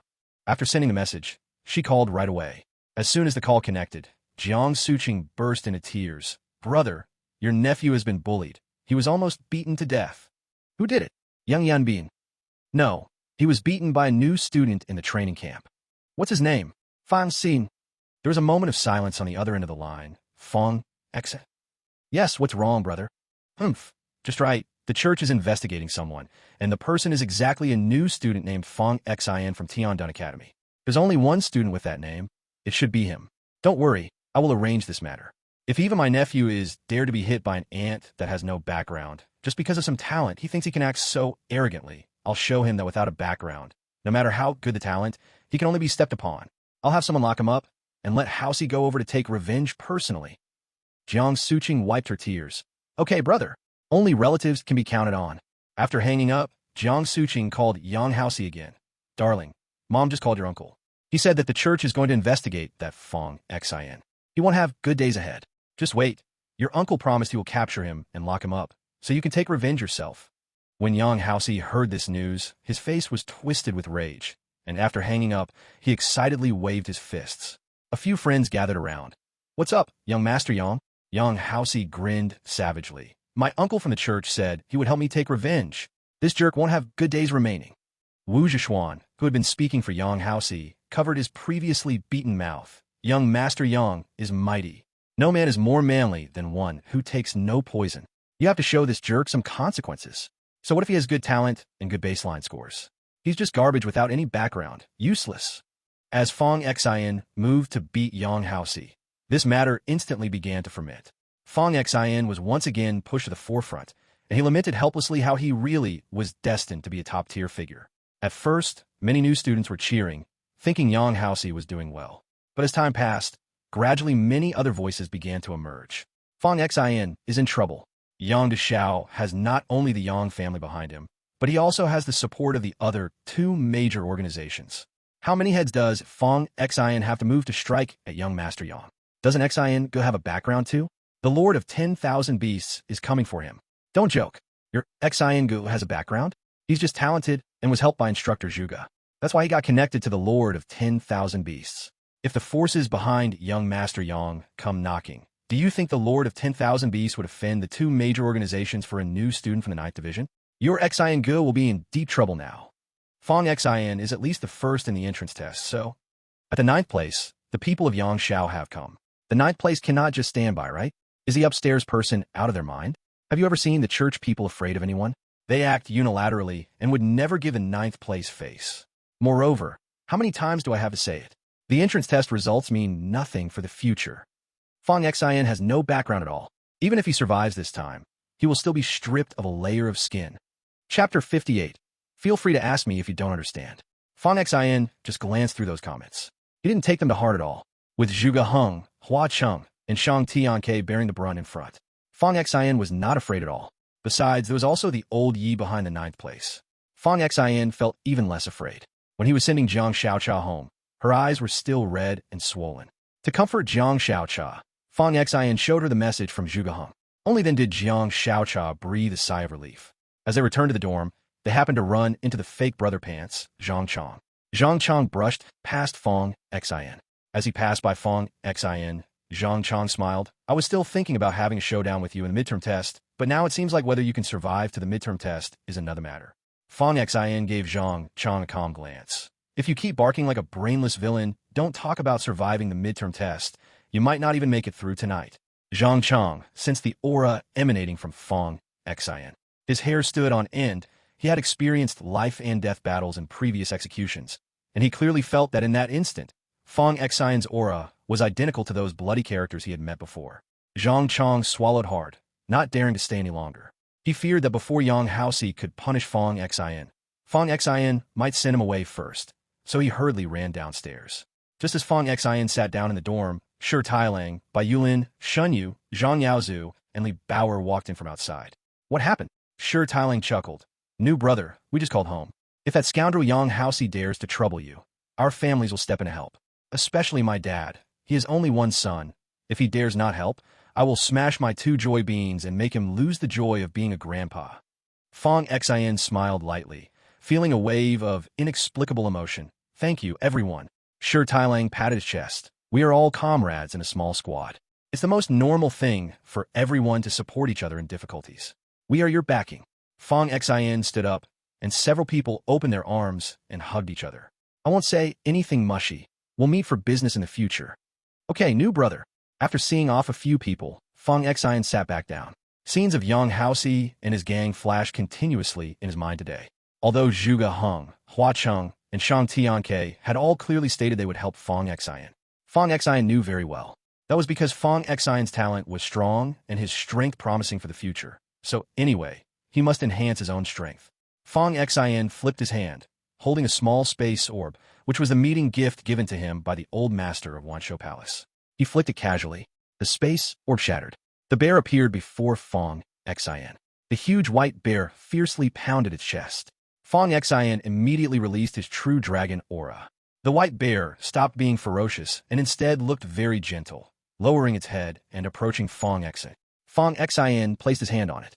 This big white bear was called the Blazing Flame Bear, possessing fire attribute talent and rampage talent.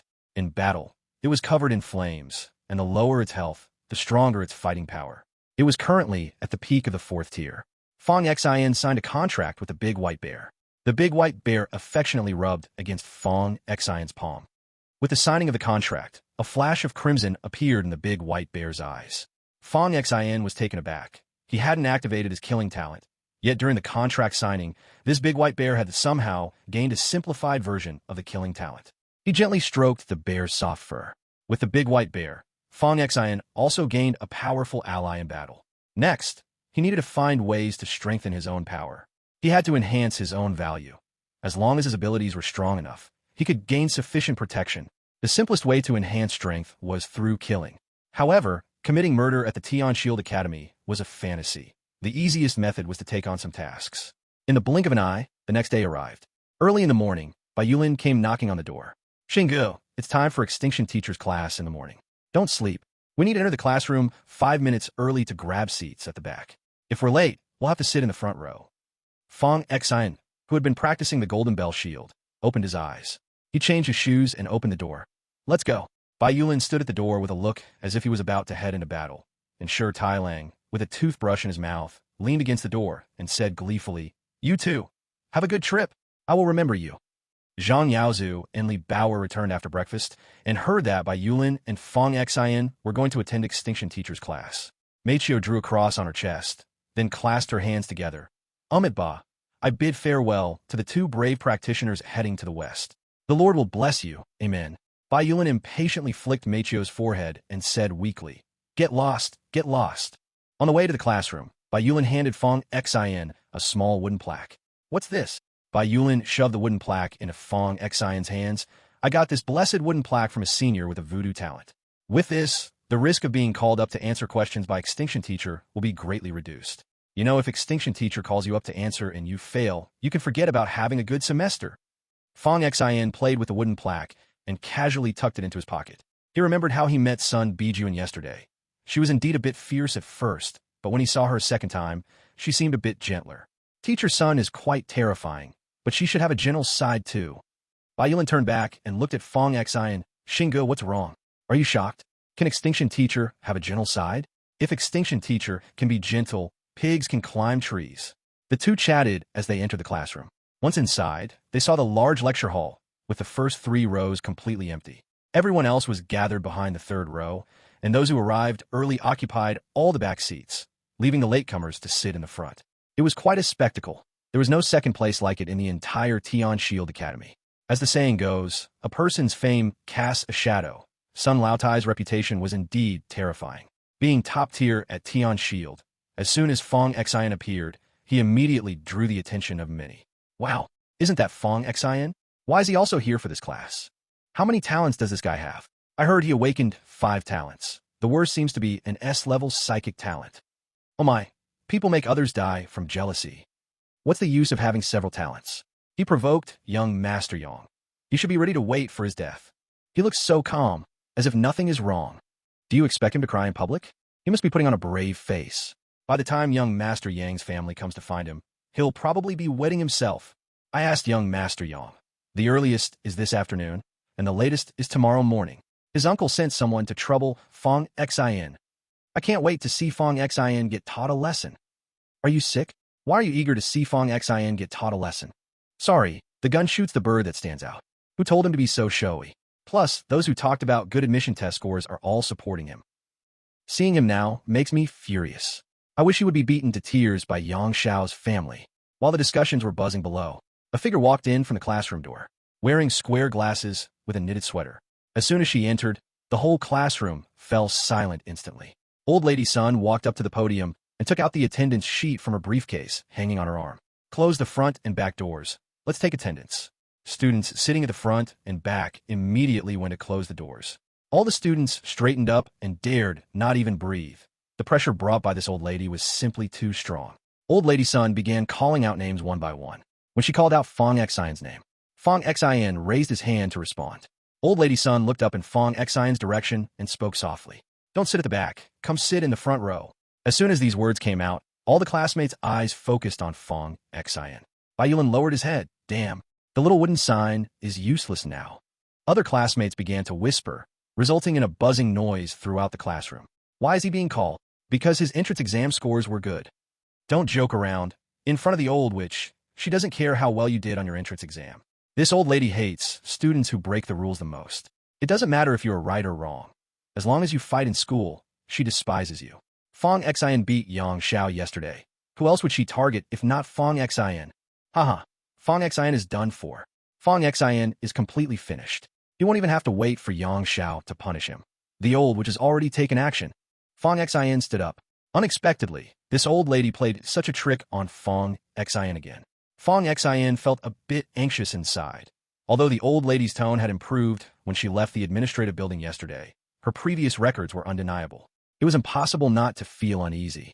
In the front 3 rows, only Fong Xian was alone.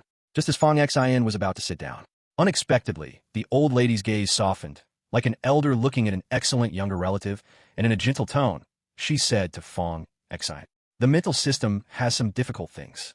You sit at the front, and if there is anything you don't understand, feel free to ask me anytime." Chapter 59, You Found Out. Fong Xian was stunned. He was a little nervous just now.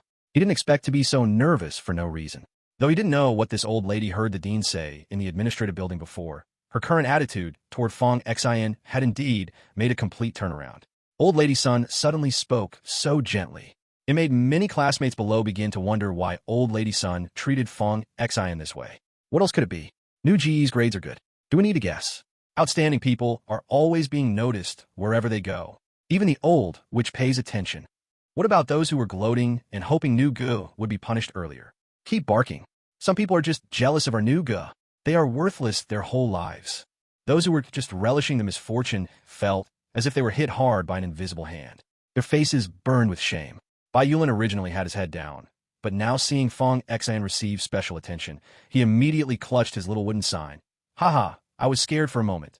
The little wooden sign is still useful. Unexpectedly, just as he said that, Old Lady Sun on the podium pulled a long face again. All students who have taken any cursed or blessed items in class, if anyone dares to bring such items to the next class, be prepared to fail this semester. Those low-quality items are useless to me. After saying this, Bai Yulin was dumbfounded. Not only Bai Yulin, but actually many students had viewed comments left by previous students, which is why they bought various blessed items. Who knew they would be of no use to this old witch at all? Old Lady Sun finished speaking and sat back down again. Continue knitting the sweater. Now in class, the spiritual talent has a strong attacking ability, and it is a long-range attack. It can also control a person's mind, emotions, and even a person's dreams. There are many ways to control this. Among them, the three main types are sound, vision, and mental waves. A harsh sound, or a pleasant sound, can make a person intoxicated and obsessed. This is one form of mental attack. Confused visuals, disordered arrangements, and indistinguishable sights can also make a person lose themselves. Now, everyone is holding an object they have used for a long time as a reference. Next, I will use mental power to let you enter an illusion. In this environment, focus your attention and stare at the reference object, from which you will break free. As she spoke, Sun Baijun's knitting needles rubbed against each other, producing a screeching sound that made people feel irritable and restless. Fong Xian held his old mobile phone in his hand, and suddenly, Fong Xian's vision blurred, realizing he was surrounded by darkness, trapped in a realm of gloom. The screeching sound of knitting filled this dark world. Fong Xian's eyes darted around, alertly scanning his surroundings. In the faint darkness, he could see a blurry, indistinct figure, seemingly 100 meters tall, like an ancient demon, sitting there weaving a sweater, the sound of the needles clashing causing him to feel a piercing headache. Her eyes were like two crimson lanterns hanging in the sky. Is this the powerful spiritual talent? Fong Xian murmured in his heart. So terrifying. The harsh sound was dense and showed a trend of increasing intensity. Fong Xian recalled his reference object. He had clearly been holding his phone, but now he felt empty-handed, his palm engulfed in darkness. Taking a deep breath, Fong Xian concentrated his mind and stared intently at what he held. The noisy, jarring, scratchy sounds began to fade as Fong Xian focused his attention, bit by bit. He stared firmly at his hands. Currently, Fong Xian's spiritual talent had not yet awakened, and among his many talents, the spiritual talent was relatively weak, so the progress was somewhat slower. As time passed, second by second, the concentration made Fong Xian's forehead feel sore, similar to the feeling of poking his forehead with his finger while playing around before. The more concentrated he became, the more intense the soreness felt. The louder the noise around him became quieter, the darkness gradually receding, and he could slowly feel his hands again, realizing he was indeed holding his phone. Uncertain how much time had passed, the soreness in his forehead reached its peak, and Fong Xian could see his phone clearly. The tide of darkness retreated, and the harsh, noisy sounds diminished. It was quiet all around, with only the soft sound of Sun Baiju knitting. Fong Xian appeared somewhat pale, took a breath, looked at his phone, and surveyed the surroundings. He was now sitting in the classroom. A few of the students with good talents had already awakened, but they looked exhausted, pale, lying on their desks. Many other students remained seated, frowning, still trapped in the illusion. Fong Xian couldn't help but feel shocked. The powerful spiritual talent was truly terrifying. If this were an actual combat, in the blink of an eye, one could be controlled utterly. This is also why, in team battles, a teammate with a spiritual talent must always be included. Fong Xian raised his head to look at Sun Baijun, who was still knitting. The elderly lady smiled kindly at Fong Xian. For a spiritual talent, waking up in such a short time already exceeds my expectations. Very good. The few students who awakened afterward looked astonished. Did this old lady take the wrong medicine today? According to the legends passed down by the seniors, this old lady goes to work every day as if she had eaten gunpowder, yelling at whoever she catches. And when she's in a bad mood, she even attacks mentally. Why is Fong Xian so well treated by her? Could it be that Fong Xian is her son's illegitimate child? The old lady kindly asked again, "Is your forehead feeling sore and swollen?" "Yes," the old lady explained. "Hold on to that feeling. It is your source of spirit. To launch a mental attack, you have to rely on it. The stronger the energy of your source, the more powerful the attack you can unleash and the longer it will last. This source of spirit is also called the divine spring. With it, you have essentially stepped into the first level of spiritual talent. In the past, this was called the summoning realm. Do you know what the subsequent realms are called?" Fong Xian had heard about this. Zhuge Heng and Hua Cheng had talked about it. The subsequent realms are called source flow, pulse, grounding, observing the well, harmonizing the Tao, breaking the mirror, responding to the void, spiritual platform, and others. Sun Bichuan's eyes lit up, and she smiled with satisfaction. Not bad. Once you possess the source of spirit, you have entered the summoning realm. But the summoning realm of spiritual talent does not only allow you to summon your own spiritual power, you can also summon others' spiritual power. By continuously honing your spiritual power, When the spiritual power in your divine spring overflows, you will reach the second realm. The second realm of source flow allows the spiritual power from your divine spring to cover every part of your body. Once your spiritual power fills your entire body, the third realm can be considered the true entry level of spiritual talent. In other words, attacks unleashed from the third realm of spiritual talent are substantial. Spiritual power can attack enemies through sound, eye techniques, and mental waves. As for the fourth realm, it allows you to condense your spiritual power into a protective shield to guard yourself. Don't bite off more than you can chew. Your physical talent has already reached the top among your peers, very strong. However, your spiritual talent has just barely touched the threshold. Take it slow, don't rush. First, build a solid foundation for your divine spring. I will teach you the rest gradually. Fong Xian nodded. Okay. As soon as he finished speaking, an eye mask appeared on the table in front of him. Wearing this can help hone your spiritual power. Thank you, Mentor. You're welcome. Sun Bichuan's knitting needles once again made a hissing sound. The few students who had awakened returned to their illusions. Fong Xian was taken aback. Sun Bichuan asked, "Did you deal with some young master from a big family?" Fong Xian smiled sheepishly. "He was bullying my sister, so I acted." Sun Bichuan nodded. "If they come to bother you, just come to me. Even the president of the White Lotus Society would give me some face, let alone just a grandson of a vice president." "Thank you, Mentor Sun," Sun Bichuan said gently. "No need to be polite with me. I know your parents. They call me Aunt Sunday. From now on, when we are alone, just call me Grandma Sun." Fong Xian was stunned again. No wonder this old lady treated him so well. It turned out she knew his parents. Okay. Continue to feel the divine spring. Fong Xian closed his eyes, sensing the sore and swollen feeling in his forehead.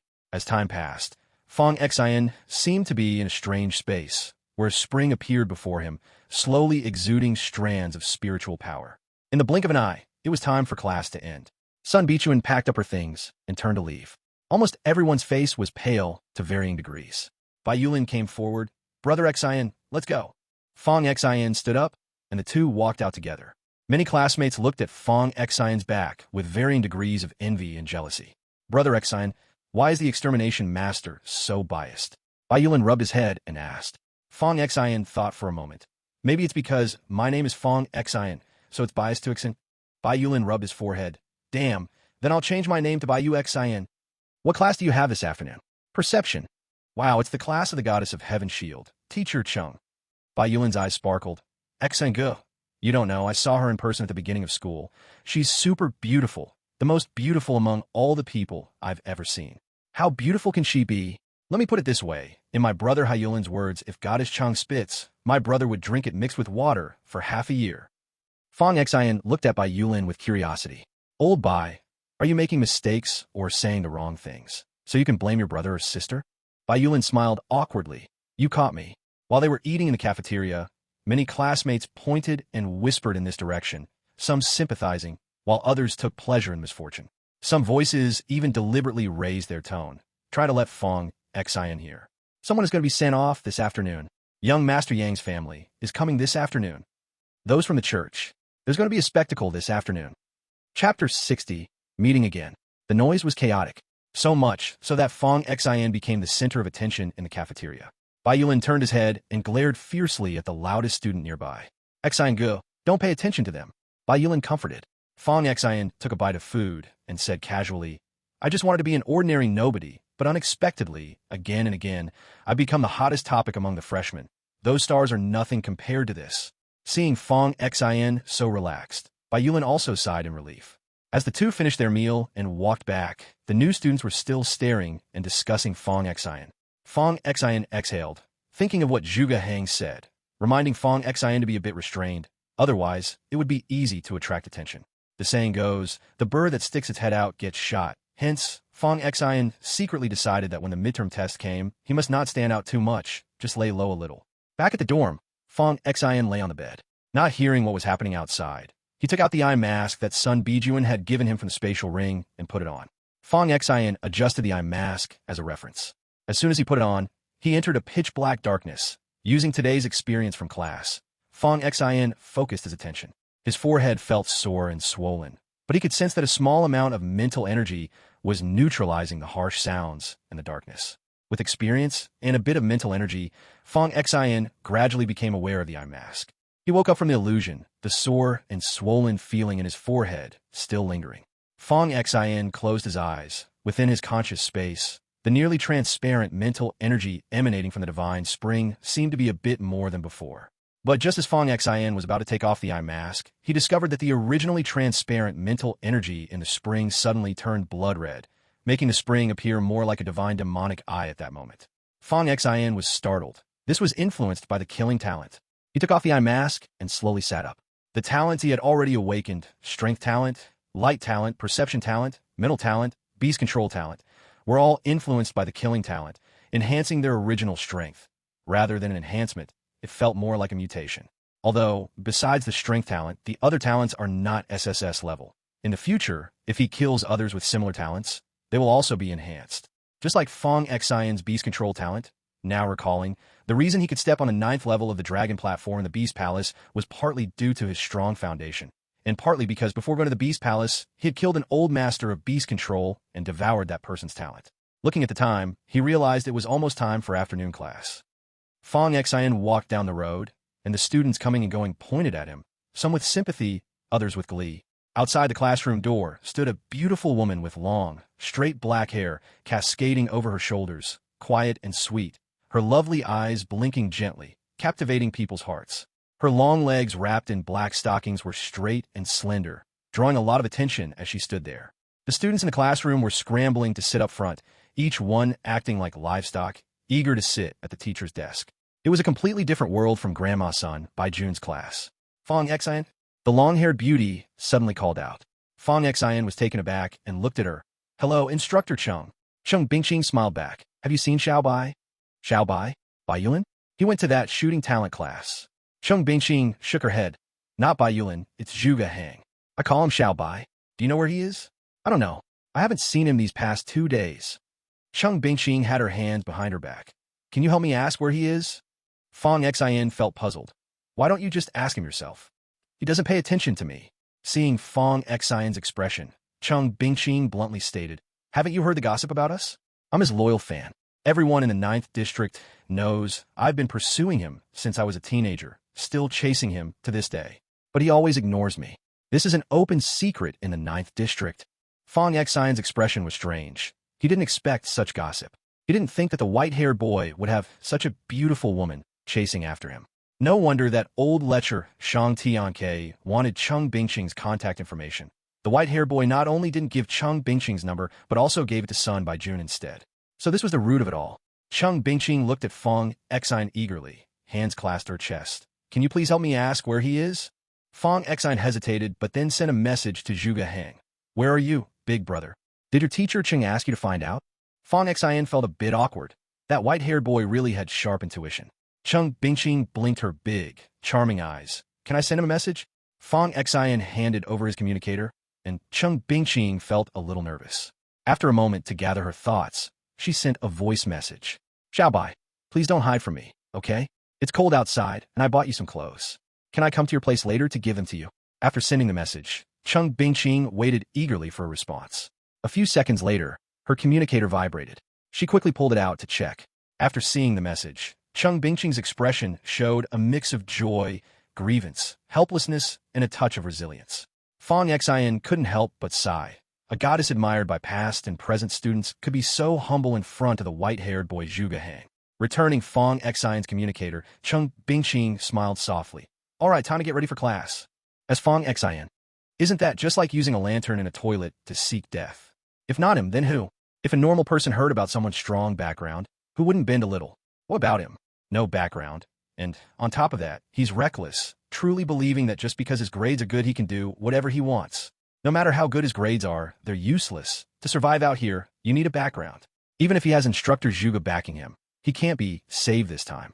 If he only provoked the White Lotus Society, Instructor Zhuge might still help him, but alas, Yang Xiao has the church behind him.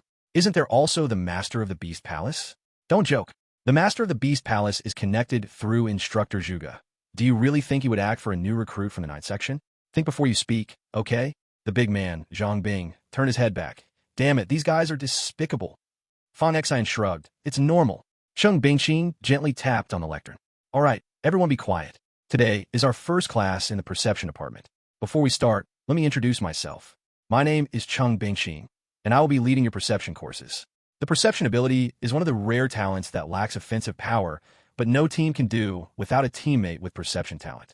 This ability can sense the coordinates of enemy presence, as well as detect danger.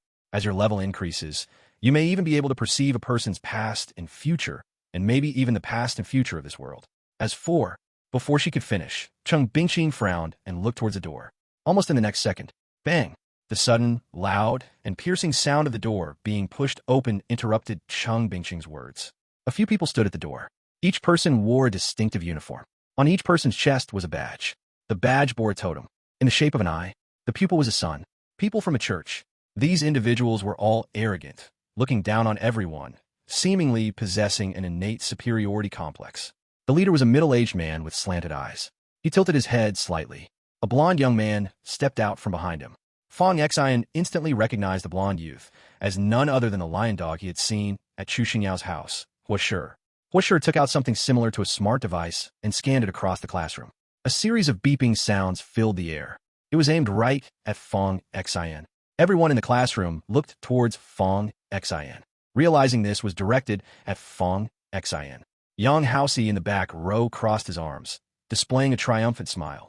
Seeing this expression from Yang Haoxi, the students present showed shocked expressions, never expecting that the church would be so powerful, barging in during class to capture someone. Huoshi stepped towards Fong Xian's position. He roughly grabbed Fong Xian's shoulder, forcefully lifting him up. Huoshi looked down from above, his expression haughty. A disdainful cold smile appeared on his face. We meet again, let's go for a walk. Chapter 61. Bring one along for a look. The classroom instantly erupted into chaos. Damn, they really came. Yang Xiao is awesome. The church people have come to arrest Fong Xian. Now Fong Xian is truly done for. These church folks are arrogant and look down on everyone. No one can save Fong Xian today. No matter how great the talent or how high the grades, without a background, one can only be at the mercy of those with power. Various noisy voices filled the air. As these students spoke, they all glanced at Yang Haoxi seated in the back. Yang Haoxi crossed his arms, his face glowing with a broad smile, his eyes malicious. Then he looked at Fong Xian and arrogantly blew a whistle while sticking a finger in his mouth. Huoshi yanked Fong Xian. Fong Xian felt a surge of anger swell up inexplicably. He charged at Huoshi's chest. Huoshi let out a muffled grunt. Golden light suddenly burst from his eyes. The golden eyes stared at Fong Xian. You be honest with me. Today, no one dares to protect you. Zhang Bing, sitting nearby, suddenly stood up. This big guy, a power-type classmate, had a bit of a tiger's spirit. Why are you grabbing my classmate? As he spoke, he went to grab Huoshi, but Huoshi's golden light surged, and with a backhanded slap, he pushed Zhang Bing away. Fong Xian instantly rose with a murderous intent. He gripped Huoshi's neck. Come at me. Don't touch my classmate. Huoshi was startled. He clearly didn't expect Fong Xian to dare to fight back. The intense killing intent that had burst forth from Fong Xian made him feel a bit frightened. He couldn't understand why a young boy would have such fierce and chaotic killing intent, and his high and mighty golden glow shook slightly. Golden light surged. Huoshi's aura exploded as he directly pressed Fong Xian down, putting handcuffs on him. Gripping Fong Xian's shoulder, he delivered 2 heavy punches to Fong Xian's stomach, causing Fong Xian to turn pale immediately. Huoshi pinched Fong Xian's chin and whispered into his ear, Kid, don't be arrogant. Someone personally said they want you to suffer more than death. Ants should lie still. This time, the lady can't protect you. After saying that, he dragged Fong Xian out. On the podium, Chung Bingqing's beautiful face instantly turned cold as she slammed the table. Everyone, is it too disrespectful to come to my class to arrest people? Is it also too disrespectful to our Heaven Shield Bureau? The middle-aged man with triangle eyes at the door smiled. Teacher Chung, routine duty. Sorry for the disturbance. Hope for your understanding. Routine duty? What duty requires arresting a new student? The man with triangle eyes looked arrogant and sneered. The church is handling affairs. No comment. Huoshi dragged Fong Xian outside the classroom. The triangle-eyed man and the few church members behind him scanned the teachers and students below, still looking high and mighty. Chung Bingqing's expression was furious. The other side specifically chose a perception class with little combat power because she had low combat capability. Chung Bingqing sent a message to Zhuge Heng. Xiao Bai. Fong Xian has been taken away by the church. After sending the message, Chung Bingqing dashed out. The many students in the classroom also rushed out in chaos. Yang Hao walked out leisurely. The crowd automatically parted to make a path. Many new students were flattering and fawning. Young Master Yang. Awesome, Young Master Yang. The church backs Young Master Yang. Fang Xin is doomed this time. Zhang Bing, who had just been hit by Hua Shi, stood up, wiped the blood from the corner of his mouth, and took out his communicator to make a call. Brother Hua Lu, the church people forcibly took Fang Xin from the classroom, and even hit me, and Fang Xin, it's in the perception class. They are still in the hallway. The commotion here was too great. Teachers and students from other classrooms on the same floor noticed it. When they saw Fang Xin being forcibly taken out of the classroom by the church members, many students also left their classes to see what was happening. 1 told 10, 10 told 100, and more teachers and students surged this way, blocking the hallway to the point where water could not flow. Hua Shi twisted Fang Xin's arm, looking disdainfully at the teachers and students blocking the hallway. The church is taking action. Irrelevant people, quickly get out of the way. But more and more people gathered, and Hua Shi exchanged a glance. A church member with a buzz cut and heavy dark circles stepped forward, raised his hand, and grabbed at the air. A light sword formed out of thin air and slashed down. It ruthlessly cleaved a path through the crowded hallway. The blocked students fell to the sides. Hua Shi's golden eyes fixed on the teachers and students in the hallway. This is a warning. The church is acting. If you dare to block the way again, there will be no mercy. The Heaven Shield Bureau also had individuals with temper. On the other side of the hallway, Chun Yuanjue, the group leader teaching new students, approached with a cold face. Did the church come to make a scene in the wrong place? The man with triangular eyes stepped forward. He raised one hand, gold light flickering between his fingers, then produced an official document. The church's top commander in the Honglian district has personally ordered the arrest of the new student Fang Xin from the 9th Division. Do you have any objections? Chun stepped forward to take the document, examining it closely, and realized it was indeed signed by the church's officials. He couldn't help but furrow his brows. The triangular-eyed man snatched the document back with 2 fingers, a sneer on his lips. Get out of the way. Seeing Chun Yuanjue's expression change, the new students erupted in chaos. Wow, Young Master Yang is amazing. They're going all out to capture Fang Xin. Having connections makes you strong. Wow. Fang Xin might be done for this time. Can we please stop saying might? Anyone with eyes can see Fang Xin is completely finished. 7 days later is his resurrection night. Good grades mean nothing. Good talent means nothing. Without connections, he's still an ant in the eyes of powerful people. Panty Brother mixed in the crowd, gleefully watching the scene. Yang Haosi whistled at Fang Xin, wearing an extremely provocative smile. Hua Shi twisted Fang Xin's shoulder and moved forward. A worthless ant without connections dares to think about something with my lady. Do you feel the gap now? So what if you join the 9th Division? Any rich kid could easily handle you. But before they could take a few steps, their path was blocked. The newcomer had a full beard, and his slightly open collar revealed a sexy little chest hair. Everyone, this kid is mine. Do you have my permission to take him away? Upon seeing the newcomer, the congested hallway erupted. Wow, the master of 10,000 Beast Palace is here. Who said the master of 10,000 Beast Palace wouldn't come? The master of 10,000 Beast Palace actually came out to support Fang Xin. Panty Brother frowned, feeling envy and jealousy. Several church members stomped their feet in frustration. Master Shang, the church is working here. Don't bring trouble upon yourself. The triangular-eyed man frowned, clearly surprised that Shang Tianke would personally step in to block them. Shang Tianke grinned. This is my precious student. How do I know you're really working for the church? He had come specifically for this matter. The old master highly valued Fang Xin, and before he came today, the old master had instructed him to protect Fang Xin within reasonable limits, further solidifying their bond. The triangular-eyed man annoyingly produced the official document again. Shang Tianke took it, scrutinizing it from all angles, then pointed at the document and said to the triangular-eyed man, "It says take away, not capture. So what do you mean by handcuffing my student?" The triangular-eyed man frowned again, glancing back at Hua Shi, who laughed. The document doesn't specify how to take him away.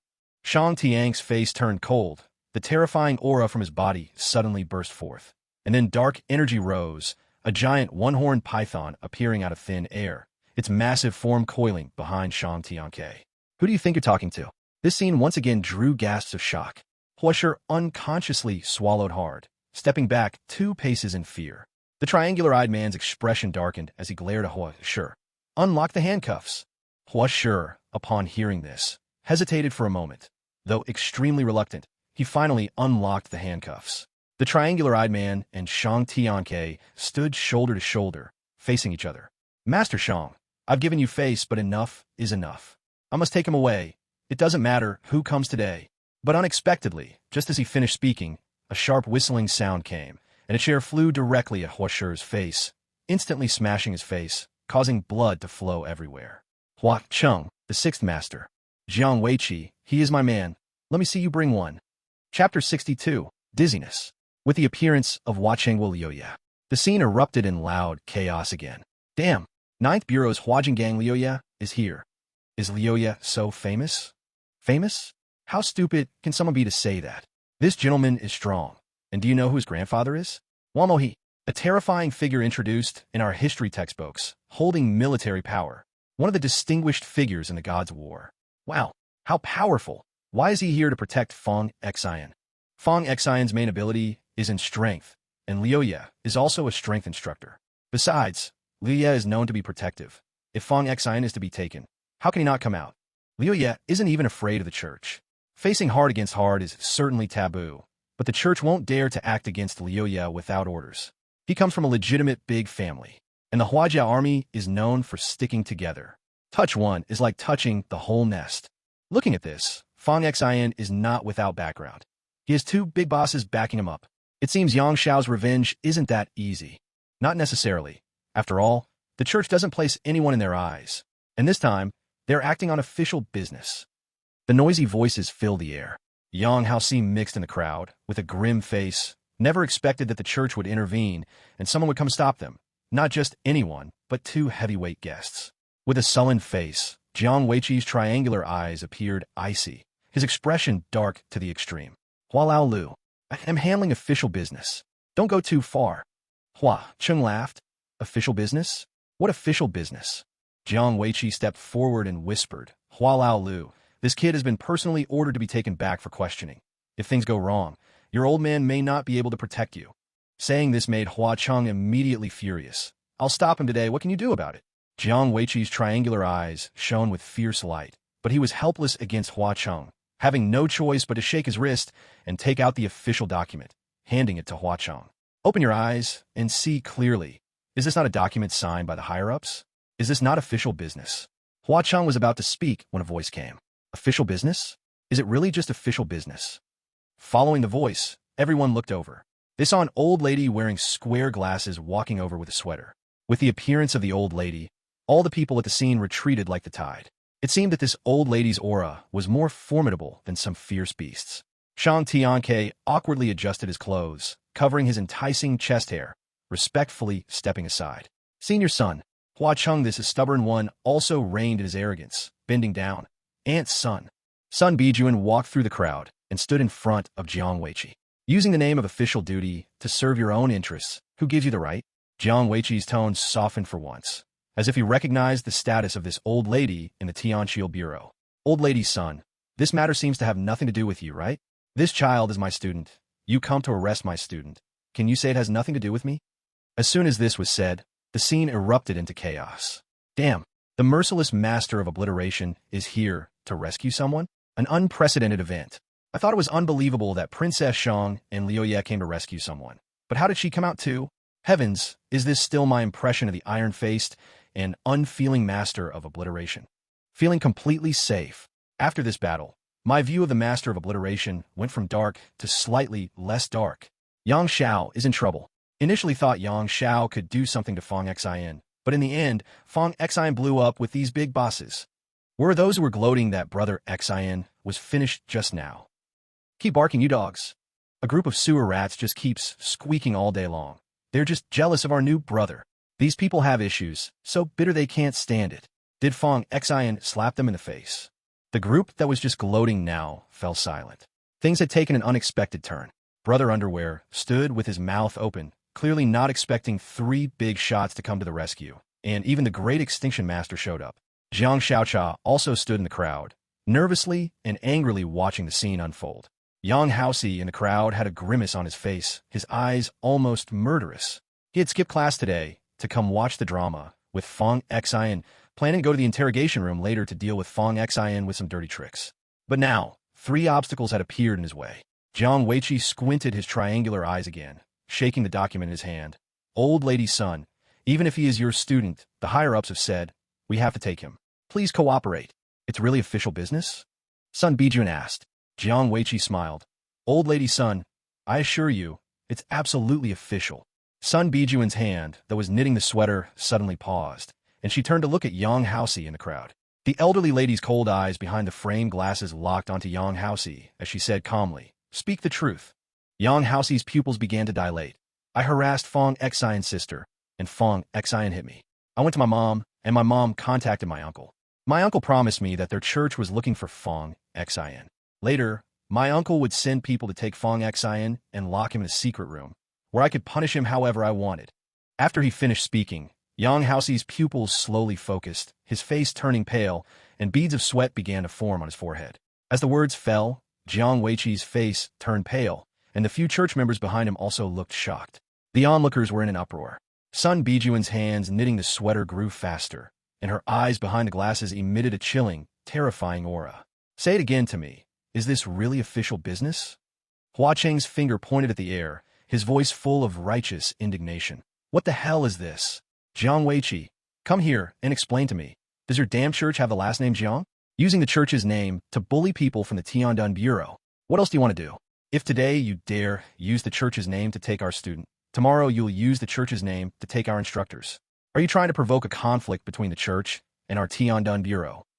Jiang Weiqi forcibly stabilized the situation. Hua Lao Lu, you can eat as you please, but you can't speak nonsense. Could the document be fake? Sun Bijun stared at Jiang Weiqi. So you're admitting to abusing private punishment, are you? Jiang Weiqi smiled. Old lady's son, kids often say things in anger. How can we take that seriously? Don't you agree? If you take him today, will anyone just come and stomp on the Tiandun Bureau tomorrow? Jiang Weiqi's smile gradually faded. Everyone, I've tried to be patient. I've given you face, but don't push it. Jiang Weiqi pointed to his chest badge. What you said just now, my superior has already seen it. I must take this person today. Even if the King of Heaven comes, no one can stop me. As he spoke, Hua Cheng, Shang Tianke, and Sun Bijun's communicators rang one after another. Hua Cheng frowned when he saw the incoming call and eventually answered. Shang Tianke and Sun Bijun looked at their own incoming calls and answered as well. Hua Cheng stepped aside. What happened, Dad? Are you stepping in for a student? Yes, did that damn church call you? They called your uncle. Your uncle said, let you not interfere. Hua Cheng's brows furrowed. Not interfere? Just watch my precious student get taken away by these bastards. This matter is a bit complicated, but don't worry, a big figure will naturally step in to protect that student. After hanging up the phone, Hua Cheng's face was as cold as water. Shang Tianke and Sun Bijun were the same. Jiang Weiqi, with his triangular eyes, sneered contemptuously. Everyone, shouldn't you give way? Seeing the few people stepping aside, the surrounding students completely exploded. Damn, these three big shots are giving way. I underestimated the church. Well, now Fong Xian is totally done for. I was shallow. I thought young Master Yang couldn't take revenge, but now it seems young Master Yang is sure to win. Fong Xian is doomed to lose a layer of skin. The brother in his underwear once again showed a smile, thinking that the church was still more powerful. Jiang Xiaocha in the crowd had red eyes. Fong Xian looked at the competition between the forces and for the first time truly felt the importance of having a strong background. Without a background, he was like a drifting weed, floating aimlessly. Looking at these people from the church, then at the smug Yang Haosi, Fong Xian silently swore in his heart. I must create my own power. Crush all these bullies who rely on their power. Hua Shi wiped the blood at the corner of his mouth and grabbed Fong Xian's shoulder. Now, do you feel like you're really an ant? Do you feel the gap? You're dead today. Jiang Weiqi led the way, and just as they were about to leave, a pale, soft, silly girl appeared from the crowd. She was crunching on potato chips. She walked straight towards Jiang Weiqi and the others. Many teachers and students recognized her. Damn, Li Bauer, what is she doing here? She can't be trying to save Fong Xian, right? Who knows what kind of background Li Bauer has? No idea, but even if she's strong, can she really stand up to the church? Jiang Weiqi furrowed his brow and raised his hand to push Li Bauer aside. Get out of the way. But as soon as his hand touched Li Bauer, he didn't even use force. Li Bauer fell to the ground with a thud. I got knocked down. Li Bauer lay on the ground, pulled out her phone. Hey, Grandpa, I got beaten. My head is dizzy. My whole body hurts. I can't breathe. Jiang Weiqi sneered coldly. Su Bishan arrived late, and upon seeing Li Bauer lying on the ground, his face turned pale, and he quickly shouted, Don't mess with her. Jiang Weiqi ignored him, thinking Su Bishan was talking to Li Bao'er. He completely disregarded Li Bao'er lying at his feet and was about to lift his leg to step over her. Su Bishan's face immediately changed, clapping his hands and clicking his tongue. It's over. It's really over now. They've hit a dead end. In the next second, a terrifying aura came from the sky. It instantly covered the entire Tiandon Academy. A thunderclap rang in the sky. Then, the void shattered like a mirror. A nearly transparent sword directly slammed onto Jiang Weiqi's shoulder. Jiang Weiqi didn't even have time to react. His body was instantly knocked backward by the immense force and was nailed to the wall by the sword. Blood spurted out. Jiang Weiqi's eyes bulged, and under the violent impact, his face turned a pig liver purple. Who dares to touch my granddaughter? His roar was like thunder, resounding through the sky. Jiang Weiqi's mouth was bleeding in a line. For the first time, fear appeared on his face, as if he had realized something, and he screamed loudly. Old Li, let me explain. Chapter 63. Do you want to pose Old Yi? The overwhelming sword energy surged forward. It filled the entire corridor. Everyone present was terrified. The oppressive force that came from the sky was so intense, it was horrifying. Several terrifying auras appeared around Tiandon Academy, probing the incoming presence. The students watching were stunned. Damn, what kind of terrifying existence is this? With this kind of combat power, it must be at least level 13. A terrifying being like this can't be some nameless person in the Dragon Kingdom. What kind of background does Li Bao'er have? How does she have such a terrifying grandfather? Did you hear that? Even Jiang Weiqi from the church changed color. It seems like Li Bao'er's grandfather is really scared. Anyone with a brain can see that. His life was almost lost. Of course, he's scared. Isn't Li Bao'er's grandfather even afraid of the church? Brother Kucha opened his mouth, looking incredibly shocked at this scene, then stared at Li Bao'er. This silly girl actually has such a strong background. Forget about these students. Hua Cheng, Shang Tianke, Sun Bijuan, and Cheng Bingqing all looked shocked. Shang Tianke seemed to realize who the other person was and took a breath, his eyes widening significantly. It's that old predecessor. The only one in the room who knew Li Bao'er's identity, Su Boshang, looked helplessly at this scene, wearing a face of despair. Jiang Weiqi was pinned to the wall by a transparent big knife. His face was pale, and sweat was seeping from his forehead. Old Li, this is all a misunderstanding. I didn't touch your granddaughter. His voice roared down from above like thunder. Didn't touch my granddaughter? Stop lying. My granddaughter has always been honest. Could it be that my granddaughter could frame you? Jiang Weiqi felt like the sky was falling. Old Li, I really didn't touch your granddaughter just now. If you don't believe me, ask your granddaughter. Li Bao'er lay on the ground, her gaze unfocused, looking like she had been hurt, her voice soft and weak. I can't move. My head is dizzy, and my whole body hurts. Jiang Weiqi was numb and quickly shouted, Little sister, you mustn't say that. I didn't touch you at all. Li Bao'er lay on the ground, speaking in a cowardly tone with the most unreasonable words. Your words have hurt me, your momentum wounded me, your actions offended me, and your behavior attacked me. Jiang Weiqi's eyes went blank. He turned his head with difficulty towards the principal, Su Boshang. Su principal, you need to testify for me. Su Boshang maintained a stern face, cursing inside. Why should I testify for you? You arrogant fool came to our Tiandon Academy to arrest someone and even hit someone. Now you've run into a tough opponent and expect me to testify for you. Besides, I just reminded you not to provoke her. You didn't listen and now you're looking for me. Su Boshang stepped forward slowly, looked up at the sky, and forced a smile. Old Li, actually, I didn't see clearly what happened just now. Jiang Weiqi immediately stared at Su Boshang with big eyes. Principal Su, you clearly saw I didn't touch her. Su Boshang's expression was icy. I am the principal of Tiandon Academy. Although I am just a civilian official in the whole Tiandon Bureau, I am still an official in rank higher than you. Do you think you could be so arrogant just because you have the church behind you? If today's situation weren't so complicated, would you be so overbearing? I arrived late. There were too many people in front, so I didn't see clearly. Jiang. The Golden Light's phantom looked at Li Bao'er, who was lying on the ground, with a small, pitiful, and helpless expression. Originally cute and silly in character, as she lay there, it wasn't entirely wrong for the old man Li to become furious. Li Bao'er pointed at Fang Exine. Grandpa, this is my friend. A voice came from the Golden Light. Vice Captain Li, we mean no harm to your granddaughter's friend. This matter is very complicated, relating to something from more than a decade ago. I think you know what I'm talking about.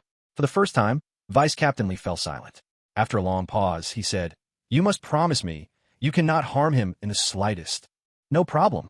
Bao'er, get up. Ow. Li Bauer stood up and brushed off the dust from her body. A fist-sized golden light shot out and entered Li Bauer's spatial ring. It's a gift for you. Vice Captain Li, I have done what I promised.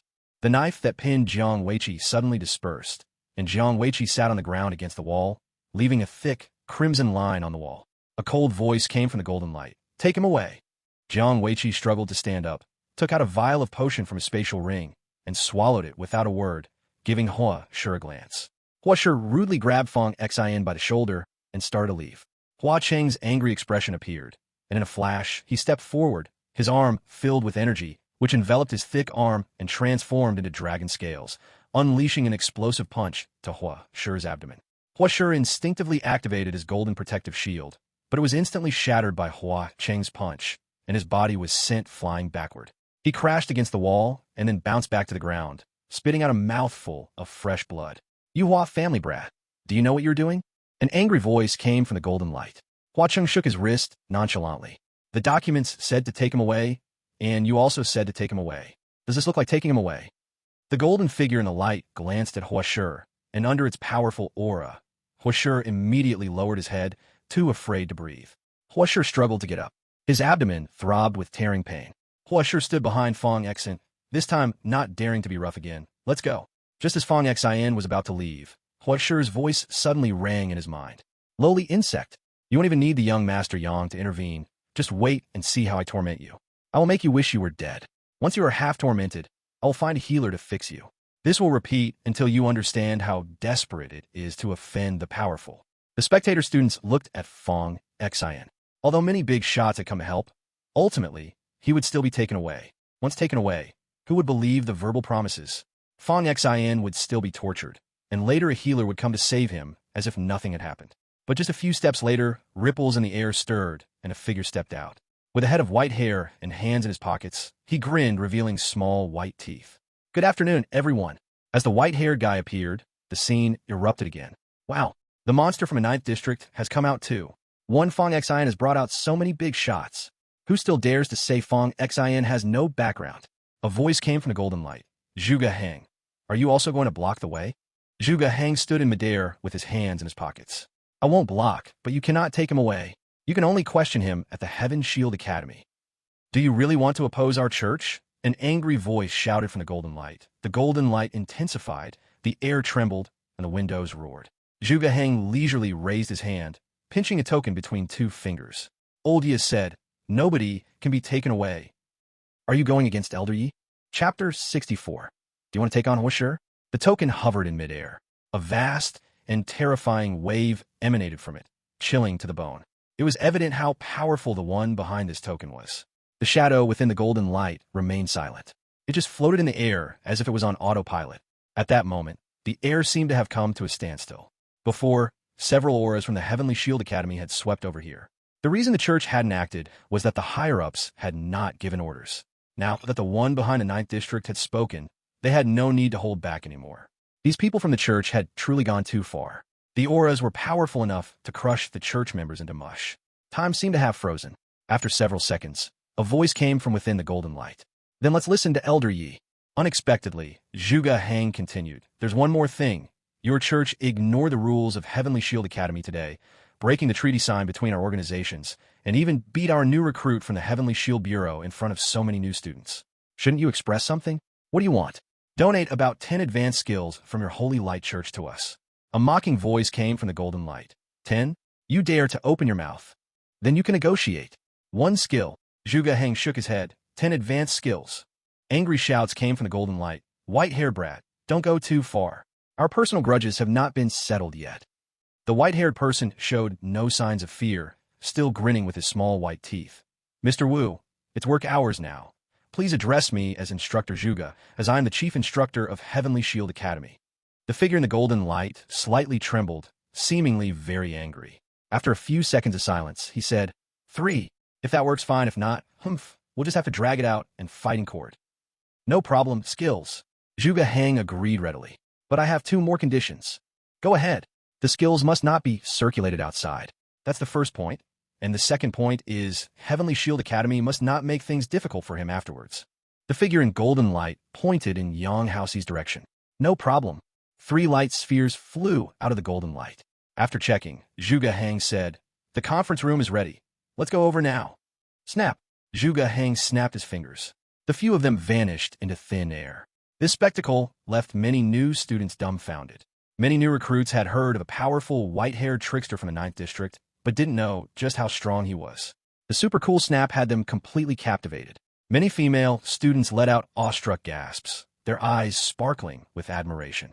Cheng Bingqing looked towards the direction Zhuge Hang disappeared, like a little fangirl, her big watery eyes full of adoration. Fang Xian glanced around and discovered a spacious and bright office. Once they appeared, they all sat down on the genuine leather sofa. Zhuge Hang crossed his legs. "Everyone ask whatever you need." Jiang Weiqi looked around, then, with his gaze seeking approval from the golden light, got a nod in return. He took out a treasure resembling an eye from his space ring.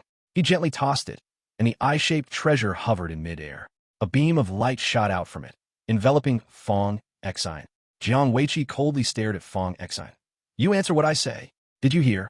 Zhuge Hang nodded towards Fang Xian. Fang Xian responded, Where were you when your parents had the car accident?" "In school. After your parents' accident, did any strange person look for you? Or give you anything?" Fang Xian shook his head. "No. Never." Fang Xian nodded firmly. "Never. Did your parents ever give you anything strange?" "No." "Did they secretly give you any vaccinations?" "No." Jiang Weiqi glanced at the eye hanging in midair, which showed no abnormalities. "Then let me ask you again, before the car accident, did you notice anything unusual about your parents?" Fang Xian thought carefully. "No." Unexpectedly, that eye suddenly erupted with dazzling light, flickering like a disco ball. The golden light swelled abruptly from the figure sitting on the sofa, filling the entire room with brilliant, blinding golden rays. Jiang Weiqi's pupils suddenly turned gold. "Tell the truth." Fang Xian was silent for a moment. "My father never touched alcohol or cigarettes. One night before the accident, he came home after drinking a lot." "Go on." "He collapsed as soon as he walked in." The voice amidst the golden light pressed urgently. "That's it." Fang Xian shook his head. "That's all." "What about the next day, when he woke up?" "When I woke up, he was already gone."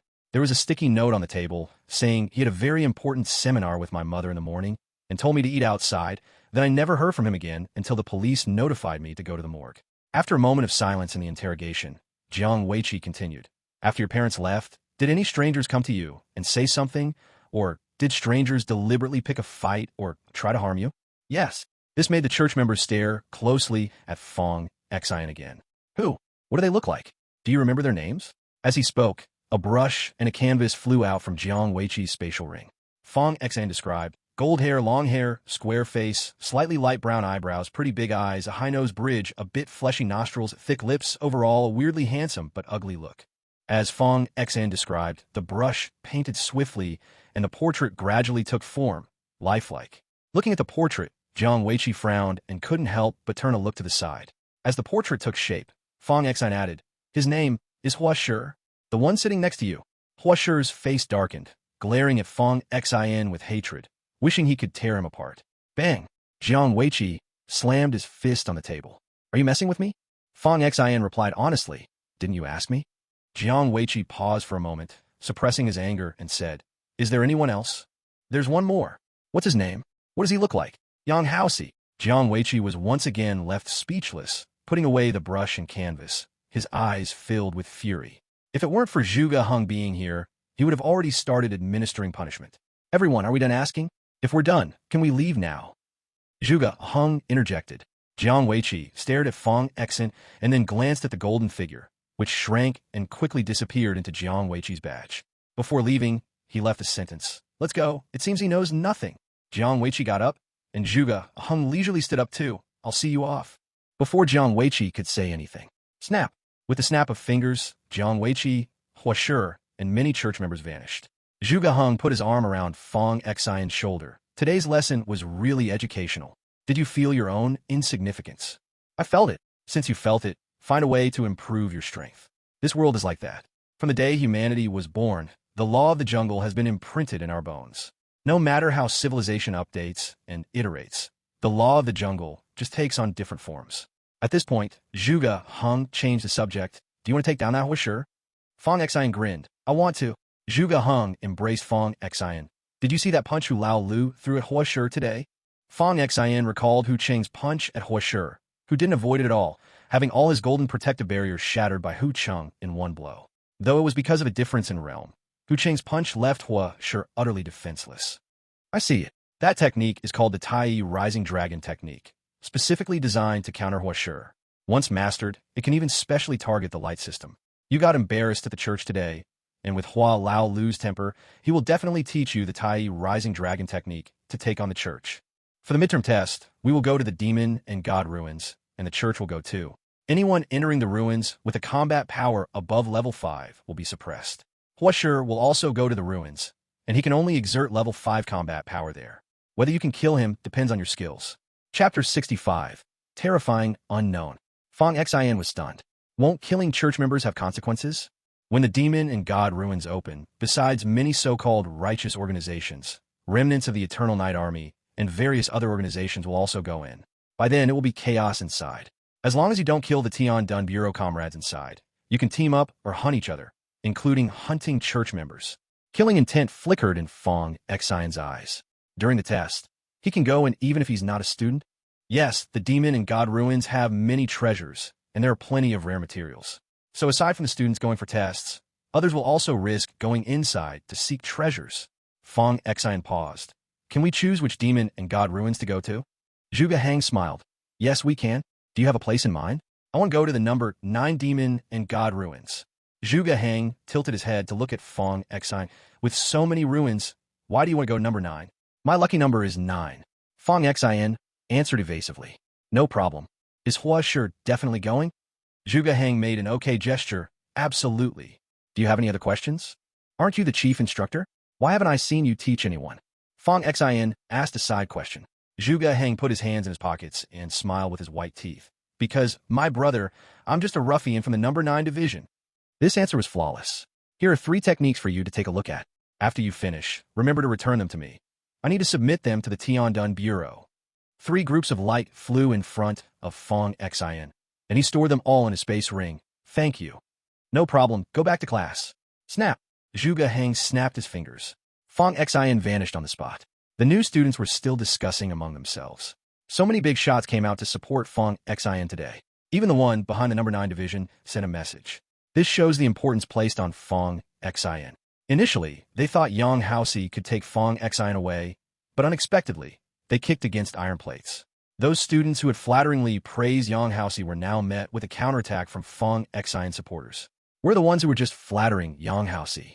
Go ahead, keep talking. Did you leave your vocal cords at home? Yang Xiao is so impressive, but even if new brother has talent, it's useless. See? Talent and good grades only matter when big shots support you.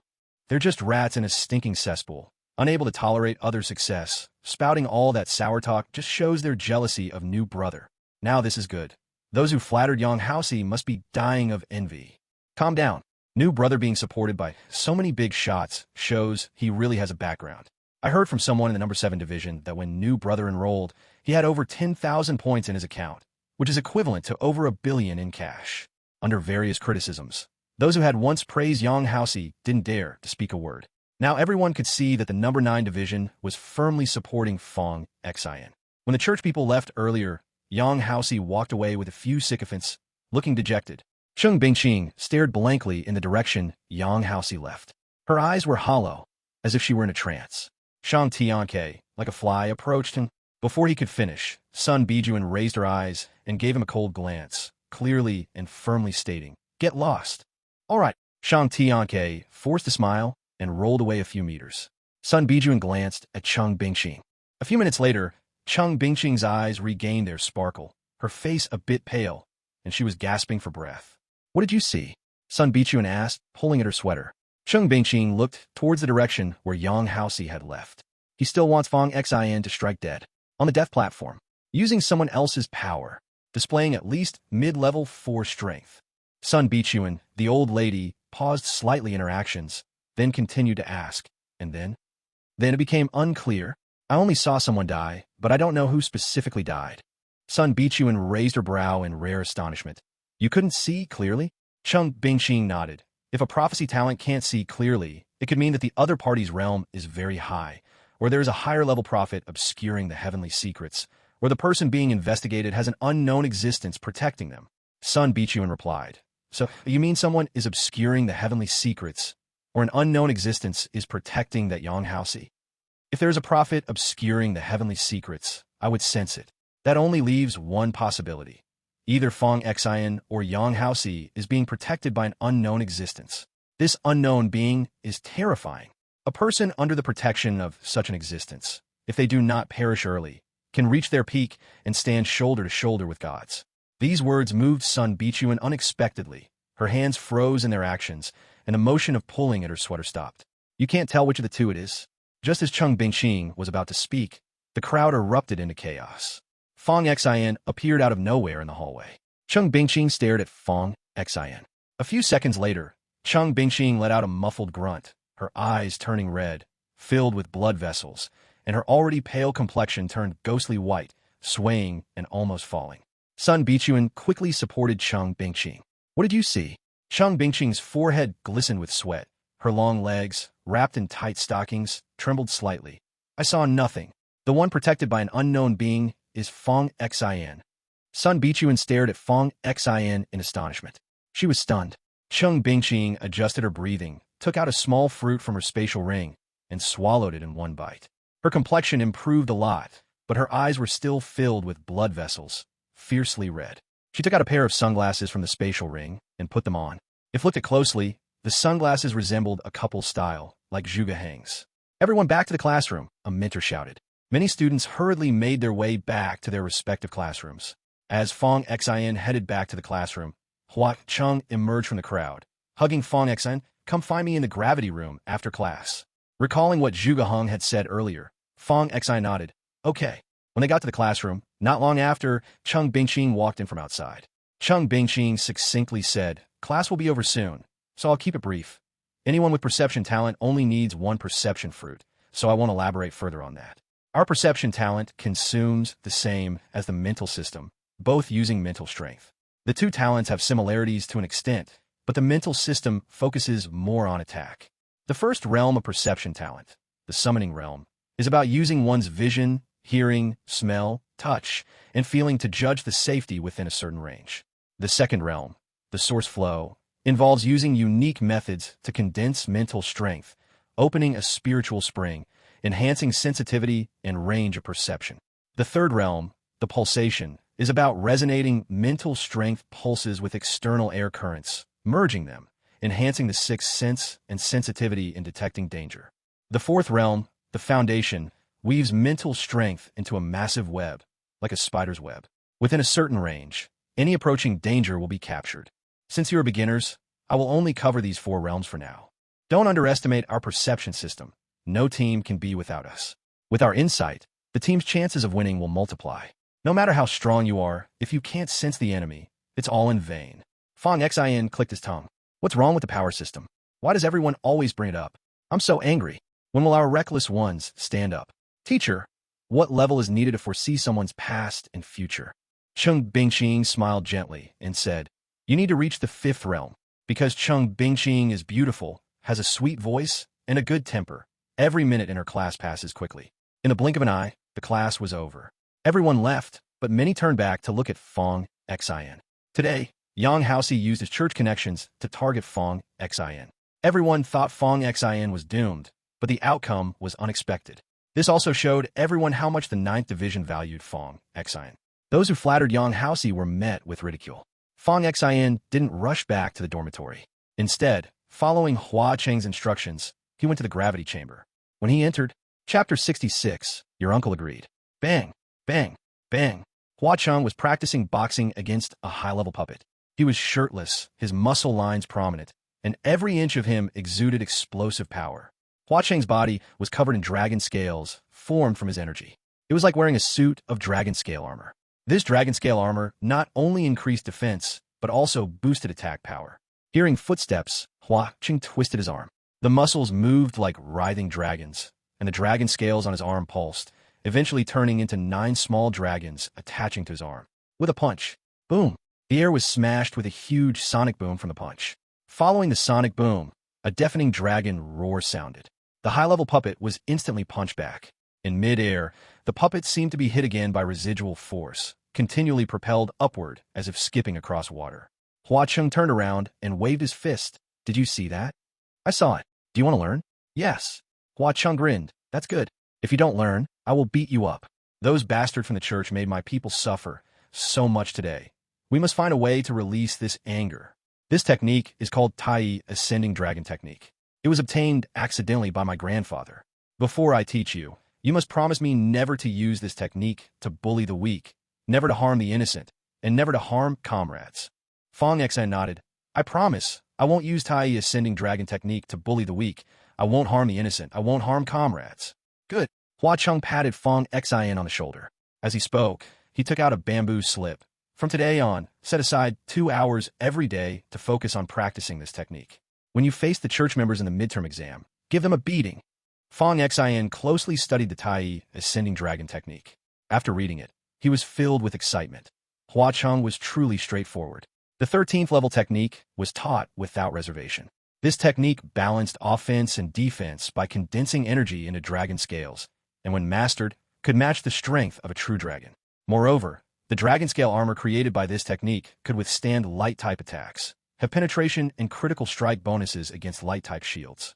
Truly, as Zhuge Hang said, this technique counters the light-type talent. When the time comes, I must give Huosher a significant gift. Hua Cheng continued, the 2 techniques I taught you before have many similarities with the Tai Ascending Dragon Technique. Once you master Tai, the other 2 techniques will naturally come together. However, before training, you need to sense the true dragon's aura. I have a piece of dragon bone here. You should sense the true dragon energy today. Only with true dragon energy and possessing the might of a dragon can your combat power be enhanced accordingly. Fong Xian looked at the palm-sized dragon bone, and as soon as his fingers touched it, the true dragon energy inside him burst forth. Hua Cheng was stunned for a moment and said in shock, where did the true dragon aura in your body come from? I got it when I awakened my beast master talent at the beast palace before. Hua Cheng couldn't stop laughing. I told you. No wonder that old lecher Shang Tianke from the beast palace specially applied to come to school to support you. It turns out it was like this. This is great, this is great. You have the innate holy body of the Tai Ascending Dragon Technique. Practice it, and ask me if you don't understand anything. Hua Cheng's laughter was hearty. To be honest, Fong Xian had a very good impression of this Hua Liuye. After observing the technique, Fong Xian followed what he had learned before, letting his internal energy surge. And finally, a stream of energy suddenly burst out. A fingertip was wrapped in energy, which transformed into a dragon claw. Hua Cheng adjusted the gravity coefficient to 6 times normal. A level 4 combat power adjusted for 4 times gravity was just right. Fong Xian gritted his teeth and smashed his fist. Images of teaching those high and mighty people kept flashing through Fong Xian's mind. Fong Xian's gaze turned cold. His willpower grew stronger and stronger. I want to get stronger. I want to become the strongest. I want to break all the power in this world. I will kill all those trash who use their power to bully the weak without leaving a single piece behind. At first, under the weight of the gravity, it was hard to even lift his arms. Fong Xian's gaze was resolute as he endured all discomfort, mobilized his energy, and unleashed fist after fist. Hua Cheng stood by, witnessing this scene, and couldn't help but smile with satisfaction.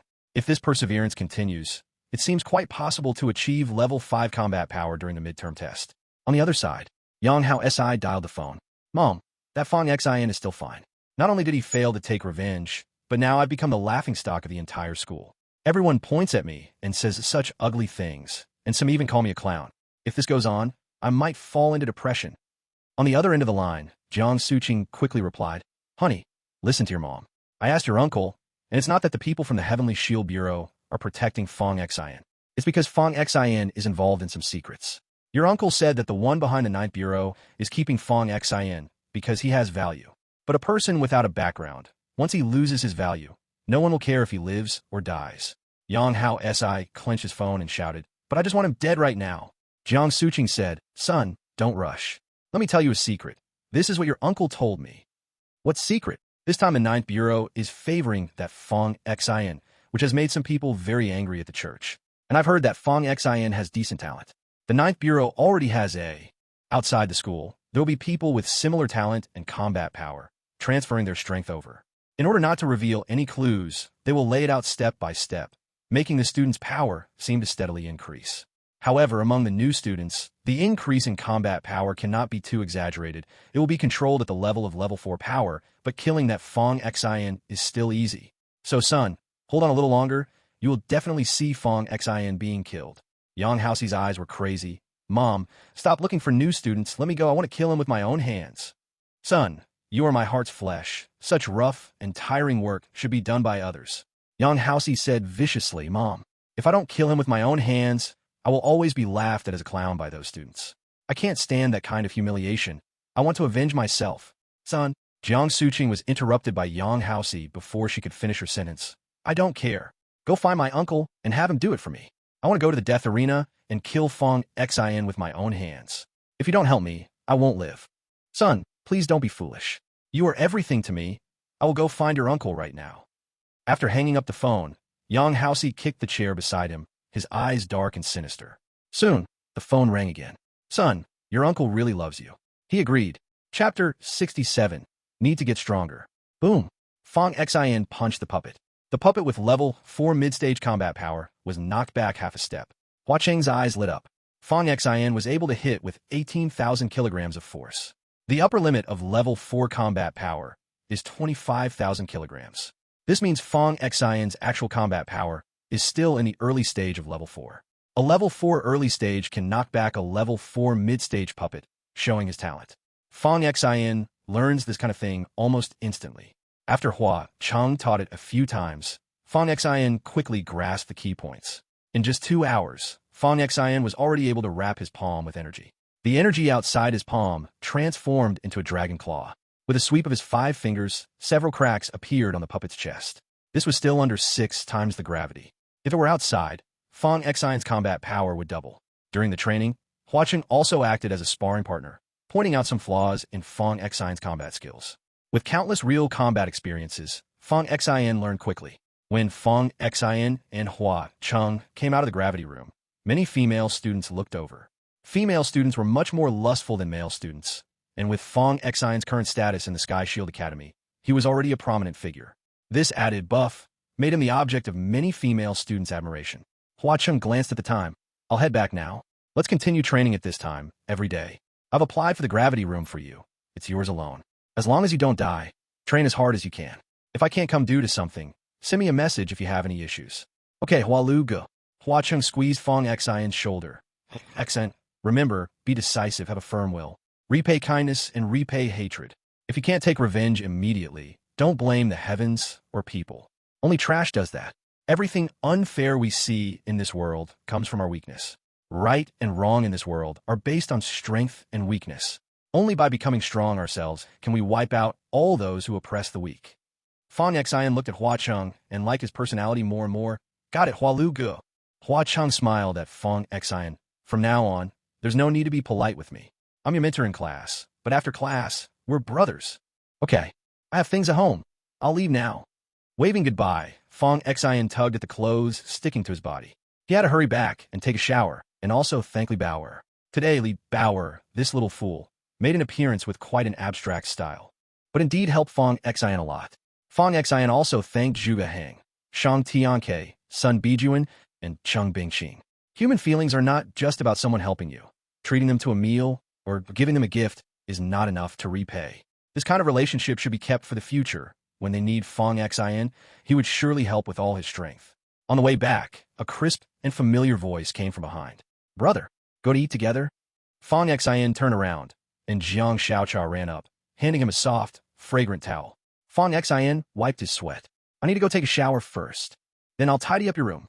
On the road, students occasionally glanced over at Fong Xin and sometimes greeted him. Is it Yang Haoxi still bothering you? Fong Xin asked. Jiang Xiaocha shook her head, let out a gentle breath, and bitterly smiled. When I was a student, I thought if I studied well, everything would go well. During the talent test, I thought good grades meant a fulfilling life, but today's events made me feel my own smallness for the first time. In the face of power, we who have no background or support are as tiny as ants. They can squash us if they want. Even if we are the victims, they still want to step on us. After a moment, Jiang Xiaocha looked up and said slowly, Brother, I don't want to be an ant. I don't want to be stepped on anymore. As long as we are strong enough, without a background, then we siblings are each other's support. We are each other's background. Fong Xian looked at Jiang Xiaocha's resolute and firm eyes, smiled slightly, and said seriously, "Okay." Jiang Xiaocha raised her hand. "Pinky promise." Fong Xian raised his hand, and the siblings sealed their promise. After a moment, Fong Xian took out from his spatial ring the eye mask that Grandma Sun Bijuan had given him earlier. "This thing trains mental strength. You can use it to train your mental strength while I train my other talents every day." Jiang Xiaocha took it over. "Good." When they reached the dormitory, Fong Xian knocked on Li Baoer's door. Zhang Yaozu came out from his room. "Brother Xian, Baoer isn't here. She went to the training hall to practice her sword.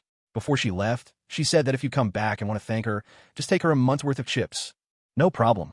Zhang Yaozu sniffed. "Brother Xian, today only Baoer helped you. None of us could help. It happened so suddenly, nobody could react. What about the others?" Zhang Yaozu chuckled. "They all went to train. The church was too arrogant today. Many people are angry. Hearing that during the midterm test they might run into people from the church. Everyone is training hard, preparing to deal with the church people. I need to go too, Brother Xian. See you." After showering, the siblings went to eat. Not wasting much time, Fong Xian finished his meal and dived into the single multifunctional training room. He took out the martial arts manual that Zhuge Hang had brought back from the church. He opened the first martial arts technique. A few words came into his view. Chapter 68, New Information. Light Technique, Divine Concealment. Fong Xian looked at this first technique. In simple terms, it's an invisibility skill. As the moonlight fell, Fong Xian's body gradually blurred. In no time, Fong Xian's body became completely transparent. 3 minutes later, Fong Xian's body slowly reappeared, panting heavily. The light energy stored within him was not very sufficient. This skill was better than an invisibility cloak because it could evade perception to a certain extent, working even better than the cloak. Fong Xian looked at the second skill. Light Technique, Blazing Sun Burn. Using the light technique to condense an orb of blazing sun and launch an attack. The damage is very high. However, it needs to draw power from the sun and works better during the daytime. At night, one can only unleash the power of the sun stored within. Fong Xian discovered this when he absorbed the light just now. Above his divine spring, there hung a small ball of light power. The ball intertwined black and white. Besides the moonlight merging into the light power ball, there were also tiny black dots merging within. This should be the light attribute talent modified after the killing talent. This small ball is referred to as the divine source. It functions similarly to the divine spring of the light attribute talent. However, Fong Xian is not only able to absorb sunlight and moonlight. When it gets dark, those black dots will also be absorbed. Following the method of the blazing sun skill, Fong Xian used the solar energy stored in the divine source. A small white ball the size of a ping pong appeared at his fingertips. With a flick of his finger, the ball bounced onto the puppet, immediately burning a charred mark on its body. Fong Xian extracted some black energy to activate the blazing sun skill, and a black ball the size of a ping pong reappeared at his fingertips. He bounced the black ball onto the puppet, which absorbed it into its body. The puppet appeared unharmed, but a few seconds later, it fell to the ground with a thud. Fong Xian hurriedly approached to check. The spiritual power inside the puppet was burned by that black ball, while the light power within the puppet acted like fuel, intensifying the fire. Fong Xian quickly raised his hand to grab. A black ball the size of a fist emerged from the puppet. This mutated light attribute talent is astonishingly powerful. It can burn the opponent's light power and also burn their spiritual power. Every person has spiritual power. Even ordinary people possess it, just in varying strengths. Fong Xian looked at the black ball floating in his palm. After being affected by the killing talent, the skill almost felt like an enchantment, truly counteracting light attribute and spiritual attribute talents. With a grasp of his 5 fingers, the ball scattered and merged into Fong Xian's body. The divine source, suspended above the divine spring, solidified a bit more. The normal light attribute divine source is either white, representing sunlight, or silver, representing moonlight. Fong Xian had more of a black shade, akin to the night. While absorbing moonlight, Fong Xian looked at the third skill. Light Technique, Divine Movement. This skill increases speed using light power. In other words, it's a light energy accelerator. At night, leveraging the black energy in the divine source, the duration could double. Fong Xian firmly remembered all 3 skills in his mind. His power attribute talent combat power has now reached level 4. The beast control attribute talent has a level 4 combat power white bear. The spiritual attribute talent is just starting out. The perception attribute talent is now considered level 2. The light attribute talent, although the divine source has only just materialized, can already launch attacks. Its combat power has barely touched level 3, and with the support of the black energy, it can exert mid-level 3 combat power. Having reached level 4 in the power attribute, the killing talent has also risen to level 5 combat power. But it's unknown how the killing king combat power would be activated. What he needs to do now is to completely make up for his shortcomings and max out his auxiliary talent attribute points. There's a method for that. Killing. Plundering. After a few more days of honing, Fong Xin would take on a mission. Returning to the dormitory, he delivered 2 big boxes of chips he had just bought into Li Baoer's dorm. Sure Tai Lang had somehow obtained a projector. A movie was playing on it. This projector is considered a spiritual artifact. It can influence a person's spirit, making them feel as if they are right there in person. Brother Xian, come watch a movie. Sure Tai Lang invited. This suspense film features my goddess, the popular star Zhao Ruojuan. If I could just meet her, I would even be willing to let Zhang Mei Qiu fail his midterm. Damn fatty, strangle Haobua. Fong Xian took a glance and saw a beautiful actress with a lot of spirit. Nowadays, choosing actors relies on their acting talent. This talent makes them resemble whatever they portray.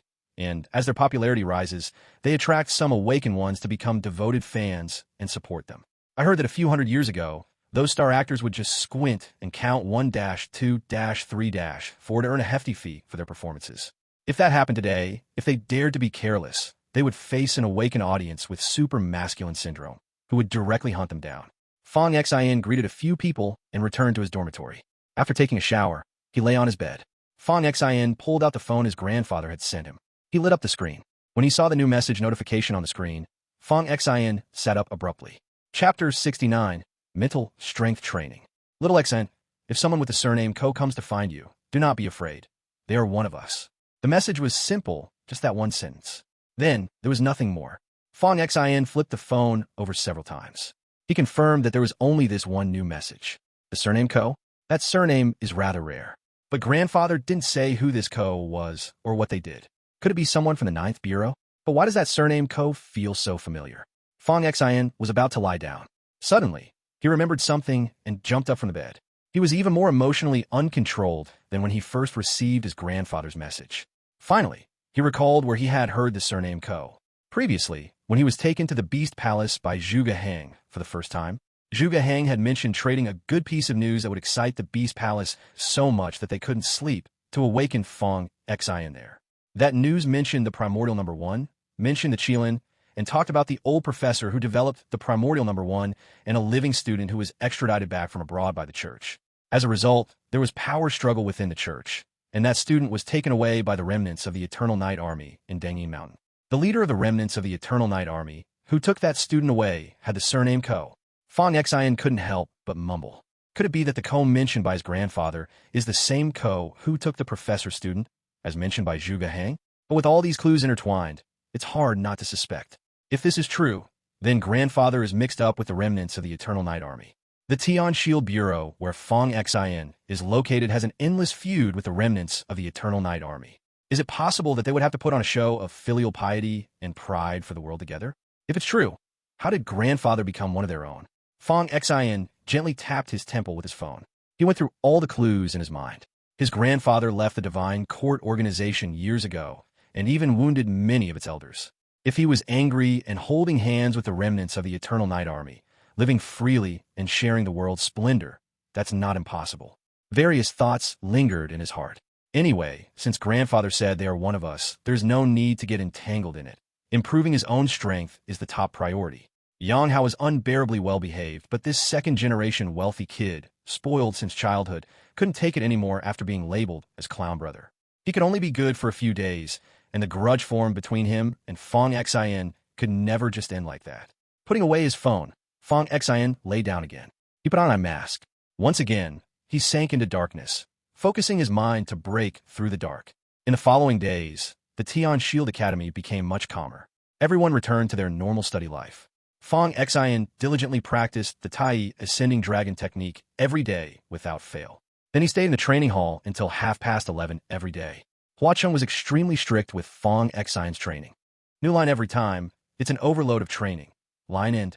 New line, it was obviously Fong Xian who had been bullied by the teacher before, but Master Hua Lu was even angrier than Fong Xian, almost wishing to transfer his power to Fong Xian so that Fong Xian could kill everything in sight. Line end. New line: the fastest progress these days is in the mental attribute talent. Line end. New line: at first, wearing the training eye mask for the mental attribute. After entering the dark space, Fong Xi needed half an hour to regain consciousness. But now, he can escape from it in less than 3 seconds. Line end. New line: that the divine spring has also solidified, and a faint reddish mental energy, like spring water, flows out from the divine spring. Line end. New line: however, this is just the basic training with the eye mask, specifically for S-level and below mental attribute talents. Line end. New line: Sun Baijun told Fong Xin that this eye mask has 2 other settings, one for SS-level mental attribute talents and one for SSS-level mental attribute talents. Fong Xin could try if he wanted to, and if he passed, it would greatly enhance his mental strength. Of course, mental talent is just a secondary skill for Fong Xin, so there's no need to be too strict. Line end. New line: Fong Xin lay on the bed and adjusted the difficulty to the intermediate setting for SS-level mental attribute talent training. Line end. New line: he wanted to see what kind of illusion an SS-level mental attribute talent would face. Line end. New line: after putting on the eye mask. Line end. New line: the first thing he saw was a room filled with pink curtains. Fong Xin lay on a strange chair, unable to move, as if he were being pressed down by a ghost. A beautiful woman walked gracefully toward him, tall, slender, with fair skin and exquisite features. The mental strength gathered and scattered, scattered and gathered again. After 2.5 hours, Fong Xin opened his eyes, pulled off the eye mask, gasping for breath, feeling as if his whole body had fallen apart.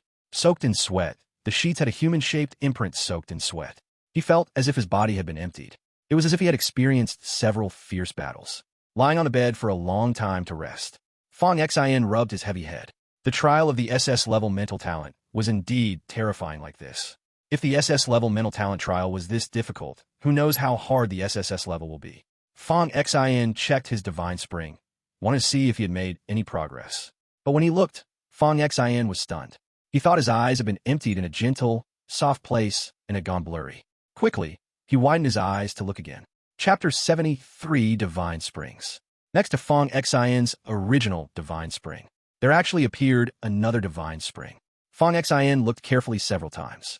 He confirmed that he was not seeing things. 2 divine springs? What was going on? Could it be that what Mrs. Sun Bijun said about benefits after clearing the SS level trial was true? Or was it that SS level mental talent had 2 divine springs?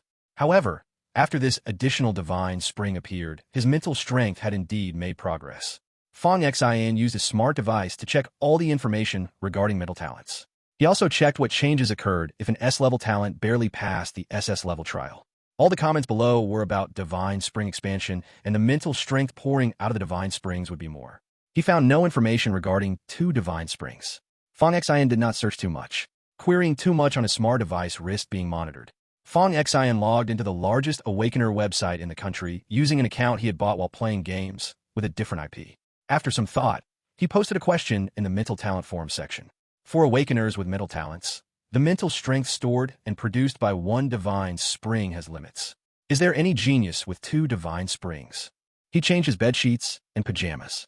Washed up simply, Fong Xin looked at the replies in the forum posts. Has the poster lost his mind? Should be a mental talent muggle asking. Or is it a very low talent muggle asking? Just a fantasy time for a noob. Among all the comments, a highly rated reply stood out. It was a reply from an ID named Spear Poking Shit, saying, "Stop bragging. What kind of talent could have 2 divine springs? Do you believe I have 2 big ones?"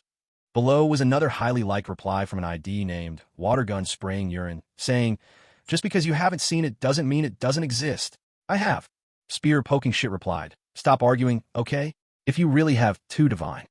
The spiritual strongman has 2 divine springs, with vast and abundant spiritual power, battling against many for 21 days without exhaustion. Fong Xin checked for information on In Shungjun, but couldn't find anything. After the Gods' War, much information about the Eternal Night Army is hard to find, as if it has been deliberately covered up. Textbooks only praise the heroes who calmed the Gods' War, with almost uniform negative evaluations of the Eternal Night Army, mostly recording their inhumane acts. When Fong Xin lived with his grandfather, the grandfather indeed told many stories about the Eternal Night Army, similar to those in textbooks. The Eternal Night Army mostly acted in a cruel manner, like locusts in their path, committing all kinds of atrocities. However, every time he talked about the Eternal Night Army, grandfather would sigh and stare into the distance, not knowing what he was thinking. Fong Xin thought for a moment and privately messaged the person who had just posted a picture. Big brother, can you take a more detailed introduction for me? The other party replied quickly. Who are you calling big brother? I'm a girl. Fong Xin stared at the other person's ID, which showed them holding chest hair for hair transplant, and stayed silent for several seconds. Sister, could you send me a more detailed introduction? Your sweet talk is quite nice. The other party quickly took another photo, which was much clearer than before. Fong Xin looked through it all, but did not find a detailed introduction about the two divine springs, and the information about Yin Xingjun was incomplete. Sister, what about the rest? Does little brother have abs? Why? Let sister see your abs, and I will send you the remaining information. A few seconds later, Fong Xin looked at the remaining introduction. He had to admit that this Yin Xingjun was indeed fierce. Both of his divine springs were exceptionally powerful. This person had an accurate control over spiritual power, being able to calculate precisely how much power to use against opponents without wasting any.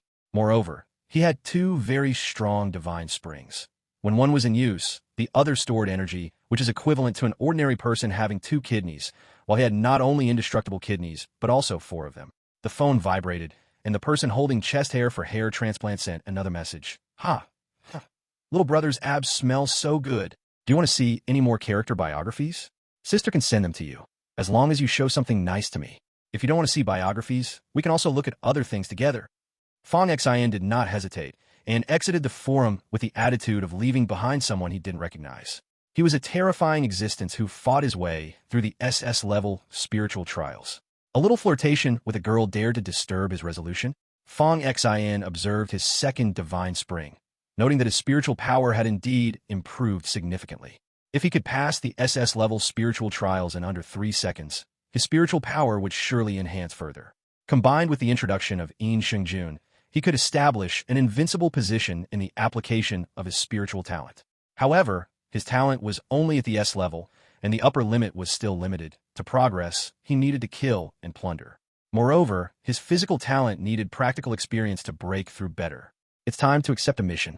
Every Saturday and Sunday, when there are no classes, he can go out to accept missions. Fong Xin glanced at the time. It was already 3 in the morning. Fortunately, with his strong physical talent, he could re-energize quickly after just a short sleep. The next day, Fong Xin gave the eye mask to Jiang Xiaocha, who asked in confusion, Brother, have you tried the intermediate and advanced trials of this eye mask? Fong Xin immediately shook his head. No, it should be quite dangerous. You should practice in the beginner level first. Oh, okay. Today is Sunday, and there are classes tomorrow, so it's a bit late to accept a mission today. It's better to wait until next Saturday to accept one. In these days, Fong Xin wakes up every day, except for attending classes, just to train. The team cooperation class has started, and there is a team competition every 2 weeks, which means each small team goes out to carry out tasks. Then, they observe the team coordination abilities. If there are problems in a team, the small teams will be redistributed. Fong Xin and others have incorporated team training into their daily training plan. I must say, the few are arranged in the same team by Zhuge Heng, complementing each other very well. Fong Xin manages his time like a master, sleeping only 4 hours each day, while the rest of the time is spent training various gifted abilities. Sun Bijuan gifted Fong Xin a skill of mental type attack, Eye of Divine Authority. It is a 13th level eye technique that integrates control and damage. However, the old lady still tirelessly repeats every year for Fong Xin to refine his divine spring, insisting that he must make his divine spring strong enough to be more powerful and durable in battle. Fong Xin did not tell the old lady about the 2 divine springs in the SS level trial of the mental type. First, if the divine spring mutated and was discovered, it would be bad if it was taken away and sliced. It's better to be cautious. Second, the SS level trial is too embarrassing to mention. Fong Xin conducts the SS level trial every day. In the trial's illusion, the plot changes daily. Sometimes there are even multiple heroines. The professions and types are varied and colorful. Yujia Loli, next door big sister, cat girl, nurse, emotional secretary, cold Seo. Fong Xin does not particularly like these. Isn't this all to improve one's realm and protect all humanity? Definitely not some old lecture. At first, breaking through the illusion took 2.5 hours. Now the time is gradually shortening. When the time compresses to within 2 hours, Fong Xin is exceedingly shocked to discover his divine spring has undergone a new change. The 2 divine springs have turned into 3. Besides that, there are other unexpected changes. Chapter 71 New Task. Fong Xin sits on the bed. The transformation of 2 divine springs into 3 is already difficult for him to remain calm. Unexpectedly, the light-type divine source, originally floating above the first divine spring, has turned into 2. 3 divine springs, 2 divine sources. Fang Xin is dumbfounded. What is going on? The 2 divine springs in Shengjun are already ranked 3rd among the 8 kings of the Eternal Night Army. What about his 3 divine springs plus 2 divine sources? Shouldn't it be ranked 2.5? Fang Xin looks at the extra divine springs and divine sources he has. According to the textbook records, everyone has 1 divine spring and 1 divine source. Moreover, the divine spring is almost transparent, while the divine source is colored like the sun and moon. Fang Xin's divine spring has a hint of blood color, and the divine source has some black energy. Even his toes can guess that this is closely related to the killing talent. Fang Xin feels that both his mental power and light power are significantly stronger than before. The killing talent is like an external plug-in, even more powerful than a plug-in. In addition, with the explosive growth of mental power, his perception has also greatly improved. Fang Xin feels that his current perception has reached level 3, and attaining level 4 to form a perception net is just around the corner. Fang Xin raises his hand. A black ball the size of an apple hovers at his fingertip. This is much larger than the previous black ball the size of a ping-pong ball. This little ball can use light power as fuel and burn mental power. It has now become Fang Xin's killer move. Fang Xin stares at the small black ball. His light-type talent is not very high, only barely at S level. Yet he has made rapid progress, reaching level 3 combat power in no time, especially with this black ball, which is enough to achieve mid-level 3 combat power. After thinking it through, he attributes the reason to the killing talent above. Fang Xin absorbed the black ball into his body, observing the 3 divine springs and 2 divine sources, not knowing if the divine springs and divine sources would increase again. Glancing at the time, it was already getting late. He prepared to sleep, planning to take on a task after dawn. Fang Xin woke up very early. After washing up, he took out the smart connection device to browse the task list. Fang Xin had a strong sense of purpose. Among his several talents, the perception system was SS level, while the light and mental systems were only S level talents. The awakeners of the light talent were mostly monopolized by the church, making it hard to kill church members to enhance his light talent. He could only wait for the midterm test to go to the demon ruins. Now, Fang Xin focused on the mental and perception systems. However, in the task list, there were many wanted criminals with a primary occupation and mental talents, but those with a primary occupation and perception talents were relatively fewer. After all, those with perception talents knew that their health points were not thick enough, and their output was not high enough, so they could only develop cautiously. Fang Xin scrolled through the list, ultimately setting his sights on a level 4 early-stage wanted criminal with mental talents. He opened the information. The criminal was named Shimin Boguang, a level 4 early-stage mental talent, specialized in attacking solitary passers-by, and had no gender preference when choosing victims as long as they looked good. He was mockingly referred to as a multifunctional plug. Fang Xin carefully reviewed the data, confirming it was accurate. The criminal was indeed a level 4 early stage. He clicked to accept the task. A few seconds later, task acceptance successful. Time limit, 36 hours. Within 36 hours, he must return to school, whether the task was completed or not. Task settlement rewards. Reward, 400 points. Wanted coefficient 2 stars. 1 star equals 50 points, totaling 500 points. Reward, 10 mental fruits. Fang Xin glanced at the rewards. They were already quite generous for hunting a level 4 powerful mutant. As for the mental fruits, this thing replenished mental power after excessive consumption. But for Fang Xin, who owned 3 divine springs, it had some effect, but not much. There were only 36 hours. The round-trip time on the road needed 6 hours, leaving 30 hours to find and eliminate the target. The task acceptance could be anonymous. Fang Xin checked the anonymous option to avoid drawing attention. This outing was not only to complete the task. Fang Xin also wanted to see if he could see the King of Slaughter in the mirror again, if time permitted. In addition, Fang Xin sent a message to AI Li. How have you been recently? Any new clues on the case?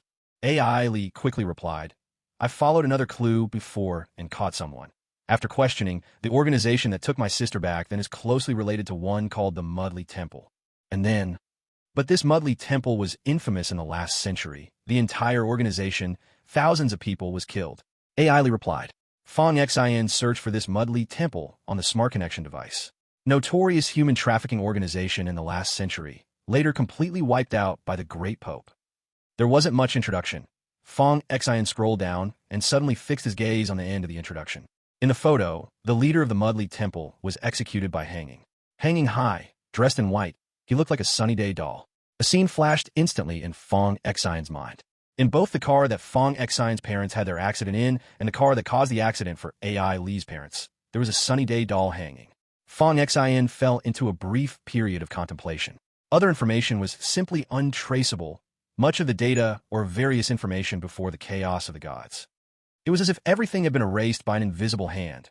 Now, people could only learn about what had happened in the past or about characters and events from the news released by the authorities in power.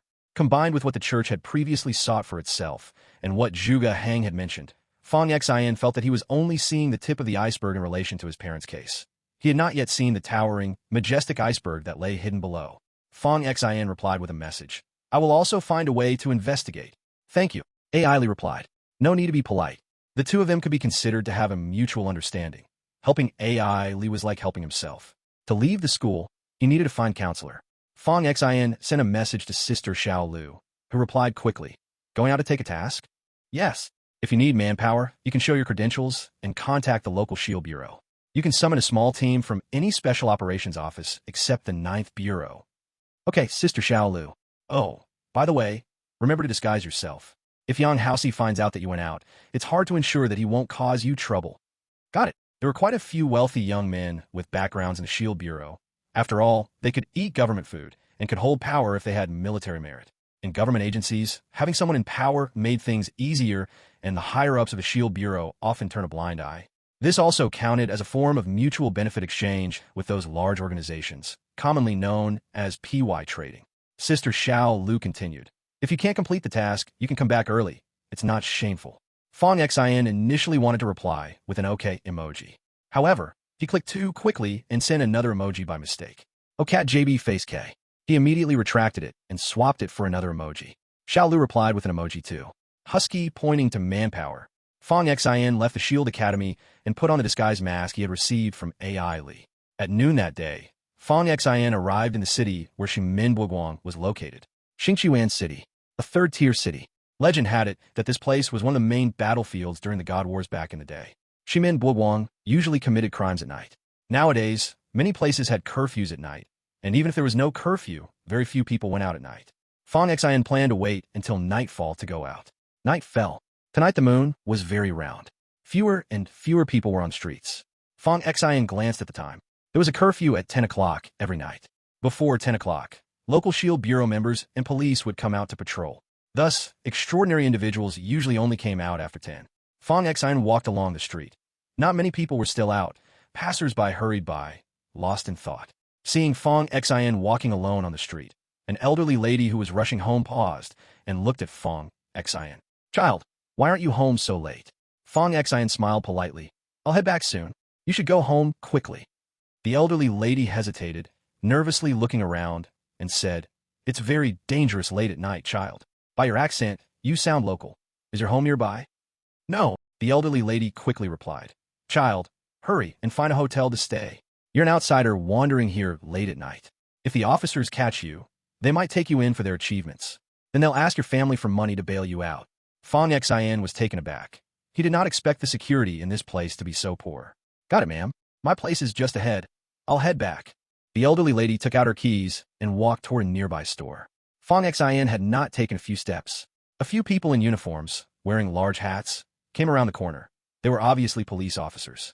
They looked Fong Xian up and down. Stop. Why aren't you going back this late at night? The place to live is just ahead. Let's go back. The leading tall-faced officer pushed down his hat brim. Are you from out of town? Crash.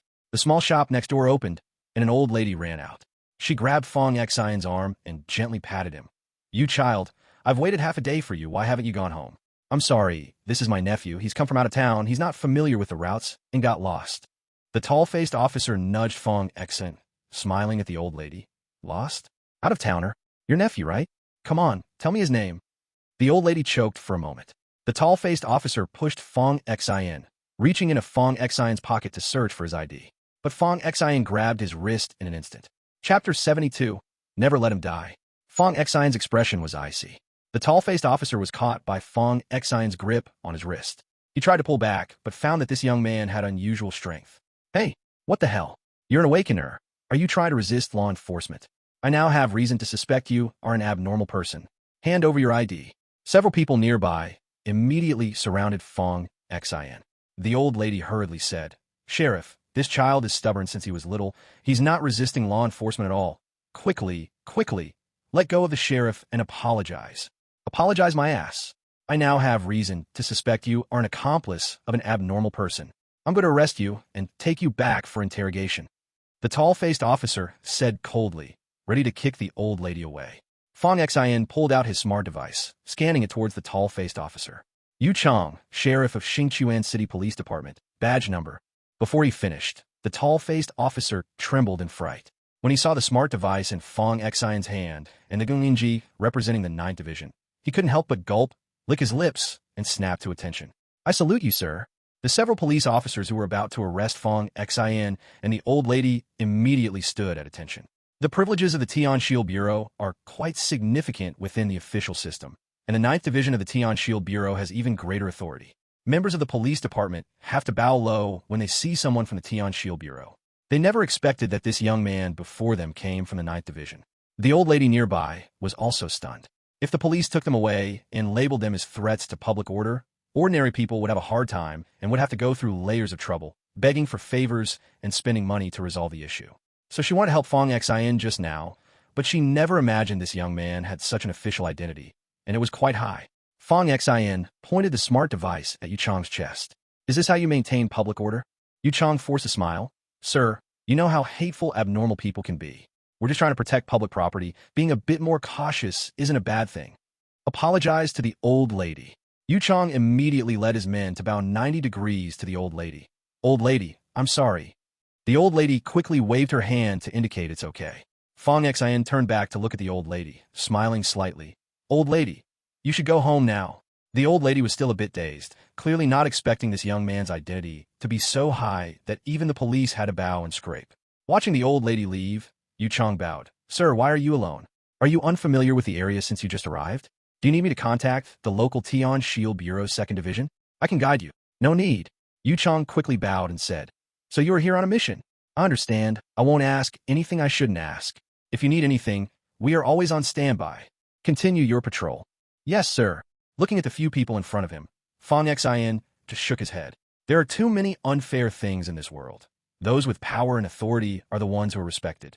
Fong Xin ignored the few people holding the smart device, scanning the virtual screen around. Like a thermal imaging device, the smart device illuminated everyone still lingering on the street one by one. At this moment, the street was particularly empty. In this vast city, there were only about 100 people on the street at night. So it was easy to tell how many people were on the street, just by a glance. The patrols mostly walked in groups. The intelligence device could analyze the talents of everyone it scanned. Based on the previous methods of the criminal Shiman Boguang, this multifunctional plug committed crimes outside by controlling its prey through mental attacks, playing with them before killing, dressing the corpses in beautiful clothes, and finally disappearing into the night. So far, 4 women and 3 men had already fallen victim. Indeed, it seemed not to discriminate between genders. Fong Xin turned back and forth, scanning every person still on the street. Fortunately, he had the talent for perception, so it wasn't too hard to observe. However, his perception level was still rather low. If he could reach level 4, he would be able to set up a perception net with his mental power, making it much easier to detect enemies. An hour and more passed. Suddenly, Fong Xin's gaze froze in one direction. He saw a shadow sneaking away, carrying a woman, heading in a certain direction. That direction seemed familiar. It was exactly the store of that kind-hearted old lady. Using the intelligence device, he saw that the person had carried the woman into the store. Fong Xin double-clicked on the virtual screen, and the figure inside the store appeared. It was indeed that kind-hearted old lady. As soon as she stepped inside, the old lady collapsed to the ground. Then, the person tossed the woman he was carrying onto the floor and seemed hungry, searching for food inside the store. Fong Xin quickly walked in that direction. As he walked, Fong Xin saw the few people from the police station he had encountered earlier running into another team of patrolling officers. Yu Chong, holding a police baton under his arm, was discussing where to go for a drink with a few subordinates. Seeing a squad coming towards them, he immediately stood at attention. Captain Ma, the leader of the approaching squad, responded. Didn't discover anything unusual? Yu Chong shook his head. Nothing unusual. That's good. Thank you for your hard work. Oh, there's one thing. Yu Chang seemed to remember something. Just now, while patrolling, I ran into a kid. He was from your Sky Shield Bureau, from the Ninth Division. From the Ninth Division? When Bing paused for a moment and looked back at the people behind him, someone from the Ninth Division has come? I hadn't heard of it. Yu Chang continued. That kid looks quite young, probably just in his teens. I think he must be a new recruit this year. Ma Wenbing looked around. A new recruit? What's he doing here? Yu Chang recalled. The way he looked, he seemed to be on a mission. By himself on a mission? What mission do we have here that a new recruit from the Ninth Division would come for? One subordinate thought for a moment. Could it be that he is after Shimin Boguang? New recruit? After Shimin Boguang? The new recruits have just started 2 weeks ago. Are there really any who can take on a level 4 powerhouse like Shimin Boguang in just 2 weeks? Ridiculous. Ma Gu, but that's the Ninth Division. Ma Wenbing sneered. The Ninth Division is also ridiculous. I graduated from the Sky Shield Academy too, and I have never heard of someone being level 4 power in just 2 weeks after starting school. Don't show off without any evidence. Yu Chang laughed awkwardly. Ma Gu, you never know. Those from the Ninth Division are said to be monsters. Who knows, there might really be some impressive new recruits among them. Ma Wenbing rolled his eyes. Stop talking nonsense. Let's finish the patrol and then go back to rest. The two teams separated. When they were 2 streets away from the store, Ma Wenbing took out his phone. Oh no, I forgot to buy something for my daughter. You go ahead. I'll give my daughter a call and ask her what I should buy for her. Dialing the phone. Not long after, a man's voice came from the other end of the phone. Ma team, I was just ready, and your call came in. Tonight's gonna be great, just at this place called Hongmei Supermarket. Come over and play.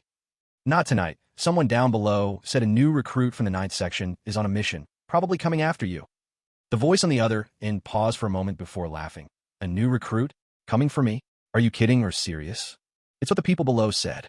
That person wouldn't lie to me. It should be true. Use your intelligence network device from the Sky Shield Bureau to scan. See where he is. Ma Wenbing scanned with the device. He's from the 9th section. My clearance can't scan members from the 9th section. You better leave soon. What? Are you afraid he might kill me? You're kidding. A new recruit can kill me? Then all these years I've spent in the Westgate branch have been for nothing. That 9th section new recruit can't kill me. Don't worry, I'll handle him. Ma Wenbing sternly scolded. Stop talking nonsense. Leave now. If anything happens with that new recruit from the 9th section here, they'll definitely investigate. And I can't protect you then. Got it, got it. I'll leave after enjoying myself. Wait a minute, looks like someone really is coming. A person, just a kid who's not even fully grown, holding an intelligence network device. Hey, really a hot-headed young one. Ma Wenbing immediately said, leave now, or it will be a problem. It's just one door. I don't have the Earth attribute ability to walk through walls. An encounter is inevitable. Ma Wenbing paused for a few seconds. Then you fight him. Remember to hold back. Don't kill him. I'll bring people over to pretend to save him. And while it's chaotic, you can escape. I can still owe him a favor. Got it. Wait, I'll knock him out and signal you. But tonight, the girl I'm eyeing is quite good. When you get here, let's have fun together. At this moment, Shimin Boguang still didn't forget to think about his own little head. Ma Wenbing angrily shouted, don't mess things up. After the fight, just leave. Shimin Boguang impatiently replied, got it. He hung up the phone. Shimin Boguang peeked through the crack in the curtains, watching Fong Xian approaching. By the time Fong Xian got closer, he had already fully opened his senses.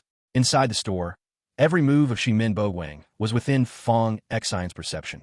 Fong Xian took a revolver out of his space ring, strapped it to his waist, put on a headband to resist mental attacks, then, just in case, put a large red pair of anti-curse underpants on the outside, wore physical defense scales around his neck, held the Earth Spirit Pearl that could pass through walls in his hand, and dressed in an invisibility suit. As he was doing all these actions, Shimin Boguang saw everything clearly from behind the window. Shimin Boguang stared wide-eyed, muttering, what, huh? You're so afraid of death. Don't come. While speaking, Shimin Boguang quickly retreated, flipping his hand to take out a delicate little box from his space ring. When the box opened, it revealed many powders.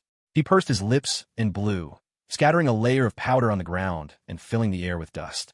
Dozens of short knives made of condensed mental energy formed around him, ready to strike.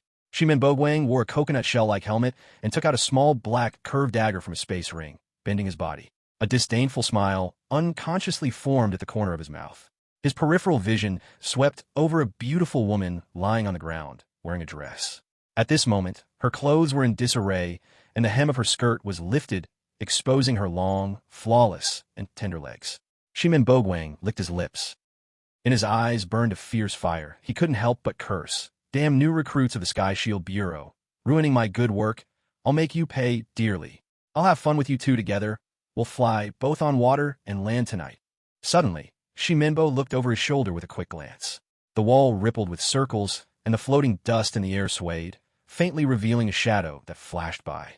Without a word, Shi Minbo unleashed his mental force like a short blade, sending half of it slicing toward that direction. But the next second, the mental force blade hit nothing but air. That figure seemed to vanish into thin air. Shi Minbo felt an overwhelming sense of danger closing in. Mental force erupted at his body surface, forming an almost transparent protective membrane. But this played right into Fong Xian's hands. Taking advantage of the light, Fong Xian instantaneously appeared in front of Shi Minbo. A small black ball was pressed onto Shi Minbo's chest. It was as if a spark had fallen into gasoline.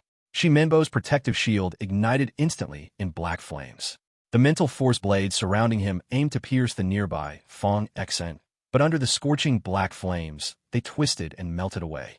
The black curved knife in Shi Minbo's hand aimed to stab at Fong Xian, but that dark aura burned all the mental force within him, leaving him powerless, his arm limp like a noodle, the force of the thrust almost non-existent. Fong Xian's fist, shrouded in vital blood, formed into a dragon claw. The dragon ascending technique erupted at close range, blasting Shi Minbo backward. Shi Minbo's back crashed against. Just saw a few small psychic knives floating in the void, flashing past the spot where Fong Xian was just now. After the instant flash of light, Fong Xian's body appeared at the corner of the shop. The few psychic knives spun in midair and disappeared without a trace. With his senses fully open, Fong Xian clearly felt the oncoming sense of danger. A few small knives formed by psychic energy appeared in front of Fong Xian, ready to pierce his head. Fong Xian wanted to use the flash of light to escape, but unexpectedly, his body couldn't move at that moment. Even with his strong physical body, he couldn't move. A figure suddenly approached. A crescent-shaped curved blade spun in his hand, aiming to sever Fong Xian's head. As the figure got closer, Fong Xian realized it was Shi Minbo. His gaze swept around, and the corpse of Shi Minbo he had just killed was still on the ground. Shi Minbo sneered. "Kid, didn't expect this, huh? My greatest talent is not psychic power, but the rare ability to replicate physical bodies. I spent countless efforts to replicate this body, my trump card, and you destroyed it all." While speaking, Shi Minbo was already in front of Fong Xian. He swung the curved blade at Fong Xian's neck. "You ungrateful thing. You dare to try and kill me." Fong Xian looked at Shi Minbo, getting closer and closer. "A villain talking so much at once. Are you giving up on your life?" As soon as the words left his mouth, blood-red symbols appeared on the back of Fong Xian's hand. Then his eyes quickly turned blood-red, full of a thirst for blood. The crescent curved blade was against Fong Xian's neck. His skin tore open. Blood slowly trickled down, but the blade didn't move any further. Fong Xian's two fingers pinched the curved blade of Shi Minbo. No matter how much strength Shi Minbo used, he couldn't push it forward even a fraction. Fong Xian's blood-red eyes fixed on Shi Minbo. He slightly tilted his head. The wound on his neck visibly healed. Shi Minbo was the first to show panic. How is this possible? Earlier, Shi Minbo didn't even listen to Ma Wenbing's words. He was still thinking of knocking Fong Xian down and enjoying himself before leaving. In his mind, Fong Xian was just a foolish rookie with a half-formed spear from the Heavenly Shield Bureau. But who could have expected this rookie to be so sinister? What kind of talent is this? Shi Minbo abandoned the curved blade and wanted to escape. A talent that will take your life. Shi Minbo turned to flee. Fong Xian raised his arm. On his arm, 5 rings of blood-red killing rings appeared. After Fong Xian summoned the King of Slaughter to take over his body, this skill felt like it was branded deep into his mind. The killing rings, one after another, stacked up, growing bigger, longer, and thicker. Each ring imprinted itself into Shi Minbo's back. Shi Minbo staggered. A hole the size of a fist appeared in his chest. Shi Minbo incredulously looked down at his chest. Stiffly, he turned his head towards the direction, his body swaying. He wanted to say something, but in the end, nothing came out as he collapsed on the ground, falling into a pool of blood. Fong Xian went up and delivered several more strikes, then turned around to cautiously survey the surroundings. Once he confirmed there was no further danger, he finally relaxed. A blood-red gleam flew out from between Shi Minbo's eyebrows, entering Fong Xian's hand. Fong Xian clearly felt his divine spring grow even stronger. He took the space ring from Shi Minbo's hand. After checking it, Fong Xian felt disgusted. This bastard space ring was absolutely the strangest Fong Xian had ever seen. There was only a little over 2 million in cash, and, aside from the crescent blade and the black small knife Fong Xian had just acquired, there was also a coconut shell helmet and this strange pink box. A wanted criminal has not yet become rich. But this grandson has a space ring the size of 2 100-square-meter houses, filled with all kinds of stamina-enhancing medicines, stamina-increasing wines, various whips, flashy oils, and strange magazines teaching the motions speed, angle, frequency, environment, and language during the union of yin and yang, plus many small toys and other items that Fong Xian had never seen before. Fong Xian's pure and innocent heart was tainted by the contents of the space ring. Shameless, despicable, shameless. I must go back and thoroughly criticize these things. Among this pile of items, only the powder box caught Fong Xian's eye. The powder inside can be controlled with mental power and can accurately locate and even control a person when it adheres to their body. Fong Xian wiped the box, which had the words Nian Rang written on it, probably the name of this item. He stuffed the box into his space ring. Fong Xian searched Shimin Boguang's body again. There is no need to surrender this corpse. After all, he had seen Fong Xian use the killing talent. If he used the zeroing pearl to erase memories, anyone who encountered it would suspect. Fong Xian shoved the corpse into the space ring. He also sent back the body of Shimin Boguang, whom he killed for the first time. While doing these operations, a voice came from behind. Fong Xian turned around. He saw the girl who had been captured by Shimin Boguang waking up, lying on the ground. The girl looked at Fong Xian warily. Her feet pushed against the ground as she retreated backward, her back hitting the shelf and causing snacks on the shelves to fall and hit her head. The girl was very beautiful, with 2 eyes, 2 nostrils, and a mouth. Fong Xian glanced at her. Shimin Boguang is dead. You are saved. Unexpectedly, the girl still couldn't stop herself from retreating, her eyes filled with terror. Fong Xian touched his face. Although he had disguised himself with a mask, he didn't appear frightening. The girl curled into a ball, wrapping her arms around herself, looking at Fong Xian in fear, her voice trembling. Mirror, mirror! Fong Xian turned to look behind him. Not far from his side was a mirror. Moonlight poured in through the window, maintaining enough visibility in the shop.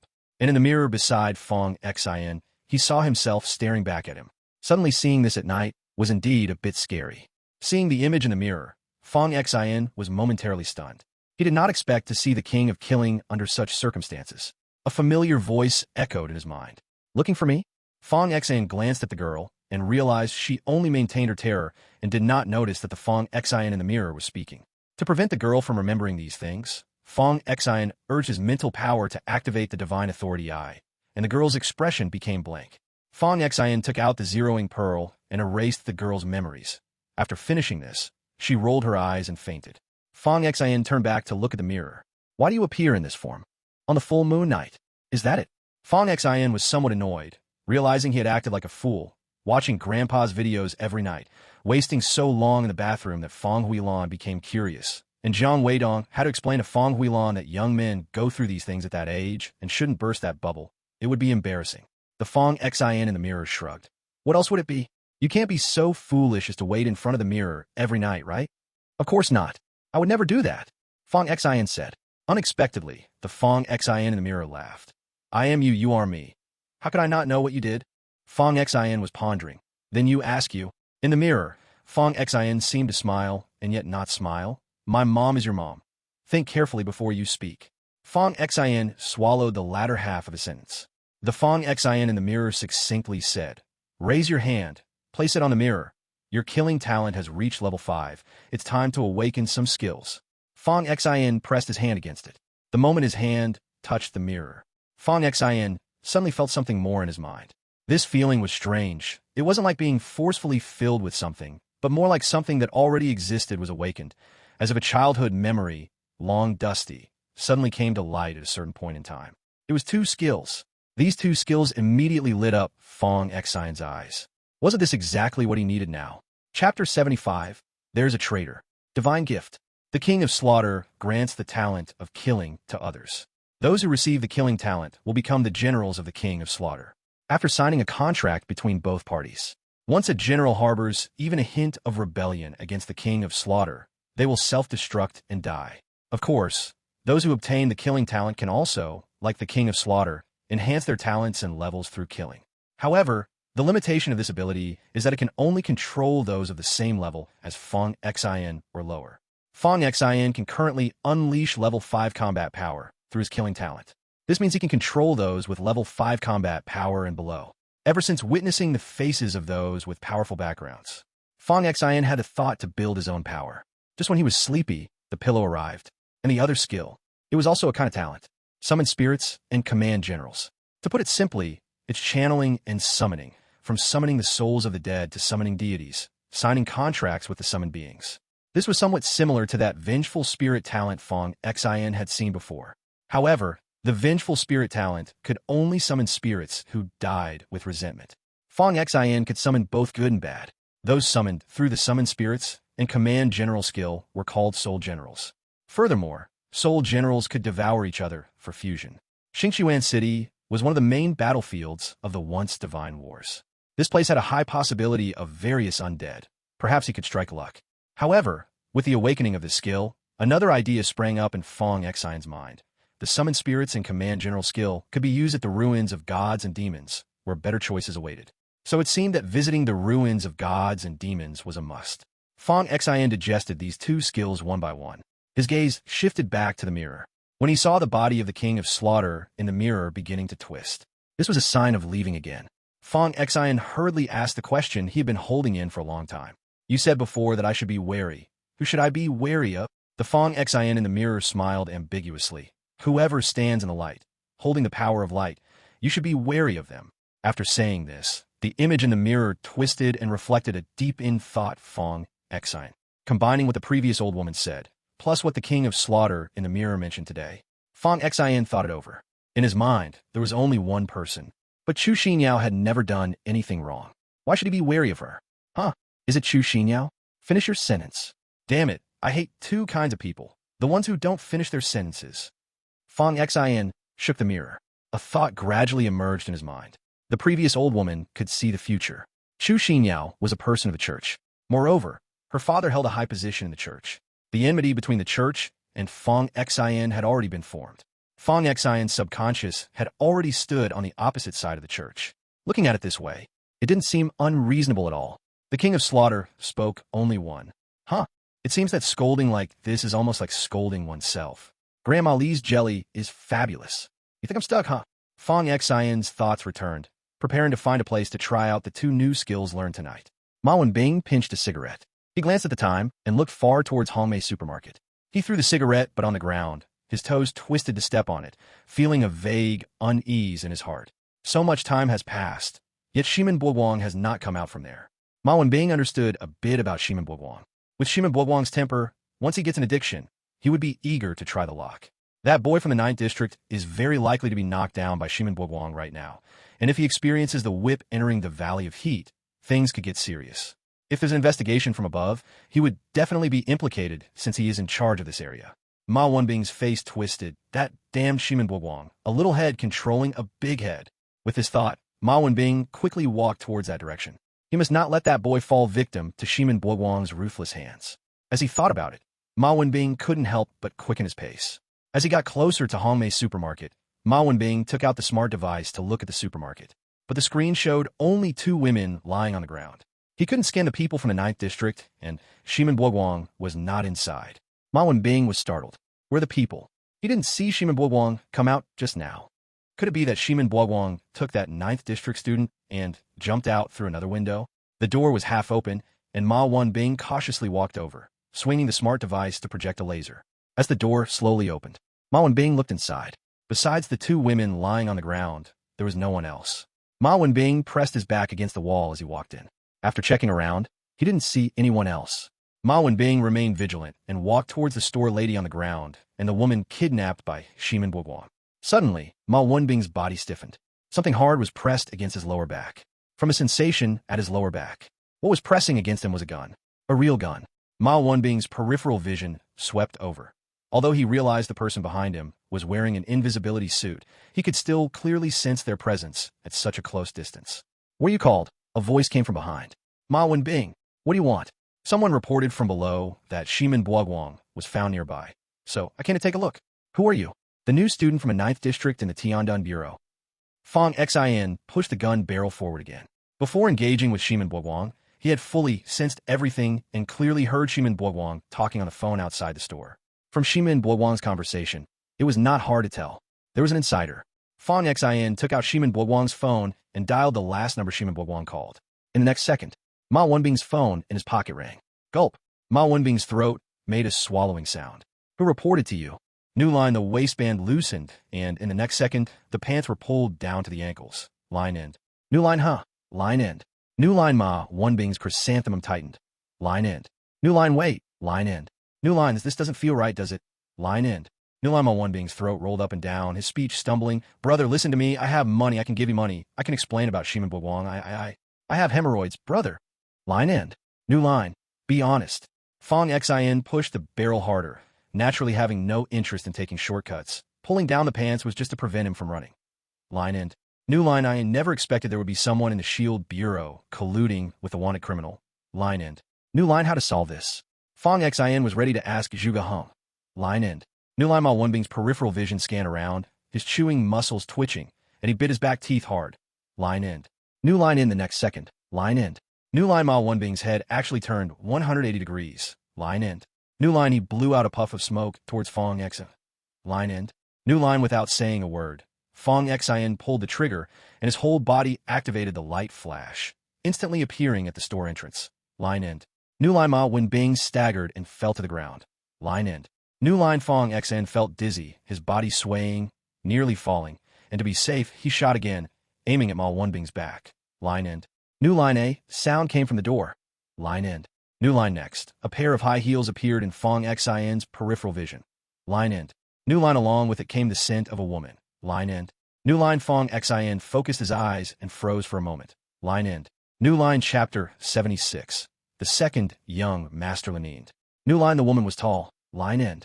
New line, she wore a brown trench coat. Line end. New line, her long hair hung down her shoulders. Line end. New line, she wore red-bottom high heels. Line end. New line, a pair of long, well-proportioned legs were. Her eyes seemed to hold a power capable of capturing hearts. Fong Xin immediately became alert. This must be the means of her acting talent, using her gift to draw others in with her charm and make them follow her. Before him, Zhao Rojuan's demeanor subtly changed, her aura unknowingly becoming mature and knowledgeable. Fong Xin took a glance and thought, oh no, this woman's allure and mental assault are not the same. Damn it, this woman doesn't seem like a good person at all. Little brother, your face is dirty. Let sister wipe it for you. Zhao Rojuan lifted her hand to wipe Fong Xin's face. Slap. Fong Xin immediately grabbed Zhao Rojuan's wrist, holding on to his true self, stabilizing his spirit, not letting Zhao Rojuan's aura disturb him. Sister, this doesn't look like wiping your face. It seems more like crossing a line. Zhao Rojuan's eyes were gentle, like ripples in autumn water, and she spoke softly. You hurt sister. Fong Xin was already prepared to take Zhao Rojuan hostage.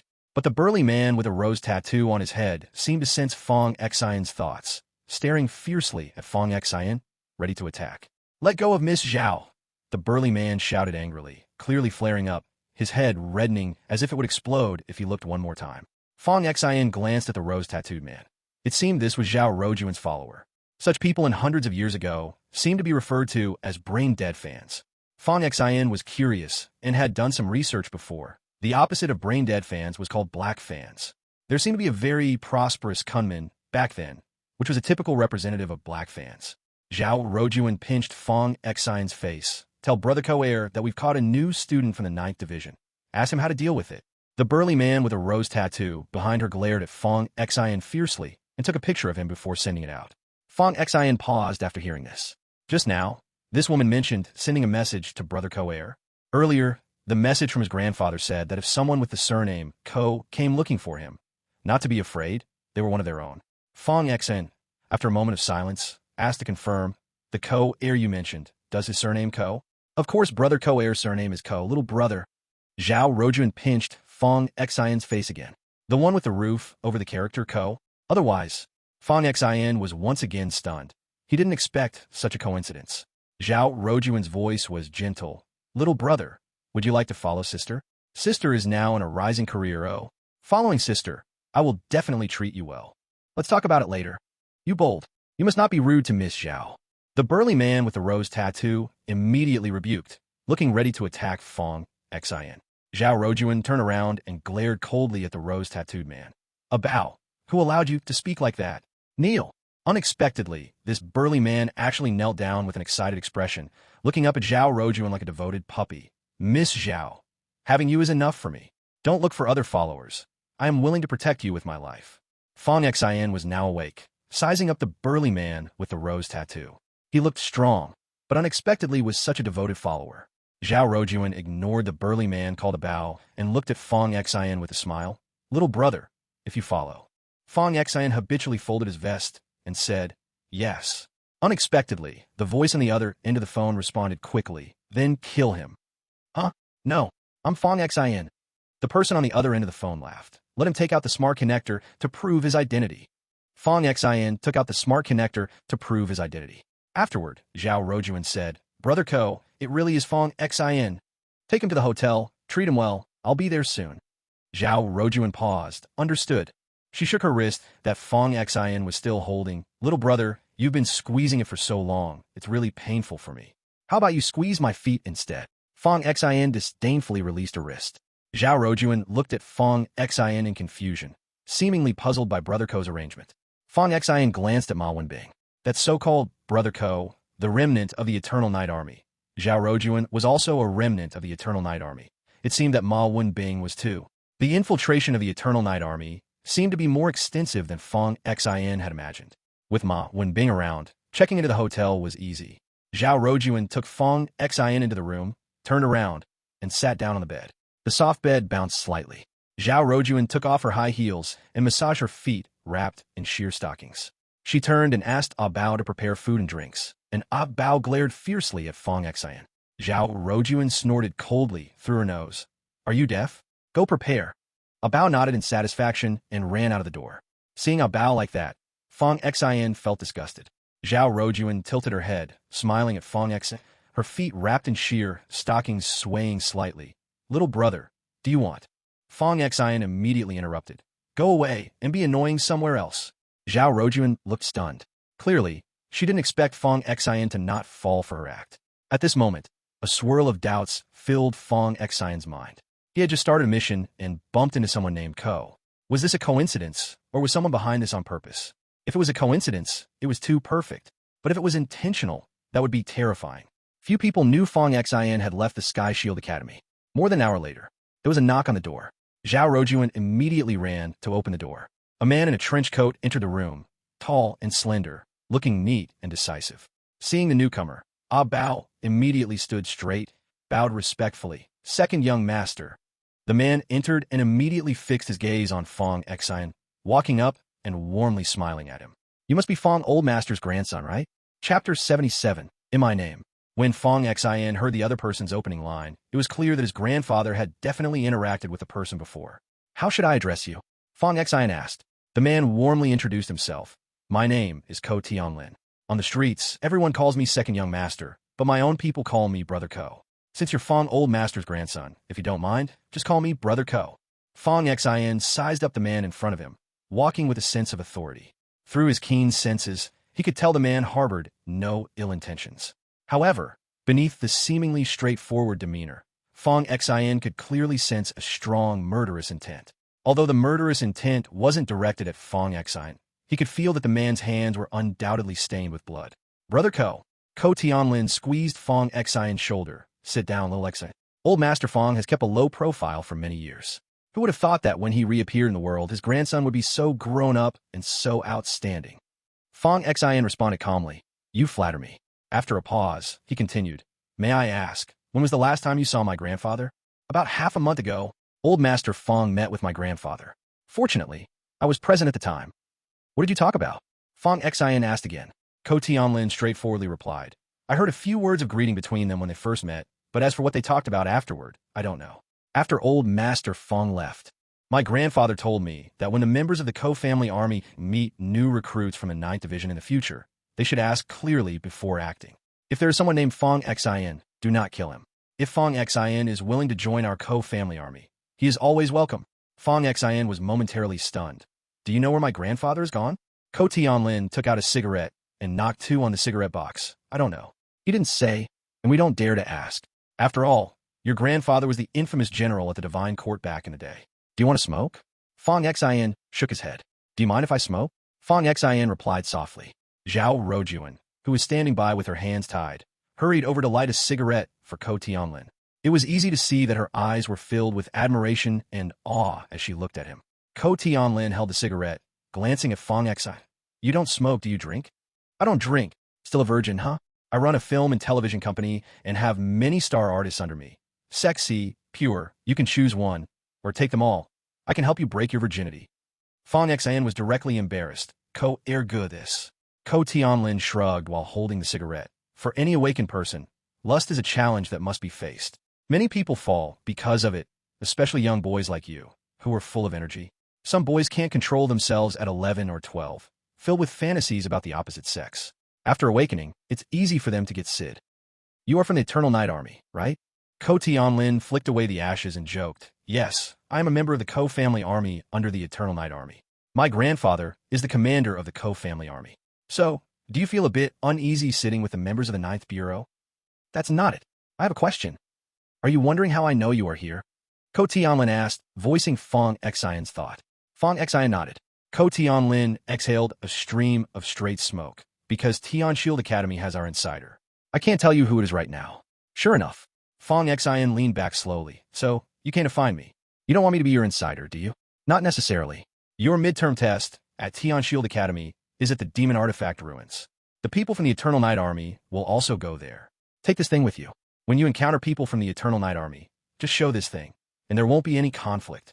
Even if you run into other organizations of the abnormals, they will give some respect when they see the Ko family army's badge.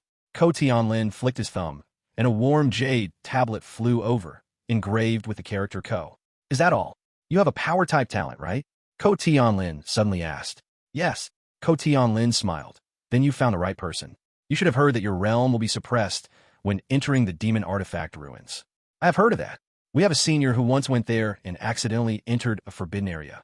Only those with power-type talents can withstand the overload of gravitational pressure.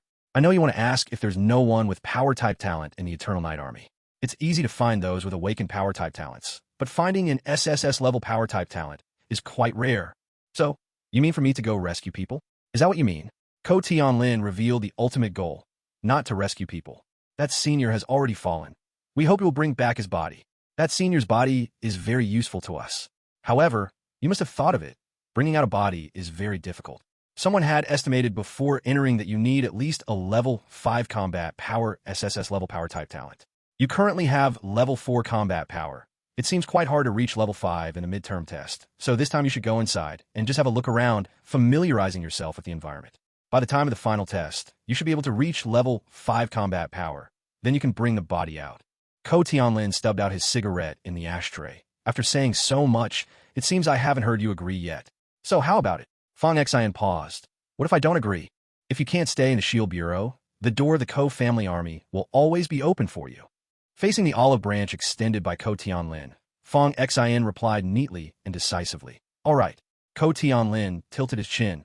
It can get lonely living alone at night. How about I have Ruojun accompany you? She has strong acting talent. She can act however you want her to. Don't worry, she hasn't been touched by anyone. She's clean. After he said this, the muscular man with a rose tattoo on his head visibly flushed, but could only fume in silence. Zhao Ruojuan pressed her lips together, her expression somewhat complex, but from the look on her face, she seemed prepared for sacrifice. Fong Xian immediately refused, as the saying goes. The word sex is a knife. Just a few days ago, he had read a story about how lust destroyed 3 wise men. No need. Ko Tianlin glanced at Ma Wenbing, who stood quietly at the side, not daring to breathe. Ko Tianlin left a sentence, and then left with his people. Watching Ko Tianlin and his men leave, Fong Xian let out a sigh. This second young master's aura was too strong. Fong Xian played with the jade token that Ko Tianlin had just given him. He was thinking about the matter of going to the demon and god ruins. Suddenly, Fong Xian sat up straight. The demon and god ruins weren't just one place. How did Ko Tianlin know that the place he was going was where their senior had fallen? After thinking for a moment, Fong Xian touched his chin. New opportunities are, yes. The truth is only one. Mom saved not. Grandfather said so. The jade token turned flexibly between Fong Xian's fingers, like a little fish. Tonight, it also awakened 2 skills. Late at night, it's easier to get things done. Xingqiuan City is the ancient battlefield of the chaos of the gods. Let's summon an undead to test it first. Fong Xin cut his index finger. He held his breath and focused. He wrote and drew in the void. A blood-red circle formed from intricate and obscure blood-colored symbols appeared, floating vertically in the air. Fong Xin opened his 5 fingers and reached into the circle. In the name of my slaughter, I command the ghosts and gods from all directions to come. Time passed second by second. Suddenly, Fong Xin's delicate body shuddered, and his body tightened up. His hand that had reached into the circle clearly felt a cold hand press against it, their fingers intertwining. A chilling aura rushed in. Fong Xin felt like he had fallen into an abyss of hell. A gust of cold wind blew out from the blood-red circle. A confused, hoarse voice came from it. Who is summoning me? Fong Xin calmed his mind. After thinking for a while, he pulled it towards him. The first thing to emerge was a strong, blood-stained arm. Next, the shoulder and head followed, emerging from the blood-red circle. As Fong Xin pulled, half of the figure came through. The figure looked around in confusion. Fong Xin pulled again. The figure was completely pulled out of the blood-red circle. Fong Xin looked at the undead in front of him. It was nearly 2 meters tall, with a muscular build, resembling an iron tower, his expression blank, long hair cascading down, wearing tattered armor, with 4 short spears on his back and a shield hanging from his arm. Did you summon me? Fong Xin looked around. There doesn't seem to be anyone else here. The undead looked at Fong Xin, a bit speechless. Fong Xin got back on topic. Introduce yourself. What's your name? Where did you serve? What are your talents? And what's your level? The undead spoke in a deep voice. I am Mo, one of the 13 Tiger Guards under General Tai Shuxiong. SS level Berserk talent. Top 11 peak strength before becoming an undead. Fong Xin took out his smart linker. Wait a minute, I'll check. Logically, such a powerful figure should appear in history textbooks. Fong Xin checked, and the brief introduction was only a few lines. Tai Shuxiong, commander of the White Robe Army, after the chaos of the gods, participated in the church infighting, opposing the royalist faction. In the end, defeated and missing. Fong Xin scratched his cheek and thought, wow, that brief sentence summarizes a person's grand life. However, the details of the internal strife within the church, opposing the royalists and such, are simply untraceable. Much of the content is secretly erased by the behind-the-scenes manipulators in today's history textbooks. Fong Xin searched again for the 13 Tiger Guards under Tai Shuxiong's command. The introduction was also very brief. 13 Tiger Guards, the personal guards personally created by Tai Shuxiong, composed of 13 SS-level awakened ones. They achieved great merit for Tai Shuxiong. Fong Xin checked the Tiger Guard, known as Mo again. The screen transitioned to show a line of text. 13 Tiger Guards Mo, one of the 13 Tiger Guards led by Tai Shuxiong. Fong Xin was both amused and frustrated by this search result. He stuffed the smart device back in his pocket and looked at the somewhat dazed Mo in front of him. Did the white-robed army also participate in the great battle of the gods' chaos in Xinqian City? Mo replied in a deep voice, the white-robed army played a crucial role in the chaos of the gods. But why is there so little record about the white-robed army's involvement in the chaos of the gods? The reason is obvious. Tai Shuxiong was involved in the church's internal strife and took the wrong side, getting erased from the merit roll. Tai Shuxiong went missing after the chaos of the gods. The one right in front of him, named Mo, died in the chaos of the gods, so asking about those details would be pointless. But on the other hand, this individual really stands out. Having gone through the baptism of war, his combat skills must be very high. The combat capability limit he could unleash is level 11, but how much he could actually demonstrate depends on Fong Xin's strength. Just now, the moment he was pulled from the bloody runic circle, he had already signed a contract with Fong Xin, becoming a glorious worker soul under Fong Xin's command. How much of your strength can you exert now? Fong Xin asked. Mo fell silent for a few seconds. My combat power is linked to your blood and spirit. Through resonance with your condition, I can unleash level 4 combat power for 10 minutes, level 5 combat power for 5 minutes, and level 6 combat power for 30 seconds. Fong Xin observed the somewhat transparent and eerie being in front of him. His combat power with the strength attribute talent is at level 4, while the kill talent combat power is at level 5. It makes sense that Mo can exert level 6 combat power for 30 seconds. But 30 seconds? Steam Bun, any objections? What's wrong with 30 seconds? 30 seconds is already quite strong. Okay, this is how a real man should be. Are there still any companions from your 13 Tiger Guards on the ancient battlefield of Xinqian City? Or are there any stronger than you? Fong Xin asked again. Only me from the 13 Tiger Guards is here. The undead, stronger than me, have already entered reincarnation. You didn't enter reincarnation. You must have strong attachments, right? Yes, the 13 Tiger Guards all bear the mission of world peace. As long as the world is not at peace, we will not enter reincarnation. Fong Xian's eyes lit up. Then do you know how many of the 13 Tiger Guard have died in battle? I know of 2 more. They're on other battlefields. Do you want to sign a contract with them? No. Mo revealed a hopeful and innocent smile for the first time. I look forward to fighting alongside them again. Tell me their locations, and I'll find time to go. Zheng is at Ancient Ape Ridge, and Ali is at Chu Wang Ancient Crossing. Fong Xian silently noted this down and raised his hand to capture the blood-red runic circle still floating in the air. The circle spun smaller and smaller, landing in Fong Xian's palm, which he then faced toward Mo. Mo immediately transformed into a wisp of green smoke and dove into Fong Xian's palm, the runic circle disappearing into his flesh, revealing no unusual signs. Fong Xian activated the kill talent and released Mo again. They repeated the process several times. Mo stared straight at Fong Xian with a serious face. My lord, if you truly have nothing to do, why not find a job? Fong Xian chuckled. Didn't see that coming. You're joking too, Mo said seriously. My lord, I'm not joking with you. Fong Xian raised his hand and dismissed Mo. Such a soul general, Fong Xian could still sign a contract with. His divine springs were not just one, and he could definitely handle it. However, it seemed that an SS-level talent soul general could only sign contracts with 3, not sure if it was related to his 3 divine springs. If there were many soul generals, it would merely mean that during battles, the fighting time of each soul general would be slightly shorter. If there were 10 soul generals, then those 10 could together unleash a 6th-level power for 3 seconds. Fortunately, he had just devoured the talent of Shimen Boguang, and if he continued to refine his divine springs, he could grow much stronger, possibly turning 3 seconds into 3 minutes. But signing contracts was quite exhausting physically and mentally. After resting for more than an hour, Fong Xian finally sat up, full of energy. It was nighttime now, and the otherworldly beings were out and about. If Fong Xian wanted to develop his power, these otherworldly beings, especially those without roots, were the best choice. Tomorrow he would return to the Tiandun Academy, and he could also let his soul general scout for good candidates outside.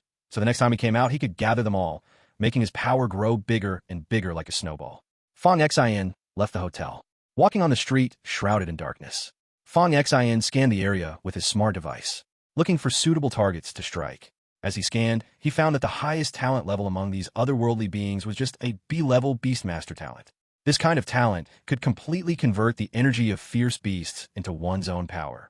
Having stayed at the 9th spot for a long time, Fong Xian had a subconscious feeling that everyone had great talent. B is B.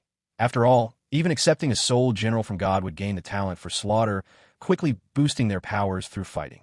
Fong Xian fixed his gaze on that B-level being. This B didn't know what crime he had committed. He was frantically running in one direction. Fong Xian followed for a while, and then realized that this bee was being chased by 3 people. This bee was only at the peak of level 2. Among the 3 chasing him, although their talents were not as good as his, one had a combat power of level 3, and the other 2 were of level 2. More than 10 minutes later, Fong Xian stood on the path this bee would take. When he got close, he could see the person's appearance clearly, with curly hair and a face full of wrinkles, looking like a Shar-Pei that had turned into a spirit. Oi! Fong Xian called out. The person glanced at Fong Xian. Who the hell are you? After finishing his words, he changed direction and ran away. Fong Xian was both angry and amused, immediately chasing after him.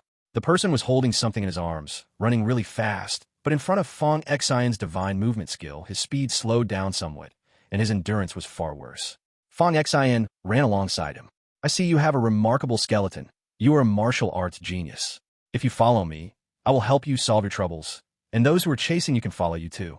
What do you say? The person glanced at Fong Xian and snorted derisively through his nose. You dare to talk to me, a little brat without any hair? You really think too highly of yourself. Even if I get hit by a car today, even if they beat me to death today, I will never follow a little brat like you. Chapter 79 Huang Xiaoer. Hey, Fong Xian chuckled. The 3 chasing from behind were getting closer, and the distance between them was only 50 meters now. The Shar-Pei's talent was higher than the 3 behind, but his combat power was still just at level 2 peak, while among the 3 pursuers, there was actually one strong one at level 3. The distance between the 2 sides was still closing. Just when the distance was less than 30 meters, One of the three behind raised his hand, and a vine shot up from the ground. The Shar-Pei dog was caught by the vine around its ankle. The Shar-Pei let out a roar from its throat. Visible to the naked eye, golden fur began to grow on its body. Looking closely, one could see a tiger stripe pattern, with a twisted king character in the center of its brow. However, this creature looked so much like a Shar-Pei that it appeared to be a mix between a tiger and a Shar-Pei after its transformation. It didn't have the appearance of the king of beasts at all, and instead looked somewhat funny. The Shar-Pei struggled to break free from the vine and quickly ran away using all its limbs. But the moment it got pulled by the vine, gave the other pursuers a chance. The leader among them, possessing level 3 combat strength, was a C-grade mental power awakener, holding a sword-like finger against its temple, while a ghostly claw formed from mental power reached for the Shar-Pei's curly head. The Shar-Pei used a tiger punch, trying to smash the mental claw, but unfortunately, the wind generated by the tiger punch had little deterrent effect against mental power. In an instant, its head was pinched. The Shar-Pei's eyes widened, its tongue uncontrollably sticking out from the corner of its mouth, looking like a Shar-Pei that had been drugged and was getting neutered, with a despondent expression. As the distance closed again, the last pursuer pressed their hands against the ground, and a chill enveloped the Shar-Pei, forming an ice shell around it. All of this sounds long, but it occurred in the blink of an eye. The three were now less than 10 meters away from the Shar-Pei. The Shar-Pei's body trembled violently, and with an angry roar, it shattered the ice shell surrounding it. Seeing that things were not looking good, it hurriedly pulled out a plate from its arms. "Don't come any closer. If you do, I'll break it. None of us will get it." The three pursuers were burning with fury in their eyes. The Shar-Pei glanced at the jade plate in its hand, gritted its teeth, and threw the jade plate like a discus to Fong Xen. "Bro, I'll hold them off. You take the jade plate and go to the old place to regroup." After throwing the jade plate, the three indeed shifted their gaze towards Fong Xen, their eyes only on the jade plate, and immediately turned around to surround Fong Xen. The Shar-Pei whistled back at Fong Xen and laughed. "Kid, if you don't die, come find Grandpa. I'll take you as my little brother."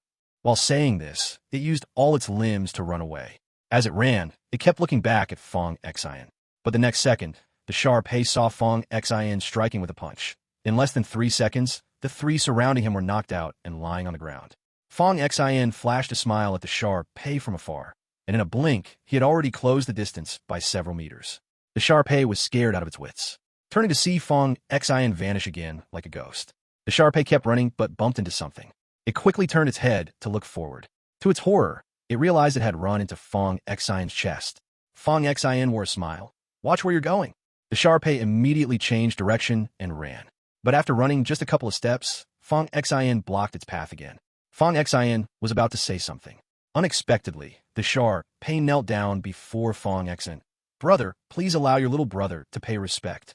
Fong Xen was taken aback. He thought he would have to beat the kid up for him to submit. But the kneeling was so smooth, who knew what he was thinking inside? "What's your name?" Fong Xen asked. The Shar-Pei lifted its head. "Brother, my name is Huang Debao." "Huang Debao?" Fong Xen took out an intelligent device and scanned that wrinkled face. "Big brother, you? Are you from the Sky Shield Bureau? Or from the 9th Division?" The Shar-Pei licked its lips, its gaze fixed on the totem on Fong Xen's device. Fong Xen raised an eyebrow. "You're not called Huang Debao, you're called Huang Xiao?" The Shar-Pei reacted as if someone had stepped on its tail, loudly exclaiming. "My name is Huang Daba. Huang Xiao is the name that my dad's old wall lamp gave me. I didn't have time to change it before I became an extraordinary person, still a filial son." "Huh?" Fong Xen joked. "This wrinkled dog is already on record, and he doesn't have any murder cases. All the records are just theft. He used to work as a beast of burden in an organization, but then because of theft, he took a treasure from his leader's safe in the bedroom and was expelled from the organization, nobly becoming a part of the extraordinary people." "You got kicked out for stealing from your superior? Are you addicted to theft, Huang Xiao?" Fong Xen lightly kicked the wrinkled dog. "I'm damn called Huang Daba. You better not call me Huang Xiao again. And what if I do? I'll give you a knock. Do you believe it? I'll knock until you are scared." Fong Xen looked at Huang Daba, still an abstract player. Huang Daba continued, "And also, I didn't steal any of my stupid boss's stuff. That treasure was originally left to me by my dad's old wall lamp before he died, but my damn boss robbed it. Let me say it again, I didn't steal. That was a positive return of social resources." Fong Xen looked at this abstract teacher who looks like a wrinkled dog named Huang Xiao. "What about your other theft cases?" Huang Daba knelt on the ground, the back of his right hand patting the palm of his left hand. "Do you believe I'll sue you for defamation? How many times do I need to tell you for you to understand? I'm a scholar. How could a scholar do something like stealing? I'll explain one last time. I didn't steal. What you called my actions were the reintegration of social resources for the optimal allocation of social resources. I did it for myself? No, I did it for the positive development of the entire society. That makes sense. Then following me now is also a kind of optimal utilization of talent resources, right? Fong Xian applied what he learned. Huh. Huang Daba choked a bit, not expecting to trap himself. Huang Daba tilted his head to look at Fong Xian. You're an official from the 9th Division, eating the Emperor's rations, letting a guy like me follow you around. Oh, you want me to be your spy, right? Those extraordinary people are my brothers and beloved family. You need to pay more. No, it's just simply following me. I'll teach you a talent. It will double your training speed, but you have to listen to me in everything. You also need to bring new members to me. Huang Daba knelt on the ground, his hands clasped in his sleeves. My lord, are you treating me like a fool for fun? What kind of talent can you teach? Can it really make me a B class and work twice as efficiently? If you really can, let alone following you, I'll even call you Dad. Not far away, the 3 people who had been knocked out by Fong Xian gradually woke up, struggling to stand up, exchanged glances, and ran away. Fong Xian's pupils instantly turned blood red, raising his hand, palm facing the direction of the 3. A blood-red rune circle emerged in his palm, getting bigger and bigger, finally breaking out and hovering upright in midair. The Tiger Guard mongoose flew out from it. With just one face-off, it knocked the 3 people down, dragging them toward Fong Xian. The 3, incredibly terrified, squatted on the ground with their hands clutching their heads. Huang Daba looked at the Tiger Guard mongoose hovering behind Fong Xian. His expression froze, nervously swallowing saliva. Fong Xian said to the 3, I grant you 3.